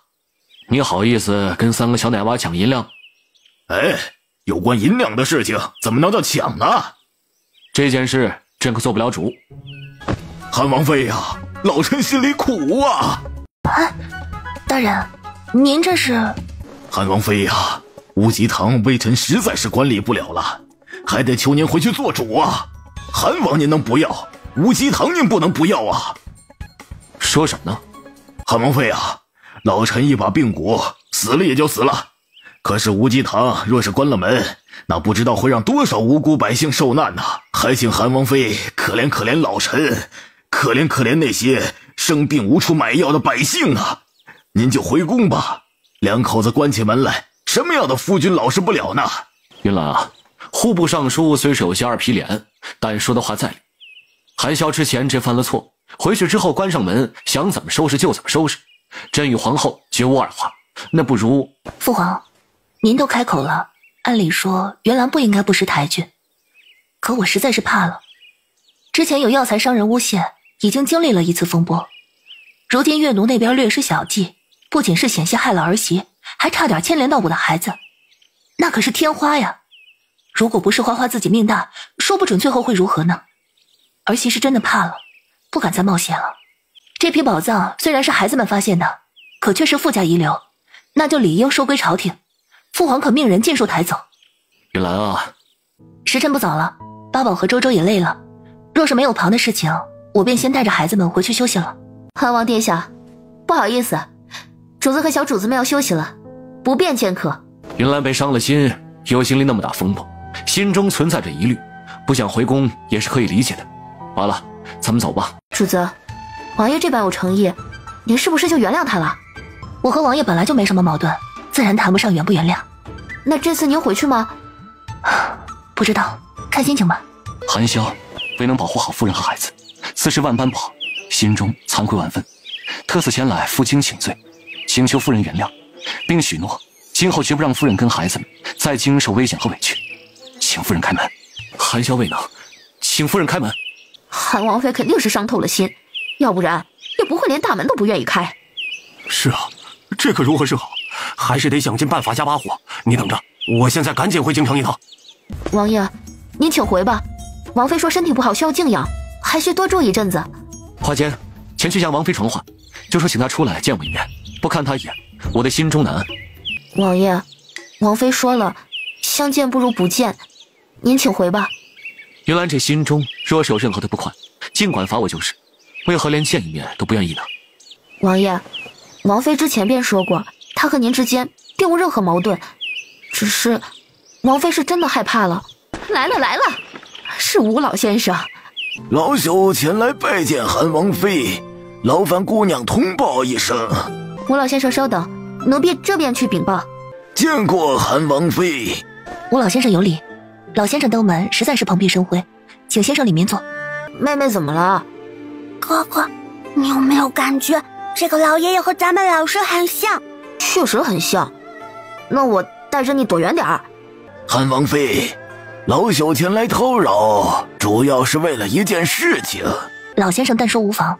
前段时日，京城之中流言纷扰，尤其是关于恒安郡主的，传的甚至不堪入耳。如今水落石出，真相大白，很多百姓自知自己受了利用，心存愧悔。得知韩王妃受此事件影响，不敢回归皇室，担心再有类似的事情发生，牵连己身和孩子们，众人更是寝食难安，所以特写下请愿书，一来是保证绝不会再听信流言，以讹传讹；二来也是希望韩王妃能够无后顾之忧地回归皇室。这……云兰，您受委屈了，我以性命以及皇家这荣誉保证，绝不会再有这类似的事情发生了，请你原谅我，跟我回去吧。请韩王妃回宫。诸位请起，因为我和韩王的私事，劳动这么多人牵心挂怀，属实不应该。不过看到这请愿书，我心里总算是安稳了。以后若再有类似的困境，诸位的心意便是我的底气。韩王妃啊，您这是愿意回宫了？是。圣旨到。韩王妃，这是皇上给您的圣旨。云兰接旨。奉天承运，皇帝诏曰：韩王妃穆云兰贤惠瑞颖，品性绝佳，堪称女子医德之典范，鉴于开办无极堂、解决疫病、推广医术等各种功劳，特赐封贤圣王妃称号，为同亲王享封地之权。不是早跟你说过我没有怪你吗？我知道，可是我控制不住胡思乱想。男人要有宽广的胸怀，整日胡思乱想，那是小媳妇儿才做的。小媳妇儿招人疼，你要是心疼我，我来当这个小媳妇儿也不是不行。夫人，你不烦我了吗？当然不烦了。我就知道，云兰是最心疼我的。好久没跟你和孩子们一块吃晚饭，今天晚上你回去吃。云兰，那么长时间都坚持过来了，最后这一天，这戏必须唱完。明日一早再过来接我吧。我吃完了饭就走。不行。云兰，夫人，乖乖，快走吧，花花这个点该醒了。主子，王妃又把您给赶出来了。唉，明知故问，要不您偷偷翻墙？我堂堂的韩王，翻墙像什么样子？若是被人传扬了出去，本王的脸面还往哪搁呀？脸面。主子，您想多了。翻墙不丢脸？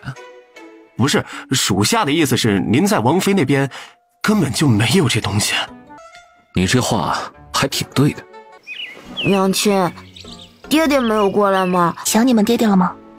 没有，有娘亲就好。对，他不想坏爹爹。真的吗？那个，其实也有一点。是吗？竟然是不想爹爹。爹爹生气了，要烧这宝宝升到天上去。刚才周周说什么？好像说不想坏爹爹。爹爹是属太伤心了，觉着应该是好好吓唬些小宝宝。没有，周周刚才还说了，有一点想爹爹的。那一点是多少啊？像小拇指那么大？像好大大那么大。不对，像好几个好大大那么大。原来周周这么想我，看来刚才是爹误会了。没错，就是爹爹误会了。爹爹误会了周周，应该给什么东西做补偿。那么爹爹就给周周举2个高高。好嘞。八宝怎么不理爹爹了？是一点也没想我吗？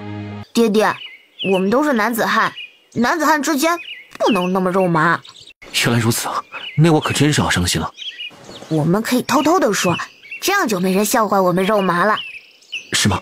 那八宝偷偷告诉爹爹，有没有想我？有的，宝宝想了。夫人，天色不早了，夫人饿不饿？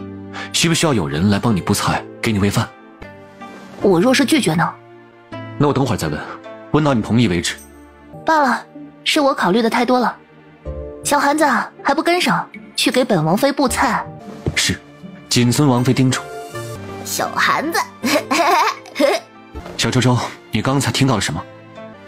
小韩子，怎么跟本郡主说话呢？2顿点心。好你个小韩子，本郡主是2顿点心能够收买的吗？5顿。这个问题吧。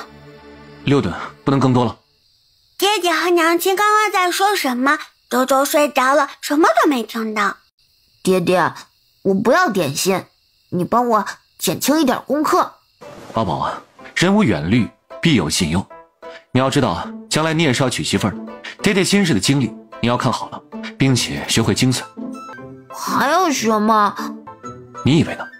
那我再看看。好好看，好好学。有些个东西，爹爹可只示范一遍哦。谢谢爹爹。你我父子之间不必那么客气。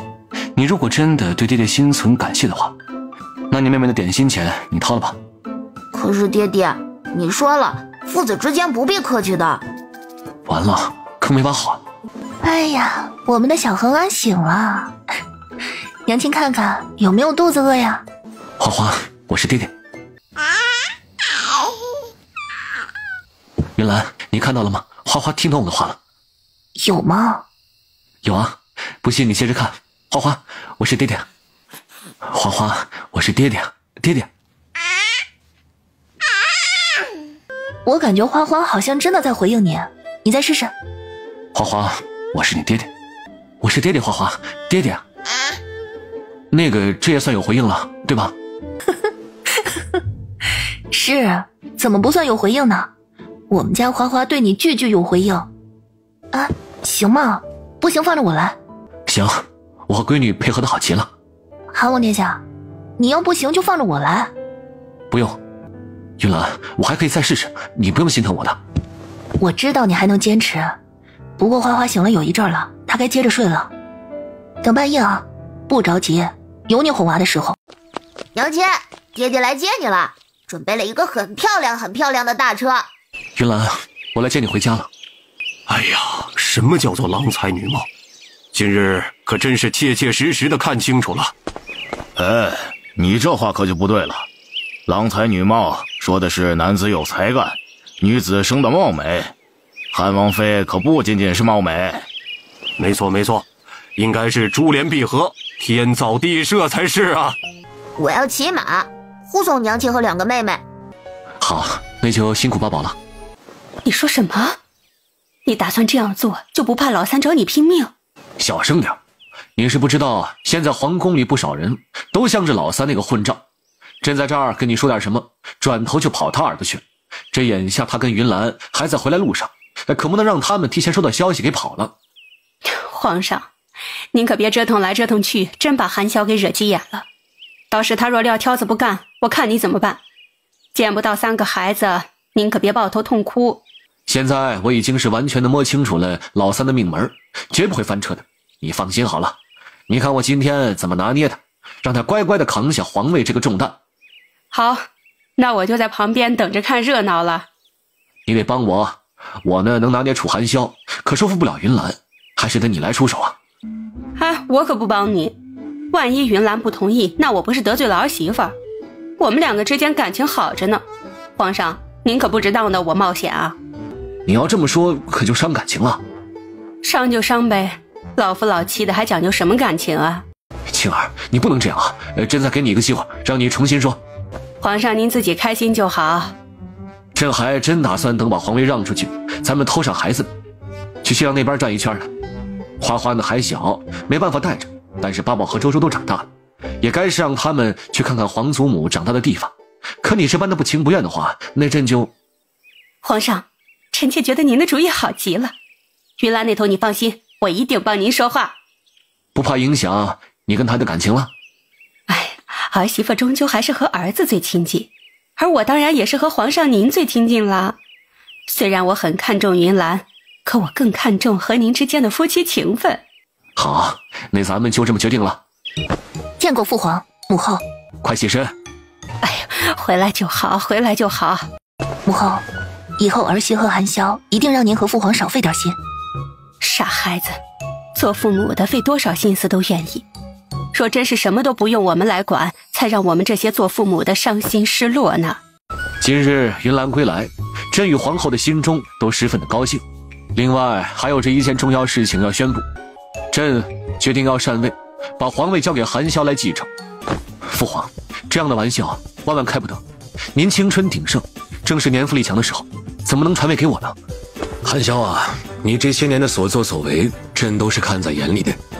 你在战场上有领兵之能，能护卫大周朝百姓的安宁；在朝堂上统帅群臣，赏罚分明，又爱惜百姓。这做的呀，比朕年轻的时候要好多了。把皇位交给你，朕着实是再放心不过了。儿子还年轻，很多地方都需要历练，还想跟着父皇再多学习个几十年呢。朕这年纪大了，尤其这2年，明显的感觉到体力不支。这天下终究是属于年轻一代的。早先呢，便要封你为太子，不过因为诸多事宜，这册封典礼一直没办，也引来了不少的风波。朕吸取了教训，这太子啊，也不必额外再封了，你直接跳过，一步到位当皇帝，是不是很完美啊？父皇，万事皆是有一过程，儿子当惯了闲散的王爷，一下当了皇帝，再把大周朝给治理乱，这可就对不起您多年的心血。混小子，你这是在威胁朕，是您先坑儿子的，那你就别怪朕用杀手锏了。尽管的放马过来。云兰啊，朕记得你当时跟韩萧成亲的时候闹得还挺不愉快的吧？是有一些。父皇都懂，你们当初这成亲的时候的确是闹得不太好。韩萧呢一直感到对不起你，想弥补，这不朕就帮他创造机会了。楚韩萧成为了帝王，你就要被晋封为皇后，这可是要举办正正经经的封后大典的，不就相当于是给你们2个再办了一次婚事吗？韩萧，你就说你想不想补偿云兰吧？父皇，韩萧，你可要想好了再开口啊，这机会可是稍纵即逝的，朕给你创造了，你要是不把握，那么朕索性就不禅位了，努力的再干个几十年，你就等到几十年之后才是有机会补偿云兰。这期间你和云兰呢，若是闹出了什么矛盾，她翻起来旧账来，那可是次次都是有把柄的。何况你既然心中那么愧疚，你能忍得了吗？父皇，您赢了。儿臣楚寒萧，多谢父皇的信任。今日从父皇的手中接替皇位，必定秉持父皇的懿德，励精图治，带领百官，将大周朝治理的更加的繁荣昌盛。朕既有心禅位，自然是相信你的能力的。你是众位皇子中最得朕的心意的，自然是不会让朕失望。青天剑何在啊？微臣在。你立刻卜算吉时，挑选个合适的日子，让韩萧举行登基大典。臣遵旨。臣等参见皇上，吾皇万岁万岁万万岁！臣等参见皇后娘娘，娘娘千岁千岁千千岁！晴儿，你前些时日刚刚当上了皇后，如今呢要被称为太后了，感觉如何啊？那您还当太上皇了呢，感觉有变化吗？倒是一下感到身上担子轻了很多。臣妾也是如此。从今天开始，我们就可以干回本职工作，不必再受其他事情的干扰了。本职？孙子孙女绕膝，你说我们的本职是什么？哈哈，是，我们以后就好好的看孩子。这是白鹤献瑞！天哪！韩王殿下刚刚继位成为皇帝，就引来了祥瑞，这是吉兆，大大的吉兆啊！太上皇知人善任，不贪恋权势。先皇纯孝谦逊，两任帝王皆是明君，才有了今日的祥瑞啊！韩萧啊，你对这些个兄弟们以后该如何的安排？可是有什么章程啊？一切都听父皇的。你现在是皇帝，这样的大事应该由你来做主。你放心好了，我可不是那种拎不清的。都主动的禅让了位置，却还想着抓紧大权不放，以至于新帝登基也无法顺从心意做事，导致整个上下朝廷乱作一团。儿臣自然明白，父皇若当真贪恋权势，又怎么会今日主动禅位呢？这不就是了？你也不必有太多顾虑，所有的人或者事都要为整个大周朝的利益让步，你的这些个弟兄们也不例外。你要是感到他们的存在影响到了你，可以直接按照心意处置。父皇，皇兄，饶命啊！五弟六弟，快起来吧，我们可是亲兄弟。俗话说得好，打仗亲兄弟，上阵父子兵。以后大周朝还需要你们的尽心尽力。父皇这主动禅位，对我信任至极，史书记载下来，必定是一段佳话。相信几位兄弟也必定是心存着效仿之意，会努力的辅佐我，成就另外的一段佳话。皇上放心，以后有什么仗，尽管派遣我去打。别的我可能不在行，但是行军打仗，我可是一把好手，必定是指哪打哪，为咱们大周开疆扩土。三皇兄，你是最了解我的，能用得上弟弟的地方，尽管开口。你瞧着还是太过消瘦，平日多吃些东西，把身体养得好好的。皇兄放心，回去一定大补。皇兄，我们能力有限，但也会竭尽全力的为皇兄和大周朝做事的。皇兄，我要不我少吃点点心，为咱们大周朝省点饭吧。小七多多吃饭，好好上学，等你长大了，自然是会有机会帮着皇兄做事。小七记住了，多多吃饭，我最在行了。玉兰，你的家究竟在什么地方？在一个遥远的国度，跨越了时间和空间，我没办法向你表达清楚。玉兰，如果是没有办法，那么就安心的留在这里，我会尽全力对你好的，弥补你远离家乡的痛苦。要是有办法回去，那我就陪着你一起回去。在我生活的地方可没有皇帝，在那里讲究的是人人平等。你若是去了，可就是连个身份都没有的平头百姓了。你舍得放弃皇位，重归平淡？你要是有朝一日厌倦了皇政，只要把全部的事情都处理好，我便陪着你隐居山林。我信你。那你呢？在你原来生活的地方是什么身份？我的话，不出意外的话，我会继承父亲和母亲两边的家族。我也是普通的百姓，不过有很多的财富，可以说是富可敌国。真好。云兰，若是回了你的家乡，你又富可敌国，应该不介意养一养我，到时候我来帮你端茶倒水暖床。那你不就成小白脸了吗？给你当小白脸的话，我乐意的很。要当小白脸的话，你还得练练。主要是练哪一方面？比如说察言观色、体贴入微，最重要的是话多嘴甜。单单是练这些就足够了吗？你还有别的感悟？我觉得最重要的难道不是体力吗？不要肩膀，你看看脖口，那里肉软，容易留痕迹。容易留下痕迹？是啊，前2天熬夜熬狠的，父皇与不少官员都是明牙里提醒着我吃药补补。现在我不得把这事做实了吗？做实什么？补补。你补就补吧，把我放下，我给你开药，保管把你补得白里透红。我就这云兰，你最补了。皇上，臣有一件事想请皇上恩准。何事？臣想要征调一位人才前来工部帮忙指点。工部不是聚集了不少能工巧匠，竟是还需要外人指点？这天外有天，人外有人。工部能沉下心来，承认不足，从而虚心请教，倒是不错。继续保释，想征调什么人，调用就完事了，就说是朕的旨意。是，那回头臣就这么告诉太上皇。你说谁？太上皇啊，臣忘了告诉您了，臣想要征调帮忙的人，是瑞和小郡王。八宝，他能去工部帮什么忙？皇上有所不知，小郡王和小郡主前段时日在御花园里开垦了一块土地，太上皇极为高兴，让我们这些臣子们前去观赏。这结果，微臣就发现小郡王用的犁十分的特别，不仅特别省力，用2只小狗就能拉得动，而且还可以随意调控耕地的深浅，翻土也更加的均匀，可比民间用的犁好多了。询问之下才知道是小郡王自己设计的，工部拿到了图纸，可在仿制的途中还是有一些不懂的地方，所以才想要请教一番。原来如此，那么等八宝先忙完了功课，可以让他去工部转一转。是，多谢皇上。皇上，刑部积压了很多的案子，需要尽快的处理，所以臣也想要调集一人来刑部帮忙啊。你不会是也想找八宝吧？那倒不是。那是周周？也不是。好，那你去调集吧。那臣也跟太上皇说，是您的命令哈。你不是说不用八宝和周周吗？怎么要请示父皇去啊？是不用瑞和小郡王和招降小郡主啊。那个，您不是还有位恒安小郡主吗？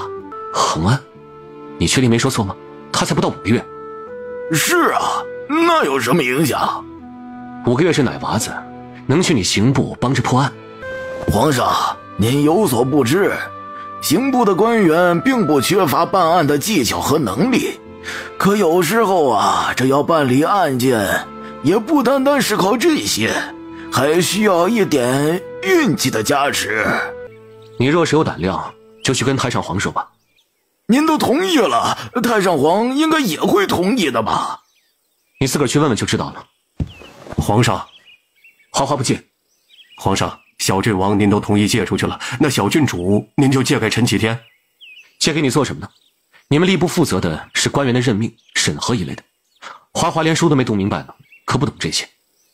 可是臣听说，小郡主能够辨别中间，她能够闻到一些坏人身上带有的臭味。说什么？你再说一遍。太上皇，是这样的，工部要改进一下农具，想请瑞和小郡王帮帮忙。图纸不都是给你们公布了吗？对着图纸研究还研究不明白？臣等能力有限，请太上皇恕罪。八宝才4岁半，那么小的一个孩子，你也当真能下得了手的？让八宝去工部的话就算了，有什么问题直接是让人来这里找他。八宝这每日还要做功课，繁忙得很，哪里有时间光顾着你们工部啊？是，多谢太上皇。你说什么？太上皇啊，臣想借恒安小郡主一用。不，你不想。那个，臣还是挺想的。那你想不想见阎王爷啊？太上皇，您也知道臣的性子，若不是实在无计可施，臣也不能想出这样的主意啊。实在是有些陈年旧案积压了许久，许多苦主到现在仍旧等着结案，极为可怜呐。天下这可怜人太多了，单靠朕的小孙女也帮不过来。话是这么说，但能帮一个算一个嘛。住口！恒安才那么小，你们刑部办案地方又杂又乱，若是一不小心生了病，你担待得起吗？重点是朕也心疼，朕可舍不得香香软软的小孙女在经受什么辛苦劳累。皇上，恒安小郡主生得犹如天上的仙童一般，一直待在宫里的话也没人瞧见。现在您又不用上朝操心政务了，若是有空的话，不如您就带着恒安小郡主出去转转。能不能办案都是其次的，主要是想着您和小郡主都能散散心。若是在外面遇上什么喜欢的东西，还请给微臣一个帮着扶正的机会，也沾一沾两位小郡主的福气嘛。你这主意也不是不行，不过我也要跟着去的话，我是什么身份？说是要让我带着2个小孙女一并出去转，那么你需要加钱，加双倍。啊？啊什么？不愿意？臣求之不得。父皇，您这是做什么呢？哪来这要饭的？赶紧拖出去！父皇，爹，我是您儿子。胡说，我的儿子没有要饭的。父皇，您睁开眼睛瞧瞧，我是您的儿子。咱们欠情的小船说翻就翻了吗？去，直接把那厚脸皮的玩意儿给拖出去了。逆子，你要做什么？哎呀，我这不是来看看您，顺便看看我的侄子侄女们。空着手来的？父皇，您再给我一次机会，回头我就把礼物补上。四叔叔，哎呦，四叔叔的甜心乖乖大宝贝，来亲一口。走。父皇，儿臣才不会嫌弃侄子和侄女，就算他们在外面玩一圈，脏兮兮的，我也喜欢。真是嫌你脏，刚才摸了栏杆也不洗手，怎么能抱孩子呢？说说吧，遇到什么事了？父皇，皇兄要设立内阁，这事儿您听说了吗？没有，他要设什么就设什么，也用不着过来跟我商量。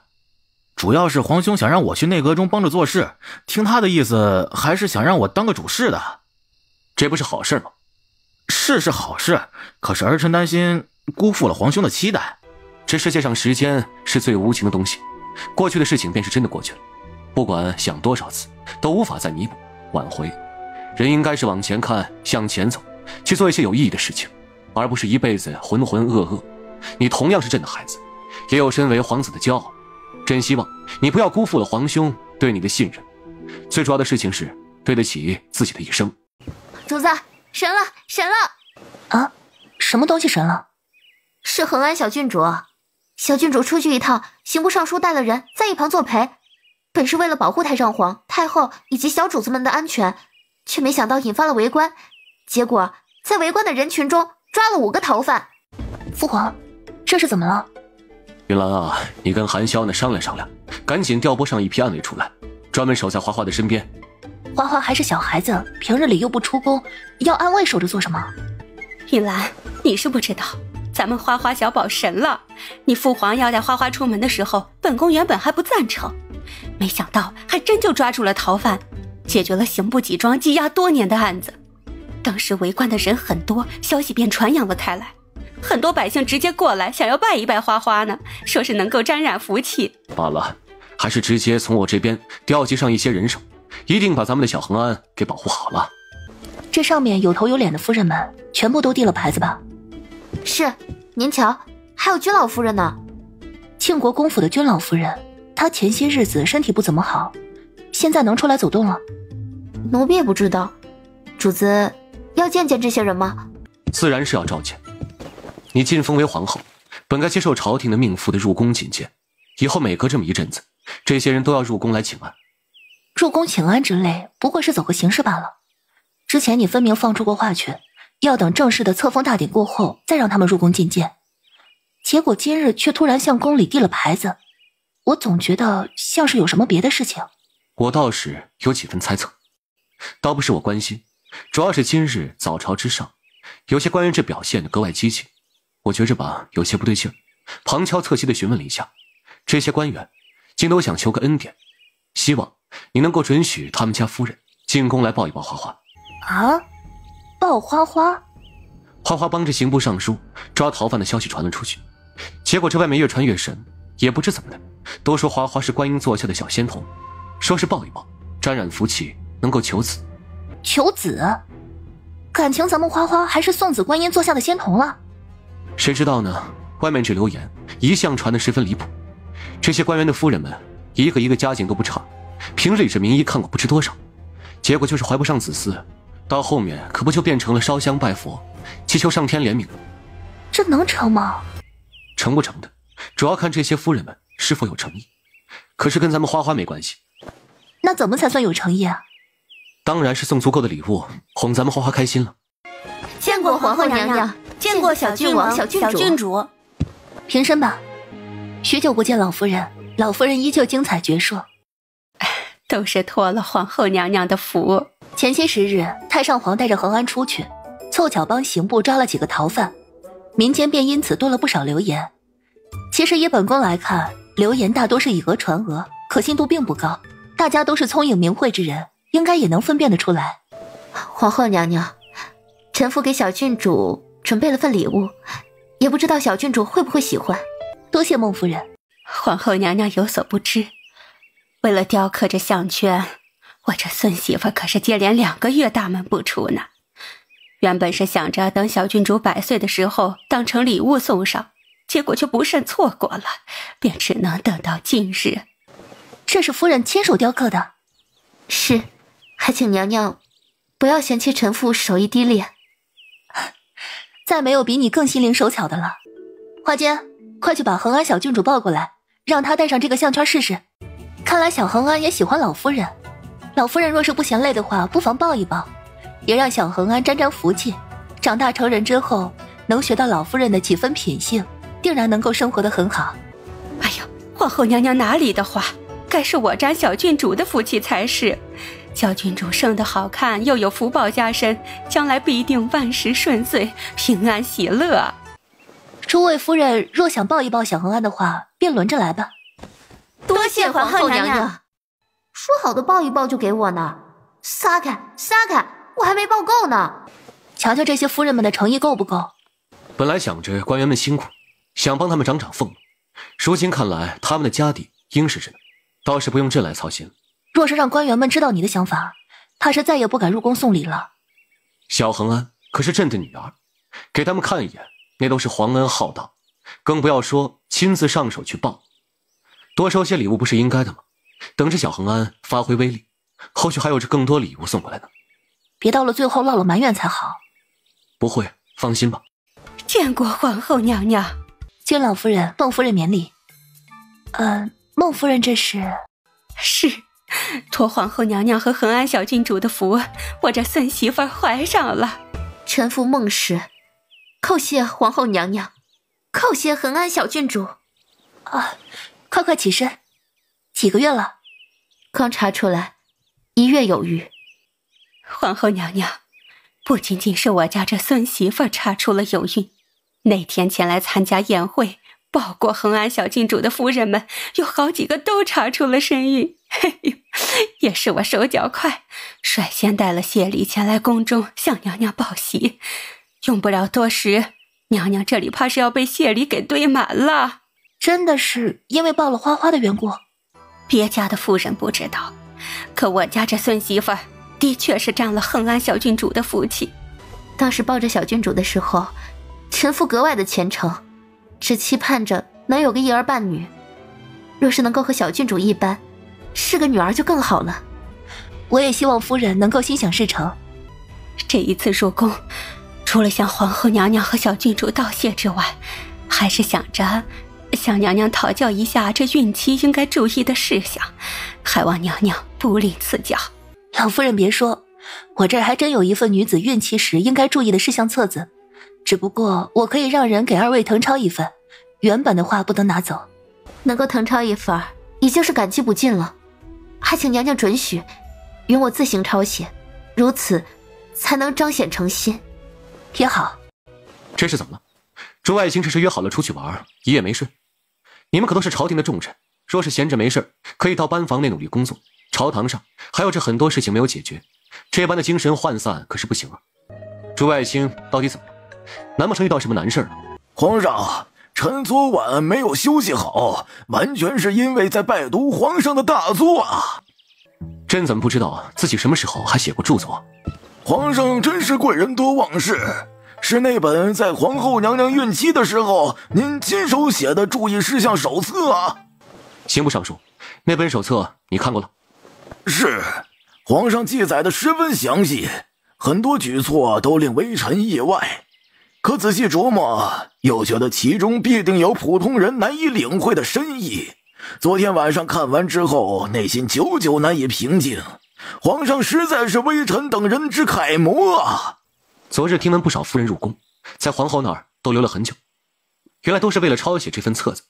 早知道不必这么麻烦，朕让人雕刻成版，印刷上几册，给你们这每人送上一本就是了。多谢皇上圣恩。朕听闻最近是有好几位的夫人被诊断出来怀有身孕。是，那正好，内阁即将组建，应该能省一部分人手。家中夫人怀有身孕的官员，每个月可多休沐3天。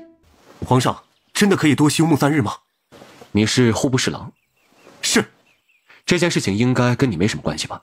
毕竟朕瞧着你应该是年过50了吧？皇上，户部侍郎今年才20有9，他的夫人也刚好有孕。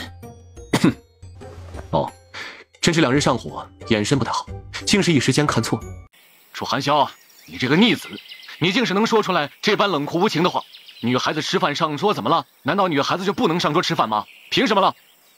父皇，即便您再宠着孙女，也应该是明白，女孩子吃饭上桌不合规矩。你就是迂腐，现在都是皇帝了，整个天下你最大，你说女孩子能上桌，谁敢不从啊？这不是谁大谁小的问题，而是规矩礼仪。您现在纵容着花花和周周，他们以后长大了，连基本礼仪都不懂，必定要受人诟病。谁敢乱说，我把他们嘴给缝上。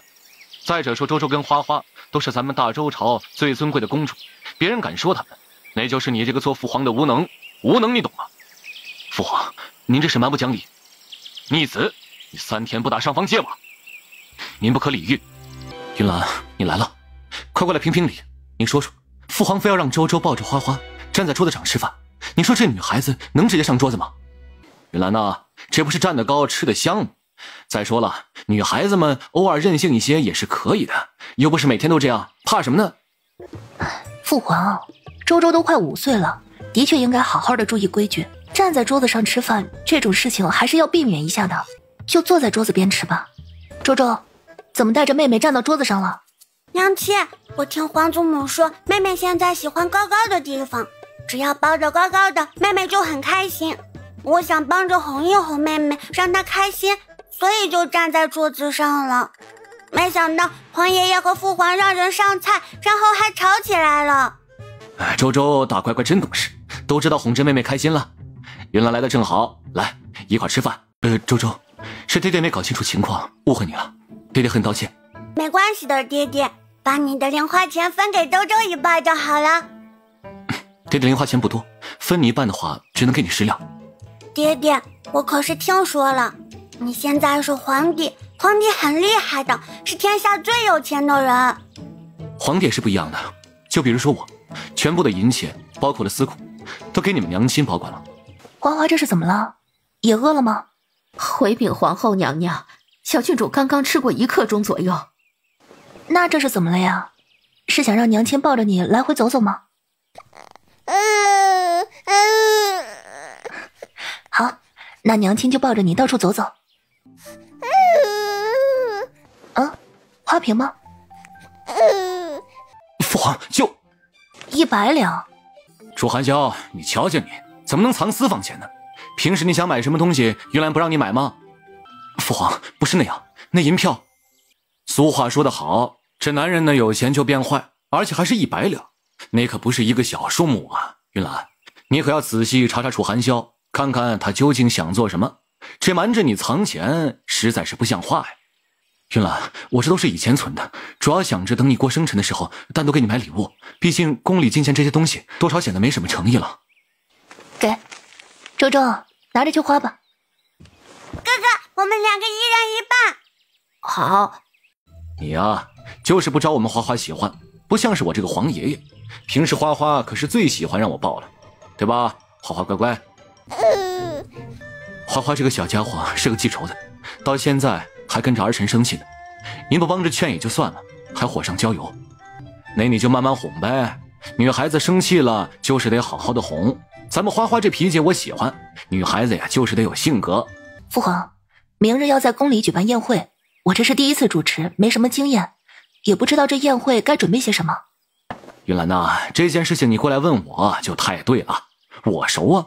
宫里这每年都需要举行大大小小的宴会，宾客不同，规格自然是也不同，这些都是有讲究的。你知道有什么讲究吗？儿媳年轻，还真不知道太多的细节，请父皇教导。这讲究的呀，就是你当时举办宴会的心情。啊，心情？是啊，雷霆雨露皆是君恩，这句话可不是说说而已。在宫中设宴，哪怕是喝凉水吃窝头，那也是对底下臣子们的恩赐。回头他们出了宫，还要到处宣扬，说做主子的勤俭节约，这都让底下的官员忆苦思甜。那是不是有些太随意了？我也就这么举个例子，宴席的规格也不能太低了，总体上看得过去即可。碰上这喜欢的臣子，那规格就高点；碰上了不喜欢的，就给他们整一桌子素菜；碰上讨厌的，还不得不宴请的，那么就专挑他们不喜欢的菜肴上。父皇，您之前该不会就是这么办的吧？是啊，做皇帝可太辛苦了，皇后同样也是如此。日子过得辛劳，总得想些法子让自己开心才是。儿媳受教，多谢父皇。好孩子，你聪明睿智，必定是一点就通，不像楚寒霄那个木头疙瘩就会跟我作对。父皇，儿臣还在这坐着呢，你坐着怕什么呀？这话就是说给你听的，谁让你藏私房钱？不诚实的人没有说话的资格。云兰呐，你可是要对楚寒霄盯紧点，别让他学坏了。好，儿媳知道了。云兰，你要盯着我吗？是啊，父皇说的，我当然要听从了。那我晚上去洗澡的时候，你闭嘴！你这是做什么？处理奏折不嫌累啊，还想着锻炼身体？我倒是想锻炼身体，只是你又不愿意。你再胡说八道，小心我把你赶出去啊！你答应父皇了，说是好好盯着我，结果别管我往左走还是往右走，你根本都不看，我实在是太伤心了，大概率需要你亲一下才可以好。那你慢慢伤心，我要回去吩咐一下工人，准备明日的宴席了。别啊，漫天要嫁就地还钱，亲一口不行吗？你抱我一下也行啊。我这个人不擅长讲价，所以就不讲了。我可好讲价了，一讲就吵，你试试就可以了吗？不讲。那不用你讲，我自个儿降价，抱一下就可以了。俗话说得好，便宜没好货，这么容易就降价了，肯定不是什么好东西，所以不要。你拉下手也可以啊。好好的和你的奏折手拉手去吧。皇上，您这是？天天就是在奏章，去把安王、平王、齐王宣出来，让他们在这里看折子，提前的适应一下内阁的生活，告诉他们奏折不批完，今晚就不用走了，让他们在殿中打地铺。朕今日承继大统，必定秉持祖宗以及父皇的志愿，爱护天下黎民，重视文武百官，也希望众卿悉心辅佐于朕，共同为大周朝开创一片盛世。臣等愿肝脑涂地，辅佐圣上。云兰，你也说两句。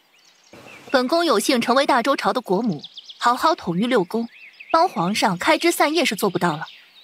不过本宫既然成为了天下之母，便会将大周朝的万民视作自己的孩子，定会全心全意辅佐皇上，让大周朝黎民老有所养，幼有所教，贫有所依，难有所助。皇后娘娘千岁，千岁，千岁。在这坐着也没什么意思，我带你出去转转。这样好吗？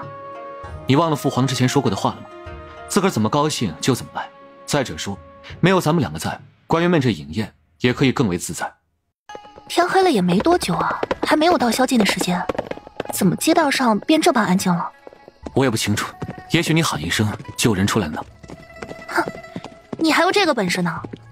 你不是怎么知道？天色这么黑了，我们两个出来的匆忙，我若真的有本领，希望能有个人给我送盏灯笼。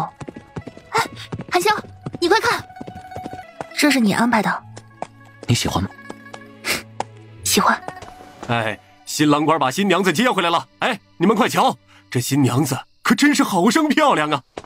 可不是嘛，我活这么大年纪，还没见过这般好看的人呢。我们是不是瞧着面善啊？不过我们可不是做官的，我们只是前来观礼的。哎呀，没错没错，今天是皇上和皇后娘娘举办大典的日子，真正的官员都在宫中参加宫宴呢。我们这些普通人听说这里有喜事儿，便过来讨杯喜酒喝。云兰，一直以来我最愧疚的，便是把你关在西院那4年，最遗憾的便是没机会能给你一个完美无瑕的婚礼。现在我有能力了，我想给你补办一场婚礼，你能答应我吗？好，我答应。不过你要答应我，这一场婚礼过后，不要再提以前的事情。我们两个是夫妻，夫妻之间不谈亏欠，只谈将来。我好开心，我真的好开心。云兰，哟，这新郎官怎么还是个急性子呀？这还没入家门呢，就把新娘子给抱住了。哎，快把她给拉开！哎，吉时都快到了！哎，我们穆姐姐生的美貌宛若天仙，有才情又懂医术，乃是这世间顶好的女子。你这人若是想要迎娶她，非得先过我们这关。还请几位姑娘赐教。先来做上一百首诗，称赞一下我们穆姐姐的美貌吧。哎呀，新郎官，快作诗吧！在这干巴巴站着做什么呢？该不会简单的一手都想不出来了吧？哎，快瞧快瞧，这新郎官一句称赞新娘貌美的诗都做不出来，该不会是觉得这新娘子貌丑无颜，以至于无话可说吧？哎呀，就是，怎么一句都说不上来呢？不准胡说，我家云兰最美。那你怎么一句诗都做不上来呀？一见倾城，再见倾国，三见倾我心。呦，酸不拉几的。愣着干什么？老三能不能娶上媳妇儿，就看你们几个肯不肯出力。三弟别怕，哥哥来助你一臂之力。三哥，勇敢往前冲，弟弟们来了！100首诗是做不了了，直接冲进去抢亲，还是能抢得到的。怎么回事？你们这是耍无赖！哎，三少夫人，手下留情，手下留情啊！抢到新娘了，快准备拜堂成亲。耍赖皮！你们这是耍赖皮！三少夫人，这是您掉的银票吗？100两。你们知道我和穆姐姐是什么样的感情吗？倒是有所耳闻。穆姐姐可是我的救命恩人，比我姐妹情深。